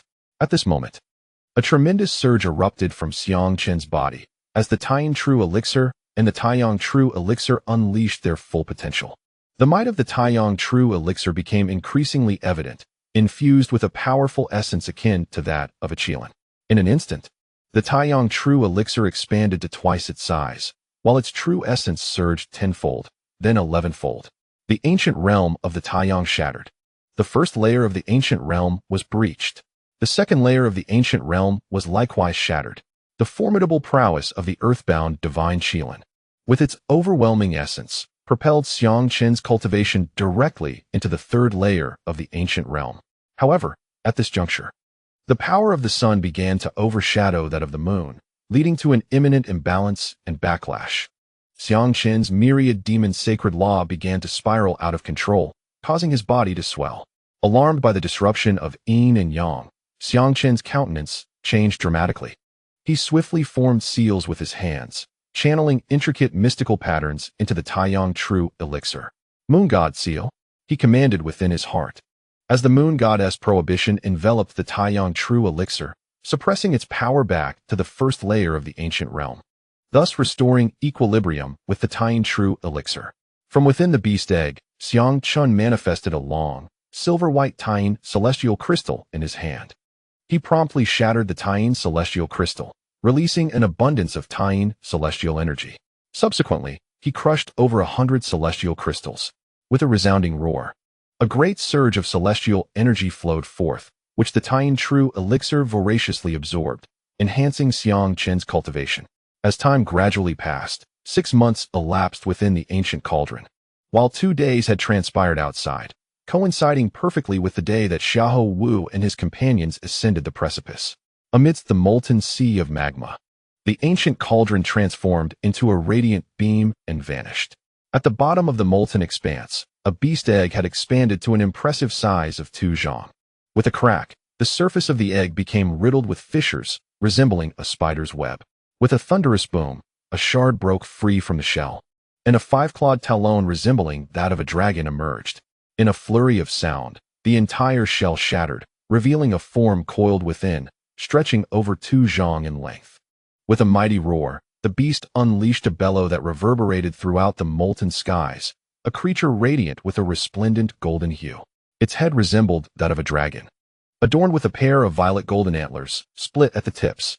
A golden mane graced its neck, while its body, akin to that of a lion, was clad in shimmering golden scales that exuded an aura of sharpness and strength, embellished with intricate mystical patterns. Its wide paws, equipped with sharp, curved claws, radiated an air of lethal intent. Its eyes, large and copper-like, burned with a fiery golden-red intensity. Along its back, golden spines reminiscent of a dragon's vertebrae extended towards its robust tail. Each breath it took expelled crimson flames, enveloping it in a swirling fire that emanated a unique aura of ferocity and sanctity. To those harboring malevolent thoughts, this creature would appear as the most savage of beasts. Upon witnessing it, a noble soul would perceive this creature as a benevolent beast of auspicious fortune. The compassionate discern the compassionate, the wise perceive the wise, while the malevolent only see malice. The qilin, an embodiment of great virtue and good omen. When malevolent thoughts arise, it transforms into a hellish qilin, a beast of slaughter. Conversely, when benevolence flourishes, it becomes a sacred qilin, capable of bestowing blessings upon the world, a creature of good fortune. Anyone who lays eyes upon it would exclaim its majestic and formidable presence. The Hellfire qilin, though it possesses merely 80% of the sacred bloodline, it is nonetheless a divine beast. Xiang Ergo, or the qilin dust, touched his current visage, his long whiskers arching gracefully, revealing sharp fangs beneath. It soared forth as a radiant beam of crimson gold, breaking free from the molten sea of magma. Boom! The magma erupted, and it transcended the fiery expanse. Seemingly impervious to the constraints of this realm, feeling a surge of power magnified tenfold. Xiang Chun was overwhelmed by an impulse to crush terrestrial immortals with but a single grasp. In this eternal realm, I, Xiang Chun, have finally achieved the status of a sovereign, unmatched in my domain. Xiang Chun's soul infant erupted in laughter. Once exalted realms now lay conquered beneath his feet. He never anticipated such wondrous methods existed in this world. As the offspring of the fire Qilin, he once captured nurtured his fortuitous path. Suddenly, a voice resonated within Xiang Chun's mind. The Qilin dust was momentarily startled but quickly regained composure. It transformed into a human form, adopting Xiang Chun's appearance. Its Qilin armor morphing into a crimson gold robe. The youthful visage remained strikingly similar, yet his hair had turned to a brilliant hue of crimson gold, and his eyes sparkled with extraordinary brilliance. An aura of sanctity enveloped him, embodying the essence of a sage ruler concerned for the world, a presence that commanded reverence. Xiang Chun clasped his fists and inquired, "May I ask if you are the lord of the immortal city?" "Indeed, you may call me Senior Long Tua. It has been long since I beheld a creature of such noble bloodline among my kind," came the response from the voice identifying itself as Long Tua. Xiang Chun squinted, his gaze sweeping the surroundings, yet he could not discern the source of the voice. "There is no need for you to seek me. What speaks to you is merely a fragment of my soul's essence." Chapter 1290. The War God Xia Ho, a fragment of soul essence. Xiang Chun's heart trembled. To be effortlessly detected by just a trace of soul power indicated the extraordinary prowess of this lord of the immortal city. It was truly unimaginable, far surpassing the realm of terrestrial immortals. Contemplating the implications of the voice referring to him as a kindred spirit of the demon race, Xiang Chun probed further, "Senior, are you also of the demon race?" "Indeed, I count myself among the demon kind." "Young one, venture to the farthest east. I hope you endure until the end. Should you pass my trials, I shall bestow upon you great fortune," the lord of the immortal city declared, before falling silent. "I shall certainly persevere until the end." Xiang Chun vowed with a fist salute. Thereafter, Xiang Chun transformed into the hellish Qilin form, meticulously organizing the divine abilities and memories inherited from the bloodline of the hellish Qilin. This hellfire Qilin, belonging to the element of fire, wielded exceedingly domineering fire-related powers. Among them, the sacred fire of hell was a formidable large-scale destructive technique, boasting astounding might. Furthermore, the power of the Qilin can meld with the force of the Golden Crow, transforming into the formidable power of the Sun's Inferno, an even more terrifying force. Fire-scaled lions, hasten to pay your respects to me. The infernal Qilin emitted a summons with a thunderous roar. By the decree of the sovereign. From the molten sea of magma in all directions, one fire-scaled lion after another converged. In no time, no fewer than 50 or 60 fire-scaled lions gathered in the vicinity of the infernal sacred fire Qilin. Among them was a fire-scaled lion of the 9th tier of the ancient realm. The fire-scaled lions are a race under the dominion of the Qilin clan, which exerts absolute suppression over them, much like the celestial wolf clan does over its various wolf tribes, right down to the lowest blooded husky. "My king, your cultivation." The ancient realm fire-scaled lion gazed at the infernal sacred fire Qilin with mild astonishment. It sensed that the cultivation of their king had regressed. Yet, the pressure of his bloodline was more terrifying than before, leaving no room for thoughts of rebellion. Xiang Chun marveled at the sight of these 73 ancient-level fire-scaled lions arriving from different locales. Despite the numerous fire-scaled lions slain by Peng Tianyun, so many ancient fire-scaled lions still remained.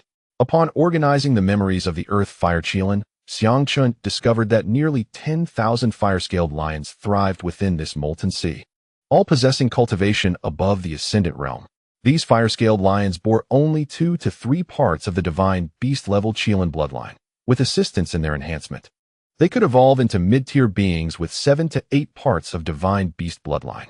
I have broken the shackles of my bloodline and achieved evolution through sacred blood. My cultivation has regressed.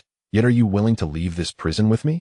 I shall bestow upon you the fortune of divine beasts, Xiang Chun declared, adopting an air of grandeur.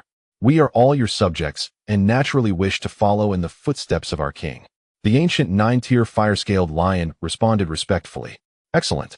You shall first enter my supreme treasure.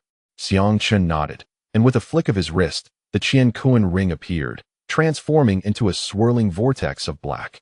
You stay. he commanded, pointing at the 9-tier fire-scaled lion. The others heeded the king's command and entered. The 9-tier fire-scaled lion directed the others, and they soared into the vortex, entering the Qian Kuan space. The ancient 9-tier fire-scaled lion knelt in submission at the feet of the sacred infernal Qilin. The sacred infernal Qilin, also referred to as the sacred fire Qilin, represents a plane known as the Inferno, also called the sacred fire abyss, to be mentioned later. The sacred infernal Qilin transformed into Xiang Qin's human form and descended upon the ancient 9-tier fire-scaled lion.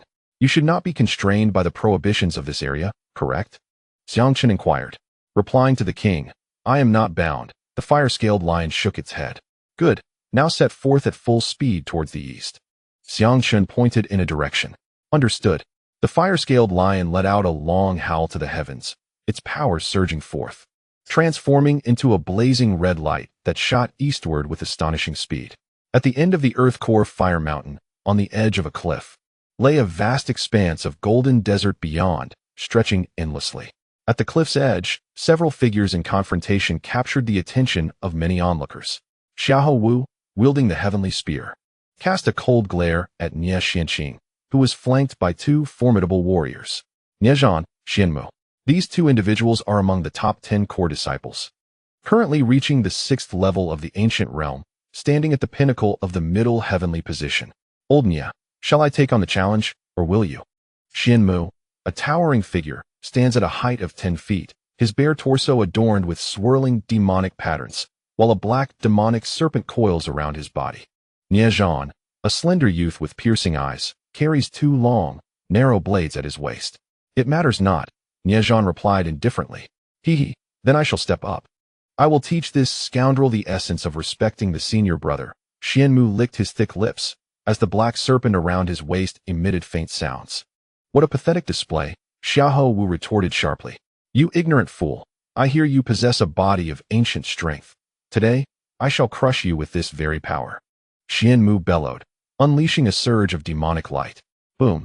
A dense force of ancient corporeal strength erupted, causing the surrounding area to fracture with invisible power. This fellow has cultivated his corporeal strength to the 3rd level of the ancient realm. The Tianma Sect's celestial demonic body refinement technique is renowned throughout the outer heavens. The demonic patterns on Xianmu transformed into scales, and with a roar, he surged forward like a cannonball. Celestial Demon Suppression Fist. Xianmu unleashed a punch, enveloped by swirling black demonic patterns, shattering the void and unleashing a whirlwind that stirred up clouds of yellow sand. What a tyrannical fist! Xianmu, adept in both body and technique, faced an opponent of merely the 3rd level of the ancient realm. He was surely doomed. The countless onlookers gasped in astonishment. Let me show you what the Celestial Demon Suppression Fist truly is, Dai. Xiahou Wu roared, his battle aura erupting, exuding a powerful demonic energy. And he retaliated with a fist of his own, cloaked in black light. The two black torrents collided, the impact resonating with thunderous roars, tearing apart the very fabric of the void. Xianmu's punch was instantly dissipated, and as the force swept towards him, he was taken aback, retreating hastily. The ground where he stood was obliterated in an instant. How could this guy possess greater strength than me? Xianmu gasped in disbelief. 8 Extremes Demon Force. At that moment, Xiahou Wu's power surged 8-fold, amplifying within mere moments, transforming him into a projectile, and he descended with a devastating punch, crashing into Xianmu's protective demonic aura. The 8 Extremes Demon Force erupted. Bang! Xianmu shrieked, spewing blood as his chest exploded, creating a gaping wound. Xiahou Wu charged forward, planting his foot on Xianmu's head, pressing him into the yellow sand. The core of the 6th level of the ancient realm was defeated in an instant. Chapter 1291. Encountering the amazing again, those who had previously harbored confidence in Xianmu were left dumbfounded, gazing incredulously at Xiahou Wu, who had so effortlessly vanquished Xianmu. Who was this individual? I have never heard of him before, yet he so easily defeated Xianmu of the Tianma sect. He wields a demonic martial art as well. He must be one of them. Many outside the Tianma sect were unfamiliar with Xiahou Wu. Xiahou Wu has remarkably evolved to such an extent. The disciples of the Spirit Demon sect could only gaze in astonishment at the scene unfolding before them. This little wretch. Nie Xuanqing's expression darkened, his eyes reflecting a glimmer of disbelief. The humiliation etched on Xuanmu's face was palpable as he found himself easily vanquished under the heel of Xiahou Wu. The demonic serpent coiled around Xuanmu, let out a furious hiss, lunging toward Xiahou Wu with lethal venom.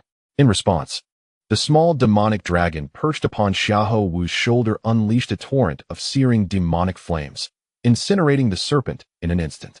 How pathetic. When a dog bites, you ought to retreat and summon your master. Xiahou Wu scoffed, sending Xuanmu flying with a swift kick. Niezhan, it's your turn. Nie Xianxin commanded. Niezhan's gaze was icy and grave as he approached Xiahou Wu, gripping the hilts of his twin blades. Suddenly, he sprang forward, transforming into a streak of light. Clang! Clang! Two dark rainbows erupted from his waist, emitting blades of unparalleled speed that tore through the air toward Xiahou Wu. War goddess tread! Xiahou Wu roared, stepping forward and unleashing a golden light that enveloped the space. The incoming blades were swiftly shattered. Momentary light, 1,000 demons slash. In a heartbeat, Niezhan multiplied into countless phantoms, unleashing a barrage of over 1,000 blades that filled the air with a relentless storm of slashing light. This technique, renowned as the swiftest in the celestial greatsword arts, was now perfected by Niezhan. As a dual-wielding warrior, he had reached a mastery that allowed him to unleash his full potential. The disciples of the spirit demon sect felt their scalps tingle as they beheld the overwhelming onslaught of blades. Such an impenetrable assault. Who could defend against it? The luminous barrier created by the war god Estred was torn asunder, and a multitude of blades descended, each capable of vanquishing a sovereign. Be careful, my lord, Bauer exclaimed in alarm, witnessing Xiahou Wu being enveloped by the myriad blades. Fear not, merely a trivial technique. Xiahou Wu bellowed, his eyes shining with golden light. A surge of golden crystal radiance burst forth from within him, intertwining with demonic runes. A duality of demonic and Buddhist essence coalesced within him. In his hand, the Tianke war spear materialized, and with a swift thrust, he unleashed a devastating strike. 1,000 armies break. Whoosh! The spear transformed into a dazzling golden light, cleaving through the overlapping blades ahead, annihilating countless slashes in its wake. This spear embodied Xiahou Wu's indomitable fighting spirit, unyielding in the face of adversity. With a flurry of cuts, the blades enveloped Xiahou Wu, inflicting numerous wounds upon his form. Yet, the golden crystal light that erupted from within shattered the very blades that sought to harm him. He forsook defense, opting instead for a proactive assault. How can this be? How is his physique so formidable? Niezhan's expression shifted in shock as he witnessed Xiahou Wu's spear pierce through his relentless assault. Even Xuanmu, if he did not withstand this strike, would be reduced to dust. Yet Xiahou Wu withstood such an onslaught. How could Niezhan not be astonished? Retreat. The spear's energy locked onto him, prompting Niezhan to withdraw hastily. Kill! Xiahou Wu roared, his body marred with wounds and blood as he charged forward, striking the rear of the war spear with a mighty palm. Whoosh! The spear struck fiercely against Niezhan's chest. He could not evade it. The weapon pierced through his body, and Niezhan was sent flying by the force of the lethal blow. What defines a war god? Fearlessness in the face of adversity, relentless advancement, and decisive strikes that distinguish victory from defeat. There are no extravagant or superfluous maneuvers. Every move is a lethal assault. At that moment, Niezhan, in a sudden burst of energy, unleashed a black demonic sword that sliced through the air, imbued with formidable sword chi, and struck fiercely against Xiahou Wu. The blade tore into Xiahou Wu's side, inflicting a grievous wound that seemed intent on cleaving him in two. Nian, how dare you launch a sneak attack? Meanwhile, above the surging sea of molten lava, a magnificent fire-scaled lion traversed the flames with astonishing speed, gliding across the fiery expanse as if it were solid ground. Upon the lion's back sat a youth of unparalleled beauty. Xiang Chun was hastening towards the eastern cliff. Shangwan Jinghong, you have gone too far. Prepare to meet your end. Meng Xiao, today it will be either your demise or my survival. A chorus of furious roars echoed from afar, the shockwaves of energy rippling outwards for over 10 kilometers. Xiang Chen's ears perked up, and his eyes ignited with power. Over 100 miles away, two figures were engaged in a fierce battle. These two were none other than Shangwan Jinghong and Meng Xiao. Ah, it's those two, Xiang Chen mused, a glint of coldness flashing in his gaze as he commanded the fire-scaled lion to halt. He altered his appearance to that of Tang Yu. You will lie in wait beneath the molten sea and follow my command, Xiang Chun instructed the lion. Understood. The fire-scaled lion sank into the fiery depths, while Xiang Chun soared into the sky, cutting through the air. On a stretch of the Crimson Flame Mountains, over 100 individuals had gathered. This assembly was predominantly composed of members from the Batian sect, including people from the Shangwan family, Meng Xiao's faction, and several onlookers from the Batian sect. Shangwan Jinghong and Meng Xiao were locked in an explosive confrontation. Both wielded formidable powers at the 6th level of the ancient realm, making them exceedingly powerful adversaries. Meng Xiao, having encountered an extraordinary opportunity, had mastered the 1000-blade Thunder Dragon technique, manifesting 2,500 strands of Thunder Dragon energy. Each strike was as potent as that of an ancient realm expert at the 8th or 9th level, radiating overwhelming dominance. Shangwan Jinghong, reincarnated from an immortal, wielded formidable celestial techniques, making their clash spectacular. Shangwan bro, how did you end up in a life-and-death struggle with Meng Xiao? A figure flew in, weaving through the crowd. Oh, it's junior brother Tang Yu, one man exclaimed in surprise. Shangwan Ting, a core member of the Batian sect and an ally of Shangwan Jinghong, greeted Tang Yu kindly. Congratulations, junior brother Tang Yu. I hadn't expected you to have broken through to the ancient realm. Xiang Chun concealed his true aura, masquerading as a first-level ancient realm cultivator. The art of playing the pig to eat the tiger was not unfamiliar to him. Allowing enemies to continually underestimate one's strength was a survival tactic. Hee, I merely gained some opportunities in the secret realm. But what's this commotion, Shangwan bro? Why are you and Meng Xiao locked in such a fierce confrontation? Surely you haven't escalated to a life-and-death struggle so quickly? Xiang Chun, the orchestrator of all animosity, feigned ignorance as he inquired. Chapter 1292, The Duel of Swords. Shangwan Ting expressed his fury at the mention of this matter. This is all Meng Xiao's self-inflicted misfortune. Brother Tang Yu, you are unaware, but Meng Xiao is utterly detestable. Indeed, Meng Xiao is loathsome. Previously at Leifan Peak, his underlings have bullied me mercilessly, showing no regard for senior brother Shangwan, even going so far as to slay my disciple. Xiang Chen's countenance mirrored his indignation, united in their enmity. I witnessed that battle. When you vanquished Feng Lei, I was present as well. It was a relief, and I even cheered you on. Is that so? Thank you, senior brother. Listen to me. Meng Xiao is truly vile. When we besieged the demons of the Tianyao sect, he unexpectedly launched a stealth attack against us, even killing a formidable warrior from the Shangwan clan, which led to the failure of our ambush. Can you not see how despicable Meng Xiao is? Xiang Chun gritted his teeth and declared vehemently, Meng Xiao is truly a scoundrel, utterly reprehensible. In the depths of his heart, Ergo laughed, haha. This is all my doing, a bunch of fools. Meng Xiao, my apologies, this blame falls squarely upon you. Senior brother Shangwan, weary of tolerating this scoundrel, proposed. Let us settle matters of life and death here. After all, this is not the sect, and within this secret realm, fate governs life and death, while fortune lies in the heavens, beyond the sect's jurisdiction. Indeed, I support senior brother Shangwan. Let us slay Meng Xiao. Xiang Ergo exclaimed with fervor. Above the mountains, 1,000 blades, Thunder Dragon. Meng Xiao unleashed a strike that released over 2,000 blades of thunder, coalescing into a colossal, thunderous blade dragon stretching 100 zhang in length. Each scale of the Thunder Dragon was formed from condensed blade energy, its sword intent soaring to the heavens, its might rivaling the 9th heaven of the ancient realm. The Thunder Dragon encircled Meng Xiao, who appeared as an unparalleled sword deity. Kill! With a sweeping motion, the Thunder Dragon roared, transforming into a streak of lightning that obliterated the air, tearing apart the void with its terrifying blade energy. The aura of this strike was formidable. Who beneath the ancient 9th heaven could withstand it? An ancient sword emperor gasped in astonishment. Indeed, with the near-perfect cultivation of the 1,000 blades Thunder Dragon technique, Meng Xiao is destined to become the strongest sword emperor on the continent. This strike left many pondering how Shangwan Jinghong would counter it. The ancient powerhouses of the Baishansheng sect were astonished. Many of them were already accomplished disciples and even vice-elders, shaken by the power of this blow. Shangwan Jinghong's eyes radiated with a brilliant light as a chilling sword intent surged forth. This sword intent transcended the realm of perfection. No, it bore a trace of sword intent that surpassed even the highest pinnacle. Shangwan Jinghong, let us see how you withstand this. Meng Xiao charged forth with the Thousand Blades Thunder Dragon, an unstoppable force. The fiery mountains below were rent asunder, massive boulders flying in all directions.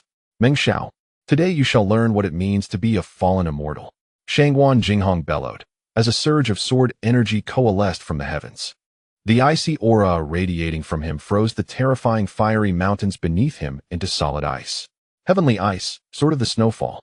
With a mighty swing, countless icy sword energies converged into a singular sword that pierced the heavens, tearing the fabric of the world. The mountains roared as fissures opened, and the sword energy cleaved through the mountains. Roar! The thousand-blade thunder dragon descended with a resounding roar, its formidable sword cleaving through the air. The clash of terrifying sword and blade energies reverberated, causing both combatants to stagger back, while countless onlookers felt the sharp force tear through the atmosphere, prompting them to retreat in alarm. Boom, boom, boom. The colossal flame mountain beneath them erupted, its body fracturing and rending vast chasms into the earth. For several moments, the thousand-blade thunder dragon technique resisted valiantly, yet the dragon's head ultimately succumbed to the explosive force, shattering under the strain. Bang, bang, bang. The sword slashed down, relentlessly severing the thousand-blade thunder dragon, unleashing a flurry of snowflake-like sword energies that howled towards Meng Xiao. Splat, splat. Meng Xiao felt deep wounds lacerate his body. Brother, exclaimed Meng Ziki, his face pale with shock. How could this be? Is it possible that this man is a reincarnated immortal? As Meng Xiao continued to retreat, the thousand-blade thunder dragon disintegrated further. Today marks your demise, roared Shangguan Jinghong, the oppressive sword energy pressing down upon him. I, Meng Xiao, shall not be defeated. He bellowed, channeling his essence into his blade. The sword's power surged, amplified in an instant. Thousand-blade thunder dragon, explode. In a furious cry, Meng Xiao advanced, cleaving forward. Thunderous booms echoed as the thousand-blade thunder dragon erupted, transforming into myriad dragon-shaped blade energies that surged forth. Bang! The colossal ice sword detonated, its icy sword energies scattering explosively in all directions. Splat! Splat! Both Meng Xiao and Shangguan Jinghong were grievously wounded, blood pouring from their injuries. Yet in an instant, they transformed into streaks of lightning, charging at each other. Crackling thunderblade palm, heavenly ice sword finger, wind and thunder leg technique, sword movement of the nine heavens. The two engaged in an intense and fierce close-quarters battle, exchanging blows with relentless fervor. Soon after countless exchanges, Shangguan Jinghong, substituting his finger for a sword, concentrated his sword energy to pierce through Meng Xiao's chest. With a sickening sound, the sword energy burst forth from Meng Xiao's back, his heart penetrated. Meng Xiao retaliated, aiming a strike at Shangguan Jinghong's head, but it was caught deftly in the grasp of Shangguan Jinghong's hand, which resembled jade. Transmuted jade immortal hand. Though his palm bore the marks of the strike, it remained unbroken. Splat! Meng Xiao coughed up blood, his gaze fixed in disbelief upon the sword finger that had pierced his chest. Have I lost? No, how could I possibly be defeated? Meng Xiao, you have been vanquished, Shangguan Jinghong stated coldly. The members of the Batian sect sighed, sensing the inevitable conclusion. Meng Xiao remained silent for a moment, then suddenly unleashed a blade of energy. Buzz! A 3-inch golden blade shot toward Shangguan Jinghong's head in an instant. Shangguan Jinghong swiftly evaded, but the blade grazed the side of his neck, nearly piercing through to his skull. Without delay, Meng Xiao produced a colorful celestial herb, consuming it ravenously. 3-color celestial spirit mushroom. Xiang Chun recognized the herb as a divine medicine. Damn it, you prodigal. This could be refined into an elixir, amplifying medicinal effects by 5 or 6 times. He lamented inwardly. The wound to Meng Xiao's heart stabilized instantly, and with a roar, he charged forth, blade in hand. Wind and thunder swift slash. He wielded the Tang Hung battle blade, transforming it into a tempest of thunderous blade light that tore through the air with lethal intent. You seek death. Shangguan Jinghong roared in fury, as countless radiant symbols coalesced before him, morphing into a multitude of sword lights that whistled forth to collide. The resounding clash of blades echoed in the arena. These two adversaries were indeed formidable. Even when facing them individually, I would need to expend many of my hidden cards, thought Xiang Chun, his mind racing as he dispatched a command with his spiritual awareness. Suddenly, A pain scream erupted from Meng Xiao as a blade of light shattered his arm, rendering his left limb useless. Shangguan Jinghong, ultimately the superior warrior, declared, Meng Xiao, meet your demise, and surged forward, thrusting his sword downward. Yet, an unexpected turn of events unfolded at that moment. As the blade pierced Meng Xiao's chest, he gripped the sword's edge tightly with one arm, his crimson eyes glaring fiercely at Shangguan Jinghong. He opened his mouth to unleash another golden blade. However, having learned from previous encounters, Shangguan Jinghong would not be so easily deceived. A burst of sword light erupted from him, deflecting the golden blade with a resounding crash. In the midst of this chaos, the molten lava erupted violently, sending forth a wave of fire. From within the flames emerged a colossal fire-scaled lion, exuding an ancient power that struck down with a single paw. Beware! The fire-scaled lion, Master, be cautious, shouted the onlookers, their faces pale as they beheld the massive fiery paw descending upon the two combatants. Shangguan Jinghong and Meng Xiao exchanged alarmed glances and quickly summoned their protective energies. A thunderous impact reverberated as the lion's paw struck them. Blood erupted from their mouths, launching them several meters away, hurling them into the fiery abyss of molten lava. Master! Brother! Cried the members of the Shangguan clan and Meng Xiao's allies in despair. The fire-scaled lion leapt into the inferno, and the crowd, filled with dread, pursued it but hesitated at the edge of the swirling magma. How could a fire-scaled lion appear so suddenly? Cursed Shangguan Ting and others, their hearts heavy with grief. Xiang Ergu observed the scene, a faint smile creeping at the corners of his mouth. Yet, concern quickly overtook him as he exclaimed, I must rescue them. Brother Shangguan has shown me immense kindness, akin to that of family. I cannot allow two unparalleled talents of the Batian sect to perish. With determination, Xiang Chun prepared to leap into the flames. Brother Tangyu, you must not. This is the heart of the magma. Shangguan Ting grasped his arm in desperation. No, do not speak any further. I must save Brother Shangguan. I possess a method to evade the fire. Perhaps I can endure for a while. Xiang Chun declared with noble resolve, evoking deep emotion among the Shangguan clan members. The aura of the Qilin radiated from him, rendering him a figure of greatness and selflessness. Please, Brother Tangyu, save my elder brother. Meng Ziki pleaded, kneeling before Xiang Chun. I will do my utmost, he sighed, and without hesitation, he leaped into the molten heart of the earth. With a resounding splash, Xiang Chun vanished into the magma. Ha ha! Shangguan Jinghong, Meng Xiao, you fools. Prepare to pay with your lives. Boomed a voice, brimming with malice. The members of the Batian sect were deeply moved by the scene unfolding before them. The members of the Shangguan clan felt a swell of emotion, with Shangguan Ting's eyes brimming with tears as he exclaimed, Brother Tang truly is a good man. I have made up my mind to stand by him. In the molten magma below, Xiang Ergu had transformed into a half-demon, becoming the sacred Inferno Qilin, and plunged directly into the sea of flames.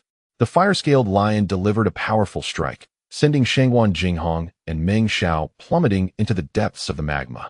Yet, Shangguan Jinghong was protected by a radiant, colorful celestial talisman, which emanated light to shield him from the terrifying core fire.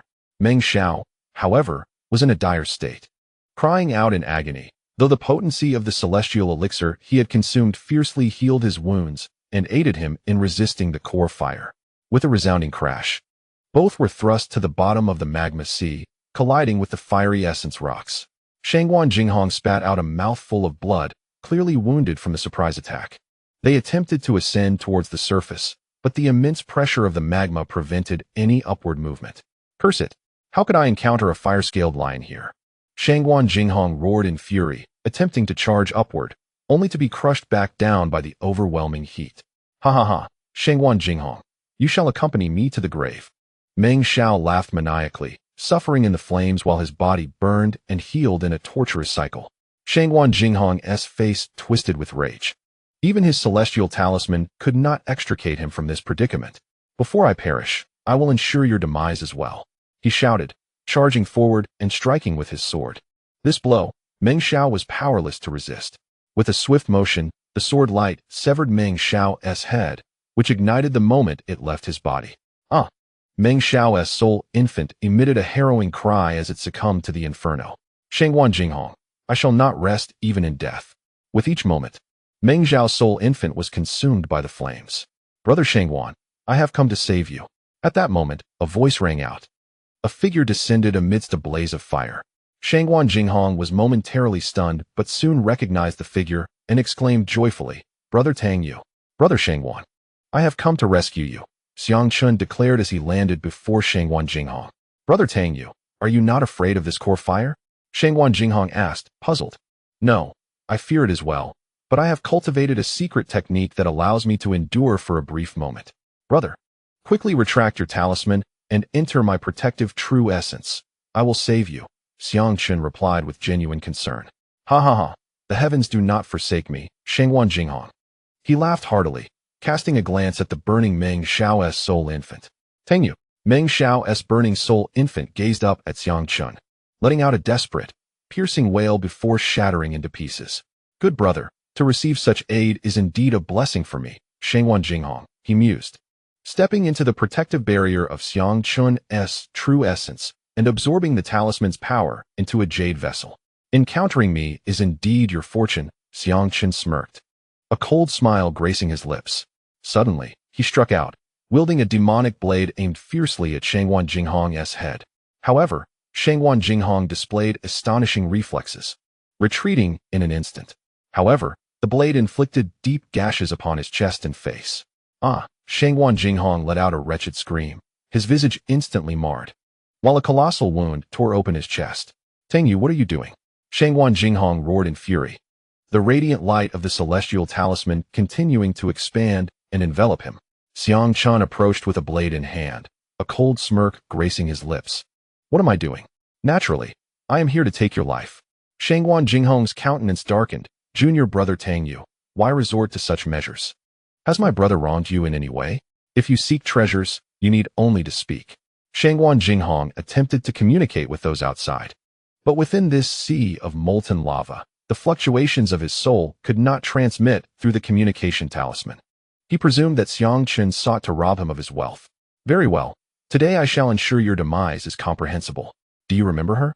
Xiang Chun sneered, a surge of ghostly energy erupting from within, coalescing into a captivating beauty clad in white. You are. Shangwan Jinghong gazed at her, feeling a vague familiarity. Meanwhile, Yu Mei radiated intense resentment, staring at Shangwan Jinghong, and howled, Beast, do you not remember me? The name Shangwan Yuer should still be familiar to you. Chapter 1294, Despairing Jinghong. Yu Mei, in life, was indeed a member of the Shangwan lineage. Yes, it is you. Yuer, but you are supposed to be dead. Are you human or ghost? Shangwan Jinghong suddenly recalled, gazing at Yu Mei in disbelief. Many years prior, in his youth, he had attained the Yuan Dan realm and entered the Batian sect as a specially approved inner disciple. At that time, the Shangwan family boasted a gifted young woman, the daughter of his father's rival for power, Shangwan Yuer, a natural body of the Nine Yin. The Nine Yin body, also known as the Extreme Yin body, possessed exceptional talent for cultivating dark attribute techniques.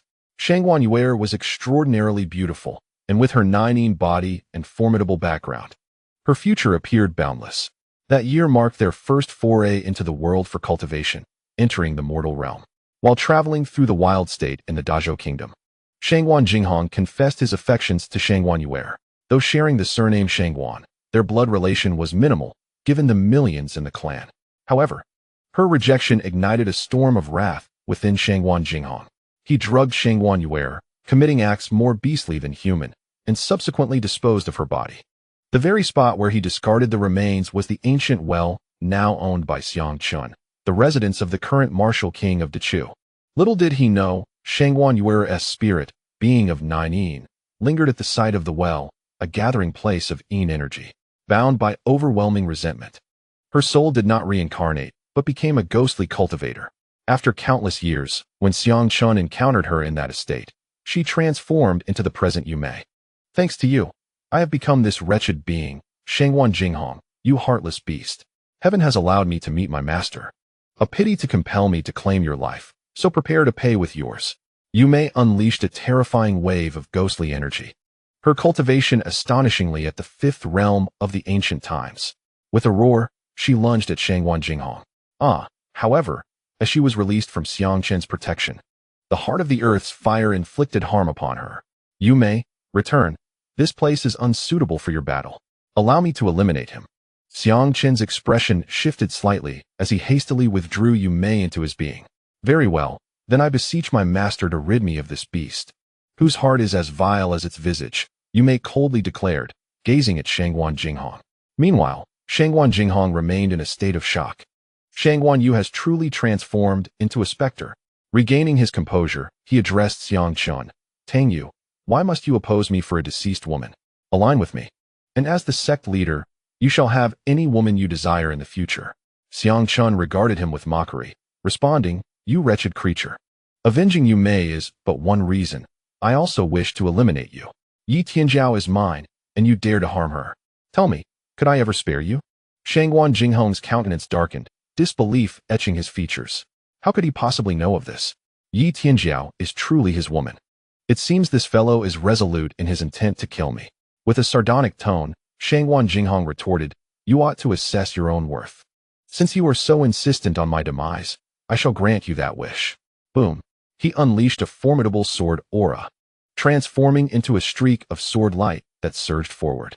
Yet, the intense heat of this place severely restrained him, hampering his true prowess. Xiang Qin laughed heartily, stating, what perfect timing to test the might of the Qilin form. Roar! Xiang Qin bellowed. Channeling the Qilin bloodline within him, a searing flame erupted forth. Within the flames, his form underwent a remarkable transformation, instantly morphing into a majestic holy prison fire Qilin, several meters in length. Impossible! Shangguan Jinghong gasped in astonishment, witnessing Xiang Qin's metamorphosis. The chill of his blade was unexpectedly subdued by the surrounding fire, reduced to the mere power of a realm at the third level of ancient times. As his sword thrust forth, the holy prison fire Qilin, encircled by crimson gold flames, unleashed a claw, drawing upon the earth's fiery essence. Boom! Shangguan Jinghong's sword was effortlessly shattered. The overwhelming force of Xiang Qin's strike collided with the protective magic of Shangguan Jinghong, causing a tremendous explosion. Bang! Shangguan Jinghong was violently propelled backward, crashing into the base of a volcano. The eruption created a substantial crater. However, he emerged unscathed. Staring incredulously at Xiang Qin, he seethed, you are no human. You are a monster. Correct, Xiang Qin replied. The holy prison fire Qilin advanced, revealing its fearsome fangs as it chillingly proclaimed, before your demise, I shall enlighten you. Ensuring your death is not in vain. Roar! The holy prison fire Qilin charged once more, its paw infused with solar power, its might even more terrifying. 5 claws of the Qilin tore through the air, delivering a cataclysmic strike upon Shangguan Jinghong's protective magic. The ground trembled as the attack erupted, plunging Shangguan Jinghong deeply into the fiery rock pit, engulfed by a turbulent inferno. Nevertheless, the defense of the magical talisman was indeed formidable, proving impervious. That last strike could have shattered even the defenses at the 9th level of ancient times. Haha, you cannot kill me. The energy of my talisman is sustained by my celestial crystal, sufficient to endure until the end of this secret realm before I am transported away. Shangguan Jinghong laughed heartily, mocking Xiang Qin. When the time comes, I shall inform the world that you are a demon, and prepare to be hunted by the Baitian sect. However, the holy prison fire Qilin revealed a sinister smile. Is that so? It appears you are rather ignorant. With a single step, the holy prison fire Qilin unleashed a surge of crimson light, enveloping the surrounding area. Soon, this radiant aura transformed into a colossal circle that engulfed the realm. Boom! A terrifying conflagration of black and red infernal flames erupted, exuding a fearsome power capable of incinerating everything. Solar Golden Crow, Sacred Fire. The holy prison fire Qilin exhaled the Golden Crow Sacred Fire, merging a golden flame into the chaos, instantly amplifying the infernal flame's might. Gather, infernal fire of the earth's core. The holy prison fire Qilin unleashed an astonishing force, summoning the earth's core flames from the surroundings, igniting the entire realm in an instant. Boom! The temperature soared exponentially, reaching a horrifying degree that could even incinerate immortals. The once heat-resistant fire spirit rock ground began to melt. Divine ability, Sacred Fire Inferno. Shangguan Jinghong gazed in terror at the surrounding flames, as the immortal talisman emitted a buzzing sound, warning him that it was on the verge of collapse. While an unbearable heat permeated through. Shangguan Jinghong screamed in agony, his robe igniting in flames, his hair and body consumed by fire. Within the protective barrier of the immortal talisman, he transformed into a figure of fire. Stop. Tang Yu, please, I was wrong. I am willing to offer you endless wealth and resources. Spare me. Shangguan Jinghong pleaded, his skin beginning to evaporate and melt into a viscous pulp due to the overwhelming heat.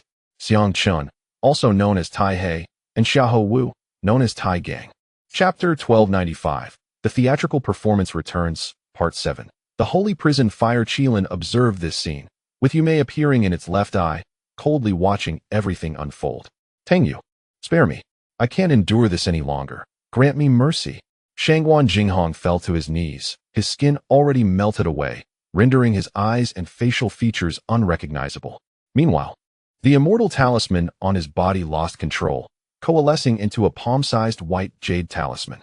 The Holy Prison Fire Qilin extinguished the flames, and a protective barrier enveloped Shangguan Jinghong. Was it truly mercy? Not at all. Yume, it is your turn to act, commanded the Holy Prison Fire Qilin. Thank you, Master. Yume, in her ghostly royal form, stepped forward, wielding a black sword. Shangguan Jinghong, the consequences of your past life have come to fruition in this one. Good and evil shall ultimately be repaid, and the cycle of heaven shall turn. Your time has come. With a piercing scream, Yume thrust the sword forward. Swoosh! The blade pierced through Shangguan Jinghong's forehead, and his soul infant emitted a wretched cry as it burst forth from his body. Shangguan Jinghong's soul infant, carrying a surge of golden celestial energy, was immensely powerful. After all, he was a reincarnated immortal. Yume transformed into a swirling black mist, enveloping his soul infant and tearing it apart. Shangguan Jinghong's soul infant shrieked in agony as it was gradually shredded and consumed by Yume. The Holy Prison Fire Qilin transformed into the human form of Xiang Chun and picked up the fallen immortal talisman. The treasured item, possessing formidable defensive capabilities, now serves as an additional safeguard for him. Xiang Chun gazed at the celestial talisman, a smile gracing his lips. He then retrieved the storage ring from the corpse of Shangguan Jinghong, probing its contents with his spiritual sense. The bounty within the ring dazzled Xiang Chen's eyes, an abundance of top-tier spiritual stones, numbering in the millions, alongside several heavenly-grade elixirs and 3 rare herbs. Among these were a millennium ginseng, a fire jade celestial lotus, and a calamity-grade purple cloudflower. These treasures must have been procured from the celestial martial secret realm. Additionally, the sword wielded by Shangguan Jinghong revealed itself to be a superior cold attribute heavenly sword. A fine blade indeed.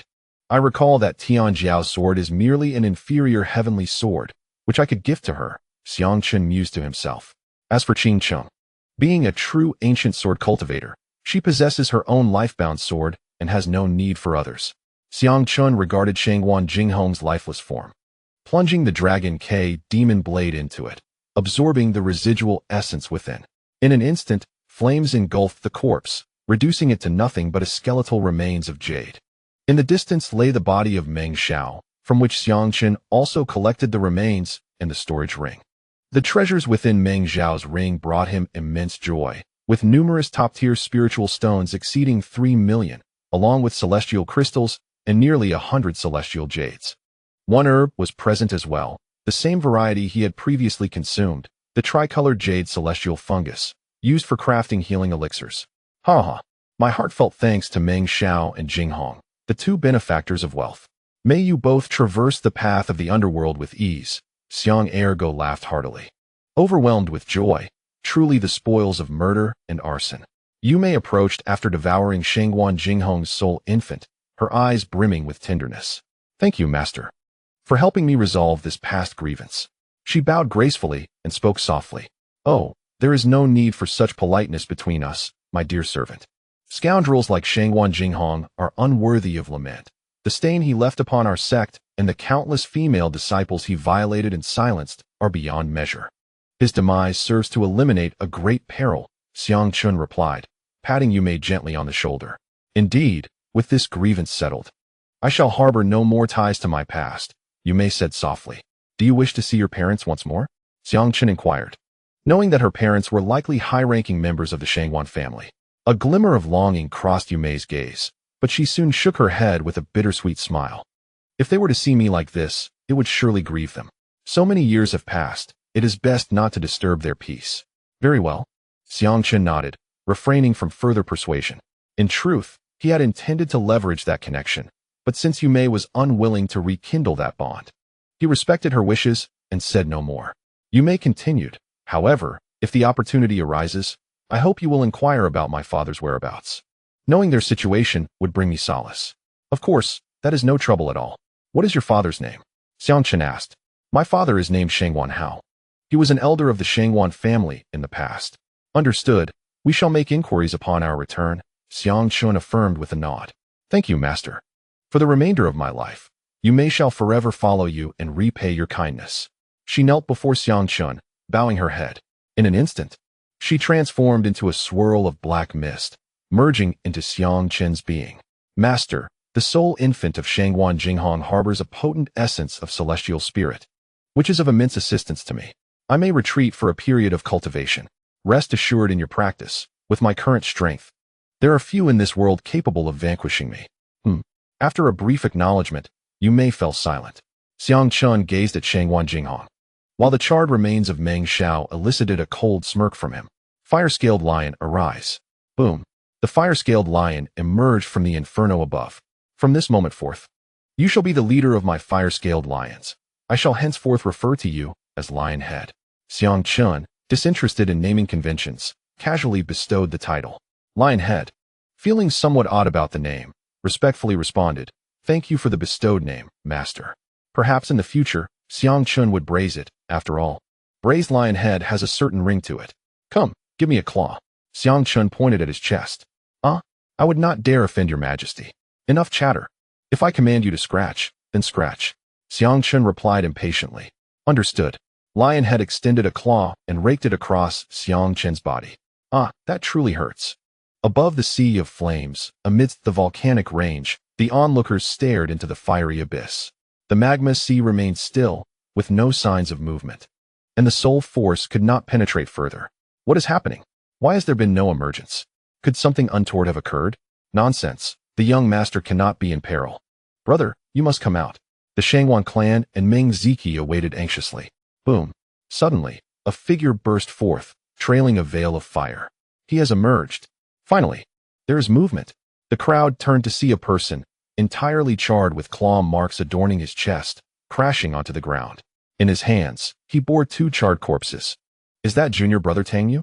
Shangwan Ting and others rushed forward to inquire. At this moment, Xiangchen was scarcely recognizable, cloaked in ash. Cough, cough, it is I. Xiangchen collapsed onto the ground, utterly fatigued. Tangyu, junior brother. The crowd gasped, rushing to administer elixirs and channel their energy into him. Tangyu, how have you sustained such grievous injuries? Was it the fire-scaled lion? Where is senior brother Jinghong? Tangyu, where is my brother? The disciples of the Batian sect clamored in concern. My senior brother Jinghong. Xiangchen's mournful wail resonated, evoking profound sorrow among the onlookers. He has come, with the aura of the illustrious actor. He approaches. Chapter 1296, The Exceptional Second Dog, Part 8. Xiangchen's lament left everyone bewildered, sensing a foreboding atmosphere. Tangyu, what has transpired? Shangwan Ting urgently inquired. Indeed, Tangyu, please do not weep. What has happened? Others implored, wiping away his tears. Xiangchen, filled with grief, remained silent, merely gesturing toward the two charred remains he had brought. One of the corpses was headless. The crowd's hearts sank as they beheld the two remains. Brother! Brother! Ming Ziki cried out in despair, cradling the headless corpse and weeping bitterly. He recognized his brother's energy resonating from the remains. Could it be that this is senior brother Shangwan? No, how could Jinghong be dead? He is a reincarnated celestial being. Jinghong, senior brother Shangwan. The members of the Shangwan family gazed mournfully at another skeleton, their expressions a mix of genuine sorrow and feigned grief, as they felt compelled to maintain appearances. How could this happen? How could this happen? Shangwan Jinghong's closest companion, Shangwan Ting, silently wept, his heart heavy with loss. Xiangchen, sorrowful and somber, spoke. When I descended, both senior brothers had already fallen to the fire-scaled lion. I risked my life to retrieve these two skeletons, but I was also wounded by that vile beast. Coughing weakly, Xiangchen spat out 2 mouthfuls of blood, consumed by guilt and grief. I'm sorry. I'm so sorry. My strength was insufficient to save them. Senior brother Jinghong, your death was too tragic. Xiang Chun wept bitterly, his cries filled with remorse and despair. Tang Yu, you did your utmost. Please take heart. A fellow disciple of the Shangwan family consoled him, placing a reassuring hand on his shoulder. Indeed, Tang Yu, alas. We cultivators defy fate, with 9 out of 10 facing death. This is the way of destiny. Do not grieve too deeply, for you have done all you could. Without you, we would not have recovered their remains. More members of the Shangwan family gathered to comfort Xiang Chun, recognizing his deep sense of loyalty and honor. He remained silent, covering his face with his hands, shaking his head in sorrow, outwardly crying while inwardly laughing. The deceased Shangwan Jinghong would surely incite Ling Xiao's wrath, dooming him to eternal suffering. Xiang Ergo felt utterly exasperated by the situation. In the realm beyond realms, the Batian domain, the Shangwan family stood as a renowned and illustrious lineage, home to terrestrial deities and numerous powerful scattered immortals.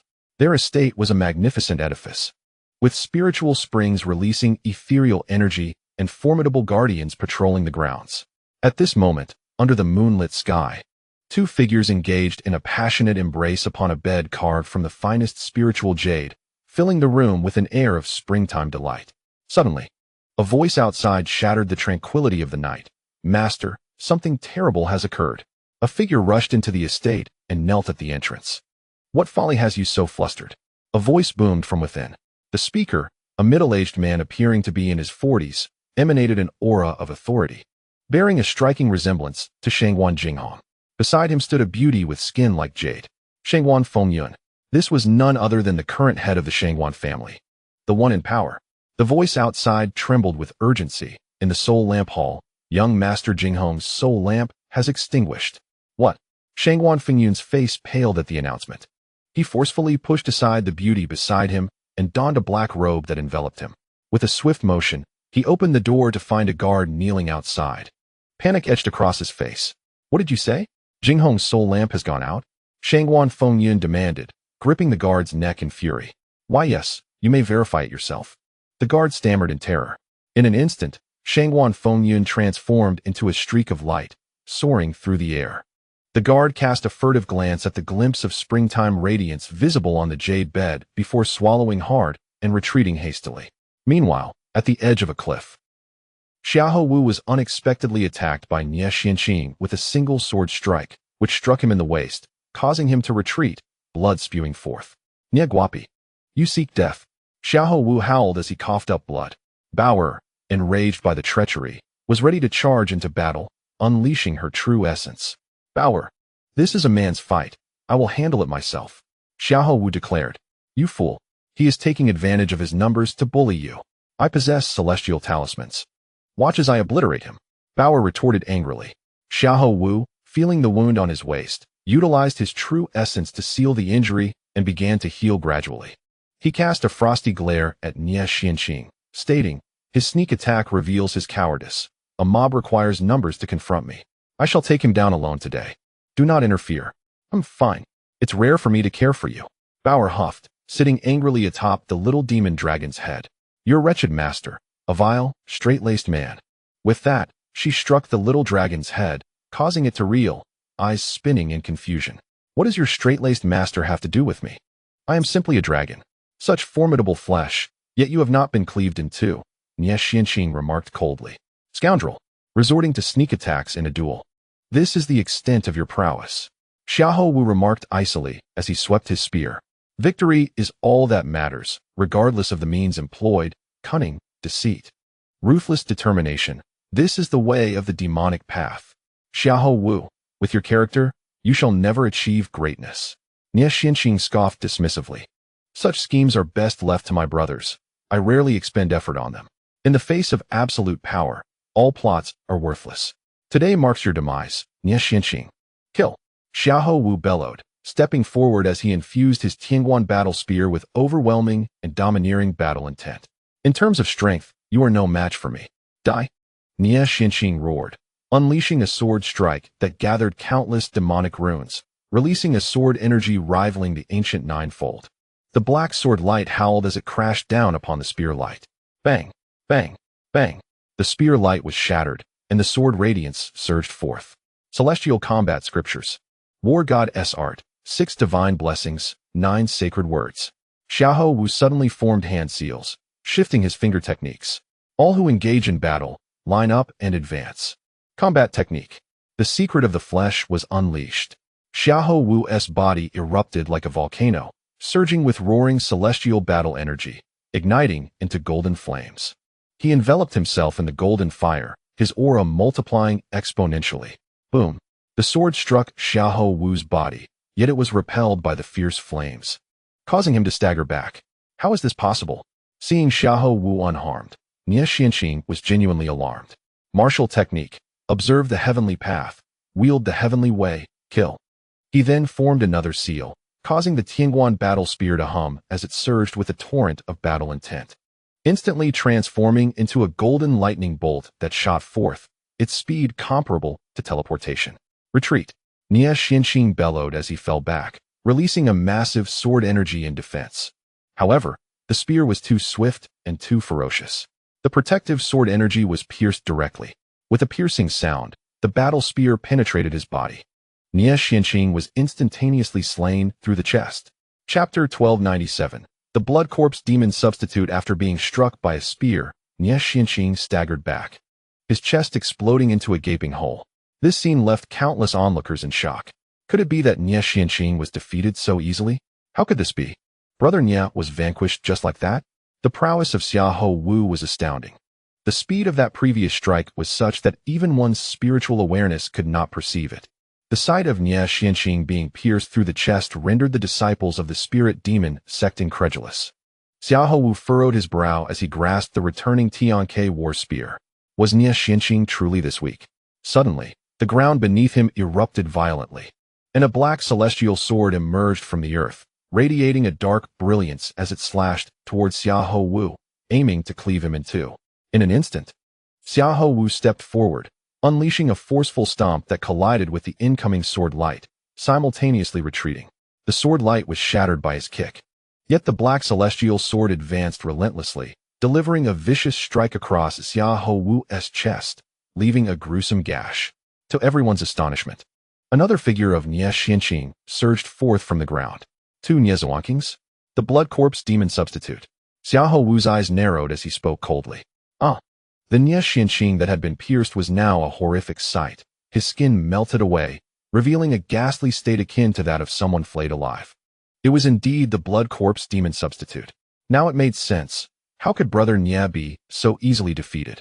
This was a formidable technique from the sect, and Nie Xianqing had mastered it. The disciples of the Spirit Demon sect recognized this renowned secret art, the Blood Corpse Demon Substitute. By capturing a cultivator, skinning them alive, and torturing their flesh, a powerful resentment is born. The soul is then sealed within the blood corpse, refined through secret arts to become a substitute. It is an exceedingly cruel and potent technique. Nie Xianqing regarded Xiao Wu solemnly, yet wore a mocking expression as he declared, "Do you think I possess only this level of strength? I have yet to reveal my true capabilities." Boom, boom. As he spoke, he waved his sleeves, unleashing a torrent of black, demonic light, which manifested as clusters of blood shadows. Roar! One by one, figures resembling Nie Xianqing emerged, and their numbers were staggering. 5 in total. A total of 6 blood corpse demon substitutes. Heavens! Brother Nie's soul power can control 6 blood corpse demon substitutes. This revelation left the other disciples astonished, their eyes wide in disbelief. Nie Xianqing then produced several luminous orbs. Nie Xianqing, may you meet a terrible fate. Kill me. I beg you, just stop torturing me.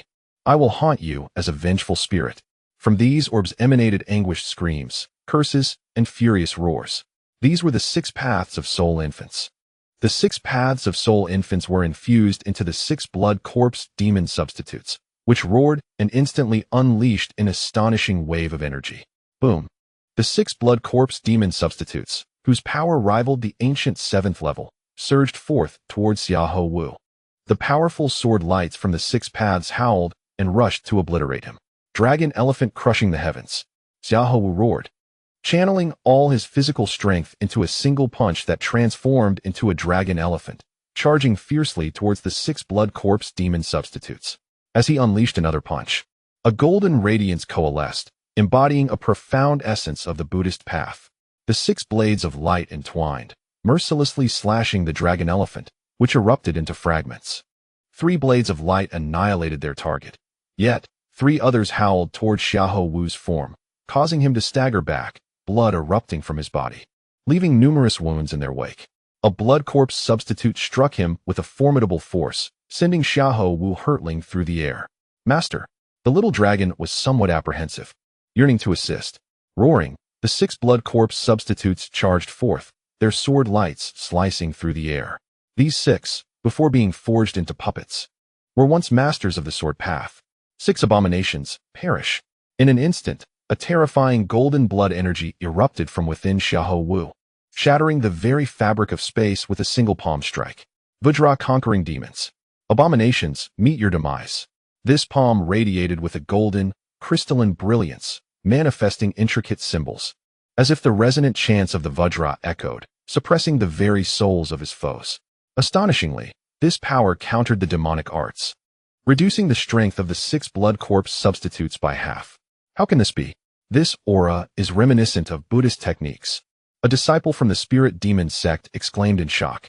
Under the overwhelming pressure of this punch, the 6 blood corpse substitutes retreated, blood bursting forth, as the Vajra fist pattern enveloped Xiao Wu, unleashing an even more fearsome might. Boom, boom, boom. The 6 blood corpse substitutes erupted in a conflagration of golden flames, obliterated in an instant. Xiao Wu too was struck back by the 6 sword lights, restrained and not able to unleash his full might. Uft. Nie Xianqing was struck by the backlash of a substitute, spitting out a mouthful of blood, suffering grievous injury. His eyes burned with fury and disbelief. The 6 substitutes had been so effortlessly vanquished. That is the essence of Buddhist techniques. Xiao Wu, how dare you cultivate such forbidden arts? Nie Xianqing bellowed in anger. In this realm, it seemed there were no practitioners of the Buddhist path. Yet, there once were. During the war between humans and demons, a significant Buddhist force existed. Powerful but dwarfed by the 3 sects, ranking only slightly lower. This Buddhist faction suffered tremendous losses in the human-demon conflict and was ultimately betrayed by the spirit demon sect, leading to its eradication. In the aftermath, disciples of the Buddhist path were hunted down mercilessly, forced into hiding. Why was there such animosity towards Buddhism? It was simply because their techniques and powers countered demonic arts, akin to the clash of water and fire. Humph, this is not a path I chose. It was forcefully imparted to me by an old monk. Nie Xianqing, your demise is imminent, Xiao Wu declared, stepping forward with lethal intent, a spear poised to strike. Great flame demon technique. Nie Xianqing roared, unleashing a torrent of black demonic flames that enveloped the area in a searing inferno, capable of incinerating anything in its path. Even Xiao Wu's golden body and the divine battle body felt the oppressive heat, as if they would melt away. This great flame demon technique was itself a celestial sorcery, enhanced by the millennium-old demonic flames he had painstakingly acquired. The flames transformed into a fiery barrier, engulfing Xiao Wu in a relentless blaze. Ha ha ha, Xiao Wu, await your slow demise. This demon flame barrier allows entry, but no escape. Nie Xianqing laughed heartily, showcasing his remarkable skills. How could you forget that your grandfather is a dragon knight? With a smirk at the corner of his mouth, Xiao Wu observed as the little demon dragon charged into the inferno, roaring fiercely towards him. Mounted on the little demon dragon, Xiao Wu felt its immense power surge within him, instantly enveloping him in a suit of armor resembling black magma, exuding an aura of might and dominance. The raging flames could no longer impede his advance, and he felt no threat at all. He had become one with the power of the little demon dragon. Kill! Xiao Wu bellowed, as the little demon dragon propelled him forward with a roar. Merging the strength of man and dragon, he thrust his spear against the barrier of flames, shattering it in an instant. Chapter 1298. Folding space. This is bad. Nie Xianqing's expression changed dramatically as he retreated hastily. However, the spear was too swift, augmented by the dragon's power and the flames of the burning dragon. With a piercing sound, the fiery spear pierced his body, and Nie Xianqing screamed in agony as a gaping hole was torn through his chest, sending him flying far away, nearly plummeting off a cliff. This time, Nie Xianqing had truly met his defeat.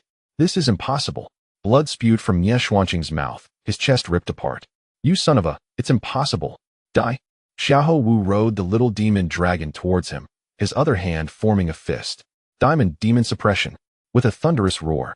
A resplendent golden light enveloped the area as Xiao Wu's fist descended violently upon Nie Xuanqing.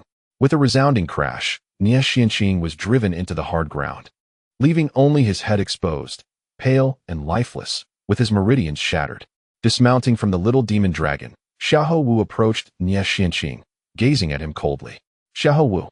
Nie Xuanqing roared in despair and fury, while the disciples of the spirit demon sect looked on in shock at the scene. Call me your father, Nie scum, and perish. Xiao Wu sneered, bringing his foot down. God of War's tread. With a deafening thud, an overwhelming force erupted from his foot. Stop. The supporters of Nie Xuanqing cried out in alarm. No. As Nie Xuanqing beheld the impending footfall, despair and fear enveloped his soul. Boom.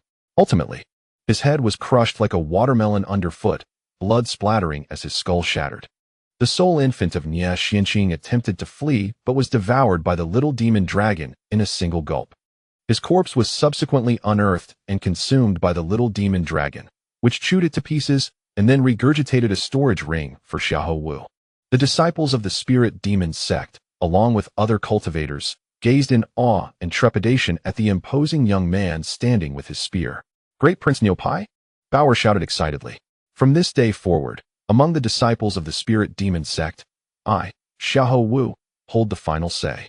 Anyone who dares to oppose, step forward and fight me. Xiao Wu brandished his spear defiantly towards the crowd, exuding an overwhelming presence. You dare to kill senior brother Nie? You shall die? One supporter of Nie Xuanqing was about to retort, but with a swift motion, Xiao Wu's spear struck forth. Boom. The man's head was impaled and exploded, leaving no chance for him to finish his sentence, his decapitated body collapsing to the ground, blood spurting forth. Is there anyone else who opposes? Xiao Wu scoffed, directly executing that individual. As the disciples of the spirit demon sect lowered their heads, they dared not meet the gaze of Xiao Wu. With no objections raised, Xiao Wu sheathed his spear and departed towards the endless desert, accompanied by Bauer. The remaining disciples of the spirit demon sect watched his receding figure, fully aware that the dynamics among the sect members had irrevocably changed. Meanwhile, Xiang Chun and the members of the Batian sect arrived at the precipice of the towering cliff. Upon their arrival, they were enveloped by a palpable aura of celestial energy that surged into their bodies. Xiang Chun, bathed in the luminous beam, felt an indescribable comfort as his bloodline and his yin-yang true Dan greedily absorbed this newfound power. With a thunderous roar, his true essence and magical prowess soared to new heights. The sun and moon true Dan expanded rapidly, unleashing a torrent of energy, propelling his cultivation from the third layer of the ancient realm to the fourth. Such a remarkable boon filled Xiang Chun with joy, as a wave of reincarnation energy erupted from the valley entrance. Cough, cough. Brother Chun, could you refrain from being so revolting during your breakthroughs? Zhuge Yuan, caught off guard, grimaced as Xiang Chen's unexpected release startled him. The group, including Zhuge Yuan, Xiao Ji, Li Huan, a Duoya, and 56 other siblings, gathered together, all having reached the ancient realm. You know nothing.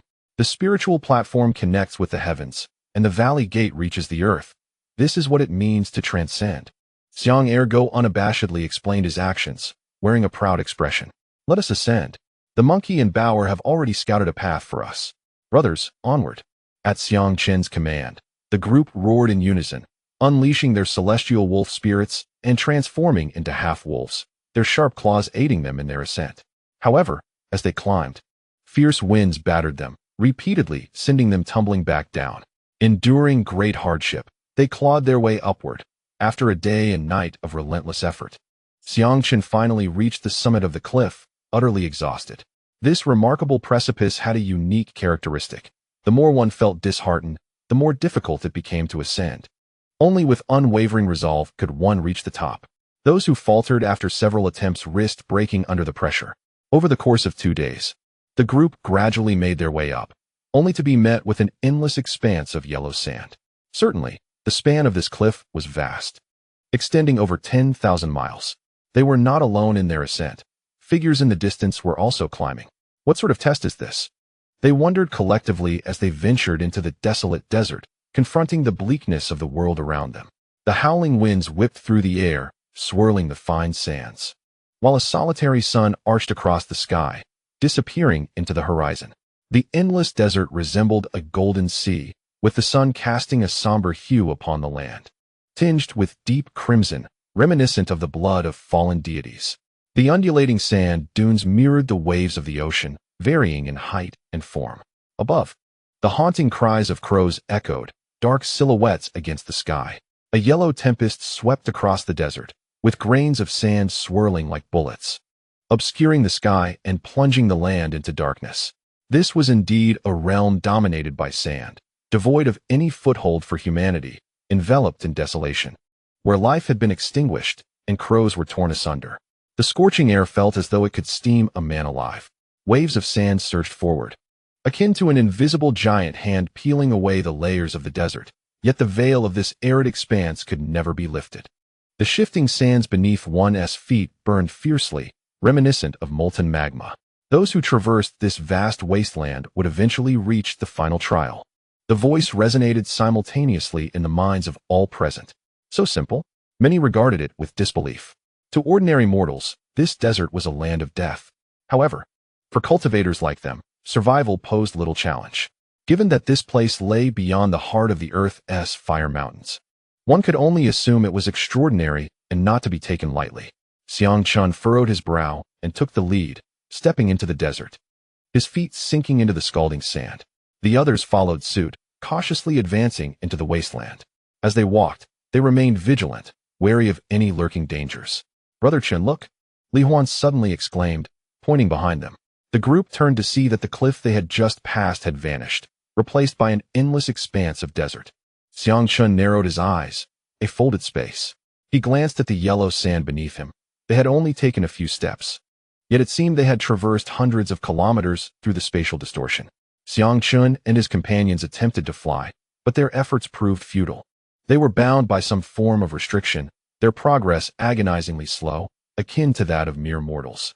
"Damn it! This wretched place can't possibly expect us to walk all the way through." Wang Xiaoji cursed. "If it were that simple, it would be too good to be true." "I have an ominous feeling," Xiang Chun said, his brow furrowing. "Enough."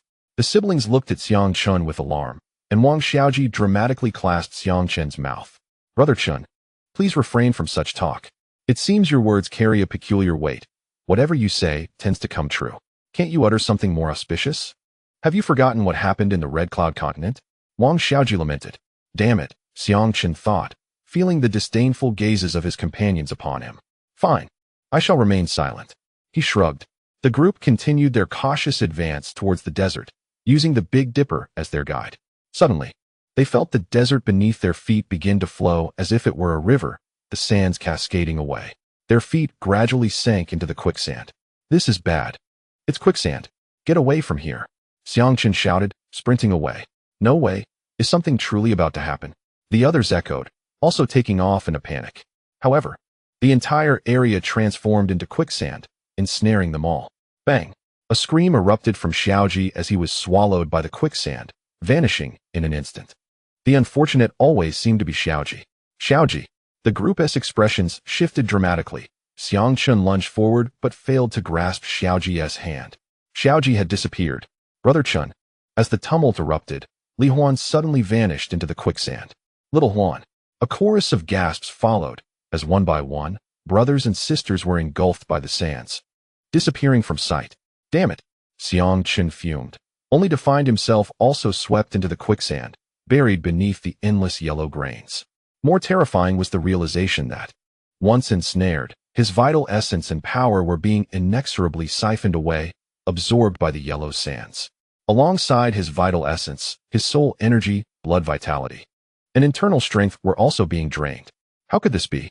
Xiang Chun's expression shifted to one of alarm as he hastily activated his techniques to resist, attempting to seal his energy from leaking away. Yet, his efforts proved futile. Various powers were persistently devoured by the sands, and he felt his strength begin to dissipate entirely.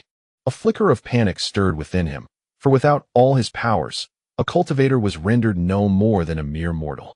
At his level of mastery, He could survive without mundane sustenance, relying instead on his vital essence and the absorption of celestial energies to sustain his life. However, devoid of these resources and lacking food, even a cultivator could face starvation. Ice glass swordfish. Spirit spring. Seizing the last vestiges of his power, Xiang Chun swiftly retrieved 2 items from the ancient cauldron and his storage ring. A 1-zhang-long ice glass swordfish appeared, swiftly dispatched by Xiang Chun, alongside a yellow-skinned wine gourd filled with spirit spring water. Cradling the swordfish and gourd, he was swept along by the quicksand. After an indeterminate time, the sands expelled Xiang Chun onto the surface. All his strength had vanished without a trace. His soul energy was depleted, his vital essence exhausted, and his blood vitality reduced to that of a mere mortal. You damn it! Xiang Chun gasped, clutching the large white fish, the ice glass swordfish, struggling to rise. He surveyed his surroundings, still shrouded in endless yellow sands, a scene of desolation. He was utterly alone. Little Chick, Little Huan, Little Dan, brothers and sisters. Xiang Chun called out loudly, yet received no reply. Cursed fate, have they all scattered? Gritting his teeth, he shook the sand from his hair. Without power, his disguise faltered, revealing his true form. Brushing off the dust from his body, Xiang Chun reflected on his current physical state with a bitter smile. The overwhelming sense of power had evaporated, and in a fleeting moment, he found himself returned to the frail body of his past, a mere mortal. Is this your trial? To conquer this desert with the form of an ordinary man? Xiang Chun gazed skyward, suspecting that this challenge was orchestrated by the Lord of the Celestial City. Truly remarkable, rendering the hard-earned strength of countless practitioners into that of a mortal in an instant was no ordinary feat. The Lord of the Celestial City must surely be a formidable figure among immortals. Fortunately, he had prudently procured meat and spirit spring water in advance. Xiang Chun looked at the large white fish on the ground and the gourd of spirit spring water. His throat felt parched, a wave of thirst washing over him. He swiftly uncorked the gourd and took a sip of the spirit spring. However, the spirit spring water had lost its essence, becoming ordinary water. Xiang Chun frowned. This water had lost its vitality. What of the ice glass swordfish? Xiang Chun gazed at the fish lying on the ground. The once crystalline ice glass swordfish had now transformed into an ordinary fish, devoid of any spiritual essence. Alas, must we enact a scene of wilderness survival? He sighed, lifting the ice glass swordfish, unfastening his belt to bind it, and then secured the fish at an angle upon his back.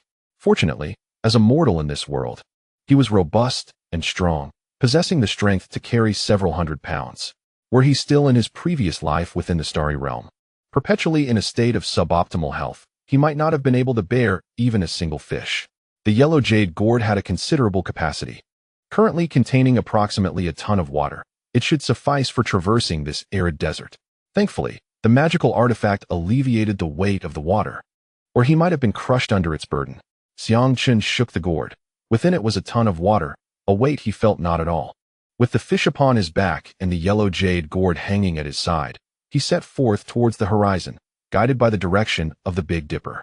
His pace was slow, having traversed only over 20 kilometers throughout the entire day, for walking in the desert proved exceedingly arduous. As night descended, he gathered some dry grass and brittle twigs, leaning against a rock to rest. Indeed, the night was bitterly cold, with temperatures plummeting from the daytime heat of 40 to 50 degrees down to below freezing. Prepared for such conditions, he employed the method of friction to kindle a fire, which brought him considerable relief. Seated against the rock beside the flickering flames, he utilized his now powerless Dragon K demon blade, roughly the size of a dagger, to slice the fish meat for roasting. After consuming some meat and drinking water, he began to feel his strength returning. He leaned against the rock, dozing lightly by the fire, gathering his energy. Suddenly, distant cries and howls of wolves pierced the night. Xiang Chun's eyes flew open, his body springing upright with a start. He quickly scrambled atop the towering rock to survey the commotion. Before him, a girl of about 10, clad in white, was running in terror, pursued by 2 ferocious gray wolves that were fast approaching his direction. Do not come near. Do not chase me. Do not eat me. The girl continued her frantic flight. The wolves relentlessly on her heels, fangs bared. How could there be a child in such a desolate place?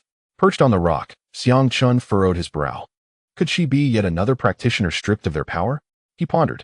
Just then, the girl stumbled, tripping over a stone and falling to the ground. the wolves lunged, one sinking its teeth into her leg, eliciting a piercing scream as flesh was torn away. The other wolf opened its maw, preparing to strike at her neck, seeking death. At that moment, Xiang Chun could no longer stand idly by. He leapt from the rock, plunging the Dragon K demon blade into the wolf's head with a swift motion.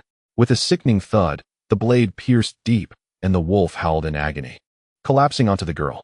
The other wolf, now growling low, hesitated and retreated in fear. Xiang Chun landed beside the girl. "Big brother, save me," she implored through tears.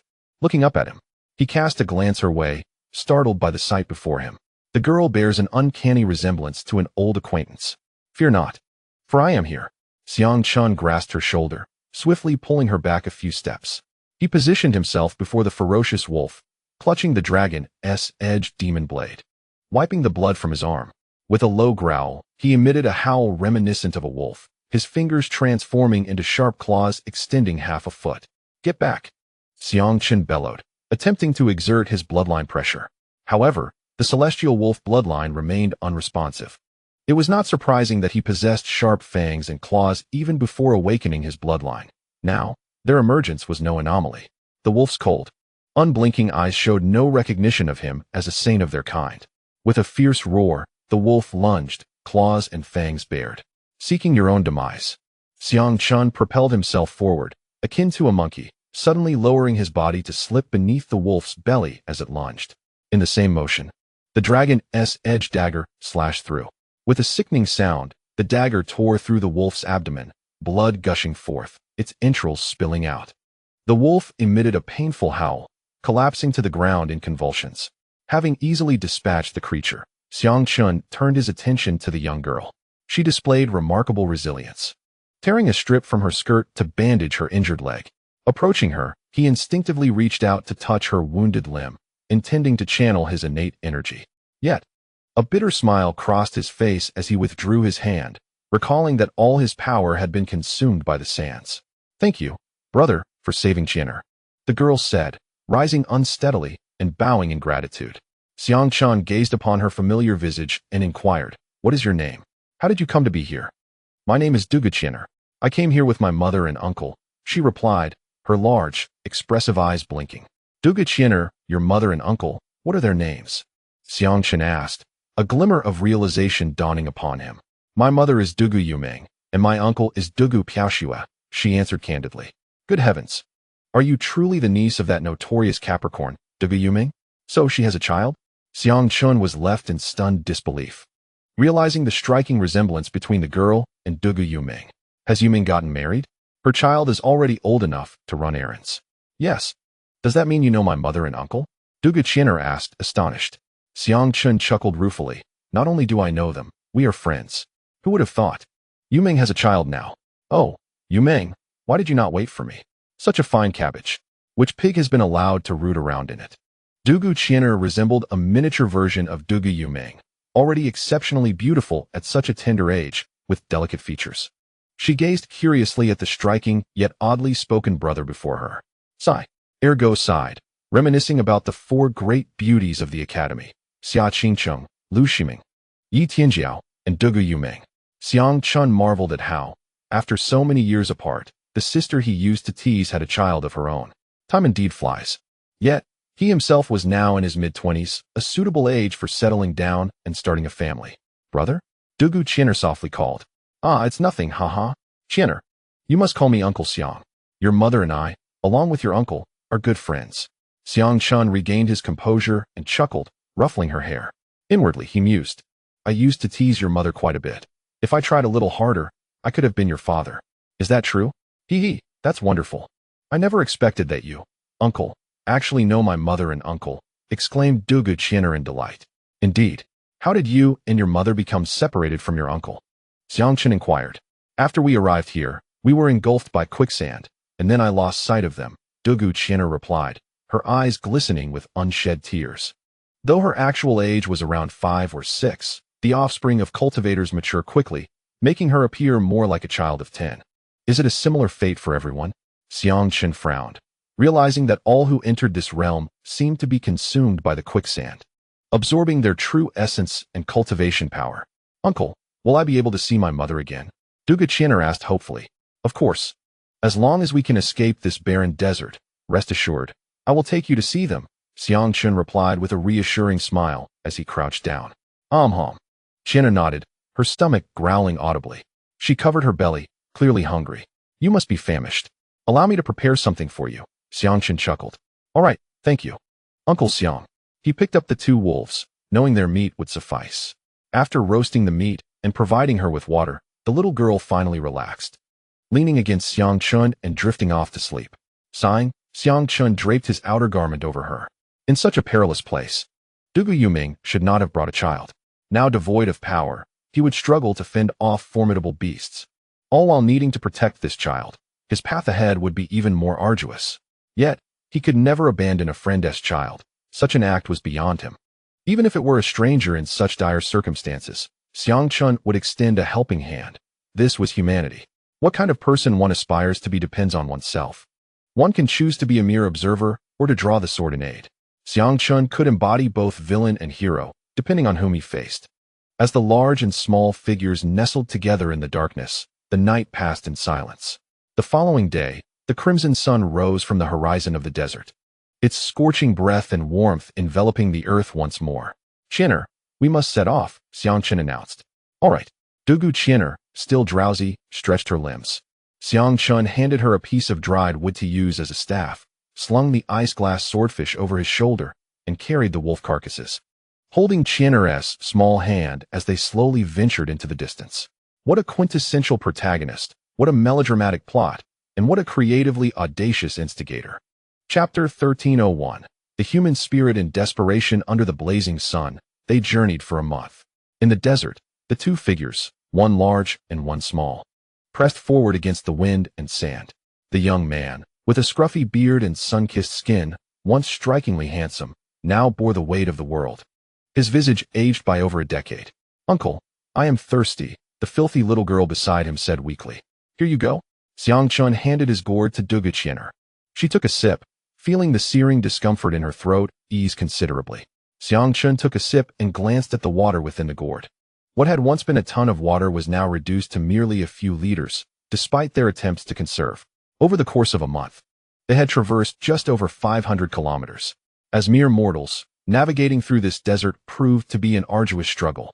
With their water supply dwindling, they needed to devise a means to procure more. This wretched place seemed devoid of even the slightest hint of a desert oasis.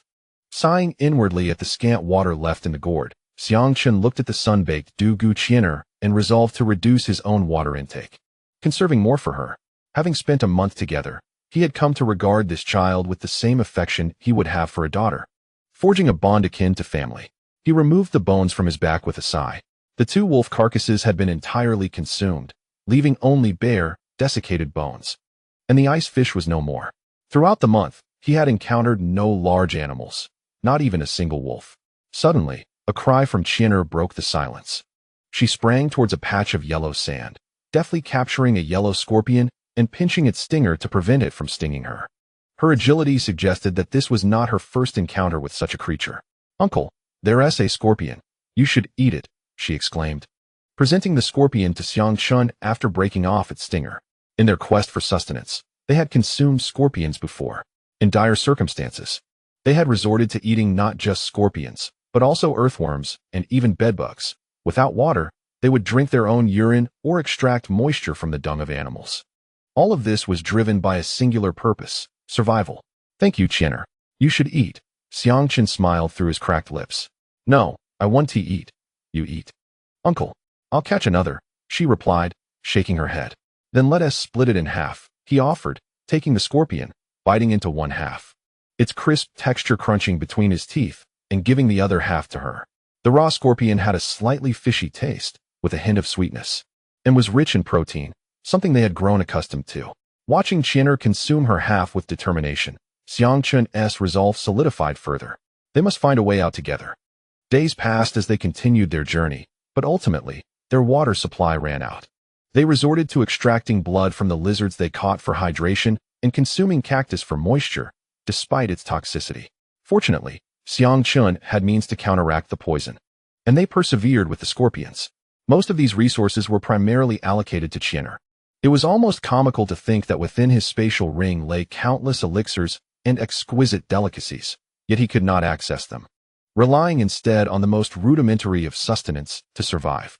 At times, he pondered that if it were not for the bond with Qianer, his chances of survival would be significantly greater, as accompanying a child was indeed a burden. Yet, such thoughts were swiftly extinguished. He could never entertain such notions, especially considering the affection that had blossomed between them. 6 months later, they remained lost in this vast desert. A gaunt figure, emaciated to the point of resembling a mere skeleton, ambled through the desert, accompanied by a frail little girl who appeared as thin as a matchstick.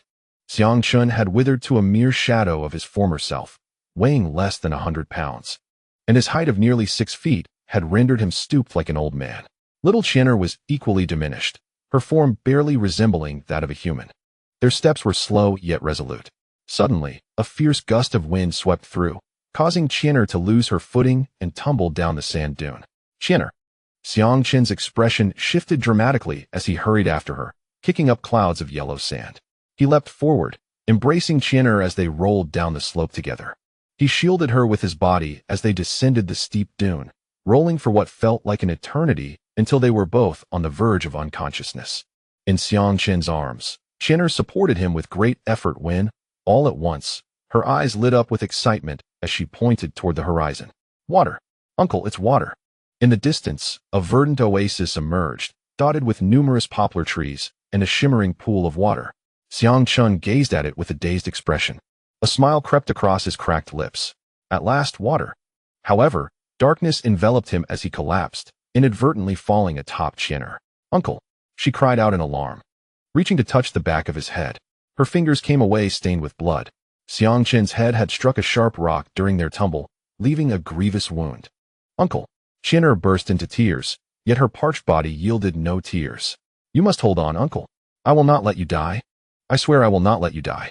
Without hesitation, Qianer bit into her own finger, attempting to offer her blood to Xiang Chun. However, her blood flowed only briefly before it ceased. With determination, she gritted her teeth and struggled to carry him, swaying unsteadily as she made her way toward the oasis. The short distance of a few hundred meters took her an agonizingly long time, during which she stumbled numerous times. After half an hour, she finally reached the edge of the small lake, collapsing beside it. Her vision blurred as exhaustion overtook her. Uncle, you must survive. With great difficulty, she bit into her wrist, severing an artery from which a torrent of blood gushed forth. She pressed her wrist against Xiang Chun's lips, letting her blood flow into his mouth. At last, Qianer succumbed to unconsciousness, and the two lay before the very lake they had yearned for. Darkness enveloped them, a shroud of obscurity. Xiang Chun's consciousness flickered to life within this void, and he gazed about in bewilderment. Where's this? Where's Qianer? He called out her name, desperation lacing his voice. Suddenly, a shadowy figure materialized. Xiang Chun squinted at the apparition. This gray silhouette was none other than himself. Who are you? He demanded, his voice tinged with caution. The gray figure of Xiang Chun smirked coldly. Who am I? Is my appearance so dismal that you fail to recognize me? Xiang Chun's pupils constricted. Don't tell me you are me. Indeed, I am you, and you are me. Xiang Chun, how have you come to this? The gray figure scoffed. What do you mean? Xiang Chun retorted. This is a trial of life and death. Did you think you were a savior? You brought along a burden, one who nearly caused your demise. The shadow replied disdainfully. Xiang Chun regarded him with icy resolve. Are you suggesting that I abandon Qianer? Indeed, abandon her, for it grants us a chance to survive. No, consuming her will replenish our strength. We shall undoubtedly endure. The words of the gray shadow, Xiang Chun, instilled a sense of dread within him. Simultaneously, a string within his heart was plucked, awakening an overwhelming desire for survival and frenzied thoughts. This was a primal brutality and coldness that resides within the essence of all life. To consume Qianer may indeed offer the possibility of survival. This notion took root in Xiang Chun's mind, akin to a devilish spell cast upon him. In that moment, the moral boundaries he had steadfastly upheld for years began to blur. In the face of survival, what value does morality hold? Consider our own plight, the gray shadow continued. We have journeyed far to reach this point, enduring countless tribulations and witnessing the cycle of life and death. Our future goal is to conquer this realm. If we cannot muster the resolve to make such a sacrifice, how shall we contend with Su Li Gu, Peng Tian Yun, and all our adversaries? The gray shadow spoke not merely to deceive, but to reflect the harsh reality. Moreover, this girl has little connection to us. She is merely the daughter of an acquaintance, not our own. Consuming her is of no consequence, especially as no one would ever know. If we perish here, what becomes of Qing Cheng? What of Tian Jiao and Shi Meng? What of our parents and siblings? To sacrifice one for the sake of the world, to forsake one for the sake of one's empire, is not a grave matter. The gray shadow's words echoed in Xiang Chun's mind, causing his gaze to become hazy as he wrestled with his thoughts. Indeed, he had fought valiantly to reach this juncture, vanquishing numerous formidable foes. How could he succumb now? He could not allow himself to perish. Xiang Chun's eyes transformed into a blood-red hue. He opened his eyes and gazed upon the prostrate Qianer, who was struggling to rise to her knees.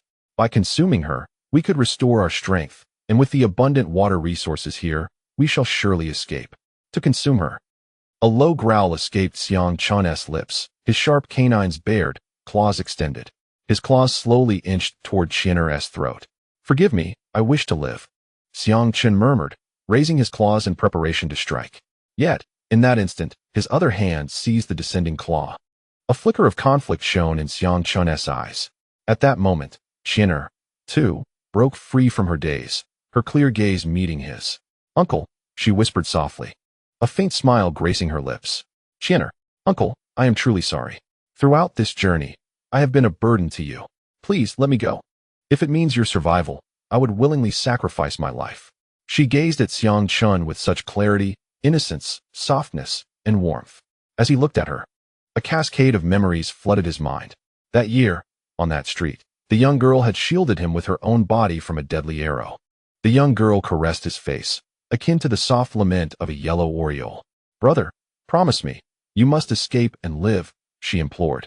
Brother, promise me.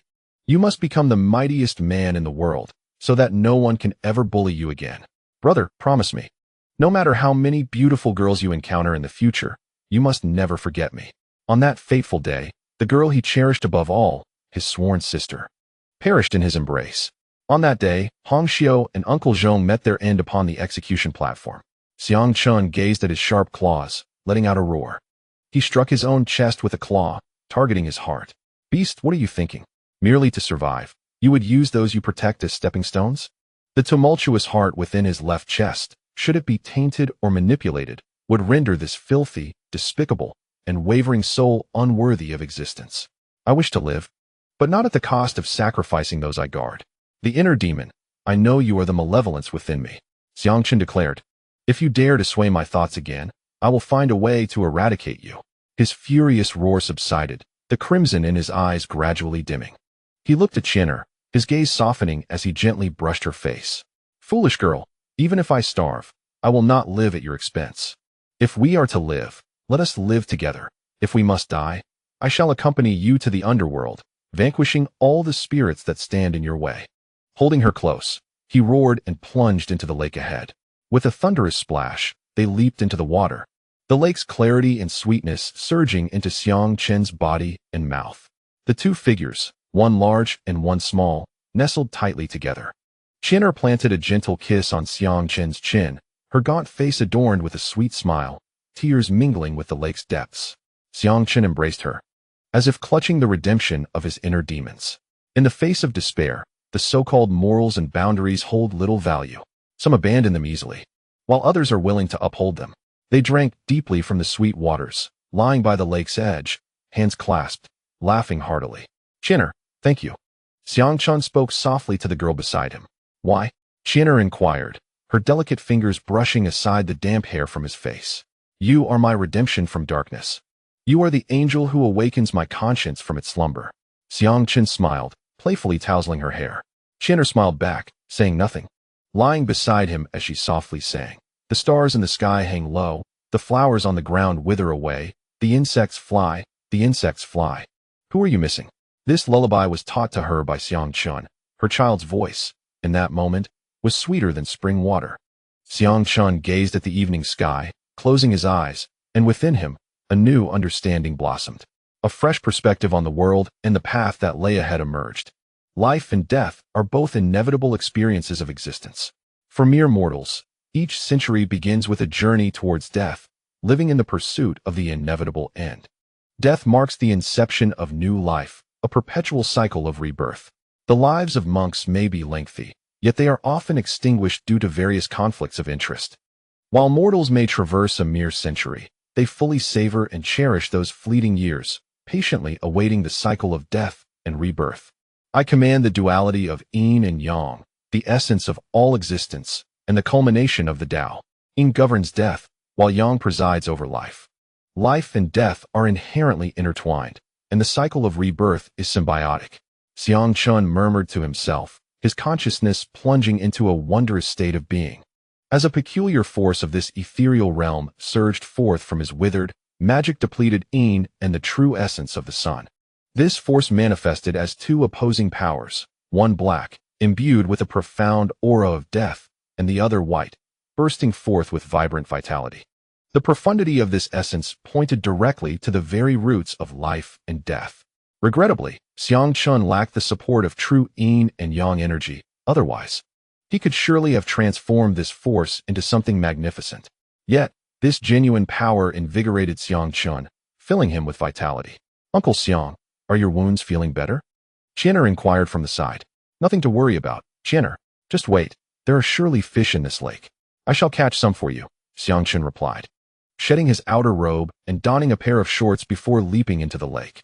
Qian'er's eyes sparkled with joy as she watched Xiang Chun dive into the water, quietly awaiting his return, with tears unexpectedly streaming down her cheeks.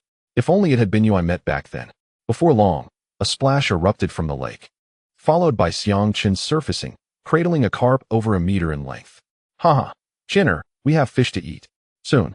The enticing aroma of roasting fish wafted from the campfire on the shore. For the first time in a long while, they both feasted to their heart's content. Xiang Chun filled a gourd with water, enough to hold 10 tons. With this ample supply, he felt assured of his ability to traverse the arid expanse ahead. They lingered in this bountiful oasis for 10 days, relishing the abundant resources, fish from the lake and wild boar and fruits from the surrounding greenery. After 10 days of consuming meat, both had grown significantly stronger. The once emaciated Xiang Chun had finally gained some weight. Though reluctant to leave, they set forth in an easterly direction after their respite. In the 6th month, Xiang Chun encountered a familiar face, Peng Hai, a formidable figure at the 9th level of the ancient realm, who had been in the company of Peng Tianyun. Peng Hai stared at Xiang Chun, momentarily astonished. But a child's half-eaten, desiccated corpse lay on his back. "It's you."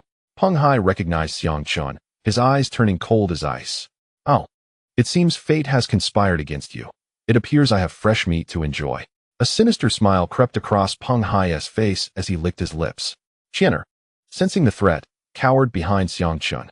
He shielded her protectively, responding coldly, "Indeed, it seems the fates have intertwined us once more. Your powers have been consumed, have they not? Here, you possess no advantage. Haha, even as a mere mortal, I am still stronger than you. It seems your bloodline's young master has grown impatient. I shall indulge ahead of schedule." Peng Hai grinned maliciously, sharp claws resembling curved hooks sprouting from his fingers.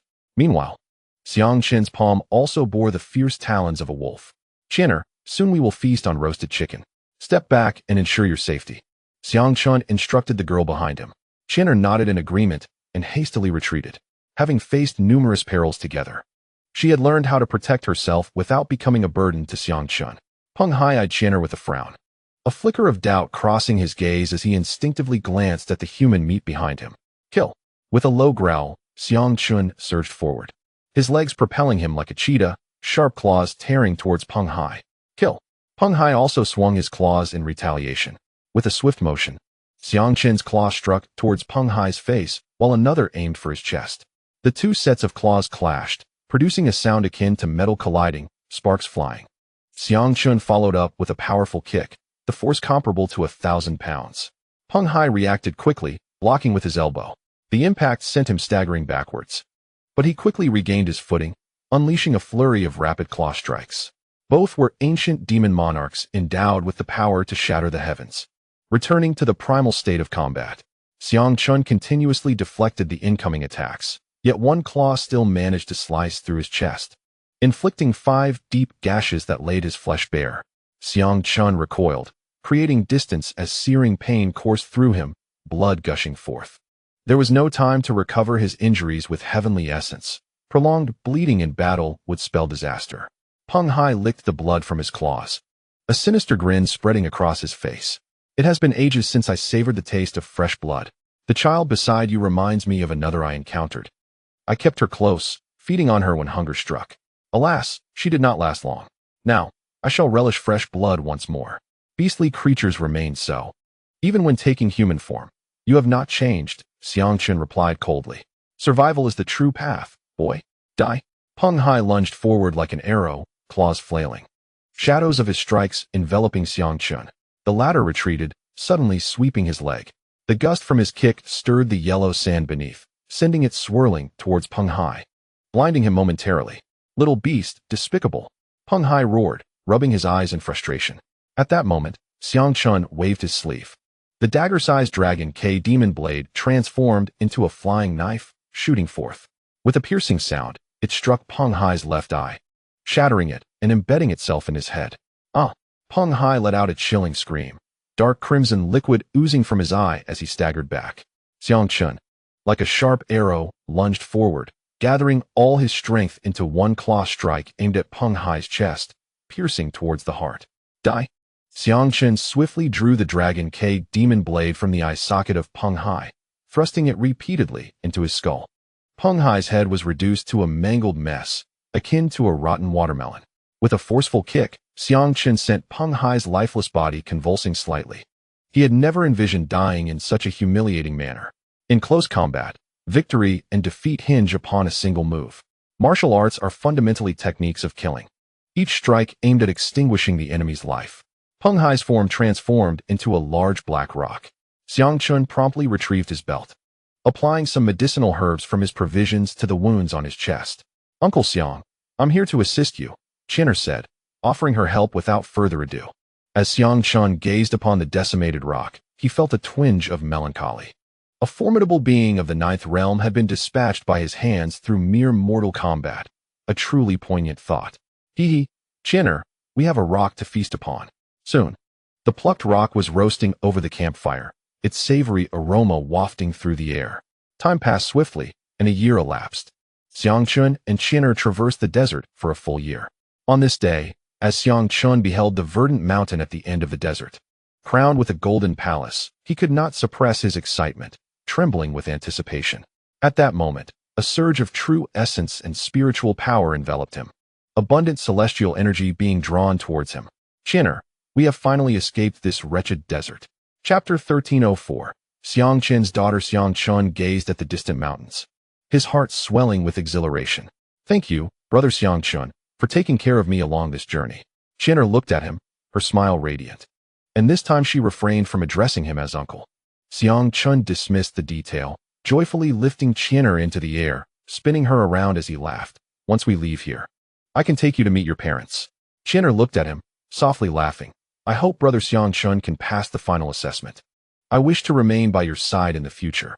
This experience has been the happiest moment of my years. Xiang Chun was momentarily taken aback, failing to fully grasp her words. Chinner gently kissed his sun-kissed forehead and embraced him once more. Brother Xiang Chun, farewell.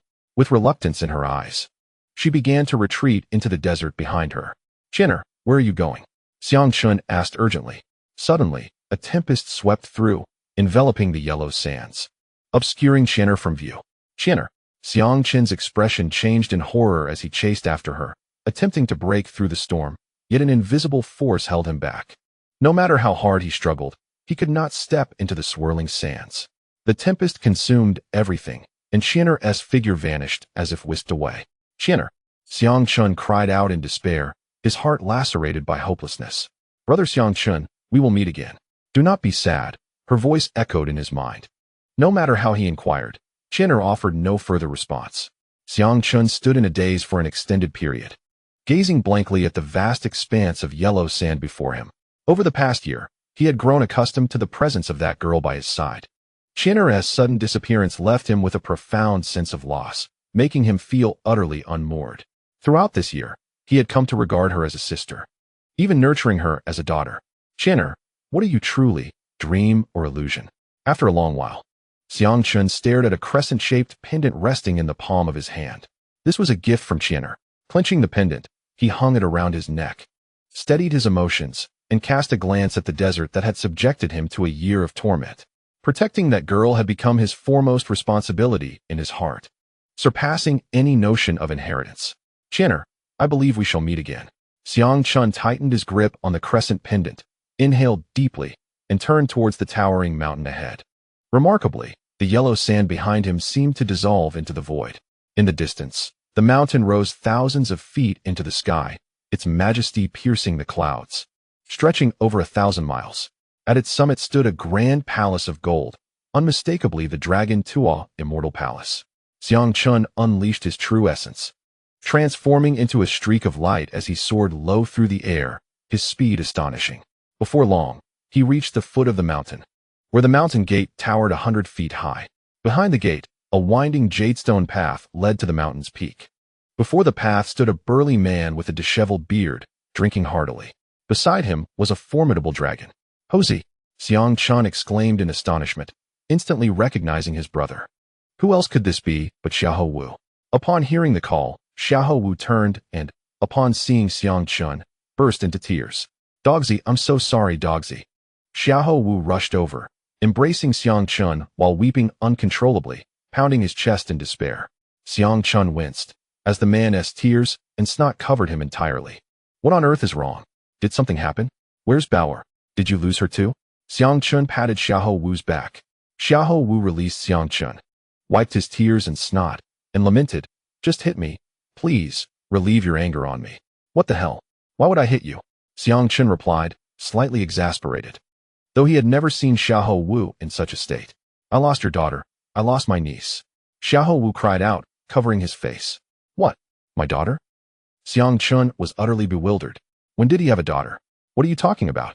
He looked at Xiahou Wu as if he were insane. Your daughter with Qingqing. I encountered her in the desert and took care of her, but after we exited, she vanished. I lost her. Brother, I'm so sorry. Xiahou Wu choked on his words. Xiang Chun was struck dumb, utterly flabbergasted by the revelation. His daughter with Qingqing? Surely, this must be a jest. Xiang Chun raised his hand and swiftly struck Xiahou Wu twice across the face. You fool, how many dishes have you had to drink like this? Are you dazed? Where would I have a daughter with Qingqing? I haven't even shared a bed with her, let alone fathered a child. How could I have a daughter out of nowhere? Xiahou Wu, taken aback, widened his eyes in disbelief. What? You don't have a daughter? Then who did I encounter? Don't you know Xiang Qing'e? Xiang Qing'er. Xiang Chun exclaimed, his expression shifting dramatically. Are you saying you met a girl who claims to be my daughter, and her name is Xiang Qing'e? You've been protecting her all the way through the desert? Yes, isn't she your daughter? Xiahou Wu inquired. Xiang Chun narrowed his eyes, a sense of familiarity washing over him. She had met Qian'er, who claimed to be the daughter of Dugu Yumeng, and Xiahou Wu encountered Qing'er, who claimed to be his own. You old rascal, this is your doing, isn't it? Xiang Chun glared towards the celestial palace atop the mountain. Dog, what on earth is going on? Do you truly have a daughter or not? Xiahou Wu wiped away his tears and asked. I have no daughter. Did you think I fathered one? I do have a son, named Xiahou Wu.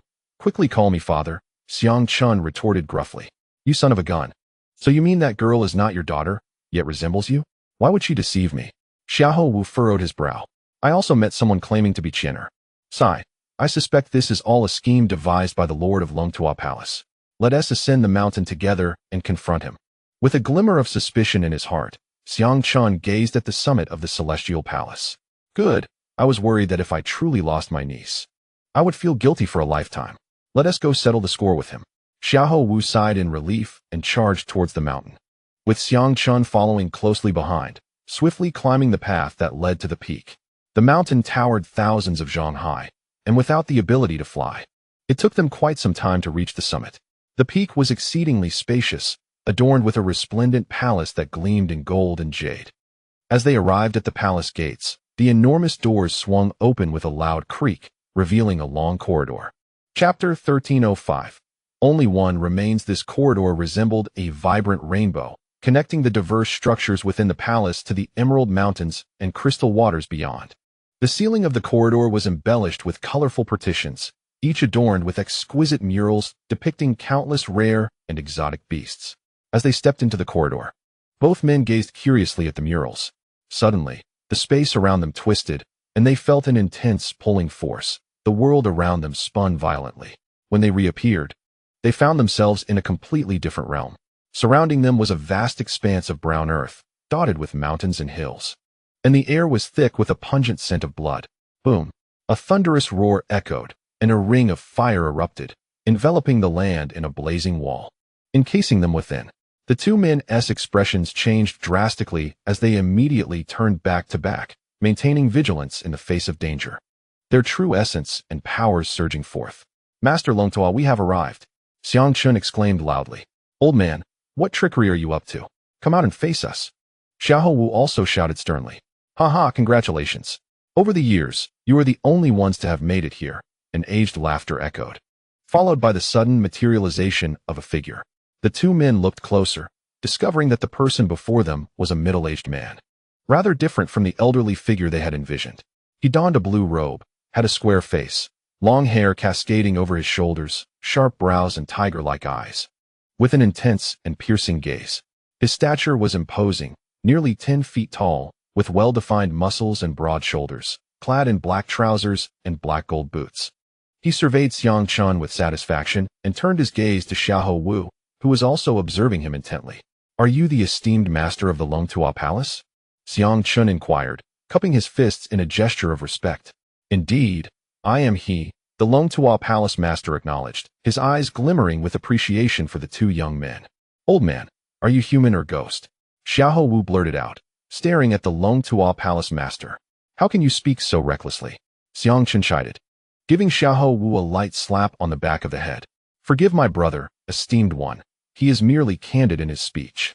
The Long Tua Palace master shook his head and replied calmly, "At this moment, I am neither human nor ghost, merely a remnant of consciousness." "A remnant of consciousness?" Xiang Chun and Xiahou Wu exchanged astonished glances. Yet, the aura emanating from the figure remained profoundly unfathomable.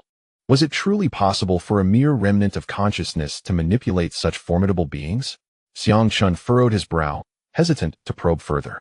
"What you imply is that your true self has already..." The Long Tua Palace master responded without hesitation. "My true self has long since perished. In my time, I severely injured my primordial spirit, which, along with the celestial city, arrived in this minor realm, leaving behind this secret realm of celestial martial arts to select a successor. You two are the only ones who have made it here in all these years." The primordial spirit. Xiang Chun was taken aback, realizing that such a thing could only be cultivated by those above the earthly immortals. Analyzing the implications of the Long Tua Palace master's words, he asked, "Then, has no one else before us been worthy of receiving your legacy?" "Naturally not.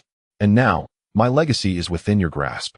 But there remains one final trial for you both," he stated coldly as he gazed at the two men. "What kind of trial?" Xiahou Wu inquired. The Long Tua Palace master, with hands clasped behind his back, paced before them. "My legacy can only be inherited by one person, and among you two, one must be chosen. The last trial is a contest of strength between you. One must emerge victorious." Xiang Chun frowned. "You don't mean to suggest that we should fight each other?" The Long Tua Palace master looked at him seriously. "My legacy is of utmost importance, and its inheritor's identity must remain undisclosed. This is not merely a contest. It is a life and death struggle. The survivor will inherit my legacy, meaning only one of you can live. The other must perish." "What?" The faces of Xiang Chun and Xiahou Wu paled in shock. They exchanged glances, and Xiahou Wu exclaimed, "What kind of absurd legacy is this? So strict and mysterious. I refuse. I won't compete anymore, all right? I'll step back and let my brother take it." Xiang Chen's countenance darkened as he spoke. "Senior, are you jesting? If that is the case, I shall forego it." The Lord of Long Tua Palace regarded the two with a furrowed brow and inquired, "Do you two comprehend the gravity of your words? To refuse my legacy, which countless souls from the 9 heavens yearn to seize, signifies an opportunity for ascension. Attaining my inheritance would grant you both the means to stand atop the celestial realm." Xiang Chun replied calmly, "I am aware of your esteemed status and formidable prowess. Yet my brother and I must concede that we are fated to be devoid of your legacy. We choose to relinquish it." "Indeed. What nonsense is this legacy that demands us to turn against one another? We shall not accept it, Xiao Wu coldly asserted. Their bond had transcended life and death. It was inconceivable for them to engage in fratricide over a mere inheritance. The Lord of Long Tuo Palace's expression soured considerably, feeling scorned by the rejection of his legacy. Years prior, many had waged war for a chance at his inheritance, resulting in countless celestial beings meeting their demise. Now, these two young men exhibited such disdain. Since you have arrived here, you shall be compelled to engage in this battle. There is no choice in the matter. This is my decree. Do you think this is a place where you may come and go as you please? Know this. I possess the power to obliterate you with ease. The Lord's voice turned icy. With a resounding crash, as if in response to his fury, a wall of blue celestial flames surged forth, incinerating all in its path. Should it envelop the two, their demise would be swift. Both felt a chill run down their spines, acutely aware of the terrifying force contained within the flames. Xiangchen questioned, "Do you truly wish for us to fight to the death?" "Indeed, this is the law I have established here. It is not to be defied." The Lord of Long Tuo Palace replied coldly, "Then let it be. Take my life, and grant this legacy to my brother." Xiao Wu hastily interjected. "Such foolishness!"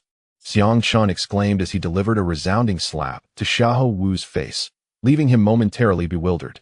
"If death is to come, let it be my own. I am the elder brother of the Yan Huang Hall. What are you fighting for? Senior, take my life and bestow the legacy upon him." With that, Xiangchen shouted at Xiao Wu before bowing to the Lord of Long Tuo Palace in a plea for death. The Lord surveyed the two and then scoffed. How truly naive. In this world, to hold emotions above all else is a grave folly. Without a ruthless heart, how shall you ascend to the pinnacle and confront the myriad of formidable foes? You have deeply disappointed me, Xiangchen replied with composure. For some, emotions are worthless. For others, they are as vital as life itself. You may scoff, yet you cannot deny that our paths diverge. On what grounds do you criticize our principles? Simply because you possess greater power? The Lord of Long Tuo Palace sneered. You foolish child, I have glimpsed into your soul and unearthed some of your memories. I recall that you lost your beloved due to your own weakness. Without strength, how can one speak of love? Can you truly safeguard it?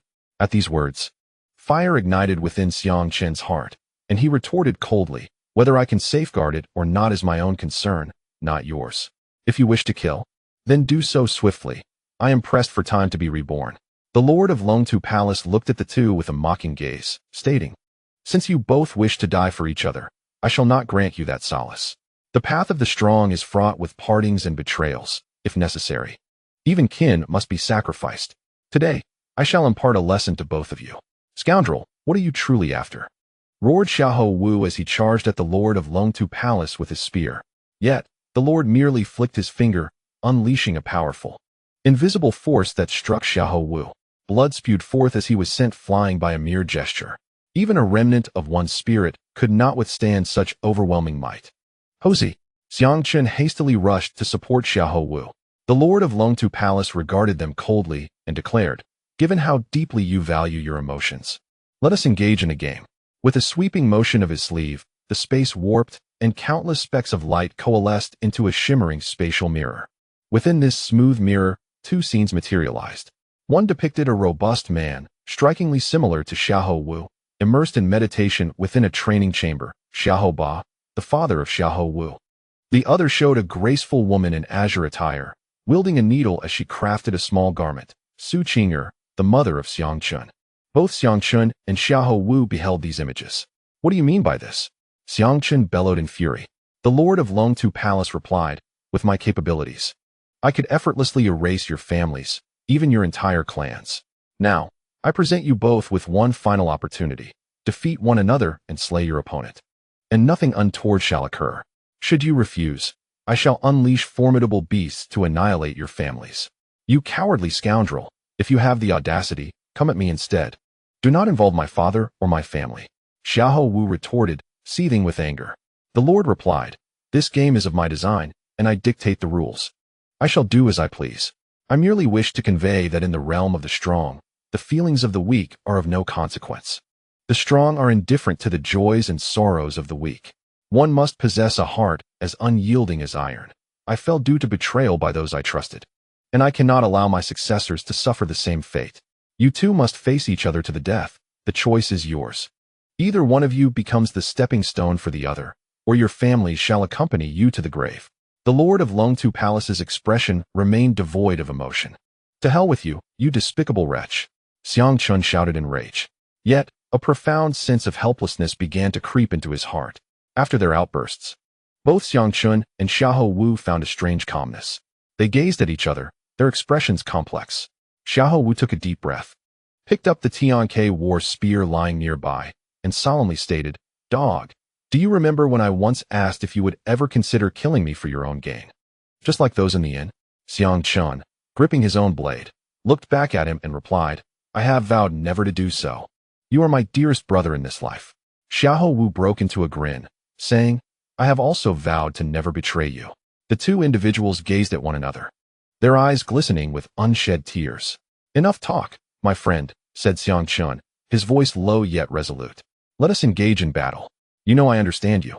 If I perish, promise to take care of my family. If you fall, I shall do the same for you. We have fought side by side since childhood. Let this confrontation be one where we both give our utmost." "Agreed," laughed Xiahou Wu, a fervent determination in his eyes. "Having you as my brother is a privilege I cherish. Come, I have long wished to test my strength against yours." With that, Xiahou Wu gripped his spear tightly, while Xiang Chun clutched his dragon-cutting demon blade. "Kill!" They both roared in unison, transforming into two radiant streaks of light as they charged at one another. With a thunderous stomp, Xiahou Wu unleashed the war god's assault, releasing a wave of golden energy that surged toward Xiang Chun like an unstoppable torrent.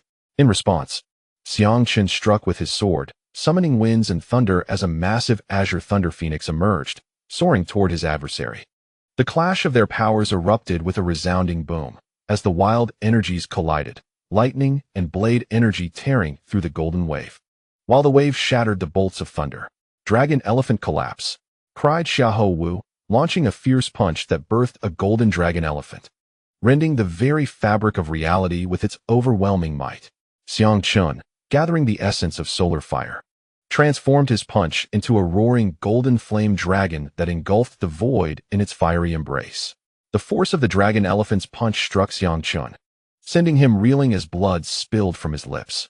Simultaneously, the flaming dragon engulfed Xiahou Wu, scorching him and leaving his exterior charred and blackened. "Kill!"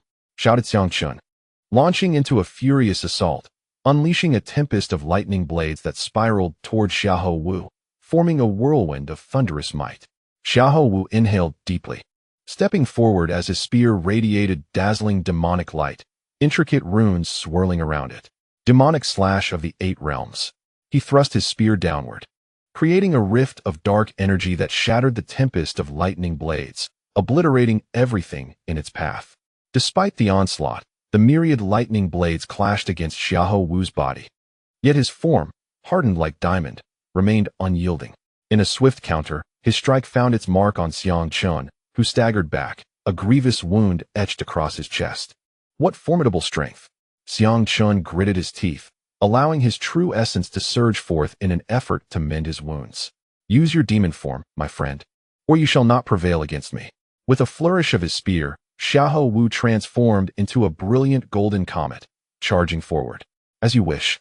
Xiang Chun roared to the heavens, unleashing an overwhelming aura of demonic energy that enveloped him.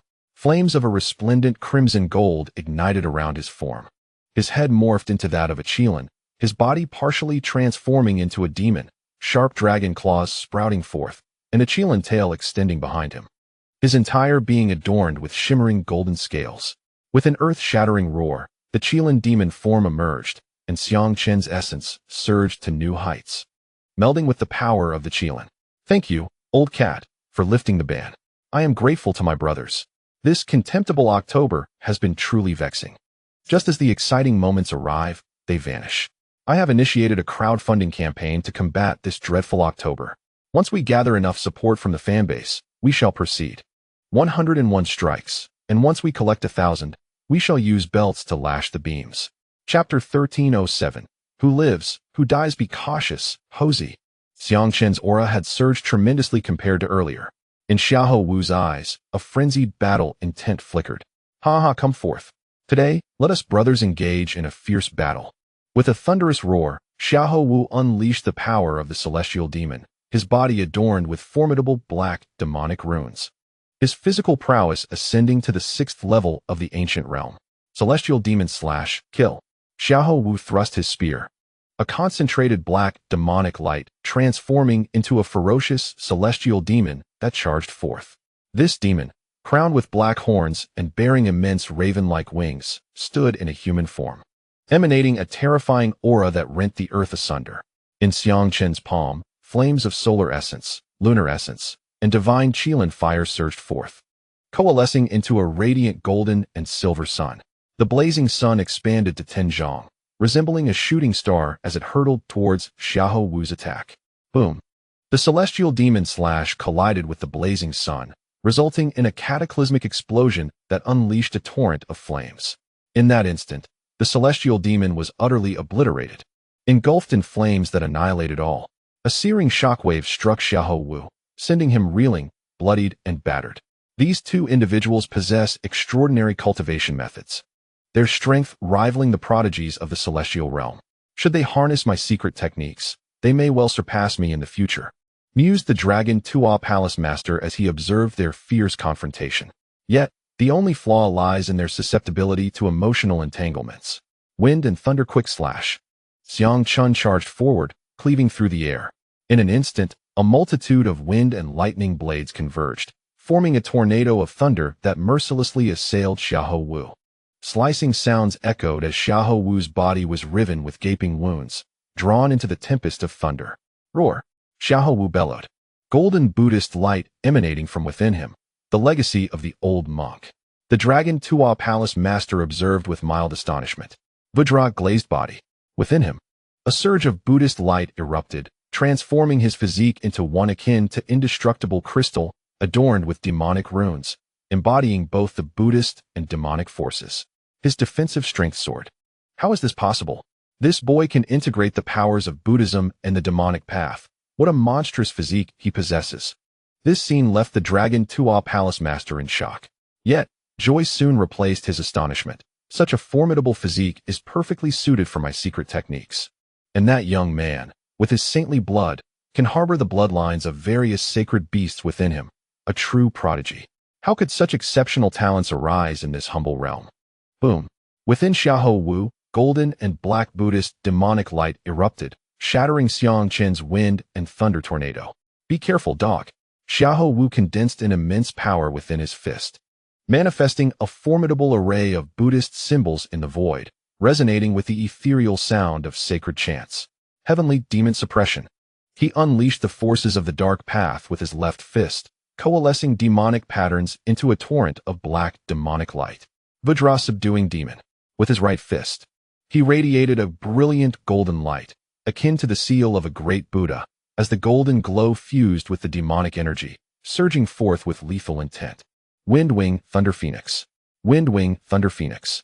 Wind Wing Thunder Phoenix / In an instant, Xiang Chun executed 3 strikes, transforming into 3 formidable wind thunder phoenixes that charged towards Xiao Wu's fist with sheer fervor. The raging winds and thundering roars intertwined, each bolt of lightning embodying the power to cleave the heavens, as the 3 wind-wing thunder phoenixes tore open rifts in the very fabric of space. Yet, the might of Xiao Wu's fists swept across the realms, overpowering all in their path. With a resounding crash, the fist's light enveloped the wind-wing thunder phoenixes, causing the first to shatter effortlessly. However, the second strike followed fiercely, and then came the third. The fist's radiance was ripped apart, as if the heavens themselves were fracturing, and the dual forces collided with Xiang Chen's form, sending him reeling, blood erupting from his body, his scales shattered, flesh torn asunder. The final blow struck Xiao Wu with equal ferocity, hurling him backward, his flesh marred with countless lacerations, each cut revealing bone beneath. Dog, this is not your true strength. Unleash it fully for a battle. Xiao Wu roared, regaining his stance. Xiang Chun drove his blade into the earth, sparking a cascade of fire as the ground fissured, propelled 7 or 8 kilometers away before coming to a halt. He gazed at Xiao Wu, his expression now serene. In this moment, Xiao Wu was neither his brother nor his enemy. He was merely a rival. Never did I imagine we brothers would reach this point. Monkey, as you said, having you as a brother in this lifetime is worth it. With the next strike, you may perish. Xiang Chen spoke gravely. Xiahou Wu replied with equal calmness. In the next moment, my strike may also lead to your demise. Dog, should you fall, I will ensure our family is settled before joining you. A brother shall never let another face the underworld alone. The two brothers locked eyes, their gazes moistening, yet an increasingly terrifying aura enveloped them. Xiang Chun erupted with dragon-like shadows. Thousand Blade Thunder Dragon Technique. 1, 2, 100, 1,000, 2,000, 3,000. The roar of 1,000 dragons echoed as 3,000 dragon shadows emerged from Xiang Chen's being. He had achieved mastery of the Thousand Blade Thunder Dragon Technique. Xiang Chen's blade aura surged tenfold. In this moment, he felt the agonizing rips within his own flesh, teetering on the brink of collapse. The ground beneath him shattered under the relentless onslaught of the released Thousand Blade Thunder Dragon energy, debris scattering, as the surrounding area was engulfed in this terrifying blade aura. Surrounded by countless blade dragons, he resembled an unparalleled blade emperor. With this move, Thousand Blade Thunder Dragon, slash. Xiang Chen roared, wielding his blade. As 3,000 dragon shadows converged and coalesced into a colossal 100-foot blade dragon. Roar! This blade dragon, stretching 100 feet, radiated a golden thunderous brilliance. Its sharpness infused with the overwhelming might of thunder. The blade dragon surged forth, cleaving through space with its razor-sharp energy, leaving destruction in its wake. The earth trembled and split apart, revealing immense chasms that cleaved the land, as if a colossal canyon had been carved through the very fabric of existence. The force of this strike transcended his realm, attaining the legendary 9th level of the Ancient Order, had the blade's intent and power been perfected. It would have been invincible throughout the ages. The master of Long Tuo Palace remarked, gazing at Xiahou Wu, how will you confront this? Xiahou Wu's eyes blazed with golden flames of battle as he swiftly formed hand seals. Heavenly Battle Cannon, God of War's 6 secrets. The warriors line up before us. Battle techniques, fleshly secrets, unleash. With a thunderous roar, Xiahou Wu's body erupted like a volcano, his golden essence igniting, exponentially amplifying his combat prowess. Weapon techniques.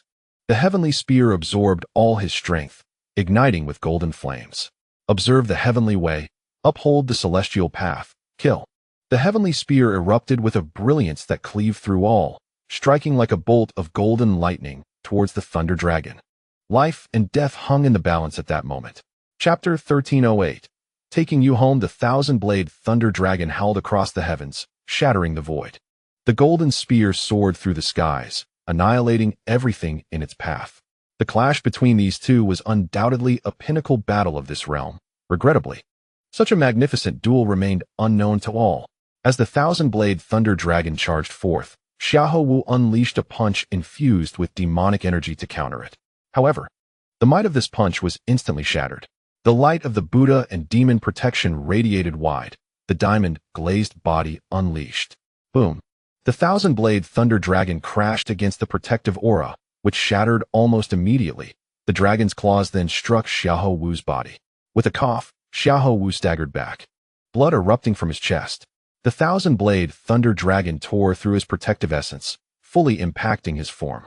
Boom! The terrifying thunderous blade energy detonated at a singular point and then spread. Xiahou Wu's body erupted in blood, engulfed in chaos.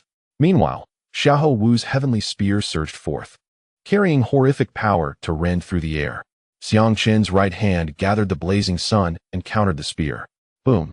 The spear collided with the flame, which exploded, unleashing incredible force. Yet, amidst the inferno, the spear's light pierced through everything.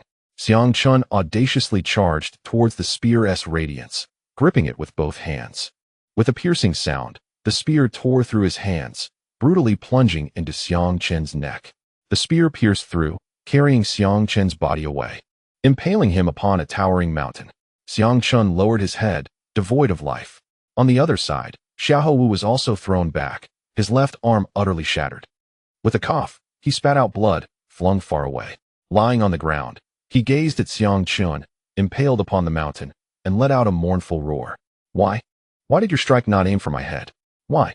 Xiahou Wu cried out in anguish, tears streaming down his face, blood mingling with his sorrow. His heart shattered as he realized that Xiang Chun had intentionally targeted his arm instead of his head. Struggling to his feet, Xiahou Wu stumbled towards Xiang Chun. Fixated on the figure nailed to the mountainside, he rushed to rescue the lifeless body of Xiang Chun, only to cough up a mouthful of blood. Kneeling on the ground, he cradled Xiang Chun's cold body, weeping softly. "You wretched dog, scheming against everything. Why did you show mercy to me? Do you not know that I despise those who hold back in battle? Do you look down upon me? The Xianwu secret realm, the inheritance. Curse it all. Brother, let us return home. Away with the ambition for world domination. I no longer wish to play. Without you, who shall I conquer this world for? Let us go home." Xiahou Wu's head fell against Xiang Chun's, sobbing uncontrollably, a strong man brought to tears, his tears, snot, and blood mingling on his face.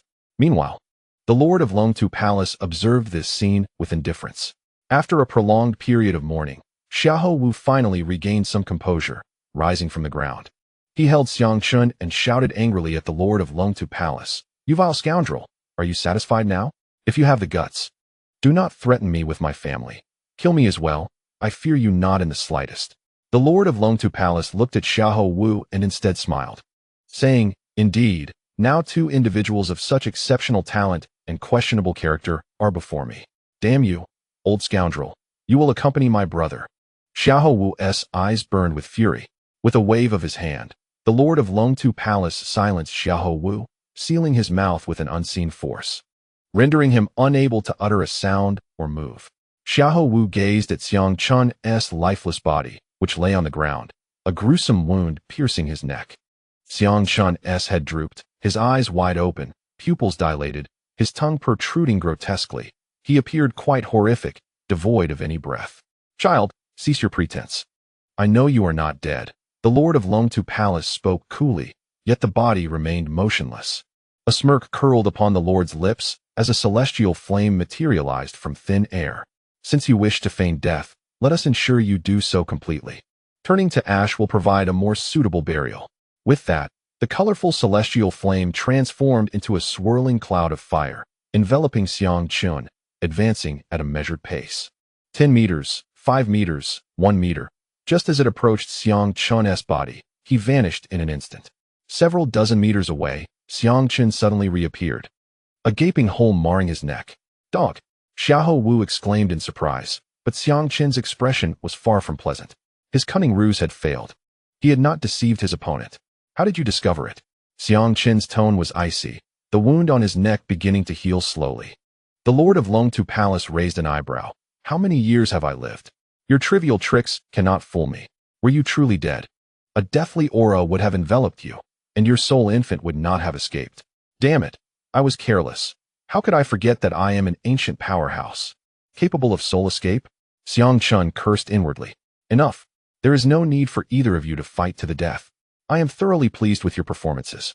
Both of you have passed my assessment." The Lord of Longtu Palace laughed heartily, his gaze filled with admiration for the two. "Passed the assessment?" Both Xiang Chun and Xiahou Wu exchanged bewildered glances. The Lord of Longtu Palace pointed at Xiahou Wu, and in an instant, he regained the ability to move and speak. "Dog!" With a resounding shout, Xiahou Wu charged towards Xiang Chun. The two brothers embraced each other tightly, patting each other's backs. "You nearly scared me to death. How could you let me off so easily?" Xiang Chun replied with a bitter smile. "Otherwise, I might have truly killed you. I intended to put on an act to deceive that old fellow, but who knew he was so astute?" As they released their embrace, Xiang Chun turned his gaze towards the Master Long Tuo and asked, "Senior, what do you truly mean by this? Were you merely feigning everything just now to test us?" Master Long Tuo, with his hands behind his back, replied with a faint smile, "Indeed, I wish to ascertain the depth of your bond, to see if either of you would betray the other. I am quite pleased with the result. Both of you are willing to protect this brotherly bond with your lives, not merely speaking empty words." Xiang Chun and Xiahou Wu exchanged glances, their emotions complex as they simultaneously sighed in relief, inwardly cursing Master Long Tuo's entire lineage and ancestors. The gaping wound on Xiang Chun's neck had already healed. Looking at Master Long Tuo with a smirk, he remarked, "I knew it. What a paragon of virtue you are. Senior, how could you take pleasure in witnessing brothers harm each other? It turns out it was all a test. Your intentions are commendable. So now, Can my brother and I receive the inheritance? Ignoring Xiang Chen's words, Master Long Tuo continued. Throughout this journey, I have been observing all of you, your nature, abilities, character, and talent. I have been keeping an eye on both of you since your time in the heart of the Earth Fire Mountain and the Ascending Horizon. Your names are Xiang Chun and Xiahou Wu, correct? Both nodded in affirmation. Xiang Chun, your talent is exceptional, your wisdom unparalleled, and your cunning nature runs deep. Your ability to navigate social interactions is remarkable, selling out others while they still smile and help you count your gains. In this world, your character would allow you to thrive anywhere. Chapter 1309. Listening to a story, what does it mean to be cunning and sly? Xiang Chen thought. I am but a simple youth of this era. A bead of sweat trickled down his forehead. Was this a critique or a compliment? Master Long Tuo continued. Initially, I was concerned that someone like you might be unfeeling and disloyal. However, through the trials of the Xian Huang celestial map, I have seen your true character. Deep down, you possess a strong sense of responsibility and moral integrity, which brings me great satisfaction. Upon hearing this, Xiang Chen frowned and asked, was Qian someone you arranged to test me? Was Qing'er as well? Xiahou Wu inquired as well. Indeed, the desert you traversed was known as the Xian Huang celestial map. Qing'er is the spirit of its formation, tasked with assessing your character, Master Long Tuo affirmed, gazing at the vast sky outside the palace. The best way to test a person's character and moral limits is not by observing their actions during times of glory, but rather by seeing what they do in moments of despair and at their lowest point. Besides you two, there were another 12 gifted individuals who underwent Qing'er's assessment. Do you know what they ultimately did? Xiang Chun felt a sense of foreboding. Master Long Tuo waved his sleeve, and the scene on the mirrored surface shifted, revealing the image of another individual undergoing a trial. Before him stood a striking young man clad in a black robe adorned with dragon motifs, exuding an air of nobility. It was Ji Wushuang. Xiang Chun narrowed his eyes, recognizing him. This fellow possessed the regal essence of an emperor, the pure yang celestial body, and the bloodline of the dragon clan. His talents were exceptional, as were his vision and temperament. The lord of Longtu Palace, he remarked. He is a prince of the Daxia dynasty, Xiang Chun continued. Soon after, the figure of Qing'er appeared above. In her plight, she called out for Ji Wushuang's aid. Yet he remained unmoved, watching in cold indifference as Qing'er was mercilessly torn apart by a savage wolf, leaving behind nothing but a bloody carcass. This scene starkly illustrated Ji Wushuang's icy disposition. The scene shifted, revealing another figure, Peng Tianyun. Xiang Chun recognized him as the relentless pursuer from before. Peng Tianyun encountered a girl akin to Qing'er. However, he shockingly slaughtered both the savage wolf and Qing'er, consuming them indiscriminately. Others also attempted to rescue Qing'er, yet ultimately abandoned her. Some were even more ruthless, saving Qing'er only to kill and feast upon her when they could no longer endure. Xiang Chen also beheld Xiahou Wu, who, much like himself, steadfastly protected Qing'er. In their direst moments, Xiahou Wu went so far as to slice his own flesh, roasting it for both Qing'er and himself. A fierce individual, he did not abandon her nor inflict harm, guiding her through the treacherous desert. I thought your daughter had come. I had nearly accepted her as my goddaughter, Xiahou Wu chuckled, scratching his head. The lord of Longtu Palace remarked, Xiahou Wu embodies a zealous vendetta against evil. Your unwavering sense of justice and loyalty has become your creed. Your remarkable perseverance is hard to shake, and your bravery is commendable. Indeed, you are a born warrior. However, your bluntness may hinder you. You lack the understanding of human affairs and adaptability. You may prevail against noble foes, but you struggle against the treachery of the unscrupulous. In this regard, you fall significantly short of Xiang Chen. Xiang Chen playfully kicked Xiahou Wu, saying, Did you hear that? Take a lesson. It wouldn't hurt to be a bit more astute and discreet. Don't rush headlong into every situation. Xiahou Wu grinned, acknowledging, I understand. Yet, Xiang Chen knew his words would likely fall on deaf ears, for as the saying goes, it is easier to change a mountain than to alter one's nature.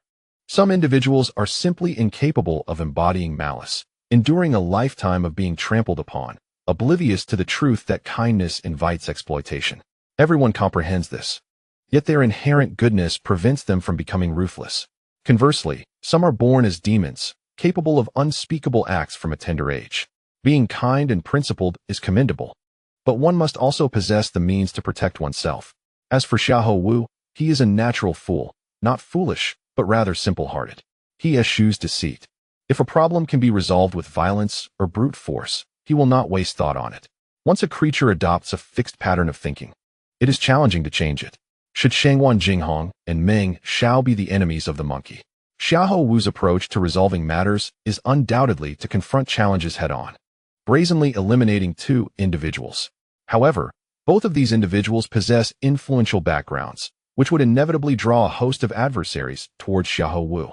In contrast, Xiang Chun effortlessly eliminates the two while simultaneously earning the gratitude of the officials from the Shangwan family. Even Meng Ziki, once his foe, finds it difficult to harbor resentment towards him, thereby unwittingly defusing the potential retribution from the factions behind the two. This illustrates the divergent methodologies in problem-solving. Xiang Chun is sufficiently ruthless and cunning, possessing both strategy and decisiveness, while also embodying a strong sense of responsibility and personal charisma. Such individuals are the ones who thrive in this world, fully aware of how to best safeguard themselves and those around them. The Elder's examination criteria are quite unique. It appears that you place great importance on a person's character, Xiang Chun inquired. Since entering the realm of cultivation, he has encountered numerous assessments from various institutions, such as the Huangzhou Academy and the Batian Sect. The focus of these evaluations has predominantly centered on a disciple's strength, survival skills, or innate talent, with little concern for the depths of their humanity. Upon hearing this, the Lord of Long Tuo's gaze deepened as he stepped outside the palace, overlooking the vast secret realms below.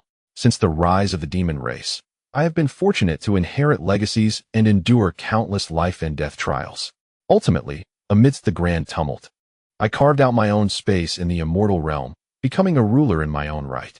However, throughout my life, I have faced several excruciating lessons. Xiang Chun silently prepared a small stool, fire spirit sunflower seeds, and sat with Xiahou Wu, munching on seeds while listening to stories, accompanied by 2 jars of fine wine for their enjoyment. The Lord of Long Tuo began recounting the grand narrative of his life, a tale that seemed endless. For 3 days and 2 nights, Xiang Chun and Xiahou Wu consumed over 10 jin of sunflower seeds, struggling against sleepiness. Eventually, Xiahou Wu slumped against Xiang Chun's back and dozed off, with one hand propping his chin and the other gently shaking a small wine bottle to sip intermittently. Xiang Chun listened intently to the elder's life experiences. The Lord of Long Tuo resembled a long-isolated elder, finally given the opportunity to ramble on after years of solitude. Having lived for over 10,000 years, his wealth of experiences could easily fill a lengthy novel. The 3 major painful experiences he spoke of included a time when he was betrayed by a woman he trusted during a perilous moment, nearly leading to his demise, only to be saved later by another girl. Additionally, due to the formidable legacy he controlled, his disciples and brothers conspired against him, allying with outsiders to usurp his power and inheritance, resulting in his current plight. Hence, when selecting a successor, he placed significant emphasis on their character.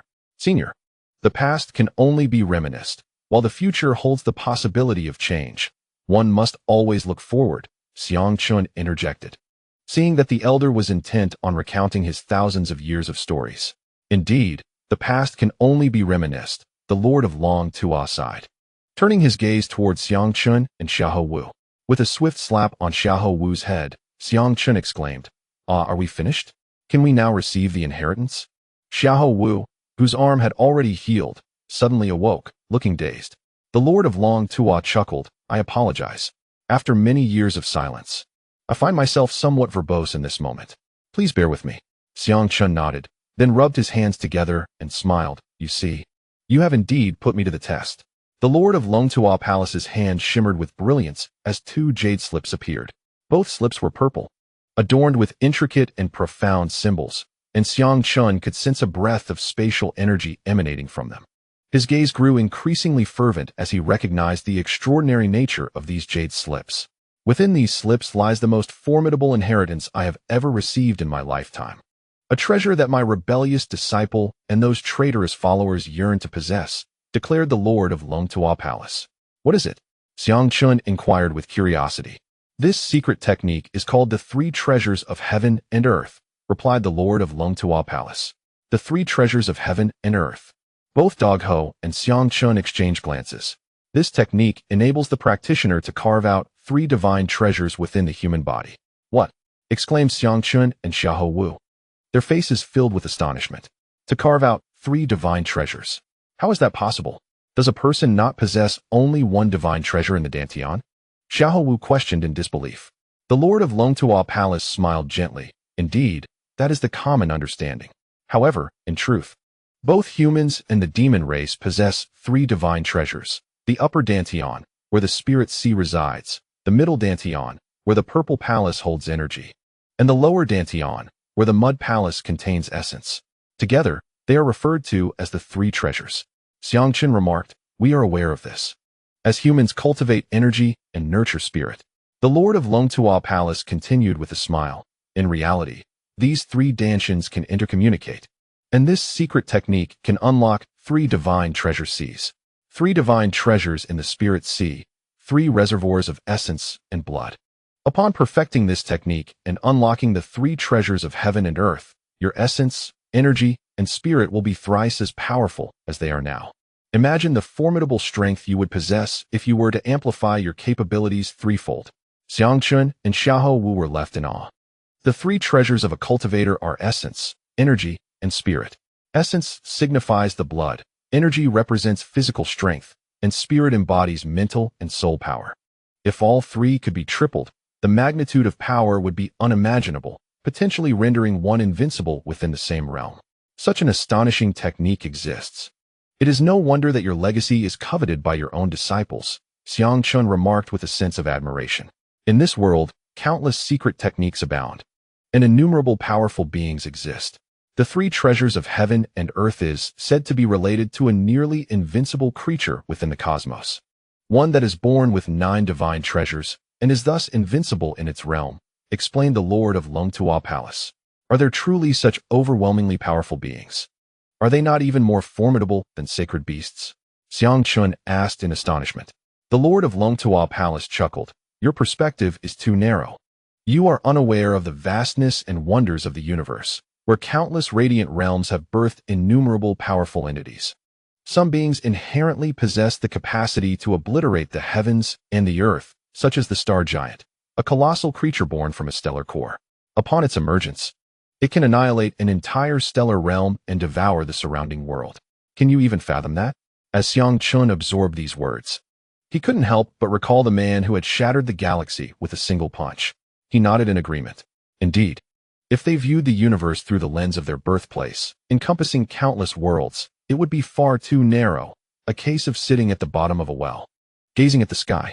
The frog in the well believes itself to be the strongest in the world, convinced that the heavens and the earth are limited to the confines of its small domain. Little does it know that upon leaving the well, even a larger mouse could threaten its life. The Qian Kuan Senzong, a treasure I acquired in a dire predicament within the celestial realm, has enabled me to carve out a territory of my own in the immortal world. However, it is also due to its exposure that I have drawn upon myself the calamity of death, a classic tale of success and failure entwined with fate. With a sigh, the Lord of Longtua spoke. I shall now impart this secret technique to the 2 of you, as it is the last of my abilities that I can replicate. As he spoke, 2 jade tablets in his hand transformed into countless golden runes, which surged into the minds of the 2, merging with their souls. Instantly, a wealth of information flooded their consciousness. The cultivation method of the Qian Kuan Sanzong, the Dantian, the abode of the yang essence and the residence of qi. Without fire, all bodies remain cold.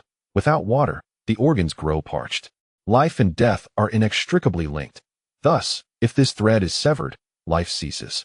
The upper Dantian houses the spirit, the middle Dantian stores the qi, and the lower Dantian contains the essence. The Qian Kuan Sanzong, once mastered, grants one the ability to transcend the heavens. A grand array of incantations, visualization techniques, and methods of cultivation appeared in their minds. Enraptured by the profound mysteries, they remained entranced for an extended period. After a long while, it was Xiangchun who first comprehended the entirety. Exhaling deeply, his eyes filled with awe. The vastness of the world and the multitude of secret arts were indeed astonishing. Thank you, esteemed elder, for imparting this secret technique, Xiangchun said respectfully, bowing to the Lord of Longtua. Thank you, elder, echoed Xiao Wu as he too bowed. Do not mention it. My willingness to so readily share this knowledge with you both comes with certain conditions, the Lord of Long Tuo replied. What are those conditions, esteemed elder? If my brother and I can fulfill them, we shall do our utmost, Xiang Chen inquired. The Lord of Long Tuo stated, first and foremost, you must avenge me by entering the celestial realm and eliminating my traitors and enemies. This is a matter of course. One must repay kindness with action. My brother and I pledge to this, Xiang Chen affirmed with a nod. Secondly, you must take care of my daughter. During the great battle years ago, she was still very young and was sent away beforehand. I hope that once you enter the celestial realm, you will help me find and protect her. The Lord of Long Tuo continued. This is also the reason for testing your character in the desert.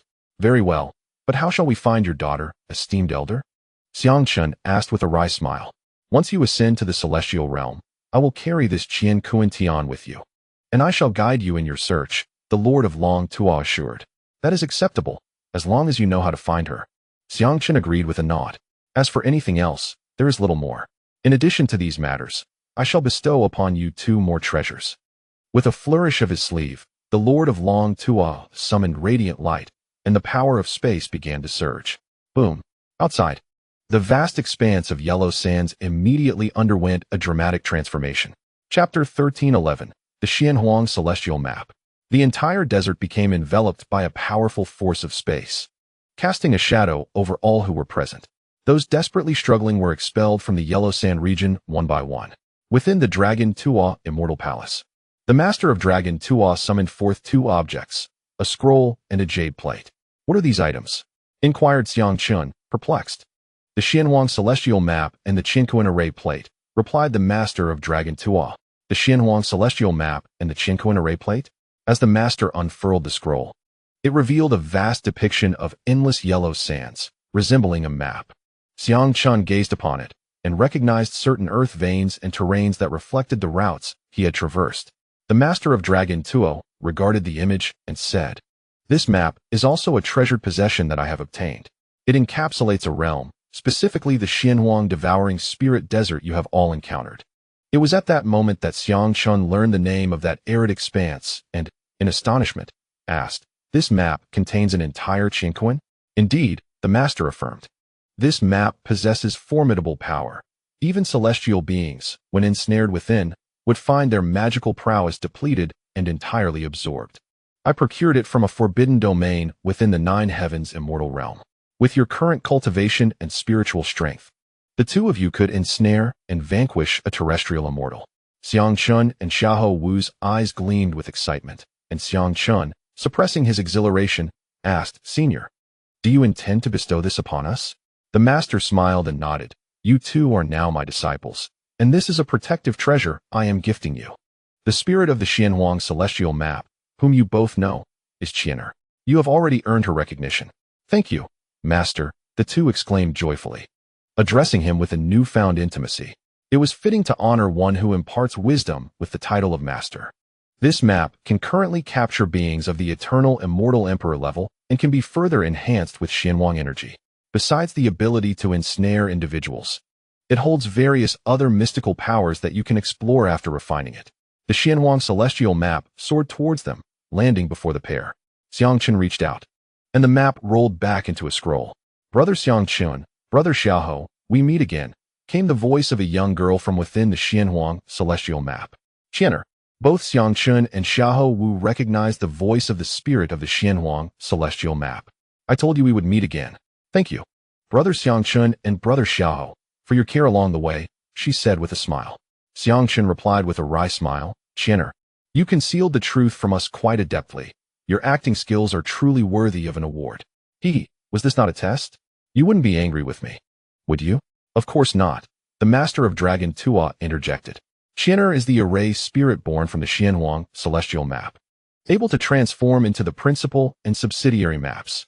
Each of you shall wield one, regardless of the distance, as long as you remain within the same plane. You can use the dual maps to reunite. The principal map will confine your foes, while the subsidiary map will execute external assaults. Each of you should take one. The Xianhuang Celestial Map then split into 2 halves, transforming into 2 scrolls, one azure and the other ochre. Monkey. Dog. Xiang Chun and Xiahou Wu exchanged glances and abruptly acted. Rock, paper, scissors. Scissors. Paper. Haha. I claim the Azure map. The two casually divided the Xianhuang dual maps through their game of chance.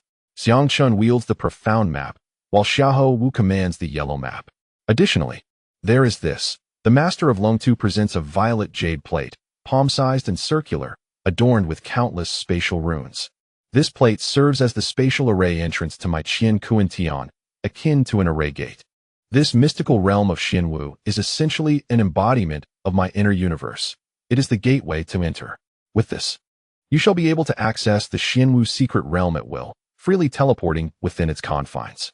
Xiang Chun, filled with delight, inquired, "Does this mean we can enter the Xianwu secret realm at our leisure?"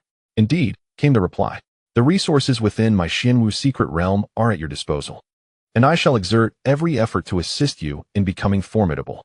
However, the realm now contains only a few low-tier celestial herbs and crystals. Many precious treasures were once present, but they were expended during that fateful battle long ago." "Huh, that is still quite abundant. Master Longtu, are there any other treasures? Perhaps some inheritance of celestial techniques?" Xiang Chun asked, rubbing his hands with a mischievous grin. "Alas, those ancient artifacts were housed within the Xianwu treasury, which has long been emptied by that band of traitors. Although I possess knowledge of many celestial techniques, most are bound by prohibitions that prevent me from passing them on to you. My current soul power is insufficient to impart anything of value." Master Longtu shot a knowing glance at Xiang Chun, recognizing the boy's greed. "Should you both achieve perfection in cultivating the Qian Kuan Sanzong, you will surpass any celestial technique." Xiang Chun felt a hint of disappointment, having hoped for an abundance of celestial techniques. While the Qian Kuan Sanzong is indeed powerful, its resource demands are exceedingly high, requiring several times more than what others would consume in their cultivation. To unlock the other two divine repositories, vast quantities of spatial celestial stones are necessary, a commodity that is not found in the mortal realm. With a sigh, Xiang Chun lamented, "Though the Qian Kuan Sanzong is formidable, the resources required for its cultivation are exorbitant. You little rascal, aren't you merely seeking to request something from me?" Master Longtu smirked, seeing through his intentions. "Ho ho, if the teacher has some to spare, might you lend a few to us students? The sooner we grow strong, the sooner your great vengeance can be avenged." Xiang Chun chuckled slyly. "I still have a few spatial celestial stones left, sufficient for you two to unlock the Mud Pill Divine Repository. As for the Ling Tai Divine Repository, that can only be accessed after you achieve ascension. You will need to seek those out yourselves." With a wave of his hand, Master Longtu summoned an invisible force of spatial energy, distorting the very fabric of space. Suddenly, semi-transparent shards appeared before the two. Before them lay 12 pieces of spatial celestial crystals, semi-translucent, the size of a fist, and hexagonal in shape, floating in the air as if weightless. To unlock the Mud Pill Divine Repository, you require only 4 Imperial-grade spatial celestial crystals. However, the third divine repository, the Ling Tai, demands tenfold that amount. Spatial celestial crystals are exceedingly rare in the celestial realm, worth their weight in gold. They are essential for the cultivation of the inner universe of celestial emperors, also known as imperial crystals, birthed only from the inner universe of fallen strong ones or in the perilous chaotic void. Xiang Chun squinted slightly, gazing intently at this treasure of spatial celestial crystals. He recalled that during his travels through the fabric of space, he would encounter numerous crystals amidst spatial turbulence, and it was precisely these entities that now captivated him. The foolish fish spirit within Xiang Chun stirred with an overwhelming desire to consume this celestial crystal of space. The foolish fish spirit possessed an innate affinity for spatial powers. In chapter 13:12, it was once said that during the awakening of the foolish fish spirit, Elder Brother had gazed upon it with envy. He had previously mentioned that the spatial prowess of the foolish fish spirit was exceedingly rare, even amongst immortals, and the ability to traverse space was a skill only the legendary Eternal Celestial Emperor could command.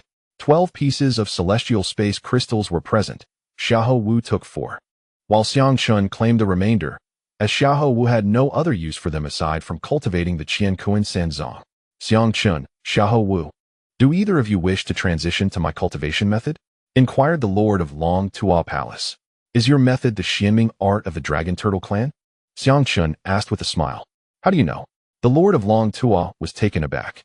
Xiangqun nodded and replied, "Our master is also a formidable being of the demon race, so I deduce that your teachings stem from the dragon turtle clan. No wonder your cultivation techniques are so formidable. I should have realized that with more suitable methods for you both, there was no need to switch to my teachings." The Lord of Long Tua said, relieved. He had already suspected that their impressive combat prowess was backed by powerful legacies. Xiangqun gazed at the Lord of Long Tua, hesitating to voice his thoughts.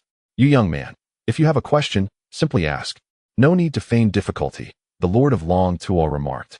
Observing Xiangqun's subtle expressions closely, Xiangqun chuckled sheepishly and said, "I wonder if your physical form still exists? What? Do you wish to covet my corporeal form?" The Lord of Long Tua replied with a cold smirk. "Not at all. I merely seek a small amount of your dragon turtle essence blood," Xiangqun said, rubbing his hands together.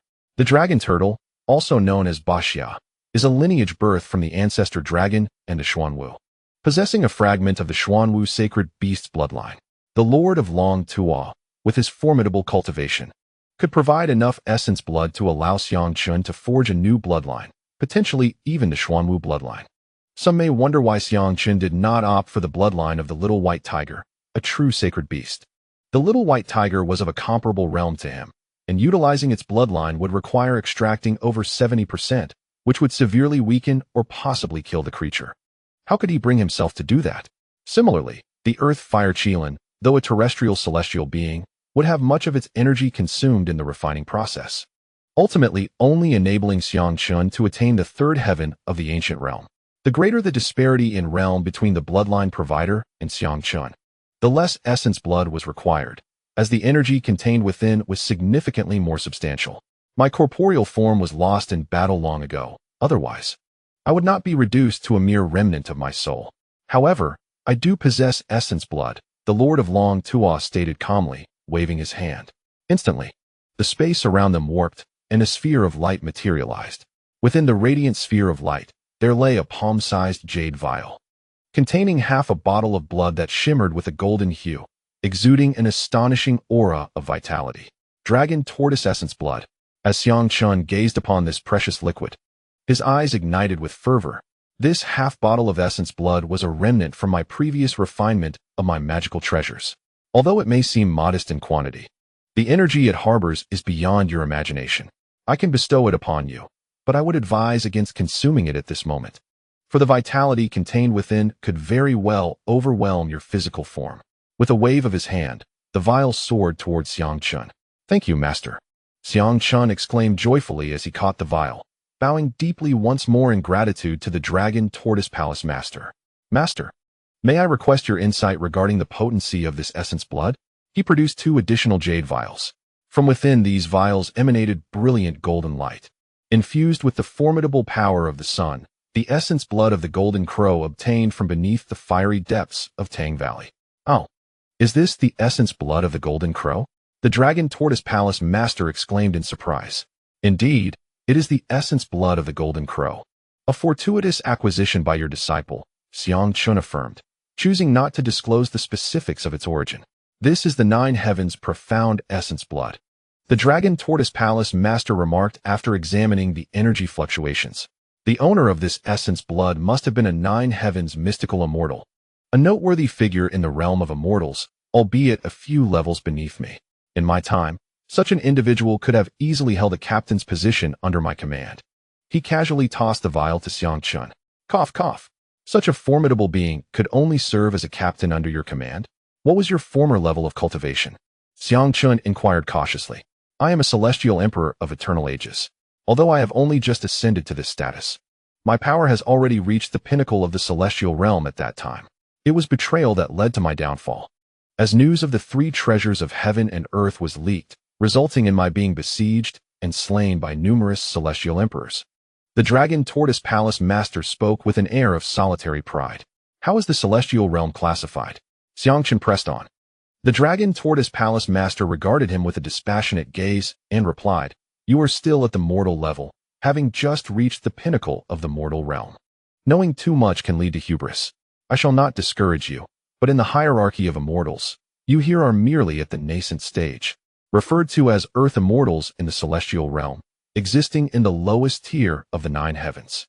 As for the celestial emperor of eternal ages, he is the sovereign among immortals, standing atop the hierarchy.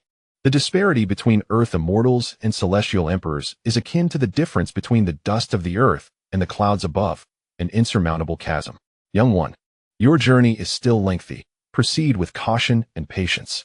Xiang Chun and Xiahou Wu exchanged glances, rendered speechless. Alas, I wonder what level of authority my elder brother possesses. Xiang Chun mused inwardly with a sigh. Master, what is the celestial realm truly like? Is it as magnificent as everyone claims? Xiahou Wu inquired with curiosity. The Dragon Tortoise Palace master settled himself before the tea table, pouring himself a cup of tea and savoring a sip. Xiang Chun was taken aback. Could a remnant soul still partake in tea? Despite referring to himself as a remnant, to Xiang Chun and Xiahou Wu, he seemed no different from a living being. And even an earth immortal might find it challenging to contend with him. The master of Longtu took a sip of tea and leisurely remarked, the immortal realm is merely a more advanced, powerful, and stable material space within the universe.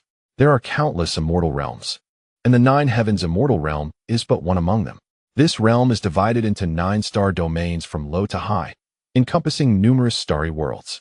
In the lowest of the heavenly domains, the ethereal essence is the weakest, comparable to the energy found in your sect's training sanctuaries. The ratio of earthly turbid spirit energy to ethereal spirit energy is roughly 8:2, with many immortals residing in the earthly divine realm. Conversely, in the highest of the 9 heavenly domains, the atmosphere is saturated with abundant ethereal essence. Children born there, after 10 years of gestation, emerge as ancient beings, embodying what you refer to as soul infants. Just as mortals classify people into ranks, the same applies to immortals. The immortal realm is simply a larger, more ruthless world of cultivation. Chapter 13:13. Internal strife among celestial beasts. What a travesty, to be born as an ancient being. Is there no justice in this world? Exclaimed Xiahou Wu, unable to contain his frustration.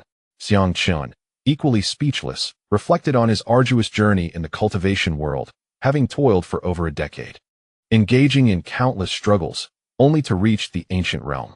Yet, those from significant dimensions are born as ancient beings. How infuriating. The master of Longtu continued, as the saying goes, wealth, law, companions, and territory, an advantageous birth environment can naturally elevate one's starting point. However, a higher starting point is not necessarily a boon. Xiang Chun recalled the previous life he had traversed, where many parents labored tirelessly to ensure their children would not lag behind those from grand cities. A simple urban home might require the efforts of 2 generations. Conversely, those born with a silver spoon inherently possess vast fortunes, and the principle remains the same. The environment of the first heavenly domain resembles your world, yet the cultivation bottleneck is not constrained by environmental laws. Among the top-tier powerhouses in the 9 heavens immortal realm, half originate from countless minor worlds, akin to yours. Do you know why? The master of Longtu set down his teacup and inquired of the 2. Why? Xiahou Wu asked. Bewildered, Xiang Chun narrowed his eyes and replied, is it due to the heart of the Tao? Precisely, it is indeed the heart of the Tao, or rather, the will. Affirmed the master of Longtu, continuing, cultivators emerging from minor worlds, relative to those in the immortal realm, experience harsher living conditions. You ascend step by step from the initial depths of humanity, with each fragment of power earned through your diligent efforts. Your will, heart of the Tao, and perseverance surpass those of many in the immortal realm. Numerous sects even favor ascendants from the lower realms. Viewed from another perspective, in the same ancient realm, without significantly superior treasures and techniques, your strength will undoubtedly overshadow that of the immortals. Life experience and combat prowess cannot be compensated for by a privileged birth environment. Xiang Chun wholeheartedly agreed with Longtu's assertions. Indeed, throughout his cultivation journey, he had endured countless hardships and life-or-death struggles to attain his current strength, proving that his resolve was not comparable to that of a sheltered flower. Enough, this is all I can provide. The master opens the door. But the journey of cultivation lies within the individual. The path ahead is for you to navigate on your own. When you are prepared for ascension, return to see me. With a wave of his hand, the Lord of Longtu Palace issued a dismissal. The students bowed in respect, and Xiang Chun and Xiahou Wu clasped their fists together. In an instant, a force of spatial energy enveloped them, and they vanished from sight. Once they departed, the lord of Longtu Palace leisurely sipped his tea, his gaze deepening with contemplation. I hope you two do not disappoint me. The Cid of family, rebellious disciples. I have prepared a surprise for you in the immortal martial secret realm, just outside the ancient immortal city. This was a desolate area, surrounded by crumbling edifices. Two figures stood in confrontation amidst the throng of spectators. A young man with a sharp face was nailed to a cross, his aura faint. He was the sky-piercing monkey, stripped of his demon heart and demon core. Two factions faced off in this region, with their numbers totaling in the hundreds. One of them was a young man clad in golden robes, handsome with a hawk-like nose, seated grandly upon a golden throne before the cross, emanating a powerful and chilling presence. Behind him stood nearly 100 formidable figures, all at the ancient realm, including the blue-clad Kong Lanshin and the red-haired Hong Quebec. On the opposing side stood a woman at the forefront, clad in black battle armor that accentuated her fierce beauty. Two swords, Tang style, were strapped to her waist, and she exuded a commanding aura. Flanking her were two men, one towering with horns upon his head, and the other bearing a Tiger King tattoo on his forehead, his countenance fierce and intimidating. They were among the top 10 core disciples of the Tianyao sect, Zhantai Mingyu, the mountain-moving bull, and Di Xiaohu. Behind them also gathered a host of ancient realm powerhouses, alongside onlookers like Hu Yuyu. Peng Tianyun released the sky-piercing monkey and hand over his demon heart and core. Zhantai Mingyu bellowed. Peng Tianyun, holding a golden dagger with an air of nonchalance as he groomed his nails, replied coolly, Mingyu, you know what I desire. Hand over the holy sun, and we can discuss matters amicably. Otherwise, your presence here is futile. Do you see this incense stick? If you do not reveal his whereabouts, I shall shatter the sky-piercing monkey's demon heart. Before Peng Tianyun burned an incense stick, which would take roughly a quarter of an hour to burn completely. Zhantai Mingyu gritted his teeth in frustration. We have no idea where he is. How can we hand him over? Kong Lanshin sneered. You were just together, engaged in fierce battles, yet you still protect him. How could you not know his whereabouts? Surely you possess his communication jade talisman. Senior sister, do not blame us for lacking courtesy. This matter concerns Brother Peng Tian and the future of our demon clan. To the side, the red-haired youth, Hong Kei, scoffed. Brother Peng, why waste words with them? Let us directly kill the sky-piercing monkey and see if they comply. He conjured a blazing red flame, laughing coldly. You scoundrels! Elder Xian Gui has proclaimed that the Holy Sun is the destined child to lead our demon clan to glory. Do you wish to defy the orders of the sect master? Di Xiaohu rebuked angrily. Little tiger, do you truly believe that old woman's words about being the child of destiny? My fate is determined by my own actions, not by the heavens. As long as I consume the sacred sun and awaken the divine blood within me, I too shall be the destined child of the demon race. Peng Tianyun scoffed disdainfully. Do not address me as Little Tiger, we are not that familiar. In short, release him. As Emperor Little Tiger roared, a series of tiger howls erupted. Peng Tianyun's expression turned cold as he spoke indifferently. I am only speaking kindly out of respect. Were it not for your connection to the Emperor Xiaozong, you would mean nothing to me. Cease your grandstanding in my presence. Since you wish to rescue him, I shall grant you an opportunity. Peng Tianyun glanced at the Crimson Sparrow and Kong Lanshin beside him, stating coolly, if the three of you can defeat Lanshin and the Crimson Sparrow, I shall release the monkey. If not, you shall submit to me. Zhantai Mingyu's expression darkened as he regarded the trio, declaring, very well. The three of us shall battle you. If you lose, you must surrender the monkey. A smirk curled at the corner of Peng Tianyun's lips. Of course, we demons value our word, unlike the fickle human race. At last, we shall determine who stands superior. The Crimson Sparrow sneered, eager for the challenge. As one of the 10 core disciples of the heavenly demon sect, we shall finally see who prevails. That so-called sacred son is rather cowardly, refusing to appear. Is such a person truly the destined child of our demon race? I place my faith more in Brother Peng Tian, who is formidable. He slays each human he encounters. Surrounding experts from the heavenly demon sect began to murmur amongst themselves. Chapter 13-14. The Battle of the Sparrow and the Bull Who Will Step Forward for the First Battle? Peng Tianyun rhythmically tapped his fingers on the armrest of his chair, gazing casually at Zhantai Mingyu and the others. I shall take the first battle. The mountain bull bellowed, stepping forward with his towering 3-meter frame. His cultivation was formidable. Upon entering, it was evident he had reached the 7th heaven of the ancient realm. Brother Peng Tian, allow me to handle this foolish bull, the Crimson Sparrow said with a cold laugh, rising to confront him. Very well, do not hold back. Peng Tianyin replied indifferently. The Crimson Sparrow looked at the mountain bull and sneered. Foolish bull, your brothers are quite oblivious. Brother Peng Tian is the hope of our demon race. If you had chosen to ally with him sooner, you would not face such troubles now. The mountain bull retorted coldly. Crimson Sparrow, I shall tear every hair from your body. Just with your strength, I fear you lack the capability. The Crimson Sparrow scoffed, igniting an astonishing crimson flame around him, revealing that he too had reached the seventh heaven of the ancient realm. Mountain bull, beware of his fire-based divine abilities. Zhang Taimingyu cautioned. Understood, Dai? The mountain bull roared, stomping the ground with tremendous force, unleashing an overwhelming energy. In an instant, he transformed into a streak of yellow light. Wielding his battle axe, he cleaved through the air, creating hundreds of yellow axe lights that descended like a tempest. The sheer power of his physique unleashed, the axe lights tore through the void, raining down upon his opponent. Flowing cloud step, the Crimson Sparrow became ethereal, moving with the swiftness of lightning to evade the attack. Boom, boom. With a thunderous roar, streaks of axe light cleaved the ground, creating deep ravines in the earth. The Red Sparrow evaded the primary assaults, and the energy from the explosions was effortlessly defended against by his protective essence. Kill! The mountain bull bellowed, its axe striking with remarkable speed, unleashing powerful arcs of attack. Yet, the agility of the Red Sparrow was superior. Every strike from the mountain bull failed to connect, merely depleting its essence in vain. I had observed the Red Sparrow in previous battles. It may have possessed slightly lesser offensive power compared to the mountain bull, but its formidable agility gave it an edge, especially with the perfected celestial technique of the flowing cloud step, making it exceedingly difficult to land a hit. Emperor Little Tiger watched the clash unfold and remarked. Zhang Taimingyu stated, to deal with the Red Sparrow, one must first restrict its mobility.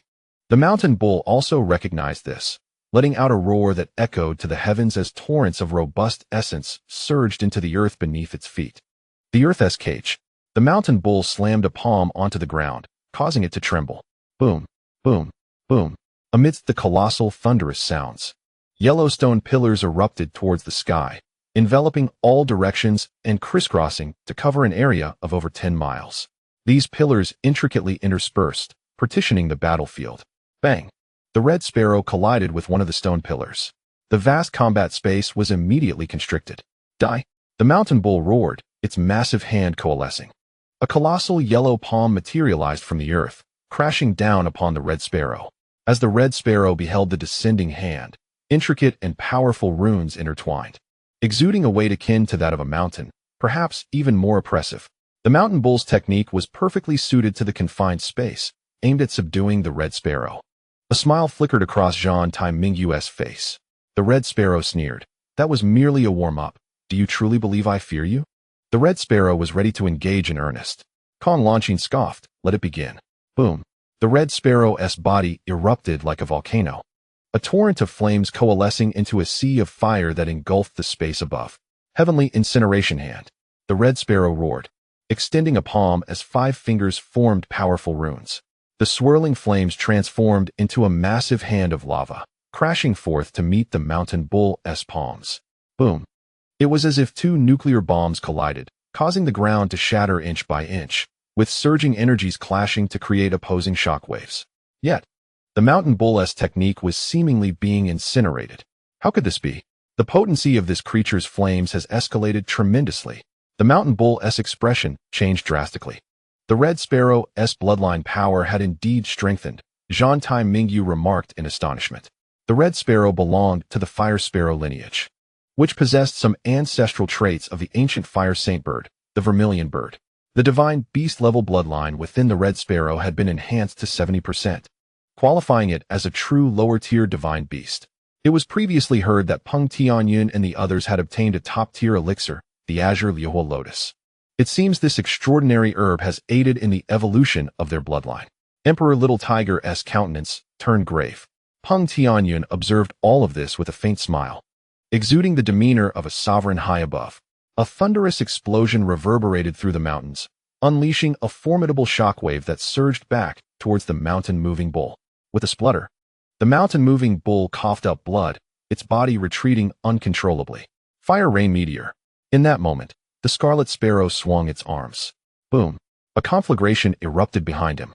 Coalescing energy that instantly transformed into hundreds of fireballs, each over a yard in diameter, hurtling forth. Whoosh, whoosh, whoosh. Hundreds of fireballs descended, enveloping the battlefield. Earth's armor. The mountain-moving bull roared, planting its hooves into the ground, absorbing the power of the earth that enveloped it. In an instant, a thick, earthen-colored armor materialized around its form, transforming it into a colossal armored giant. Boom, boom, boom. Each fireball, possessing power several times greater than that of a missile, detonated against the Earth's armor, flames cascading everywhere. Yet, the armor proved its resilience. Despite the onslaught, it remained intact, marked only by charred streaks and cracks. Indeed, the mountain-moving bull was worthy of its heritage, bearing 70% of the Earth God Bull's bloodline. Although not a top-tier divine beast, its connection to the Earth endowed it with formidable defensive capabilities. Kong Lanxin furrowed her brows slightly. Scarlet Sparrow, make it quick. Peng Tianyun remarked with growing impatience. Understood, nodded the Scarlet Sparrow. The mountain-moving bull, enshrouded in its massive earthen armor, took a few steps back. Kill! It bellowed, transforming into a towering figure, swinging a colossal axe imbued with immense pressure. The ground buckled and cracked under the weight of its force. Meanwhile, the Scarlet Sparrow was engulfed in a surging azure flame, its burning intensity escalating to unprecedented heights. Azure Lucian fire. Foolish bull, your demise is nigh. The Scarlet Sparrow smirked, stepping forward as it unleashed a massive azure flame sword. With a whoosh, the sword tore through the air, silently cleaving space itself. Not good. That is Azure Lucian fire. Mountain-moving bull, evade. Zhantai Mingyu's expression changed dramatically as she shouted in alarm. The terror of that sword struck the mountain-moving bull, making it acutely aware of the impending danger. It immediately retreated. Boom. The colossal sword of azure flames collided with the axe. With a resounding explosion, the axe shattered, cleaved in two by the sword, whose fiery brilliance also sliced through the mountain-moving bull's remarkably tough Earth's armor. The armor melted like lava, the sword's light tearing through the bull's flesh. Roar! The mountain-moving bull let out a mournful cry as a significant portion of its shoulder was severed, flames consuming the remnants. Just then, an azure fireball hurtled towards it. Amidst the cacophony of explosions, the charred mountain-moving bull was propelled thousands of meters away, landing with a plume of black smoke, its fate uncertain. Mountain-moving bull. Zhantai Mingyu and Di Xiaohu's expressions turned grave. They rushed forward to suppress the flames engulfing the bull with their true essence. The demonic powers of the demon clan could also be referred to as true essence. Their essence is fundamentally the same, merely differentiated by their demonic aura, hence referred to as demon essence by the human race. The Scarlet Sparrow withdrew, a cold smirk on its face, as the disciples of the Eight Directions Celestial Demon Sect erupted in astonishment. Indeed, that is Azure Lucian fire. The Crimson Sparrow, astonishingly, commanded such fearsome flames. With these flames, who among the ancients could rival the Crimson Sparrow? Countless disciples of the demon clan gazed at the sparrow with eyes filled with trepidation and reverence, while some elders of the demon sect were gripped by fear. Brother Peng Tian, I trust you have not failed your mission. The Crimson Sparrow approached Peng Tianyun and bowed respectfully. Peng Tianyun nodded and remarked, Indeed, the Azure Ludao immortal fire has not disappointed me. The Crimson Sparrow, it seemed, possessed such fortuitous opportunities. Had I known earlier, I too would have allied with Peng Tianyun. Perhaps I could have reaped some benefits from that top-tier celestial herb back then. Hu Yuyu narrowed her beautiful eyes, feeling a tinge of regret for not siding with Peng Tianyun. Zhantai Mingyu and Di Xiaohu gazed at the Crimson Sparrow with cold, furious eyes, filled with resentment and fear. Mingyu, you are no match for us. Surrender to me and assist in devouring the Holy Sun. That is the rightful path to greatness, Peng Tianyun stated indifferently. Zhantai Mingyu retorted coldly, I feel nauseated just seeing you. It's better to die than to submit to you. Upon hearing this, Peng Tianyun's expression darkened. Do not mistake my tolerance for arrogance, wretch. My kindness towards you is a courtesy. Without it, you are nothing. I have no need for your so-called courtesy. Zhantai Mingyu scoffed, fiercely countering. Impudent wretch. Brother Peng Tian, allow me to teach her a lesson, the Crimson Sparrow said icily. No, I shall handle it. Kong Lanqin replied with a chilling intensity. Her eyes filled with murderous intent. Zhantai Mingyu possesses 70% of the Dark Swanni bloodline and fears not the fire element. You will gain little advantage. Allow me to discipline this ungrateful wretch, Kong Lanqin stated coldly. The Crimson Sparrow glanced at Peng Tianyun, who nodded indifferently. As Kong Lanqin stepped forward, a surging aura of demon energy enveloped her, emanating the powerful presence of the 8th layer of the ancient realm. Her beautiful visage was etched with a frigid and harsh demeanor. Kong wretch, so eager to defend your master? Zhantai Mingyu emerged, wielding 2 Tang-hung battle blades. Her aura reaching its peak. The 7th layer of the ancient realm, black flames enveloped her, coalescing into a suit of black armor that encased her delicate form. Kong Lanqin, adorned in a flowing blue gown, radiated fervor on her exquisite face, declaring, Brother Peng Tian is the true harbinger of change for the demon clan, and those who dare defy him shall meet their demise. His control over the demon clan will only lead to extremity, Zhantai Mingyu scoffed. If you refuse to submit, then you shall all perish. Kong Lanqin shouted fiercely, sweeping her long sleeves. In an instant, a blue heavenly sword surged forth with a resounding clang, unleashing an incredible sword aura. This sword resembled an elongated feather, indeed forged from the peacock feather of Kong Lanqin's true form. The blade struck like lightning, and Zhantai Mingyu erupted forth, her twin blades slicing out in an instant. The strikes were akin to 2 startled swans, their speed astonishing. Clang! The sword was deflected, a shockwave of blade energy erupting outward. The other blade transformed into a black arc, slicing through with unparalleled swiftness. Kong Lanqin's toes ignited with true essence, propelling her body backward as the ground beneath her shattered into a fissure. Twin blades, twin dragons devour. Zhantai Mingyu roared, wielding dual blades that unleashed countless symbols, infusing them with a vast amount of true essence and magical power, which immediately transformed into 2 black dragons that surged forth, coalescing into a formidable torrent of blade energy. Within Kong Lanqin, 2 beams of azure sword light erupted, forming 3 celestial swords. These 3 swords converged to take the shape of a colossal blue peacock of sword energy, launching itself at Zhantai Mingyu and the twin dragons. The clash between the dragon and the peacock sent a shockwave of blade and sword energy radiating across dozens of miles, fracturing the earth and shattering the verdant mountains. As Kong Lanqin's 3 swords darted with unparalleled speed, they relentlessly assailed Zhantai Mingyu, who adeptly maneuvered his dual blades to deflect the supersonic sword light. The duel between the 2 women was a breathtaking spectacle of clashing blades and swords. Zhantai Mingyu unleashed a surge of black flames, condensing into a formidable black fire seal that descended with overwhelming force. Although Kong Lanqin's 3 swords struck it, the seal erupted with a terrifying suppression power, immobilizing the swords momentarily. Zhantai Mingyu's dual blades cleaved through, shattering Kong Lanqin's protective barrier, leaving her with 2 grievous wounds as she screamed in agony. Sent flying through the air. In the wake of this assault, the dual blades mercilessly descended upon Kong Lanqin's form. Suddenly, a flash of golden light appeared, a golden crescent blade that struck Zhantai Mingyu's dual blades, sending them hurtling away. Peng Tianyun's figure materialized in a blaze of gold. With his other hand, he unleashed a golden strike that bore down upon Zhantai Mingyu with such swiftness that she found it nearly impossible to resist. With a sickening sound, the blade struck her left wrist, severing it instantly. Zhantai Mingyu gritted her teeth in pain and retreated hastily. Peng Tianyun, you seek death, she roared. Emperor Little Tiger, witnessing his companion's plight, was instantly consumed by fury. Transforming partially into a tiger, he brandished a heavy sword and charged forward. The impact of his strike unleashed a torrent of sword energy that tore through the void, illuminating a vast expanse with golden radiance. Ancient Eightfold Heaven. Emperor Little Tiger revealed his formidable cultivation of the ancient Eightfold Heaven.